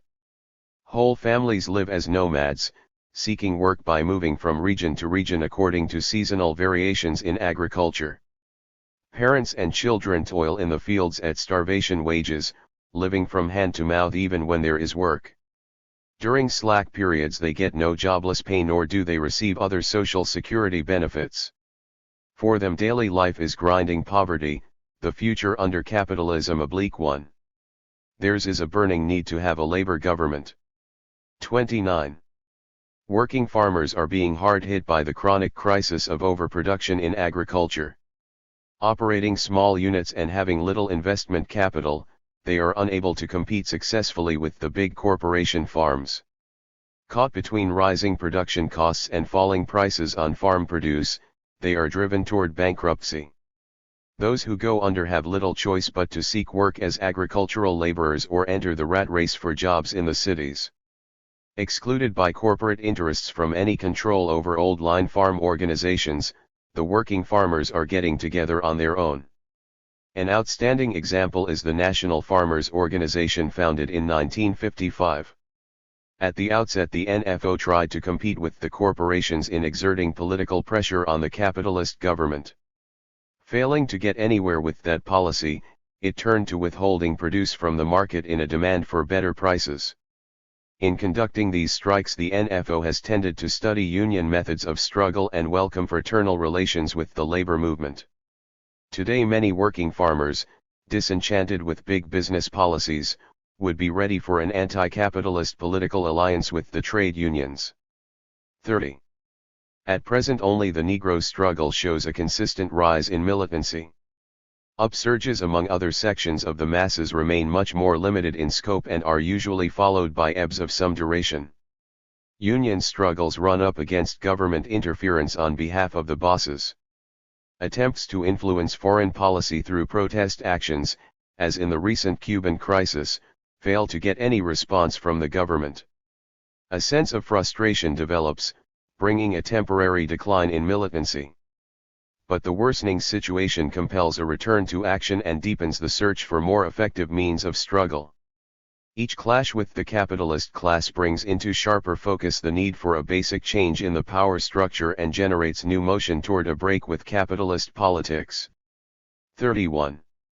Pronounced shifts in political outlook are developing within the Negro movement.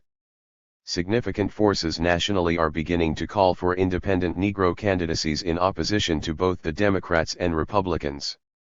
The stiffening battle for Negro voting rights in the South infers motion in the same direction, even though Southern Negroes can also be expected to intervene as a voting bloc within the two-party system. As the trend toward independent 214.3 Negro political action gains momentum, it will cut across the Labor-Democratic coalition and stimulate Labor Party sentiment in the unions. 32. A potential for anti-capitalist political action is building up within the peace movement. Militants want to run people for office who will really fight for peace, even though their limited grasp of the class issues involved leaves them subject to political deception.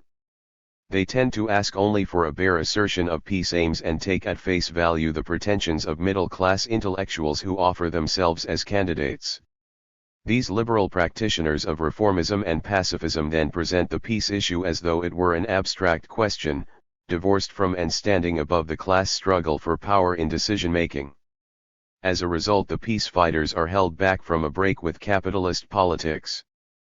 Parallel misleadership in the unions helps to disorient them so that labor loses the support of potential political allies within the peace movement. 33. Basic weaknesses plaguing the unions stem primarily from the Labor-Democratic coalition.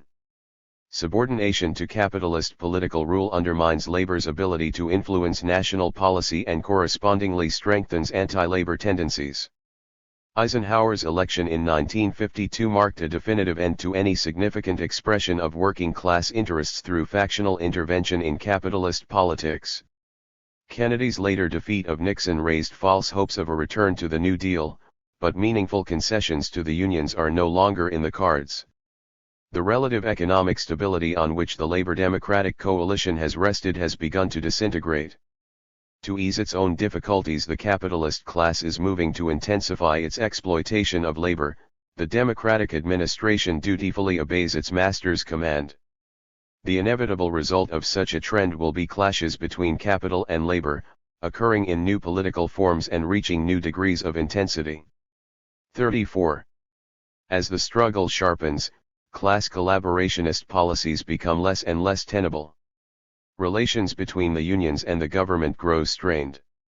Breaks in the customary patterns of the workers' lives produce changes in their political thought. They will begin to repraise the whole question of support to the Democrats. Limitations in union power, manifested at the industrial level under conditions of economic decline, will tend to steer the energies of frustrated workers onto the political arena in new and higher forms.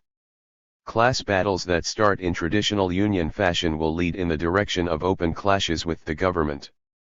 Conditions will ripen for a leap from simple unionism to formation of an independent labor party. Once in being, a labor party would experience rapid growth, drawing to its support unorganized, retired, and unemployed workers, minority peoples, students, peace fighters, farmers and sections of the urban middle class. Although a labor party can be expected to start with a reformist leadership and outlook, its radicalization would be 215. speeded up by reactionary counterattacks from the capitalist class. The repercussions would tend to pose point blank the need for labor to take complete power and proceed to a basic reorganization of society. 35. Capitalist reaction to a potential labor radicalization is previewed by existing trends on the right. Since the McCarthy period, incipient fascist cadres have been crystallizing as a reflex to the deepening capitalist crisis. The latest manifestation of this process is the rise of the Birchites.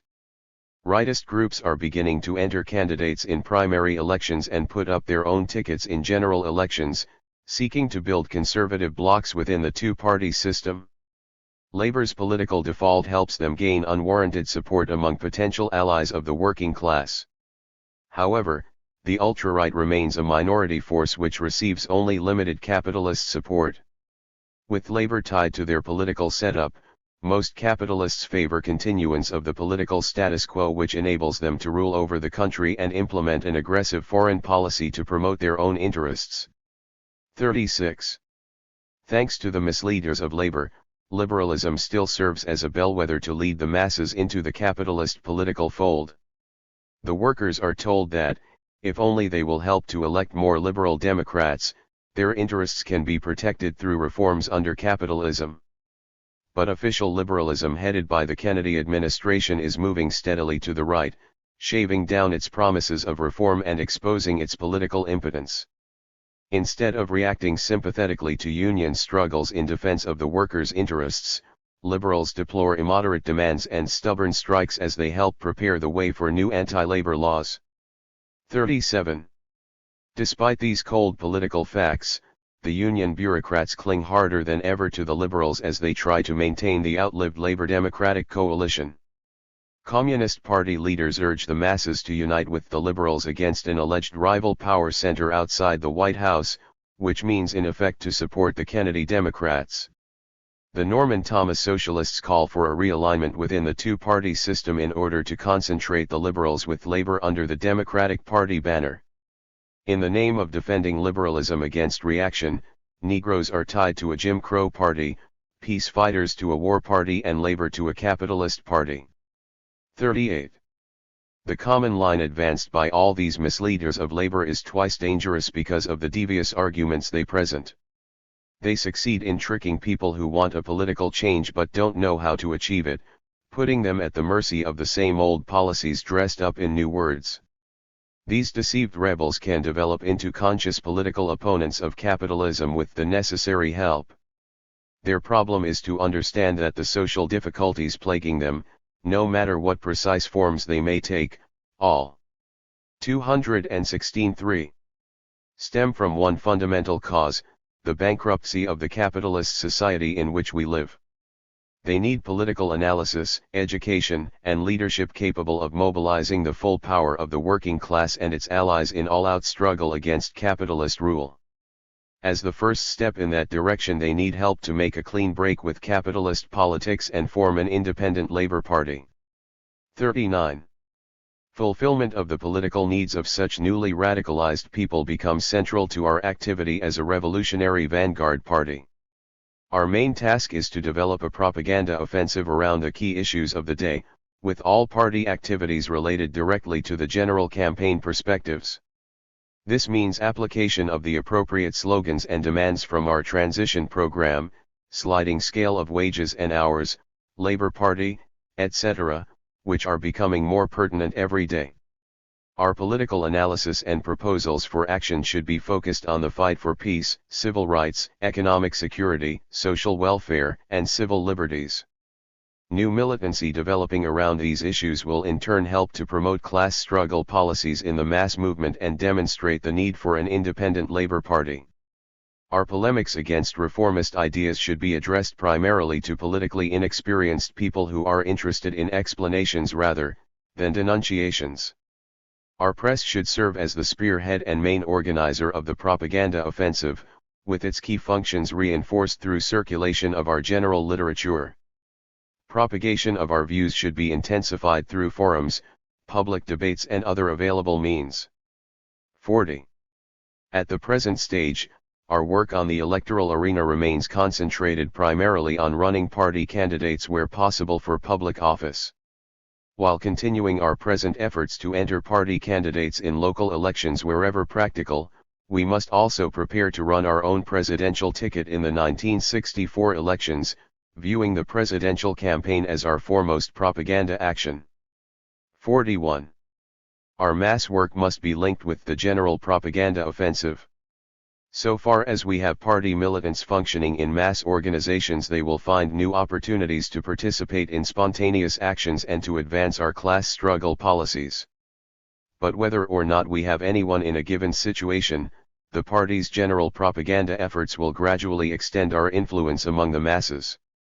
Where comrades are engaged in mass work, the broad ideological offensive will be vital to their functions, since their own activity remains essentially propagandistic.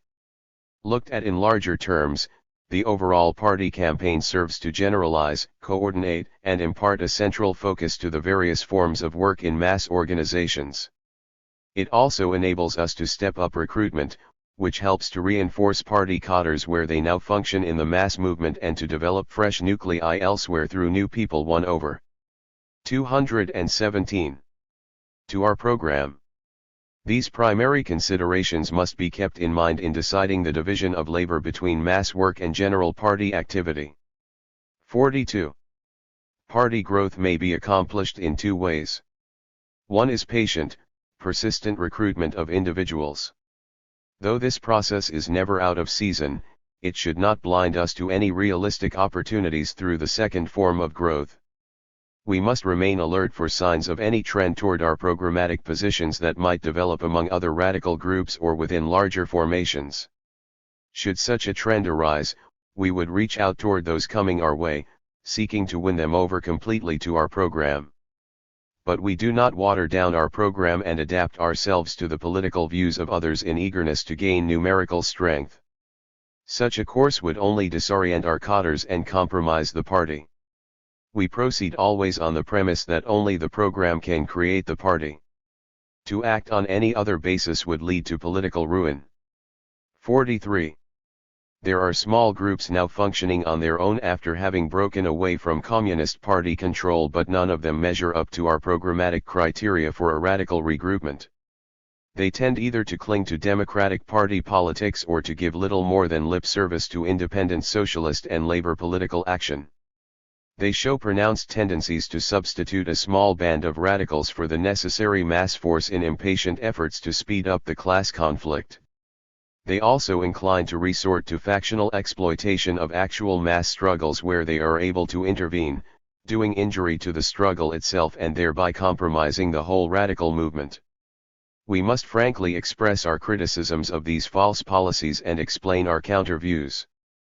Political firmness toward these opponent tendencies does not prevent us from maintaining fraternal relations with them or with dissidents in the SP. We are ready to cooperate with all other radicals in opposition to the witch hunt, in counter-rallies against the ultra-right, in peace demonstrations, in defense of the Cuban Revolution, in support to civil rights and trade union struggles. But in no case will we go along with reckless attempts to substitute a radical vanguard for the masses. 44. Our paramount task is to reach out for people now becoming radicalized. Major attention must be given to work in support of Negroes and other minority peoples fighting for their civil rights. In addition to doing all we can to support the general battle for full equality, we have a special role to play. If the Negro minority is to achieve its objectives, it must split the white majority and win one section over to its side. Such a division among the whites can develop only along class lines. Our special task is to help win white workers over to active support of the Negro freedom fighters and in the process promote an anti-capitalist alliance of the labor and Negro movements. We begin. 218.3. This attempt by pressing for union support of the civil rights struggle and by backing demands of Negro workers for democratic rights on the job and in the unions. These actions help weaken the union bureaucracy and strengthen rank-and-file action to win internal democracy. They also serve to intensify demands for effective struggle in defense of the workers' interests and to speed the fusion of Negro and white militants into a left-wing union force. The general process leads toward a leap from simple union action to formation of a labor party, and in doing so improves our chances of recruiting both Negro and white workers into the SWP. 45. Full backing must be given to political work among student youth through close fraternal collaboration between the party and youth organizations. In addition to contact established in campus activity, students and other militants can be reached by way of the peace movement. An effective approach to these elements requires a combination of political firmness and tactical flexibility. We support all demands, limited though they may be, that bring the peace fighters into conflict with Washington's war policy and help generate anti-capitalist sentiments. We support united actions around these demands and oppose efforts to exclude any tendency from the movement. At the same time, we combat the efforts of liberals, reformists, and pacifists to disorient the peace fighters politically. We undertake to advance our views in a way that will bring the most sympathetic hearing, presenting our program in a patient, reasoned, educational manner. We follow a similar policy in the case of the Cuban defense movement, where comparable forces are involved. Ad hoc formations of the kind that arise in a movement of this nature are necessarily limited in capacity. Their struggle potential is of an intermittent character, depending on the degrees of intensity in the imperialist attack on Cuba. Ability to maintain consistent propaganda activity, and to develop it in sufficient depth, is restricted by the heterogeneous political composition of such ad hoc formations. In view of these limitations, our support must be realistically attuned to their actual capacity to meet the needs of the day. 46. If we are to build a revolutionary working class party, there can be no temporizing where basic class interests are involved, nor can there be any needless tolerance of obstacles to the propagation of our program. Militants moving toward revolutionary positions are already disoriented enough through lack of union intervention on their side in struggles around major social issues. Our role is to serve as a bridge in historic consciousness of the basic vitality and revolutionary power of the working class. We need to explain over and over again how revolutionary leaderships are built by linking together workers with class struggle experience and middle-class individuals capable of fully identifying themselves with the workers' cause. Young intellectuals who manifest 219. That capacity are coming toward and already entering our party. If they recognize the revolutionary capacities of workers in the party, and if the workers understand the worth of intellectuals dedicated to the revolutionary struggle, then the party will be capable of creating valuable new cadres of leadership quality. To help both the young workers and intellectuals in their political development, internal party education should be systematically related to external activity in basic terms of our theory, program, strategy, and tactics. 47. For the coming period, the SWP will still have to swim against the stream, contending with an unfavorable environment. The principal tasks in this period of transition are to hold firm to our principles and outlook and prepare those points of support which will enable the party to move forward most swiftly and effectively as soon as the anticipated openings in the next stage of the class struggle emerge. 220. S. Kennedy's War in Vietnam 21, 1963. Theodore Edwards, Edmund Kovacs. 3. Like its predecessors, the Kennedy administration continues to support every reactionary or counter-revolutionary ruling clique in the underdeveloped countries of the world under the guise of fighting communism. Economic and military subsidies to these native oppressors continue to be misrepresented to the American taxpayer as aid to the colonial masses. Whenever such assistance to kings, sheiks, assorted tyrants, and puppet rulers fails to keep the colonial peoples in check, the Kennedy administration has shown no hesitancy in resorting to clandestine CIA maneuvers, military shows of force, or outright armed intervention. Its most flagrant intrusion in Asia is the current military operation in South Vietnam. 12,000 US advisors are busily engaged in what the NY Times calls the secret war. The Times editorial of October 17, 1962 observes that a pall of unnecessary secrecy, which far transcends military requirements, has obscured from the public too much of the progress of a war to which we are now fully committed. Deliberate policy restrictions by Washington and by the South Vietnamese government in Saigon are blamed for this lack of information. The Soviet policy. The Western imperialists are not the only international force intervening in Southeast Asia. Since World War II, the Soviet bureaucracy has been applying its interpretation of peaceful coexistence to the Indo-Chinese Revolution. In World War I, the Japanese occupied Indochina, a colony of the French, for 80 years. The collapse of Japan in 1945 swept the Communist Party-dominated 27 Edwards 1963. 221. Viet Minh movement under Ho Chi Minh into control of virtually the entire country. Under pressure of the Kremlin and of the French CP, however, the Ho Chi Minh government agreed to the incorporation of Vietnam into the French Union. As soon as the French had landed enough troops, they abrogated all accords with Ho and initiated full-scale warfare against the Viet Minh.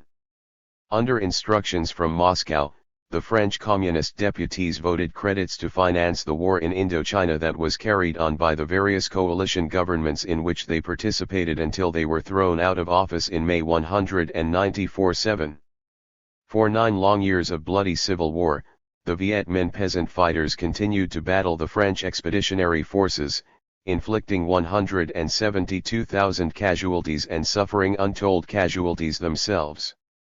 Stalin recognized the Ho government, not in 1945 when it had undisputed control, but in 1950 when it was fighting desperately to regain power from the French.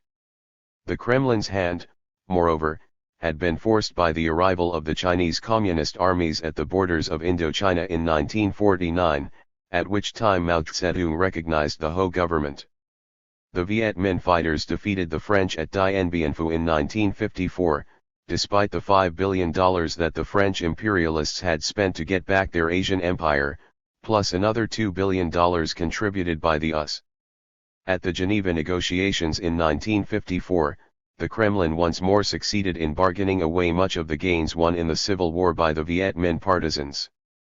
The Soviets, and the Chinese, agreed to carve up Indochina into Laos, Cambodia, and North and South Vietnam, all to remain neutral in the East-West struggle.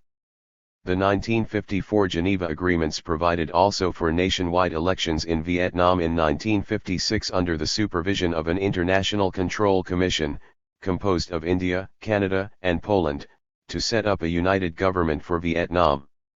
The signatories, including France and Britain, agreed that there should be no foreign bases or foreign troops in any part of Vietnam, limiting the number of foreign advisors to 685 and banning any further shipments of military supplies. The US government agreed to abide by these agreements. However, Washington broke its word immediately and attempted to replace the French colonialists in trying to contain the Southeast Asian Revolution. Laos became a Cold War battleground. The CIA and the State Department spent over $500 million there in the course of 7 years, seeking to destroy the Pathet Lao movement by setting up, not a neutral, but a pro-imperialist landlord regime. In South Vietnam, the US government helped Ngo Dinh Diem to establish his dictatorial rule. Diem refused to carry through the 1956 plebiscite that he would have lost hands down.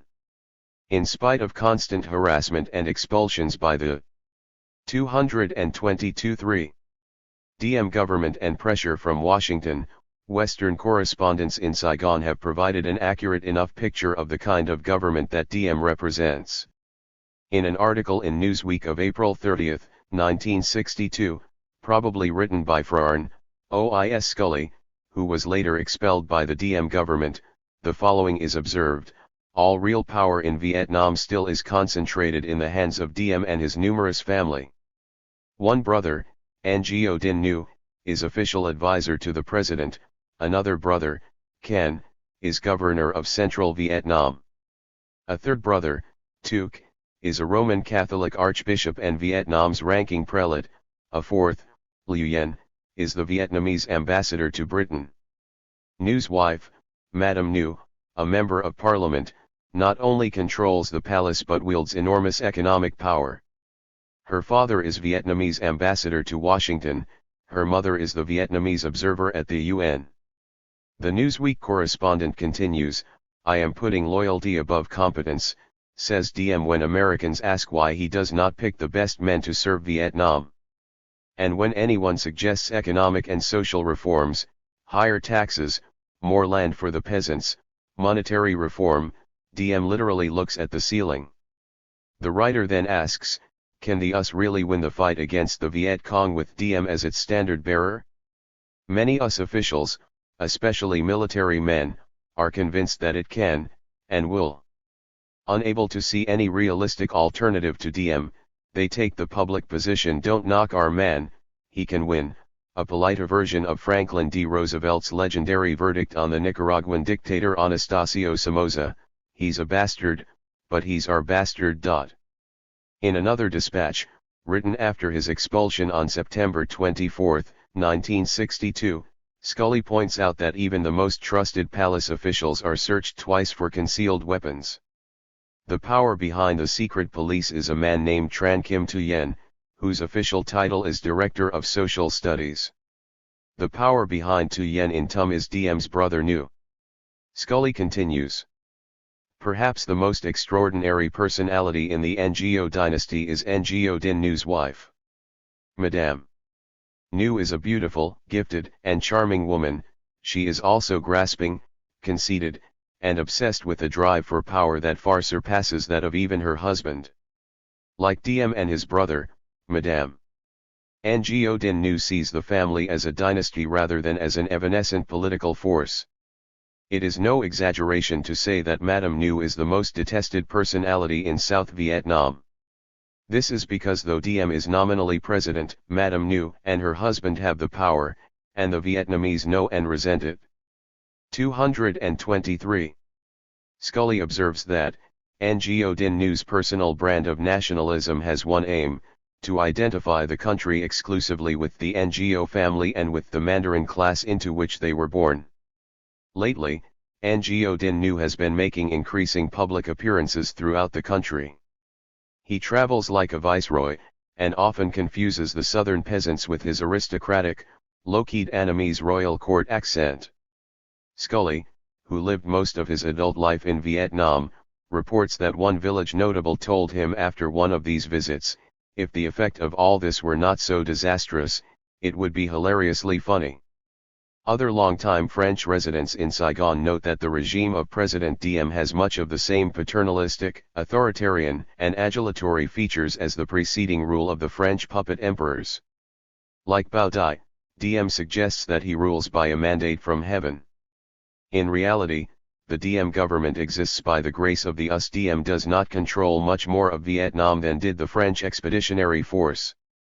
Warren Rogers Jr. in May 1962 reports the following for the Herald Tribune News Service: "At present, the fact is that the Diem regime controls only the major cities and, in general, the China Sea coastline from the 17th parallel to the northern reaches of the Mekong River Delta swampy rice bowl. All else is either under effective, well-disciplined, government-like control by the Viet Cong, or it is no man's land." Peasant Revolution. The precise extent of guerrilla control is a matter of dispute, but all reports agree that the peasant revolution dominates the countryside. The guerrillas of South Vietnam, dubbed Viet Cong, i.e. Viet Communists, by the US military, are the authentic armed force of the Viet peasantry. Igor Oganisov, in the Wall Street Journal of March 20, 1962, estimates that the guerrillas collect money, provisions, recruits and labor from more than half the rural population, instituting land reform in their areas. Dennis Warner, in the September 13, 1962, reporter, judges that the Viet Cong is a bigger and better armed force than it was a year ago, dominating 3/5 of the land area and slightly less than a third of the population of 14 million, with access to an estimated 2 million potential recruits of military age. The economic effects of the peasant insurrection are striking. In the Wall Street Journal of December 27, 1962, Norman Sklarowitz writes that 224.3. By dominating the countryside for almost 6 years, the Viet Cong, has been able to break the flow of food products to the government-held cities and cut off consumer markets for manufactured goods. The communist strategy of attacking lines of transportation and ambushing truck convoys and supply trains between the rice paddy fields of the Mekong Delta and Saigon has reduced the movement of rice by 1/4 in just 2 years. Overall rice production has sunk by 500,000 tons in 1 year. Sklarewitz points out that in 1960 Vietnam exported $27 million of rice. The 1962 export total will be down to $2 million and DM will have to receive US donated rice to feed the city population. The US spent an estimated $2 million in 1962 in direct food and aid grants. Seeking to crush the revolt in the countryside, the Vietnamese government is pursuing a course of action called, variously, Rural Reconstruction, Province Pacification, or the Strategic Hamlet Program. While DM's brother, New, is overall director, the US government is the prime inspirer and supporter of this project. The plan for crushing the peasant insurgency is the brainchild of a 45-year-old Scot named Robert G.K. Thompson, former defense minister of Malaya. Thompson's system of floodlighted, wire-fenced new villages, into which 450,000 Malayan peasants were resettled, is credited with helping the British imperialists crush the guerrilla uprising there in a bloody 12-year war that required 500,000 troops. Working directly with DM and his US advisors, Thompson produced a similar but bigger plan for the pacification of South Vietnam. It calls for control of the peasant population by resettling them into a nationwide network of strategic hamlets, a polite term for concentration or slave labor camps. Here is what these settlements are like. Farm families are uprooted, their houses and stores put to the torch, while the people are moved by force into the new fenced-in villages. On the door frames of each hut in the strategic hamlet are nailed census boards giving the names of all occupants. Only those whose names are listed are allowed to work their fields in the morning. Even these are first checked to see that they carry no extra food for the guerrillas. Anyone caught outside the fence after curfew is fair game. In January 1963, the program was reputed to total 4,077 villages, encompassing 39% of the population.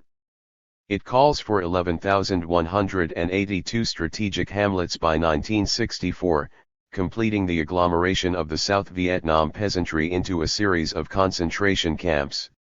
In a letter to the New York Times on October 22, 1962, Tran Van Tung, a pro-American Vietnamese exile, asks, "When will America learn that it is always 225 fatal to the cause of freedom and democracy to support a cynical tyrant as the only alternative to communism?"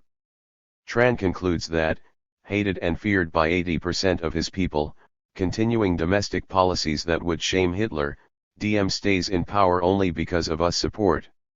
Other leaders of the Vietnamese Democratic Party, an anti-DM bourgeois grouping, appeal to the Kennedy administration in a similar vein. A letter by Nguyen Thao Binh, appearing in the Los Angeles Times of December 22, 1962, states that the Vietnamese regard the US simply as the latest of their colonial oppressors, since it is the US which keeps DM in power, all in the name of anti-communism. But feudal landlordism, propped up by concentration camps, mass arrests, murders, rigged elections, a censored press, and an autocratic regime, do not deter the Kennedy administration from supporting their man in Saigon. Newsweek of September 24, 1962 quotes an unnamed US official in Saigon, "We're going to win this war, with this government, and as it is." Newsweek adds, "This is a considered statement of US policy in South Vietnam." Kennedy support. The Kennedy administration has dropped any pretense of reforming DM's regime. With a sure class instinct, the US monopolists show only contempt for the advice of liberal dreamers on how best to organize democratic counter-revolutions.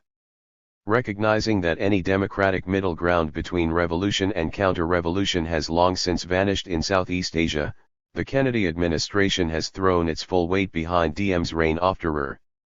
The US government spent $2 billion from 1954 to 1961 to prop up DM. In the past year, the expenditures rose to $400 million a year, or over $1 million a day.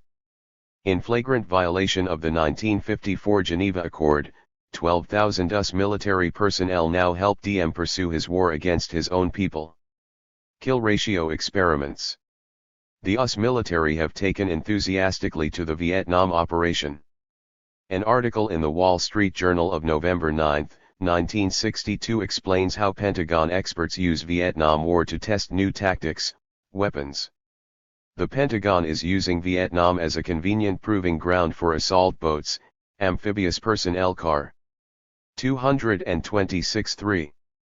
Rears, night vision instruments, wire lasso guns, squirt message radios, defoliation sprays, flashlight-operated landmines, pocket flamethrowers, new rapid-fire rifles, napalm bombing techniques, troop-carrying helicopters, armed helicopters, and other sky cavalry concepts, as well as war dogs to hunt down guerrillas.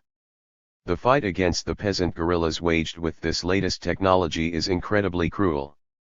Men, women, and children are hunted down like wild beasts. Prisoners are habitually tortured and summarily executed, while US advisors watch. Entire villages are incinerated by napalm bombs dropped by US pilots. So are guerrilla hospitals. The ghouls in the Pentagon who feed the gruesome statistics into their war games computers report gleefully that the kill ratio is favorable to the Diem regime. For 1962, the official estimates are 13,000 Diem casualties against 30,000 peasants killed, wounded, or captured. US casualties are reported as 30 killed in action. Despite these new frontier experiments in military technology, the South Vietnamese guerrillas refuse to be crushed. Guerrilla units, estimated to number 20,000 in April 1962, are now said by the US military to number 23,000 full-time guerrillas, even after 30,000 presumably were killed, plus another 100 to 200,000 part-time guerrillas. The Diem government and the Kennedy administration would like to blame the South Vietnamese revolt on Ho Chi Minh. They charge that the guerrillas are being augmented and supplied by North Vietnamese slipping into South Vietnam over the Cambodian and Laotian borders. The role of their own savage repressions in driving the peasantry into armed struggle is glossed over in silence by the stalwart new frontiersmen and their puppet autocrat. Jerry A. Rose, in the May 10, 1962 Reporter, points out that numerous munitions factories, set up in straw huts, produce a steady flow of crude rifles and pistols, mortars and mines, grenades and bullets for the guerrilla fighters. The materials are purchased on the local market by peasant women, the work is done by the peasant men. Expropriate US arms. In addition, the guerrillas capture and use the latest American arms, including non-recoiling artillery. A UPI dispatch from Saigon, dated January 8, 1963, reports, US military advisors Tuesday said communist guerrillas, who have boasted they will win the war with captured American weapons, seized enough new arms in the past week to equip at least 2 companies.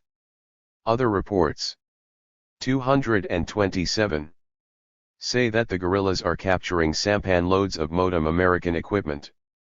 On January 2, 1963, at the village of AP Bay, only 30 miles from Saigon, 200 determined guerrilla fighters with automatic weapons mauled 2,000 Diem troops, killing 100, including 3 Americans, and downed 5 US helicopters. The Diem forces outnumbered the guerrillas by 10 to 1 and were supported by planes, artillery, and armor. A UPI dispatch from Saigon, dated January 7, 1963, reported that angry US advisors charged Sunday that Vietnamese infantrymen refused direct orders to advance during Wednesday's battle at AP Bay and that an American Army captain was killed while out front pleading with them to attack. This moved Hanson W. Baldwin, military expert of the New York Times, to observe that some helicopter enthusiasts tended to forget that it is men, not machines, that win wars. He observed further that Diem's troops displayed some of the same basic faults they had demonstrated in other operations, they showed little inclination to use their legs and little desire to attack. On January 7, 1963, Arthur Kroc, his fellow commentator of the New York Times, called for fundamental administration review of its current policy of military aid in South Vietnam. He concludes, however, that it will be very difficult for the president to find an alternative to the US policy that has proved ineffectual, and trends to deeper and deeper involvement in Southeast Asia. No end in sight. The Kennedy administration shows no disposition to veer from its fatal course. Admiral Harry P. Felt, commander of US forces in the Pacific, said this January that the war in South Vietnam is going fine. He added that the South Vietnamese are killing more Viet Cong than the government of South Vietnam is losing in battle, and that the kill ratio is running from 3 to 6 in favor of the forces of Premier Ngo Dinh Diem. However, Diem's troops are untrustworthy. On November 11, 1961, 5 paratroop battalions tried unsuccessfully to depose Diem.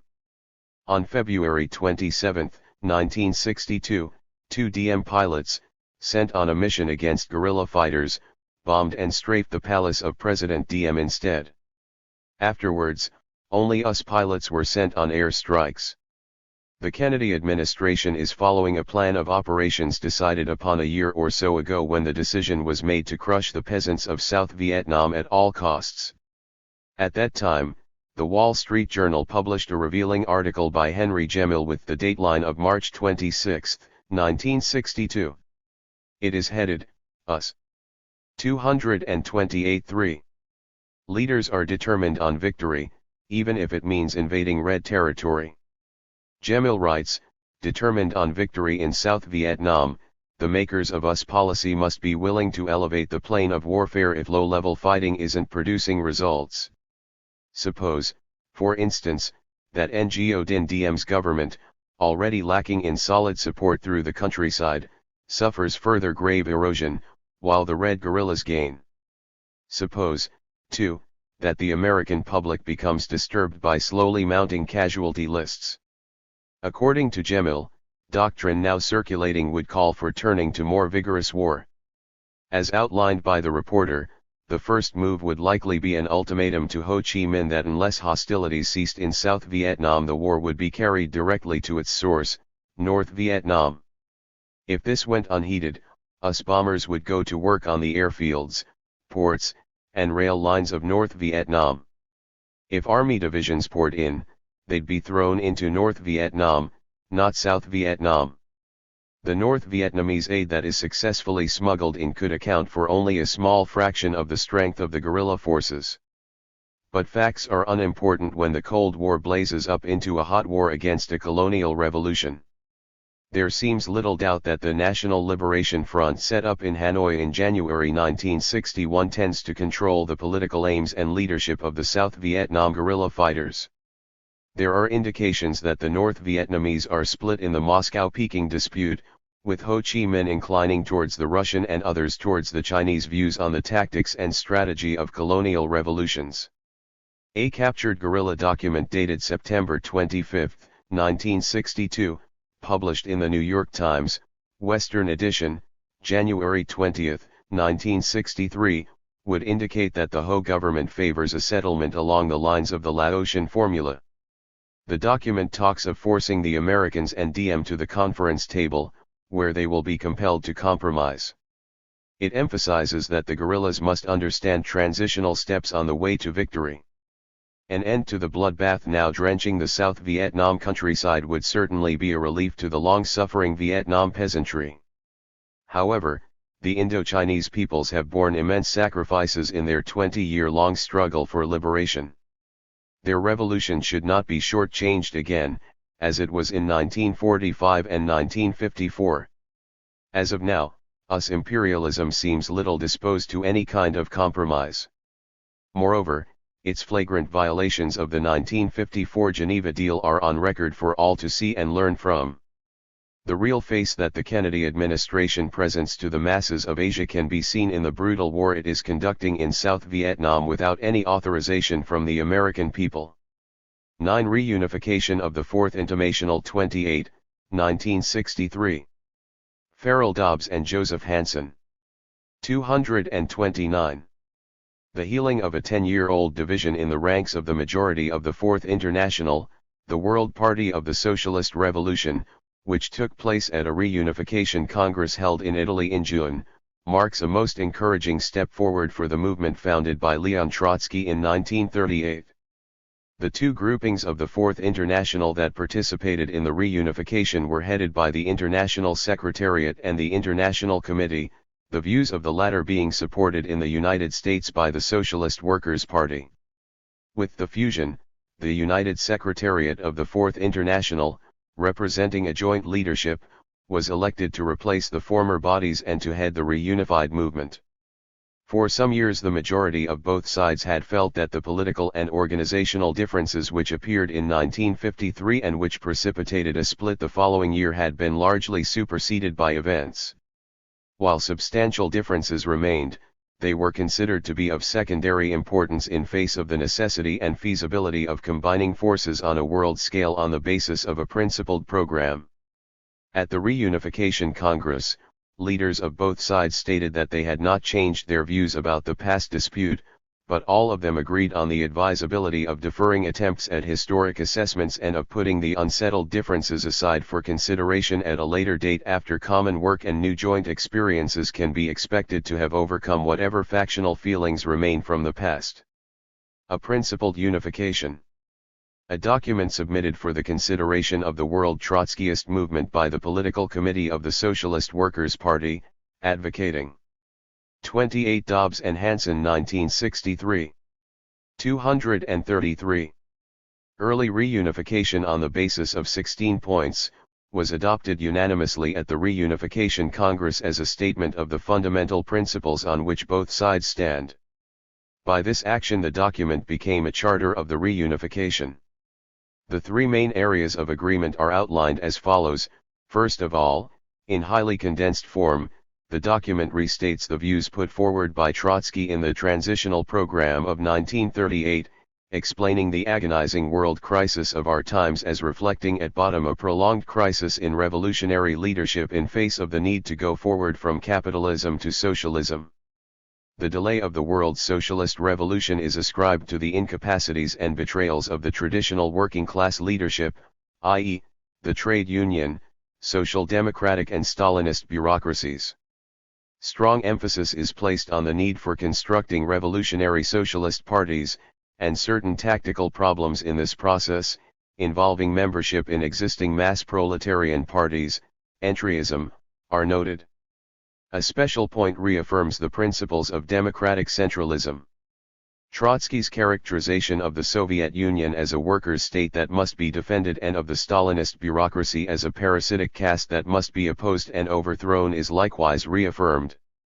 Secondly, the analogous analyses made by the Fourth International of the new workers' states which have appeared since Trotsky's death are included. Prominent in this section is the characterization of Cuba as a workers' state.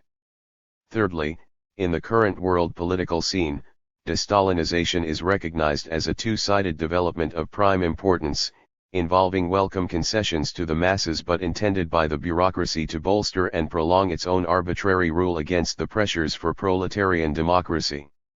The differences that finally shattered the Stalinist monolith, now most dramatically displayed in the Chinese-Soviet dispute, are held to have been fostered by deep-going revolutionary processes, evident above all in the colonial world.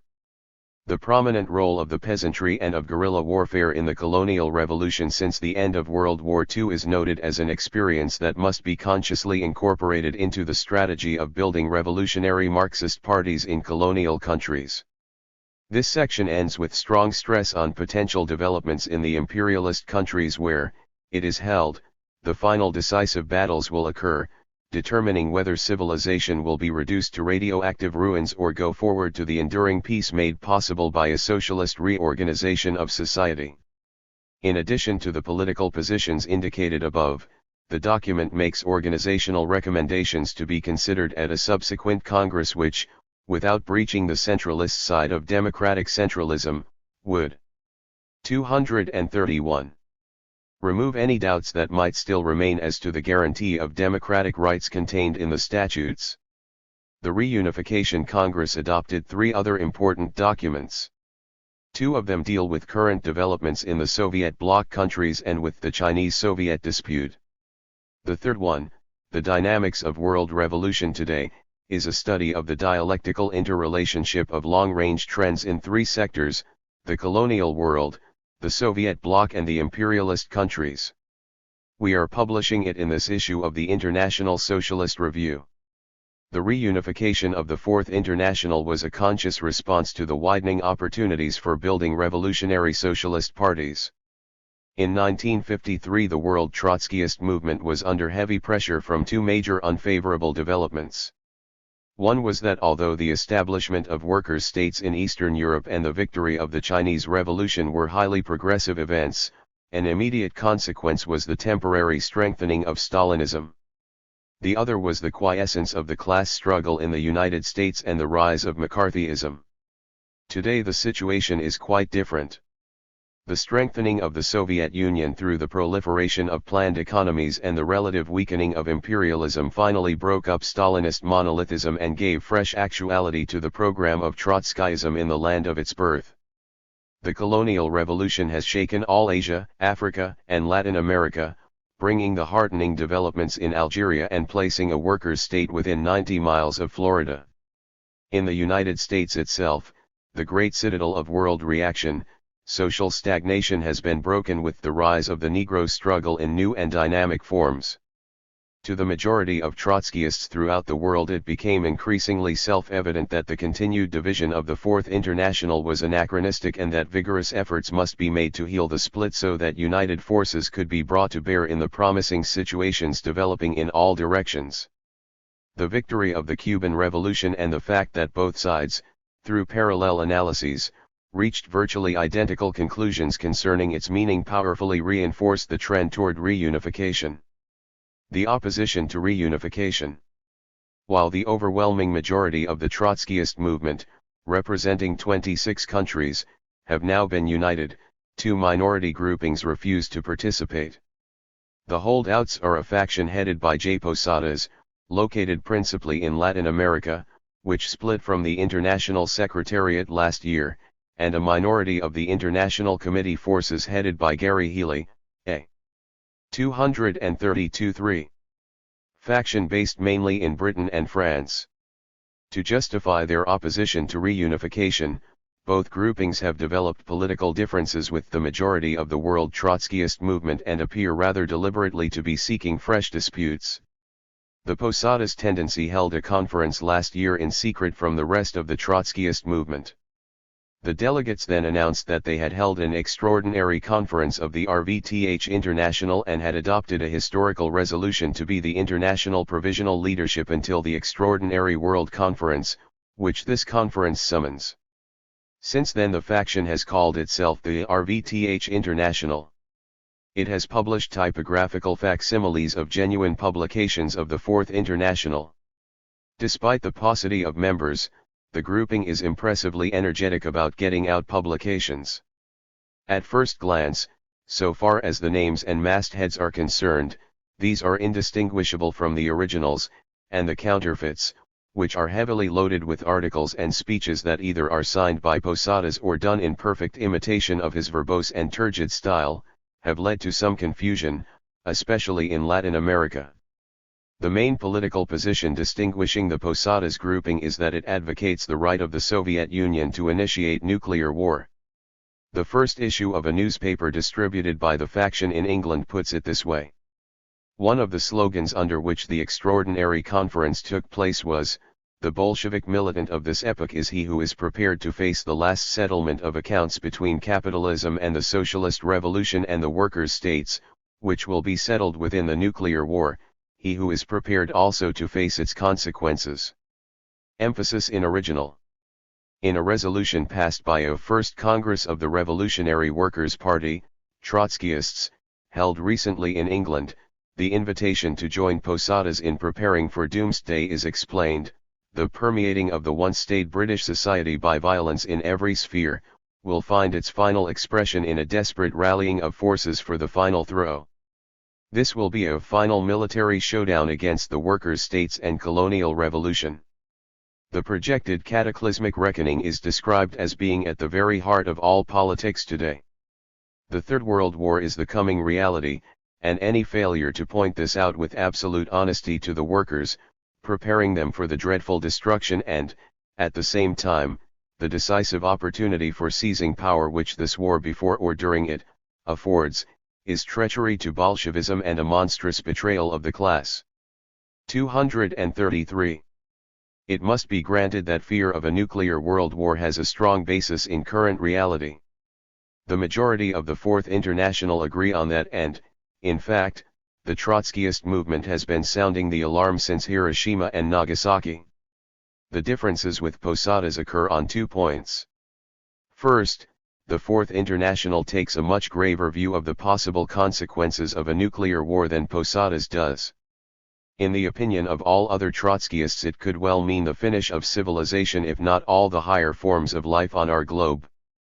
Posadas, in contrast, believes that a communist society could rapidly be constructed on the wreckage. Secondly, Posadas believes that nothing can be done to prevent nuclear war. It should indeed be welcomed as the necessary means to clear away capitalism.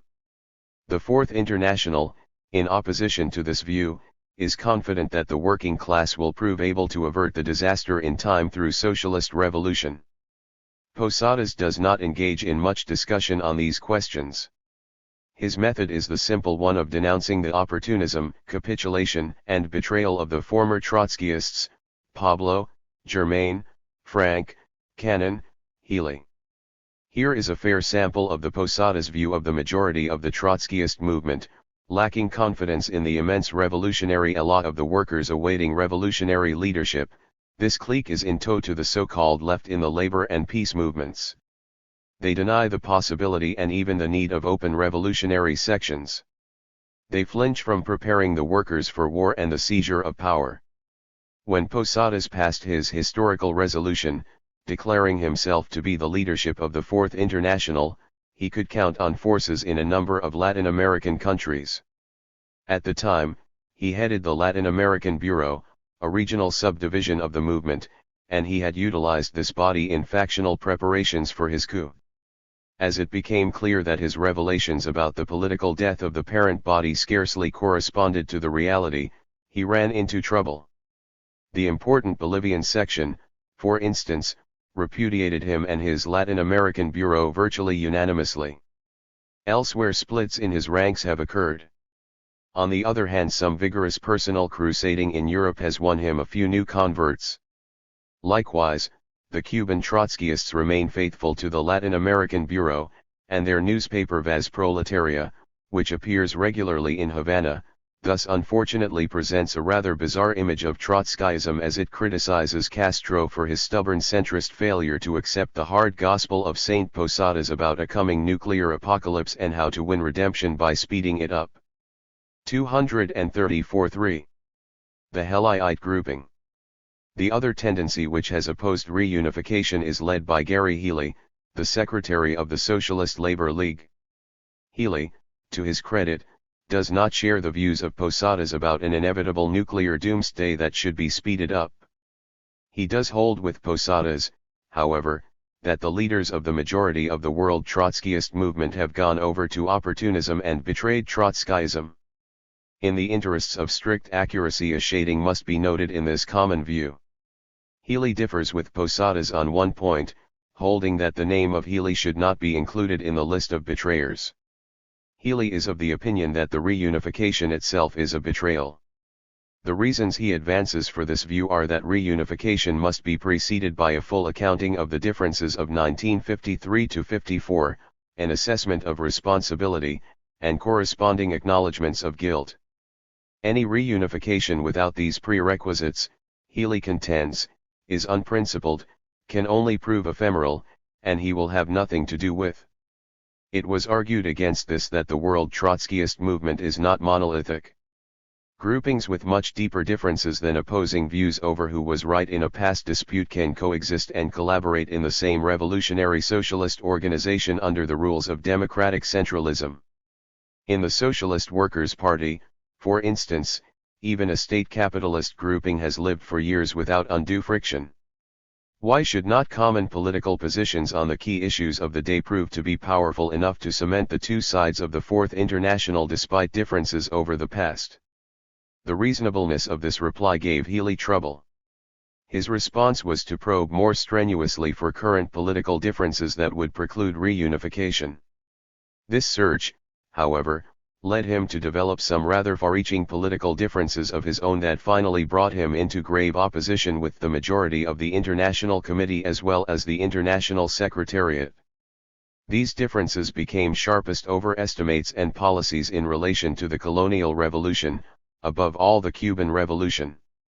The majority of the world Trotskyist movement long ago came to the conclusion that Cuba is a workers' state and that under Castro's leadership it has entered the road towards socialism, the Cuban Revolution, in fact, being the opening of the socialist revolution in the Western Hemisphere.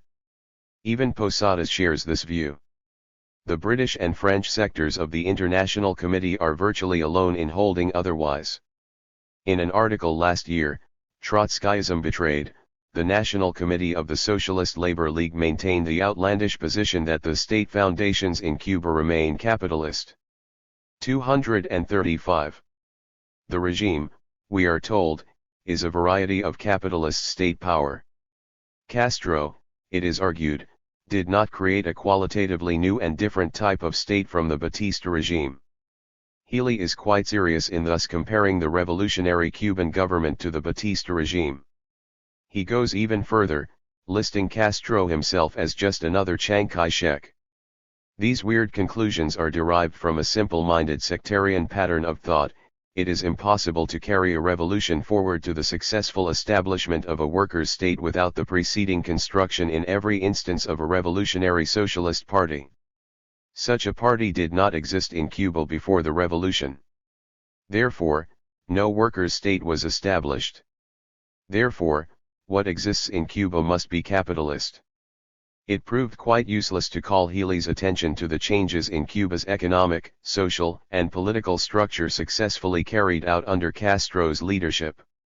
To insist on the facts, Healy maintained, is to reveal that you are not a dialectical materialist but an empiricist.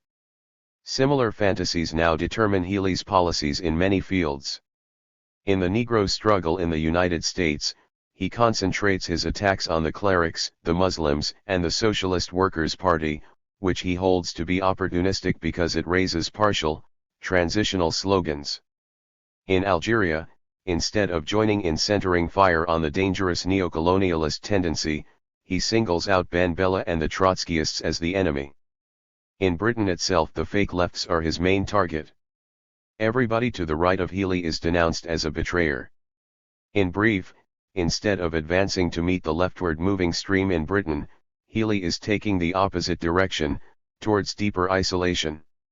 Speaking at the July convention of the Socialist Workers' Party on the ultra-left, sectarian, isolationist, anti-international course now being followed by the National Committee of the Socialist Labor League, James P. Cannon, national chairman of the SWP and the most experienced leader in the world Trotskyist movement, came to the conclusion, the SLL is doomed. Despite the direction in which Healy was moving, every effort was made to bring the minority of the International Committee into the reunification. They were invited to participate in a preliminary conference of the majority of the International Committee. They were invited to send observers to the Seventh World Congress of the Forces of the International Secretariat, and to send observers to the Reunification Congress of the Fourth International. Healy brushed the invitations aside. He went still further. Instead of seeking friendly relations with the United Fourth International, he publicly attacked both the Reunification Congress and the Socialist Workers' Party, using, of course, the epithets of betrayal to 236-3, which his vocabulary has become more and more reduced. This was the opening of a campaign to further enlarge the already formidable differences which he has developed. To give his attacks more authority, he utilized the name International Committee, although the majority of this grouping participated in the Reunification Congress and now constitute part of the United Movement. In this, Healy echoed the not-so-novel organizational methods of Posadas. Doctrinaire conservatism. The course now being followed by Healy and Posadas and their followers is much to be regretted. Under the democratic centralism which governs the Fourth International, they could have maintained their political views within the organization and sought to win a majority. The fact that they rejected this course is the strongest possible proof either that they are opposed to democratic centralism or that they consider their political differences with the rest of the world Trotskyist movement to be so profound that collaborating in a common organization is excluded in principle. The two factions combined, however, constitute only a small minority. While they can prove to be a problem in certain areas, they can scarcely affect the progress of the Trotskyist movement as a whole. It would have been utopian to hope that the Fourth International could be reunited 100% and at a single stroke. Immense events have occurred since the end of the war, and the Trotskyist movement, which is a living movement, suffered its own crises in attempting to meet them on the theoretical and practical level. The Cuban Revolution, coming at the close of a long process, and, we hope, the beginning of a new one, had the effect of precipitating many things. In the Trotskyist movement, it increased the pressure for reunification and thereby also had the opposite effect of bringing out defects in theoretical understanding and political capacity. The end result was a clarifying process that forced the movement as a whole to review all that it has accomplished, particularly on the theoretical level, since the end of the war. In the intensive internal discussion, the analyses of the character of the state and regime in China, Yugoslavia, and even the East European countries came up. Some switches occurred in these areas, too, as comrades discovered that they hadn't really grasped the previous theoretical work or at least all of its implications. Misunderstandings were cleared up in some cases, masks came off in others. All the various shadings of opinion are now fairly well recorded either pub. 237. Lickly or in discussion bulletins available to the membership of the Trotskyist movement. This alone represents a considerable achievement and a big step forward.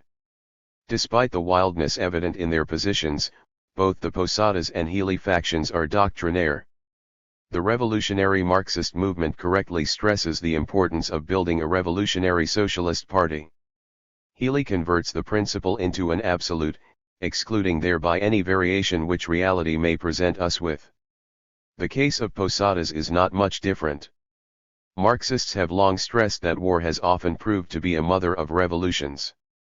Posadas converts this into the dogma that revolution can have no other mother, forgetting Cuba, and carries it to the absurd conclusion that the most destructive of wars will necessarily have the most progressive consequences. Thus the leaders of both factions see broad guiding principles as absolute prescriptions. Instead of trying to apply doctrine in an intelligent way as a guide in the infinitely rich reality which the historical process compels the movement to face, they insist on reality conforming to doctrine on pain of non-recognition.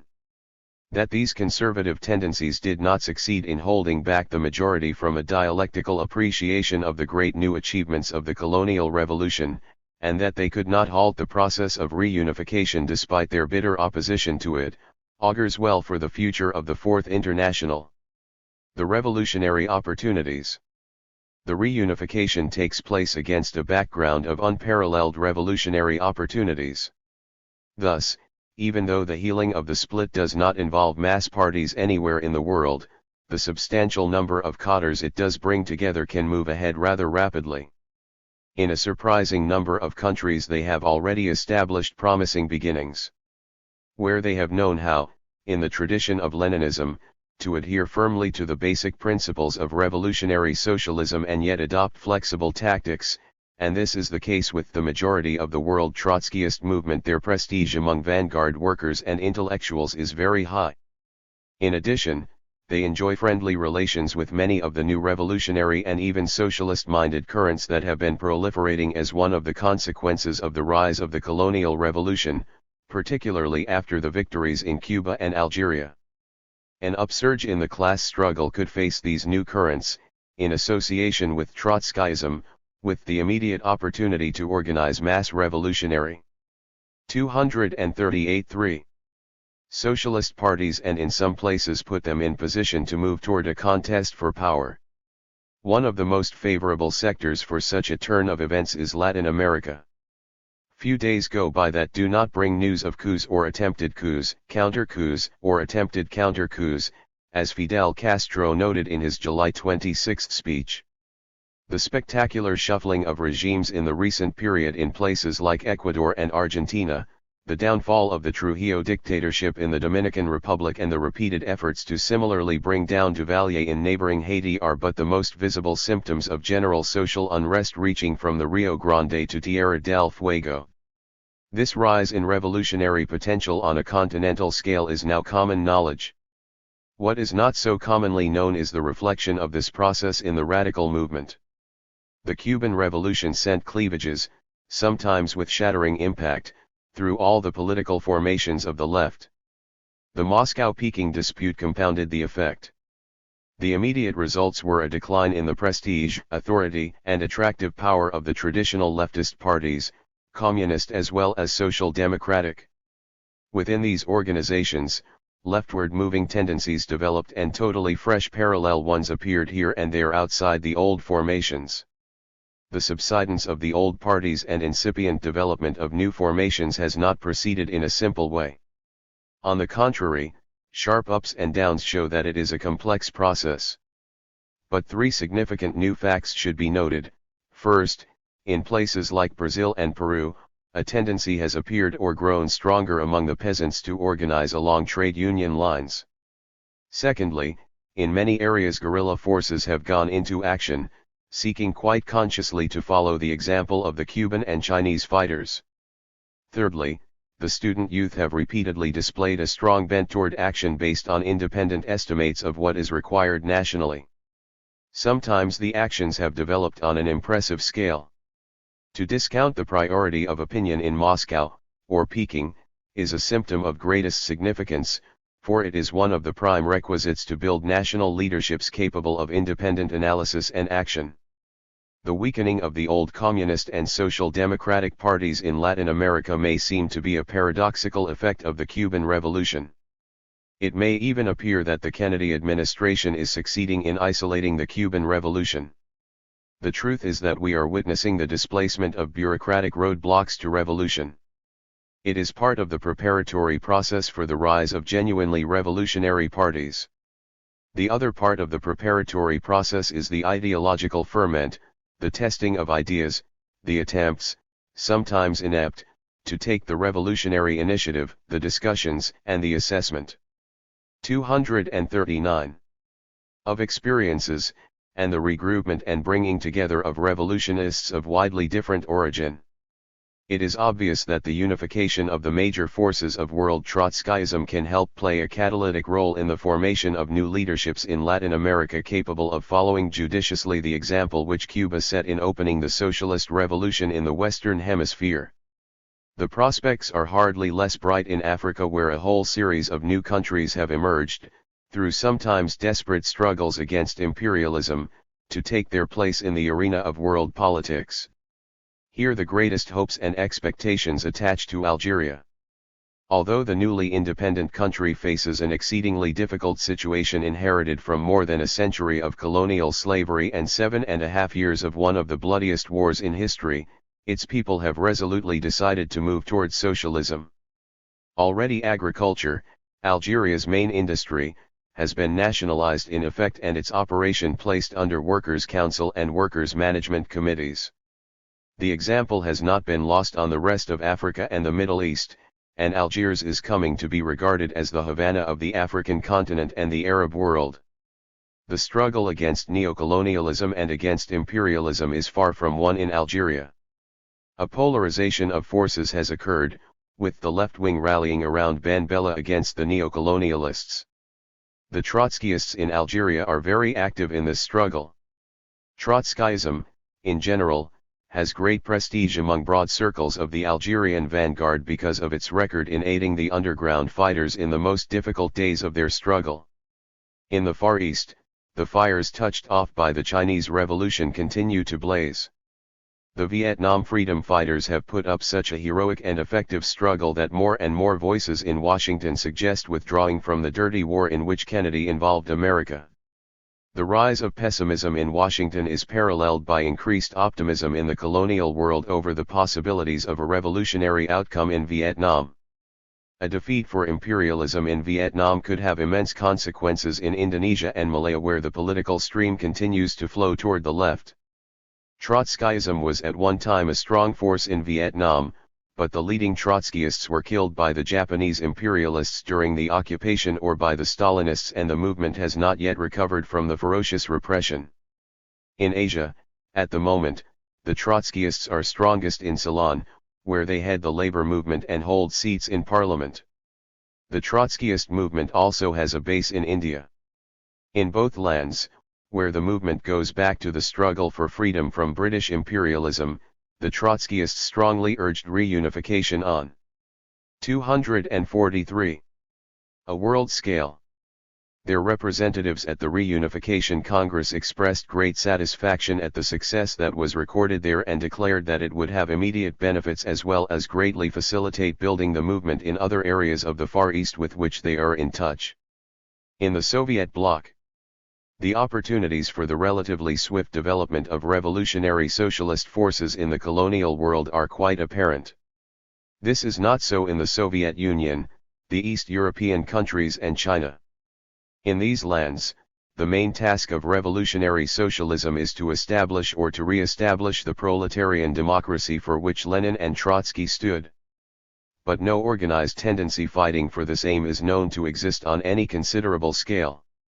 How long can the totalitarian forms of political rule continue to operate without generating an organized movement for the restoration or introduction of Leninist democracy? The fact is that conditions are quite ripe for its appearance, especially in the Soviet Union.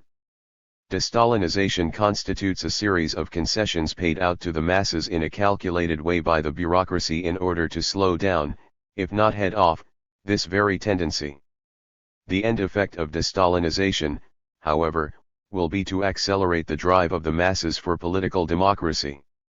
Trotskyism is endemic in the Soviet Union. It can flare suddenly and spread with great speed. This is one of the main reasons why the bureaucracy is so concerned about restricting freedom of thought in the arts and sciences. Implied in the freedom to discuss and engage in abstract art or psychoanalysis or research in genetics is the freedom to discuss and engage in revolutionary socialist politics. The thirst for political freedom is quite intense.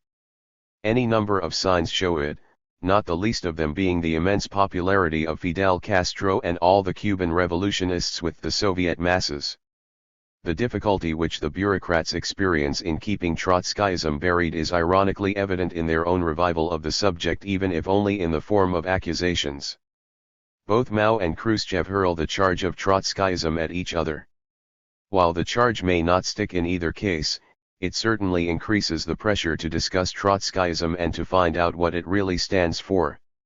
The first consequences of the collapse of the bureaucratic monolith, so far as direct, immediate gains for the Trotskyist movement were concerned, came among communist parties outside the Soviet bloc.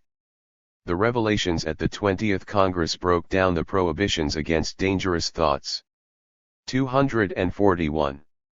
Enforced in the communist parties under Stalin. In the ensuing discussions, some rank and filers and even intellectuals came over to Trotskyism. It became possible in certain parties to discuss Trotskyist views and even to talk with genuine, live Trotskyists with at least the beginnings of objectivity. This process, which is far from concluded, in fact, it has hardly begun in sectors as important as the French Communist Party, put heavy pressure on the world Trotskyist movement to compose its internal differences. The reunification is therefore viewed by both sides as a great gain in the essential work of aiding members of the communist parties to overcome the evil heritage of Stalinism. The schism between Moscow and Peking, which is more and more compelling the protagonists to broach the most fundamental questions of revolutionary socialist perspectives and strategy, inevitably involves Trotskyism to an increasing degree and opens up truly enormous opportunities for its ascendants. These opportunities alone made it the evident duty of Trotskyists to put aside differences of secondary order in order to effectively advance the main principles of the program on which they stand. In the capitalist citadels, In the main centers of world capitalism, the past decades have been particularly difficult for the Trotskyist movement. The combination of prosperity, reactionary political trends and relatively quiescent class struggle, characteristic above all of the United States, but extending to one degree or another throughout world capitalism, compelled the radical movement as a whole to mark time for an unexpectedly prolonged period. That the Trotskyists were able to hold their own and even register a few gains is a tribute to their stamina and to the power of the ideas that inspire them. The first signs of a shift in the objective situation have now begun to appear. In Europe, the new trend was announced by such events as the general strike in Belgium in 1960, the shift to the left in Britain, which has placed the Labour Party in position to win the next election, and a series of important strikes in Italy, France, and Germany. The underground movement in Spain has been inching ahead as a direct reflection of the growing self-confidence of the Spanish workers, particularly the miners.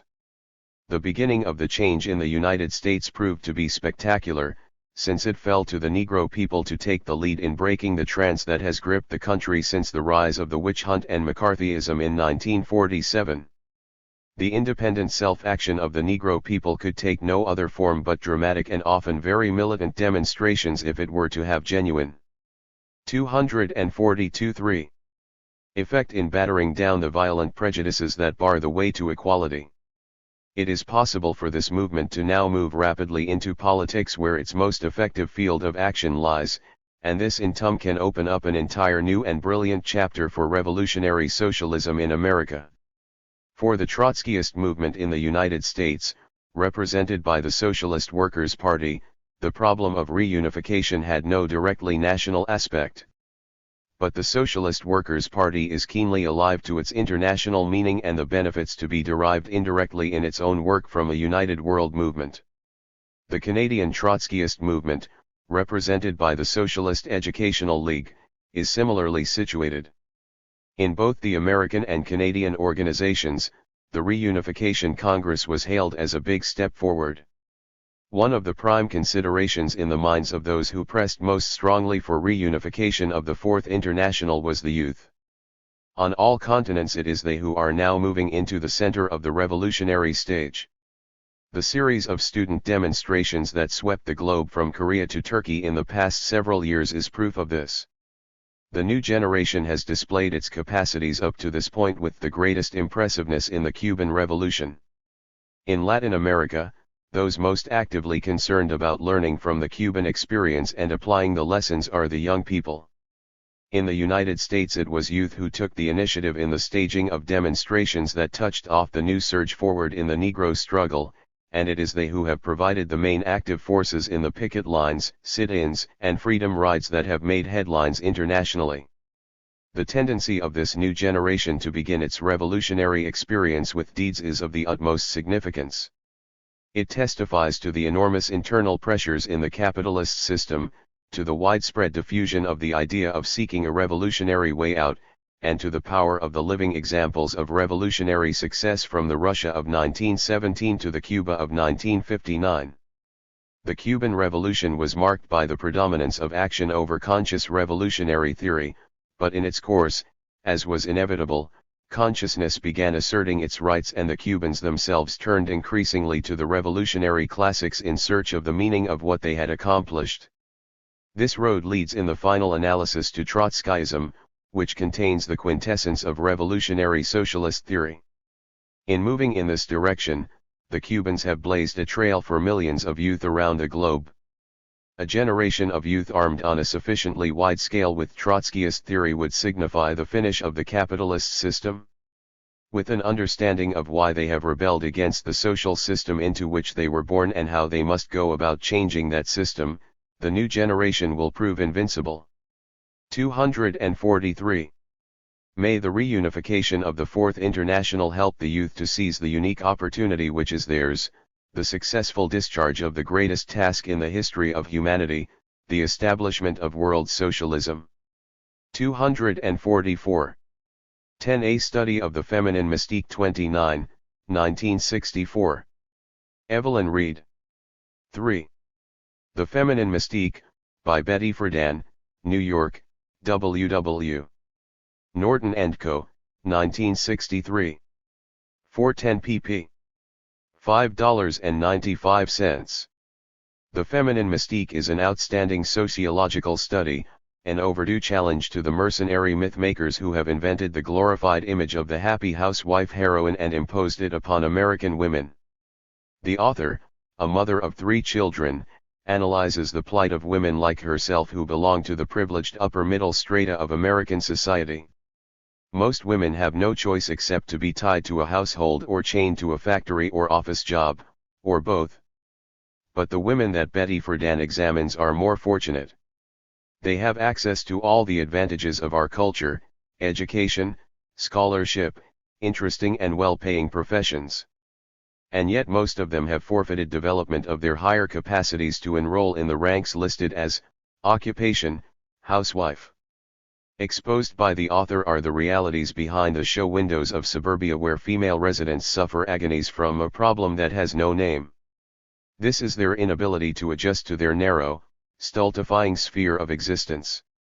She also describes the catastrophic consequences that this debasement of women inflicts upon the whole family. Few escape the pathology flowing from the feminine mystique. Betty Friedan's findings have a wider relevance than the well-to-do housewives she has investigated. These set the pattern of behavior and aspiration for working-class housewives, who mistakenly believe that because middle-class women have all the advantages, they also have all the answers.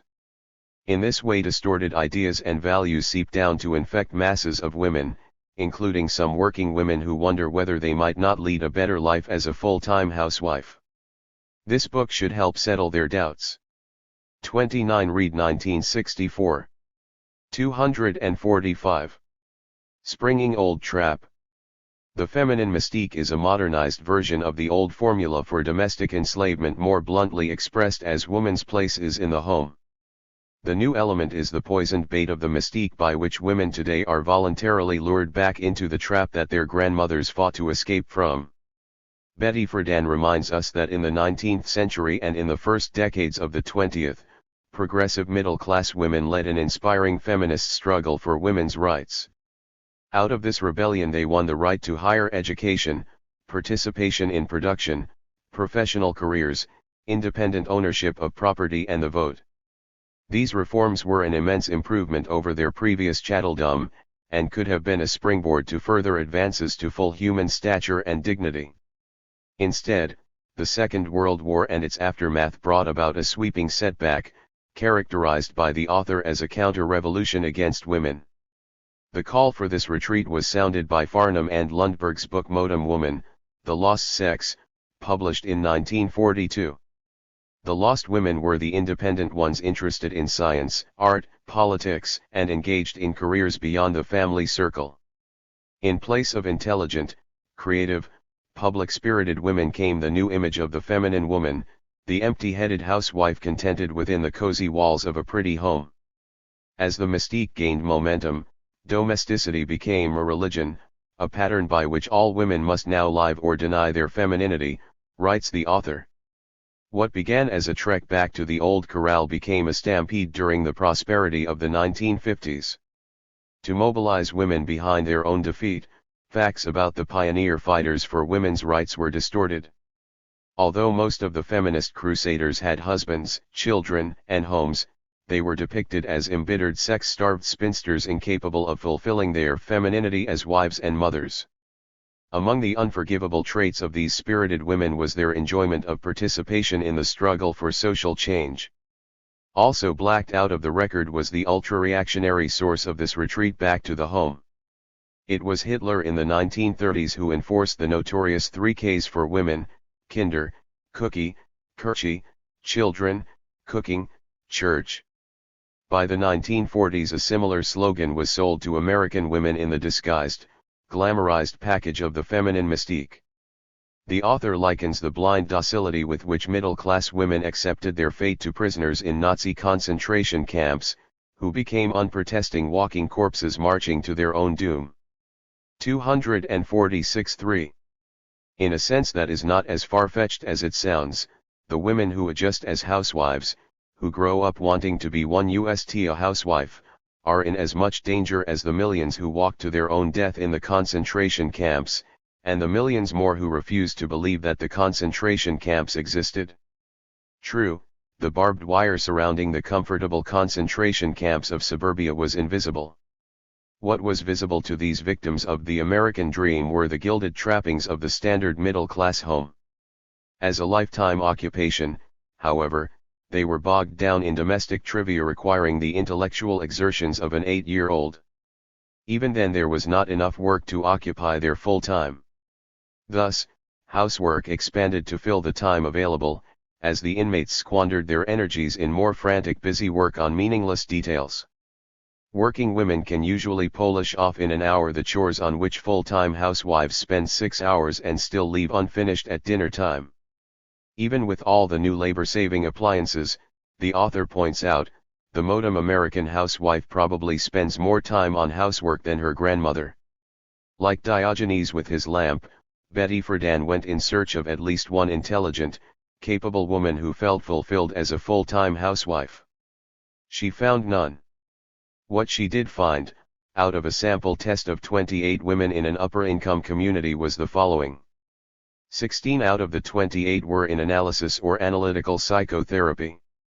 18 were taking tranquilizers, several had tried suicide, and some had been hospitalized for varying periods for depression or vaguely diagnosed psychotic states. You'd be surprised at the number of these happy suburban wives who simply go berserk one night, and run shrieking through the street without any clothes on, said the local doctor, not a psychiatrist, who had been called in such emergencies. 12 were engaged in extramarital affairs in fact or in fantasy.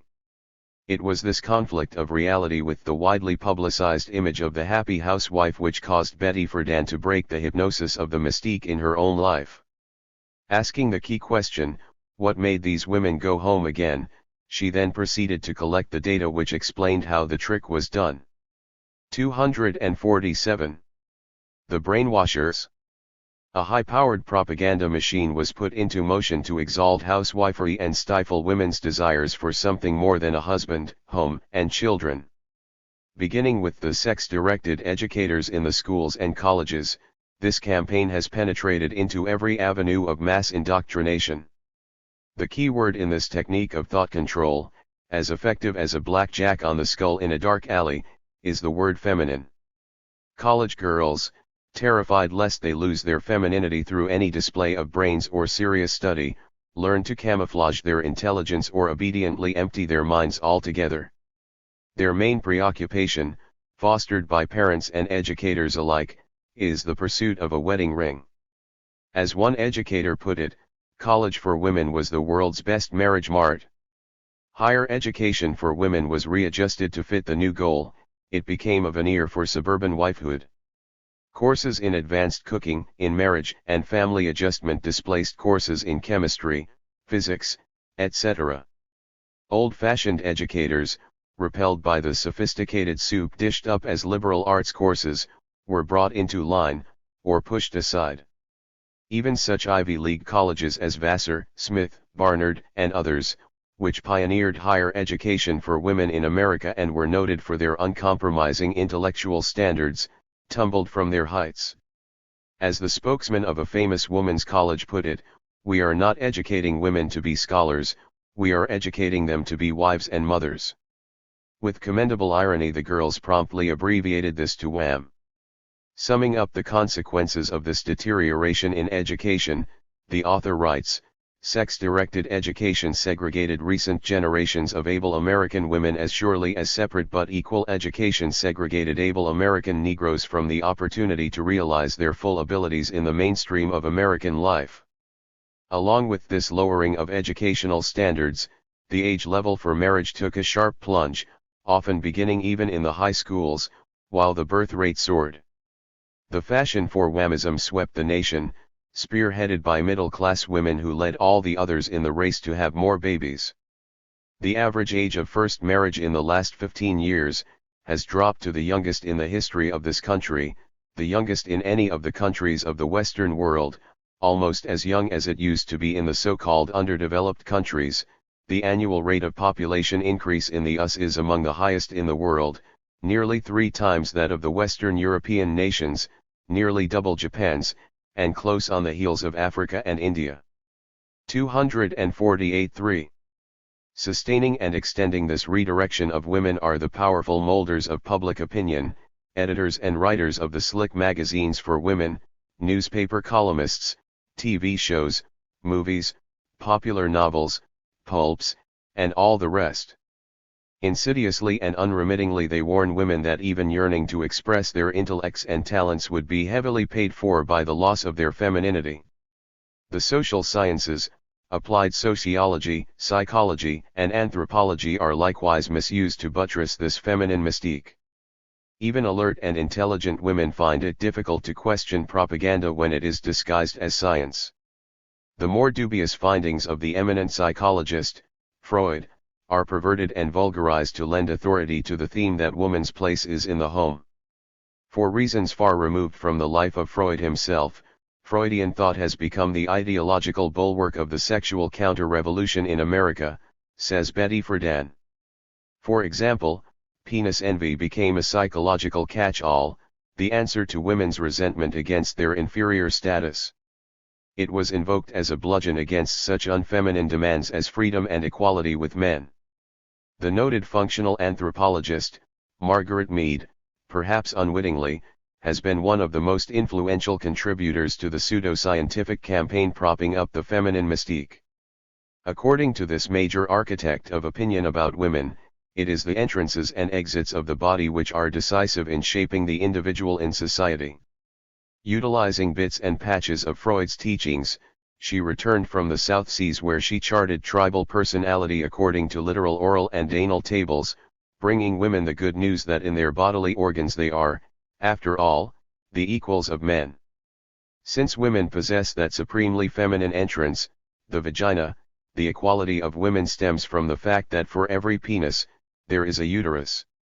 She equated those assertive, creative, productive aspects of life on which the superstructure of a civilization depends with the penis and defined feminine creativity in terms of the passive receptivity of the uterus, says the author.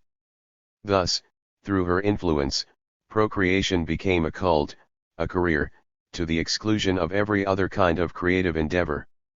Ironically, Margaret Mead did not guide her own life by what she wrote in her books, as Betty Friedan points out. She has demonstrated feminine capabilities that go far beyond childbirth.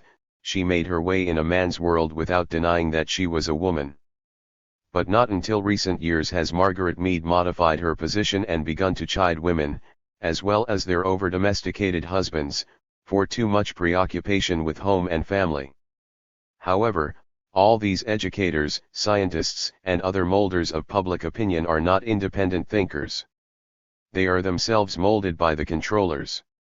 249. Of our economy and directly or indirectly serve their needs. Paramount among these, of course, is the need for expanding sales and greater profits. The sexual sell. Betty Friedan generously says that the sexual sell in consumers' goods is not the result of an economic conspiracy by big business. However, she presents ample evidence that the profiteers are the main movers and prime beneficiaries of the immense apparatus generating the drive toward keeping women in the home. Women are the major buyers of things for the home and its inmates. Thus, as the author points out, in all the talk of femininity and women's role, one forgets that the real business in America is business. To step up the sale of things and more things, through rapidly changing fashions, is the job of the commercial advertising and sales promotion agencies. Women's weaknesses are carefully studied and ruthlessly exploited by the most unscrupulous members of the Madison Avenue brainwashers, the manipulators in depth. Taking advantage of the knowledge that most housewives are restless, unhappy, and bored, the depth boys have come up with magic formulas promising feminine fulfillment through the purchase of things. The endlessly hungry women who do not understand that they are really starved for means of expressing their productive, social, cultural, and intellectual potential become easy prey for this gigantic sales swindle. Since her own identity as a human being has collapsed, writes Betty Friedan, she needs these external trappings to buttress her emptiness of self, to make her feel like somebody. One of the chief professional motivators, who is paid about $1 million a year for his services, told the author how cunningly this fraud is perpetrated. Properly manipulated, if you are not afraid of that word, American housewives can be given the sense of identity, purpose, creativity, the self-realization, even the sexual joy they lack by the buying of things. In a free enterprise economy we have to develop the need for new products. And to do that we have to liberate women to desire these new products. This can be manipulated. We sell them what they ought to want, speed up the unconscious, move it along. The manufacturer wants her back into the kitchen, and we show him how to do it the right way. If he tells her all she can be is a wife and mother, she will spit in his face. But we show him how to tell her that it's creative to be in the kitchen. We liberate her need to be creative in the kitchen. 253. To stimulate the housewife into becoming a passionate thing buyer, the depth boys overstimulate her appetites for food, sex, and procreation.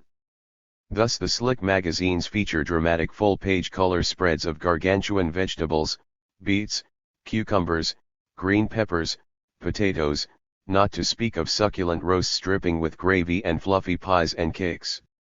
In large-sized print usually reserved for a first-grade primer, foods are described like a love affair. This oral satisfaction requires, in turn, the buying of the right home with a gorgeous kitchen, sometimes decorated with mosaic murals and original paintings, equipped with gleaming electric mixers, red stoves with rounded comers, and all the other paraphernalia and gadgets that subtly tie in status with stomach. Sexual gratification is likewise promised in glamour ads featuring lipsticks and hair dyes, high-fashion clothes, perfumes, chrome-plated cars and the like. The sacred joys of procreation demand a great diversity of products from pink and blue, toy-filled nurseries to Dr. Spock's current baby Bible. Through some oversight, that bodily exit, the anus, is least imaginatively treated. Soft toilet tissue is still toilet paper even if it comes in 4 different colors and white. If, after all their frenzied purchasing, the results do not stack up with the promises, the housewives are invited to slake their thirst with salt water. They can double and triple their purchases of things, but, as the author points out, women have minds and capacities that food, sex, or procreation by themselves cannot satisfy. And those who think that their discontents can be removed by more money, a bigger house, 2 fireplaces instead of 1, 3 cars, another baby, moving to a better suburb, often discover it gets worse. The feminine mystique plays as big a role in supporting the consumer market as Cold War propaganda does in the domain of producers' goods. Commenting on the explosive sales boom of the fabulous 50s, the author writes, "It would take a clever economist to figure out what would keep our affluent economy going if the housewife market began to fall off, just as an economist would have to figure out what to do if there were no threat of war. In short, just as the merchants of death prosper by exploiting the menace of communism on foreign fronts, the merchants of the mystique get rich by exploiting the menace of unfemininity on the home front. But the real menace, which lies below the level of general consciousness, is the dehumanization of the American people, a process that affects not only the housewife but sucks the whole family into its vortex." 251. The vortex. The purchase of things, even a mountain of junk, fails to produce the happy family of togetherness pictured by the advertisers. On the contrary, family relationships degenerate into relationships among owners of things. There are many millions of impoverished women who are deprived of the necessary things that would make their lives more bearable and fruitful. But among these surfeited middle-class women, the possession of things possesses them, and impoverishes their personalities. When the wife is reduced to a thing buyer, the husband becomes a thing around the house who justifies his own frantic activities in the rat race by claiming it's all necessary for the wife and kiddies. The children, too, become converted into living possessions in a home filled with ornaments of all kinds. Unable to understand, much less articulate, the real source of their resentments, husbands and wives, Parents and children become alienated from one another, often blaming one another for their stunted lives. Most desperate are those housewives who have abandoned attempts to kill all their time with housework. But they seek for relief in the wrong directions. Some, guided by the all-pervasive exaltation of sex, become the sex seekers inside or outside of marriage. But the more aggressive they become in the pursuit of sexual bliss, the less they find what they are seeking. Betty Friedan sums up the faceless, depersonalized sex-seeking of today as follows. Instead of fulfilling the promise of infinite orgiastic bliss, sex in the America of the feminine mystique is becoming a strangely joyless national compulsion, if not a contemptuous mockery. The sex-glutted novels become increasingly explicit and increasingly dull. The sex kick of the women's magazines has a sickly sadness. The endless flow of manuals describing new sex techniques hint at an endless lack of excitement. This sexual boredom is betrayed by the ever-growing size of the Hollywood starlet's breast, by the sudden emergence of the male phallus as an advertising gimmick. Sex has become depersonalized, seen in terms of these exaggerated symbols. But of all the strange sexual phenomena that have appeared in the era of the feminine mystique, the most ironic are these. The frustrated sexual hunger of American women has increased, and their conflicts over femininity have intensified, as they have reverted from independent activity in search for their soul fulfillment through their sexual role in the home. And as American women have turned their attention to the exclusive, explicit, and aggressive pursuit of sexual fulfillment, or the acting out of sexual. 252-3. Fantasy, the sexual disinterest of American men, and their hostility toward women, have also increased. The sellers, it seems, have sexed the sex out of sex. Other housewives turn toward their own children as the closest and most malleable means for relieving their dissatisfactions. For the woman who lives through her children, mother love becomes converted into smother love. Even worse, women who are robbed of normal, adult relationships carry on what amounts to love affairs with their children. The more susceptible young males can be virtually destroyed in the process. Women and boys comprise the majority of patients in the psychiatric clinics. Girls, brought up under the influence of the feminine mystique, are likewise vulnerable to becoming emotionally arrested at an infantile level. Those who marry young become the transmission belt for conveying this infantilism to their own children. Betty Friedan calls this progressive dehumanization. Equally damaging is the parasitism encouraged in the middle-class homes where everything is done for the children, everything supervised for their comfort and pleasure down to the curl of their hair. The advertisers feed this indulgence with sales campaigns directed at the gimme kids. This excessive pampering is imitated by better-income working-class parents who are deluded into believing this is giving their own children the best.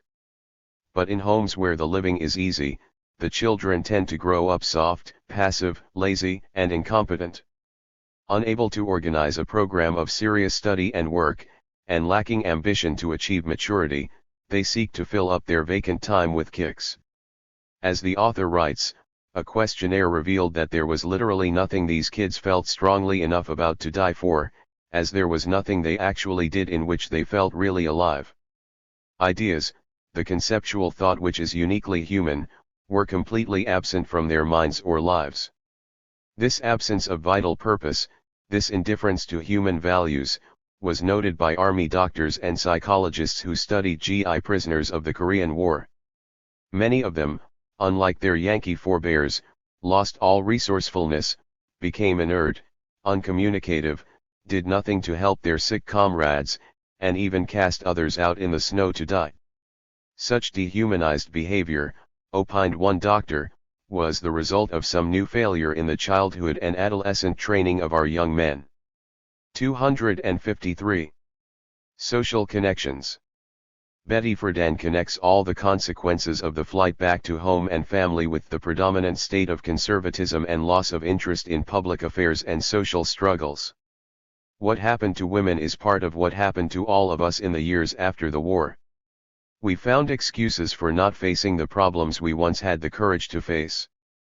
The American spirit fell into a strange sleep, men as well as women, scared liberals, disillusioned radicals, conservatives bewildered and frustrated by change, the whole nation stopped growing up. All of us went back to the warm brightness of home. It was easier, safer, to think about love and sex than about communism, McCarthy, and the uncontrolled bomb. It was easier to look for Freudian sexual roots in man's behavior, his ideas, and his wars than to look critically at his society and act constructively to right its wrongs. There was a kind of personal retreat, even on the part of the most far-sighted, the most spirited. We lowered our eyes from the horizon, and steadily contemplated our own navels. This is certainly true. But what is the alternative to total submersion into family life? Betty Friedan's diagnosis of the disease is superior to her remedy for it. She suggests that more serious education and study, together with interesting, well-paying jobs, will open the door of the trap. This is the same kind of limited, individual solution that the feminists formerly proposed, and that subsequently proved so ineffective. Some fortunate women can do what the author has done, tum around, make a new life plan and escape the domestic cage. But the life plans for the great majority of women are determined for them by forces outside their personal control, the ruling powers. The sicknesses that Betty Friedan describes with so much penetration and courage are the products of a diseased social organism, in which the rights, welfare, and opportunities of human beings are subjected to the dictates of the profiteers. During a capitalist war, women can be taken out of their homes by the millions and put to work in the factories. But when they are no longer needed as producers, they are sent back home to become primarily consumers. In both instances, what is decisive is not the needs of women as human beings but the interests of the monopolists. These masters of America shape the lives and livelihoods of womanhood and the whole family according to their own corrupt and corrupting aims. 254-3. Woman's destiny cannot be fundamentally transformed until this truth is understood and acted upon. The feminists of the past could achieve their limited reforms within the framework of a still ascending capitalism. But today it has become dead-end capitalism. It is good but not enough for women to become more social-minded, as Betty Friedan advocates. They should now become socialist-minded, because only a root and branch change in the whole venal system can save us all from further dehumanization. 255. 11. The Triple Revolution, Political Implications and Program for Action 30, 1964. James P. Cannon. Editor's note: Cannon's talk was preceded by the following remarks by Asher Harrer. The speaker for tonight, summarizing the discussion of today, is James P. Cannon, National Chairman of the Socialist Workers' Party, a founding member of the IWW Industrial Workers of the World, a founding member of the Communist Party of America, and a founding member of the Socialist Workers' Party of America. He has spent many long years in the labor movement as a union organizer and as a socialist agitator, propagandist, teacher, and writer. The title of his presentation tonight is What Next? Political Implications and a Practical Program of Action that Flows from the Triple Revolution Manifesto. That is certainly a mouth-filling title, and what we are about to hear will fill our minds and I'm sure will instruct us in the future. After such a flattering introduction, I can hardly wait to hear what I'm going to say. Laughter. Being an Irishman, I know that it's larded with a lot of blarney. And though we like to hear it, we don't take it too seriously, because we feel we merit at least 10% of it. The document under discussion today, which was introduced by Mr. William Worthy this morning and which most of you have read, I assume, by now, is, in my opinion, perhaps the most important new contribution to social thought that's been made this year, and perhaps for several years, in this country. It's all the more significant and, in my opinion, all the more effective and useful because of its source. This devastating indictment of the social system as it operates in America today did not come from a group of disgruntled radicals or revolutionists, but from a group of thinkers who wrote it for the benefit of 30 Canon 1994. This talk was given at the West Coast Vacation School of the Socialist Workers' Party, in Northern California, on September 4, 1964. It was transcribed by Lee Dinoyer from an audio tape of nearly 30 years vintage. A few passages where the words were inaudible have been indicated. 256.3. The rulers of this country, calling their attention to some facts which they had digested and analyzed, and explaining to them that something would have to be done far more seriously, of a far more thoroughgoing nature than they had even contemplated yet. The real bosses of the country were so busy counting their extra profits that they had forgotten to ask themselves the old question that the learned politicians used to ask: whither are we drifting? The men who were assembled at Santa Barbara, in our own state, in that rich man's town, in plush quarters, had gathered together and, you might say, computerized some of the facts and gave them a terrible-looking tape. And just because of its origin in Santa Barbara at the Center for the Study of Democratic Institutions, which is a highly respected subordinate branch of the Fund for the Republic, it has already been widely publicized and its central theme has not been missed by anybody. Its central theme is that it's necessary to change the value standards of modem society as a result of the multiplied productivity of modem production made possible by automation linked to computers, which they call the cybernetic revolution. The Triple Revolution Manifesto is a warning from inside their house that if they do not change their standard of values, that if they do not recognize that the people displaced by automation are entitled to compensation sufficient to assure a decent living, they are headed for a crisis of chaos and disorder. Those are the words of the scholars, not those of a soapbox agitator from the IWW. Those are the words of the scholars who are working, and I'm happy to tell you, at the expense of an institution paid for out of funds left by the late Henry Ford. And that proves something to me. That proves that Ford's worth more dead than alive. Laughter. Now what should be, radicals, revolutionists, and fighters for the rights of Negroes in the human rights movement, what should we do with this document that has been prepared from the other side of the fence, so to speak? I say we should grasp it with both hands without any further delay and put it to our own uses. And that goes not only for the party that I represent.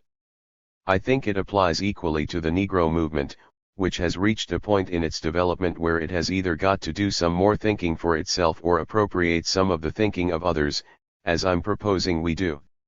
These others are the signers of the document on the Triple Revolution. 257. Sectarianism vs. Revolutionary Marxism. It doesn't come easy for American radicals to take ideas from other people. There's a certain traditional conservatism, which goes by the name of sectarianism. By the way, sectarianism is often misunderstood. A lot of people think it means extreme radicalism. I had a talk with Comrade Trotsky once about that. I recalled that Lenin had said that ultraleftism is just the other side of the coin from opportunism. Trotsky was asking me to stop over in England on the way to the World Congress in '38, where they had 4 different groups calling themselves Trotskyists, and asked me to see if I could use my good offices to effect a unification among them, at least long enough to have them send a united delegation to the founding Congress of the Fourth International. I had been reading some of their literature and I said to Comrade Trotsky, you know, I get the impression that all of these groups are afflicted with the traditional sectarian sickness of British radicalism. And it's a conservative sectarianism. And he answered me quite abruptly. He said, well, you know it's very hard to find a revolutionary sectarian. Why, we used to be so damn radical in this country that before the First World War, about the time of 1912 or 1913, Victor Berger, the reformist socialist from Milwaukee, was elected as the first socialist congressman, and one of his first actions was to introduce a bill for old age pensions. And the left wing of the Socialist Party and the IWW denounced this at the top of their voices as nothing but a damn reform, and we wouldn't take anything less than the whole socialist package. Why, even the great Bill Haywood himself wrote an article in the International Socialist Review with the heading Against Old Age Pensions. I wouldn't dare to show an article like that to a recipient of Social Security today. Do you know that the American Federation of Labor under the philosophy of Gompers and later of William Green had a schematic conception that the government should keep out of the relations between the unions and the employers altogether, and that when the terrible crisis of 1929 and the 30s broke out and the demand began to be made for unemployment insurance, by this time by the radicals who had learned a little something, it was officially opposed by William Greene, the president of the American Federation of Labor, on the grounds that that would mean government interference in what should be the free play of collective bargaining between helpless unions and all-powerful bosses. I have not yet heard, and I don't think there is one case on record, of a member of the AFL-CIO today who has not only not refused to take his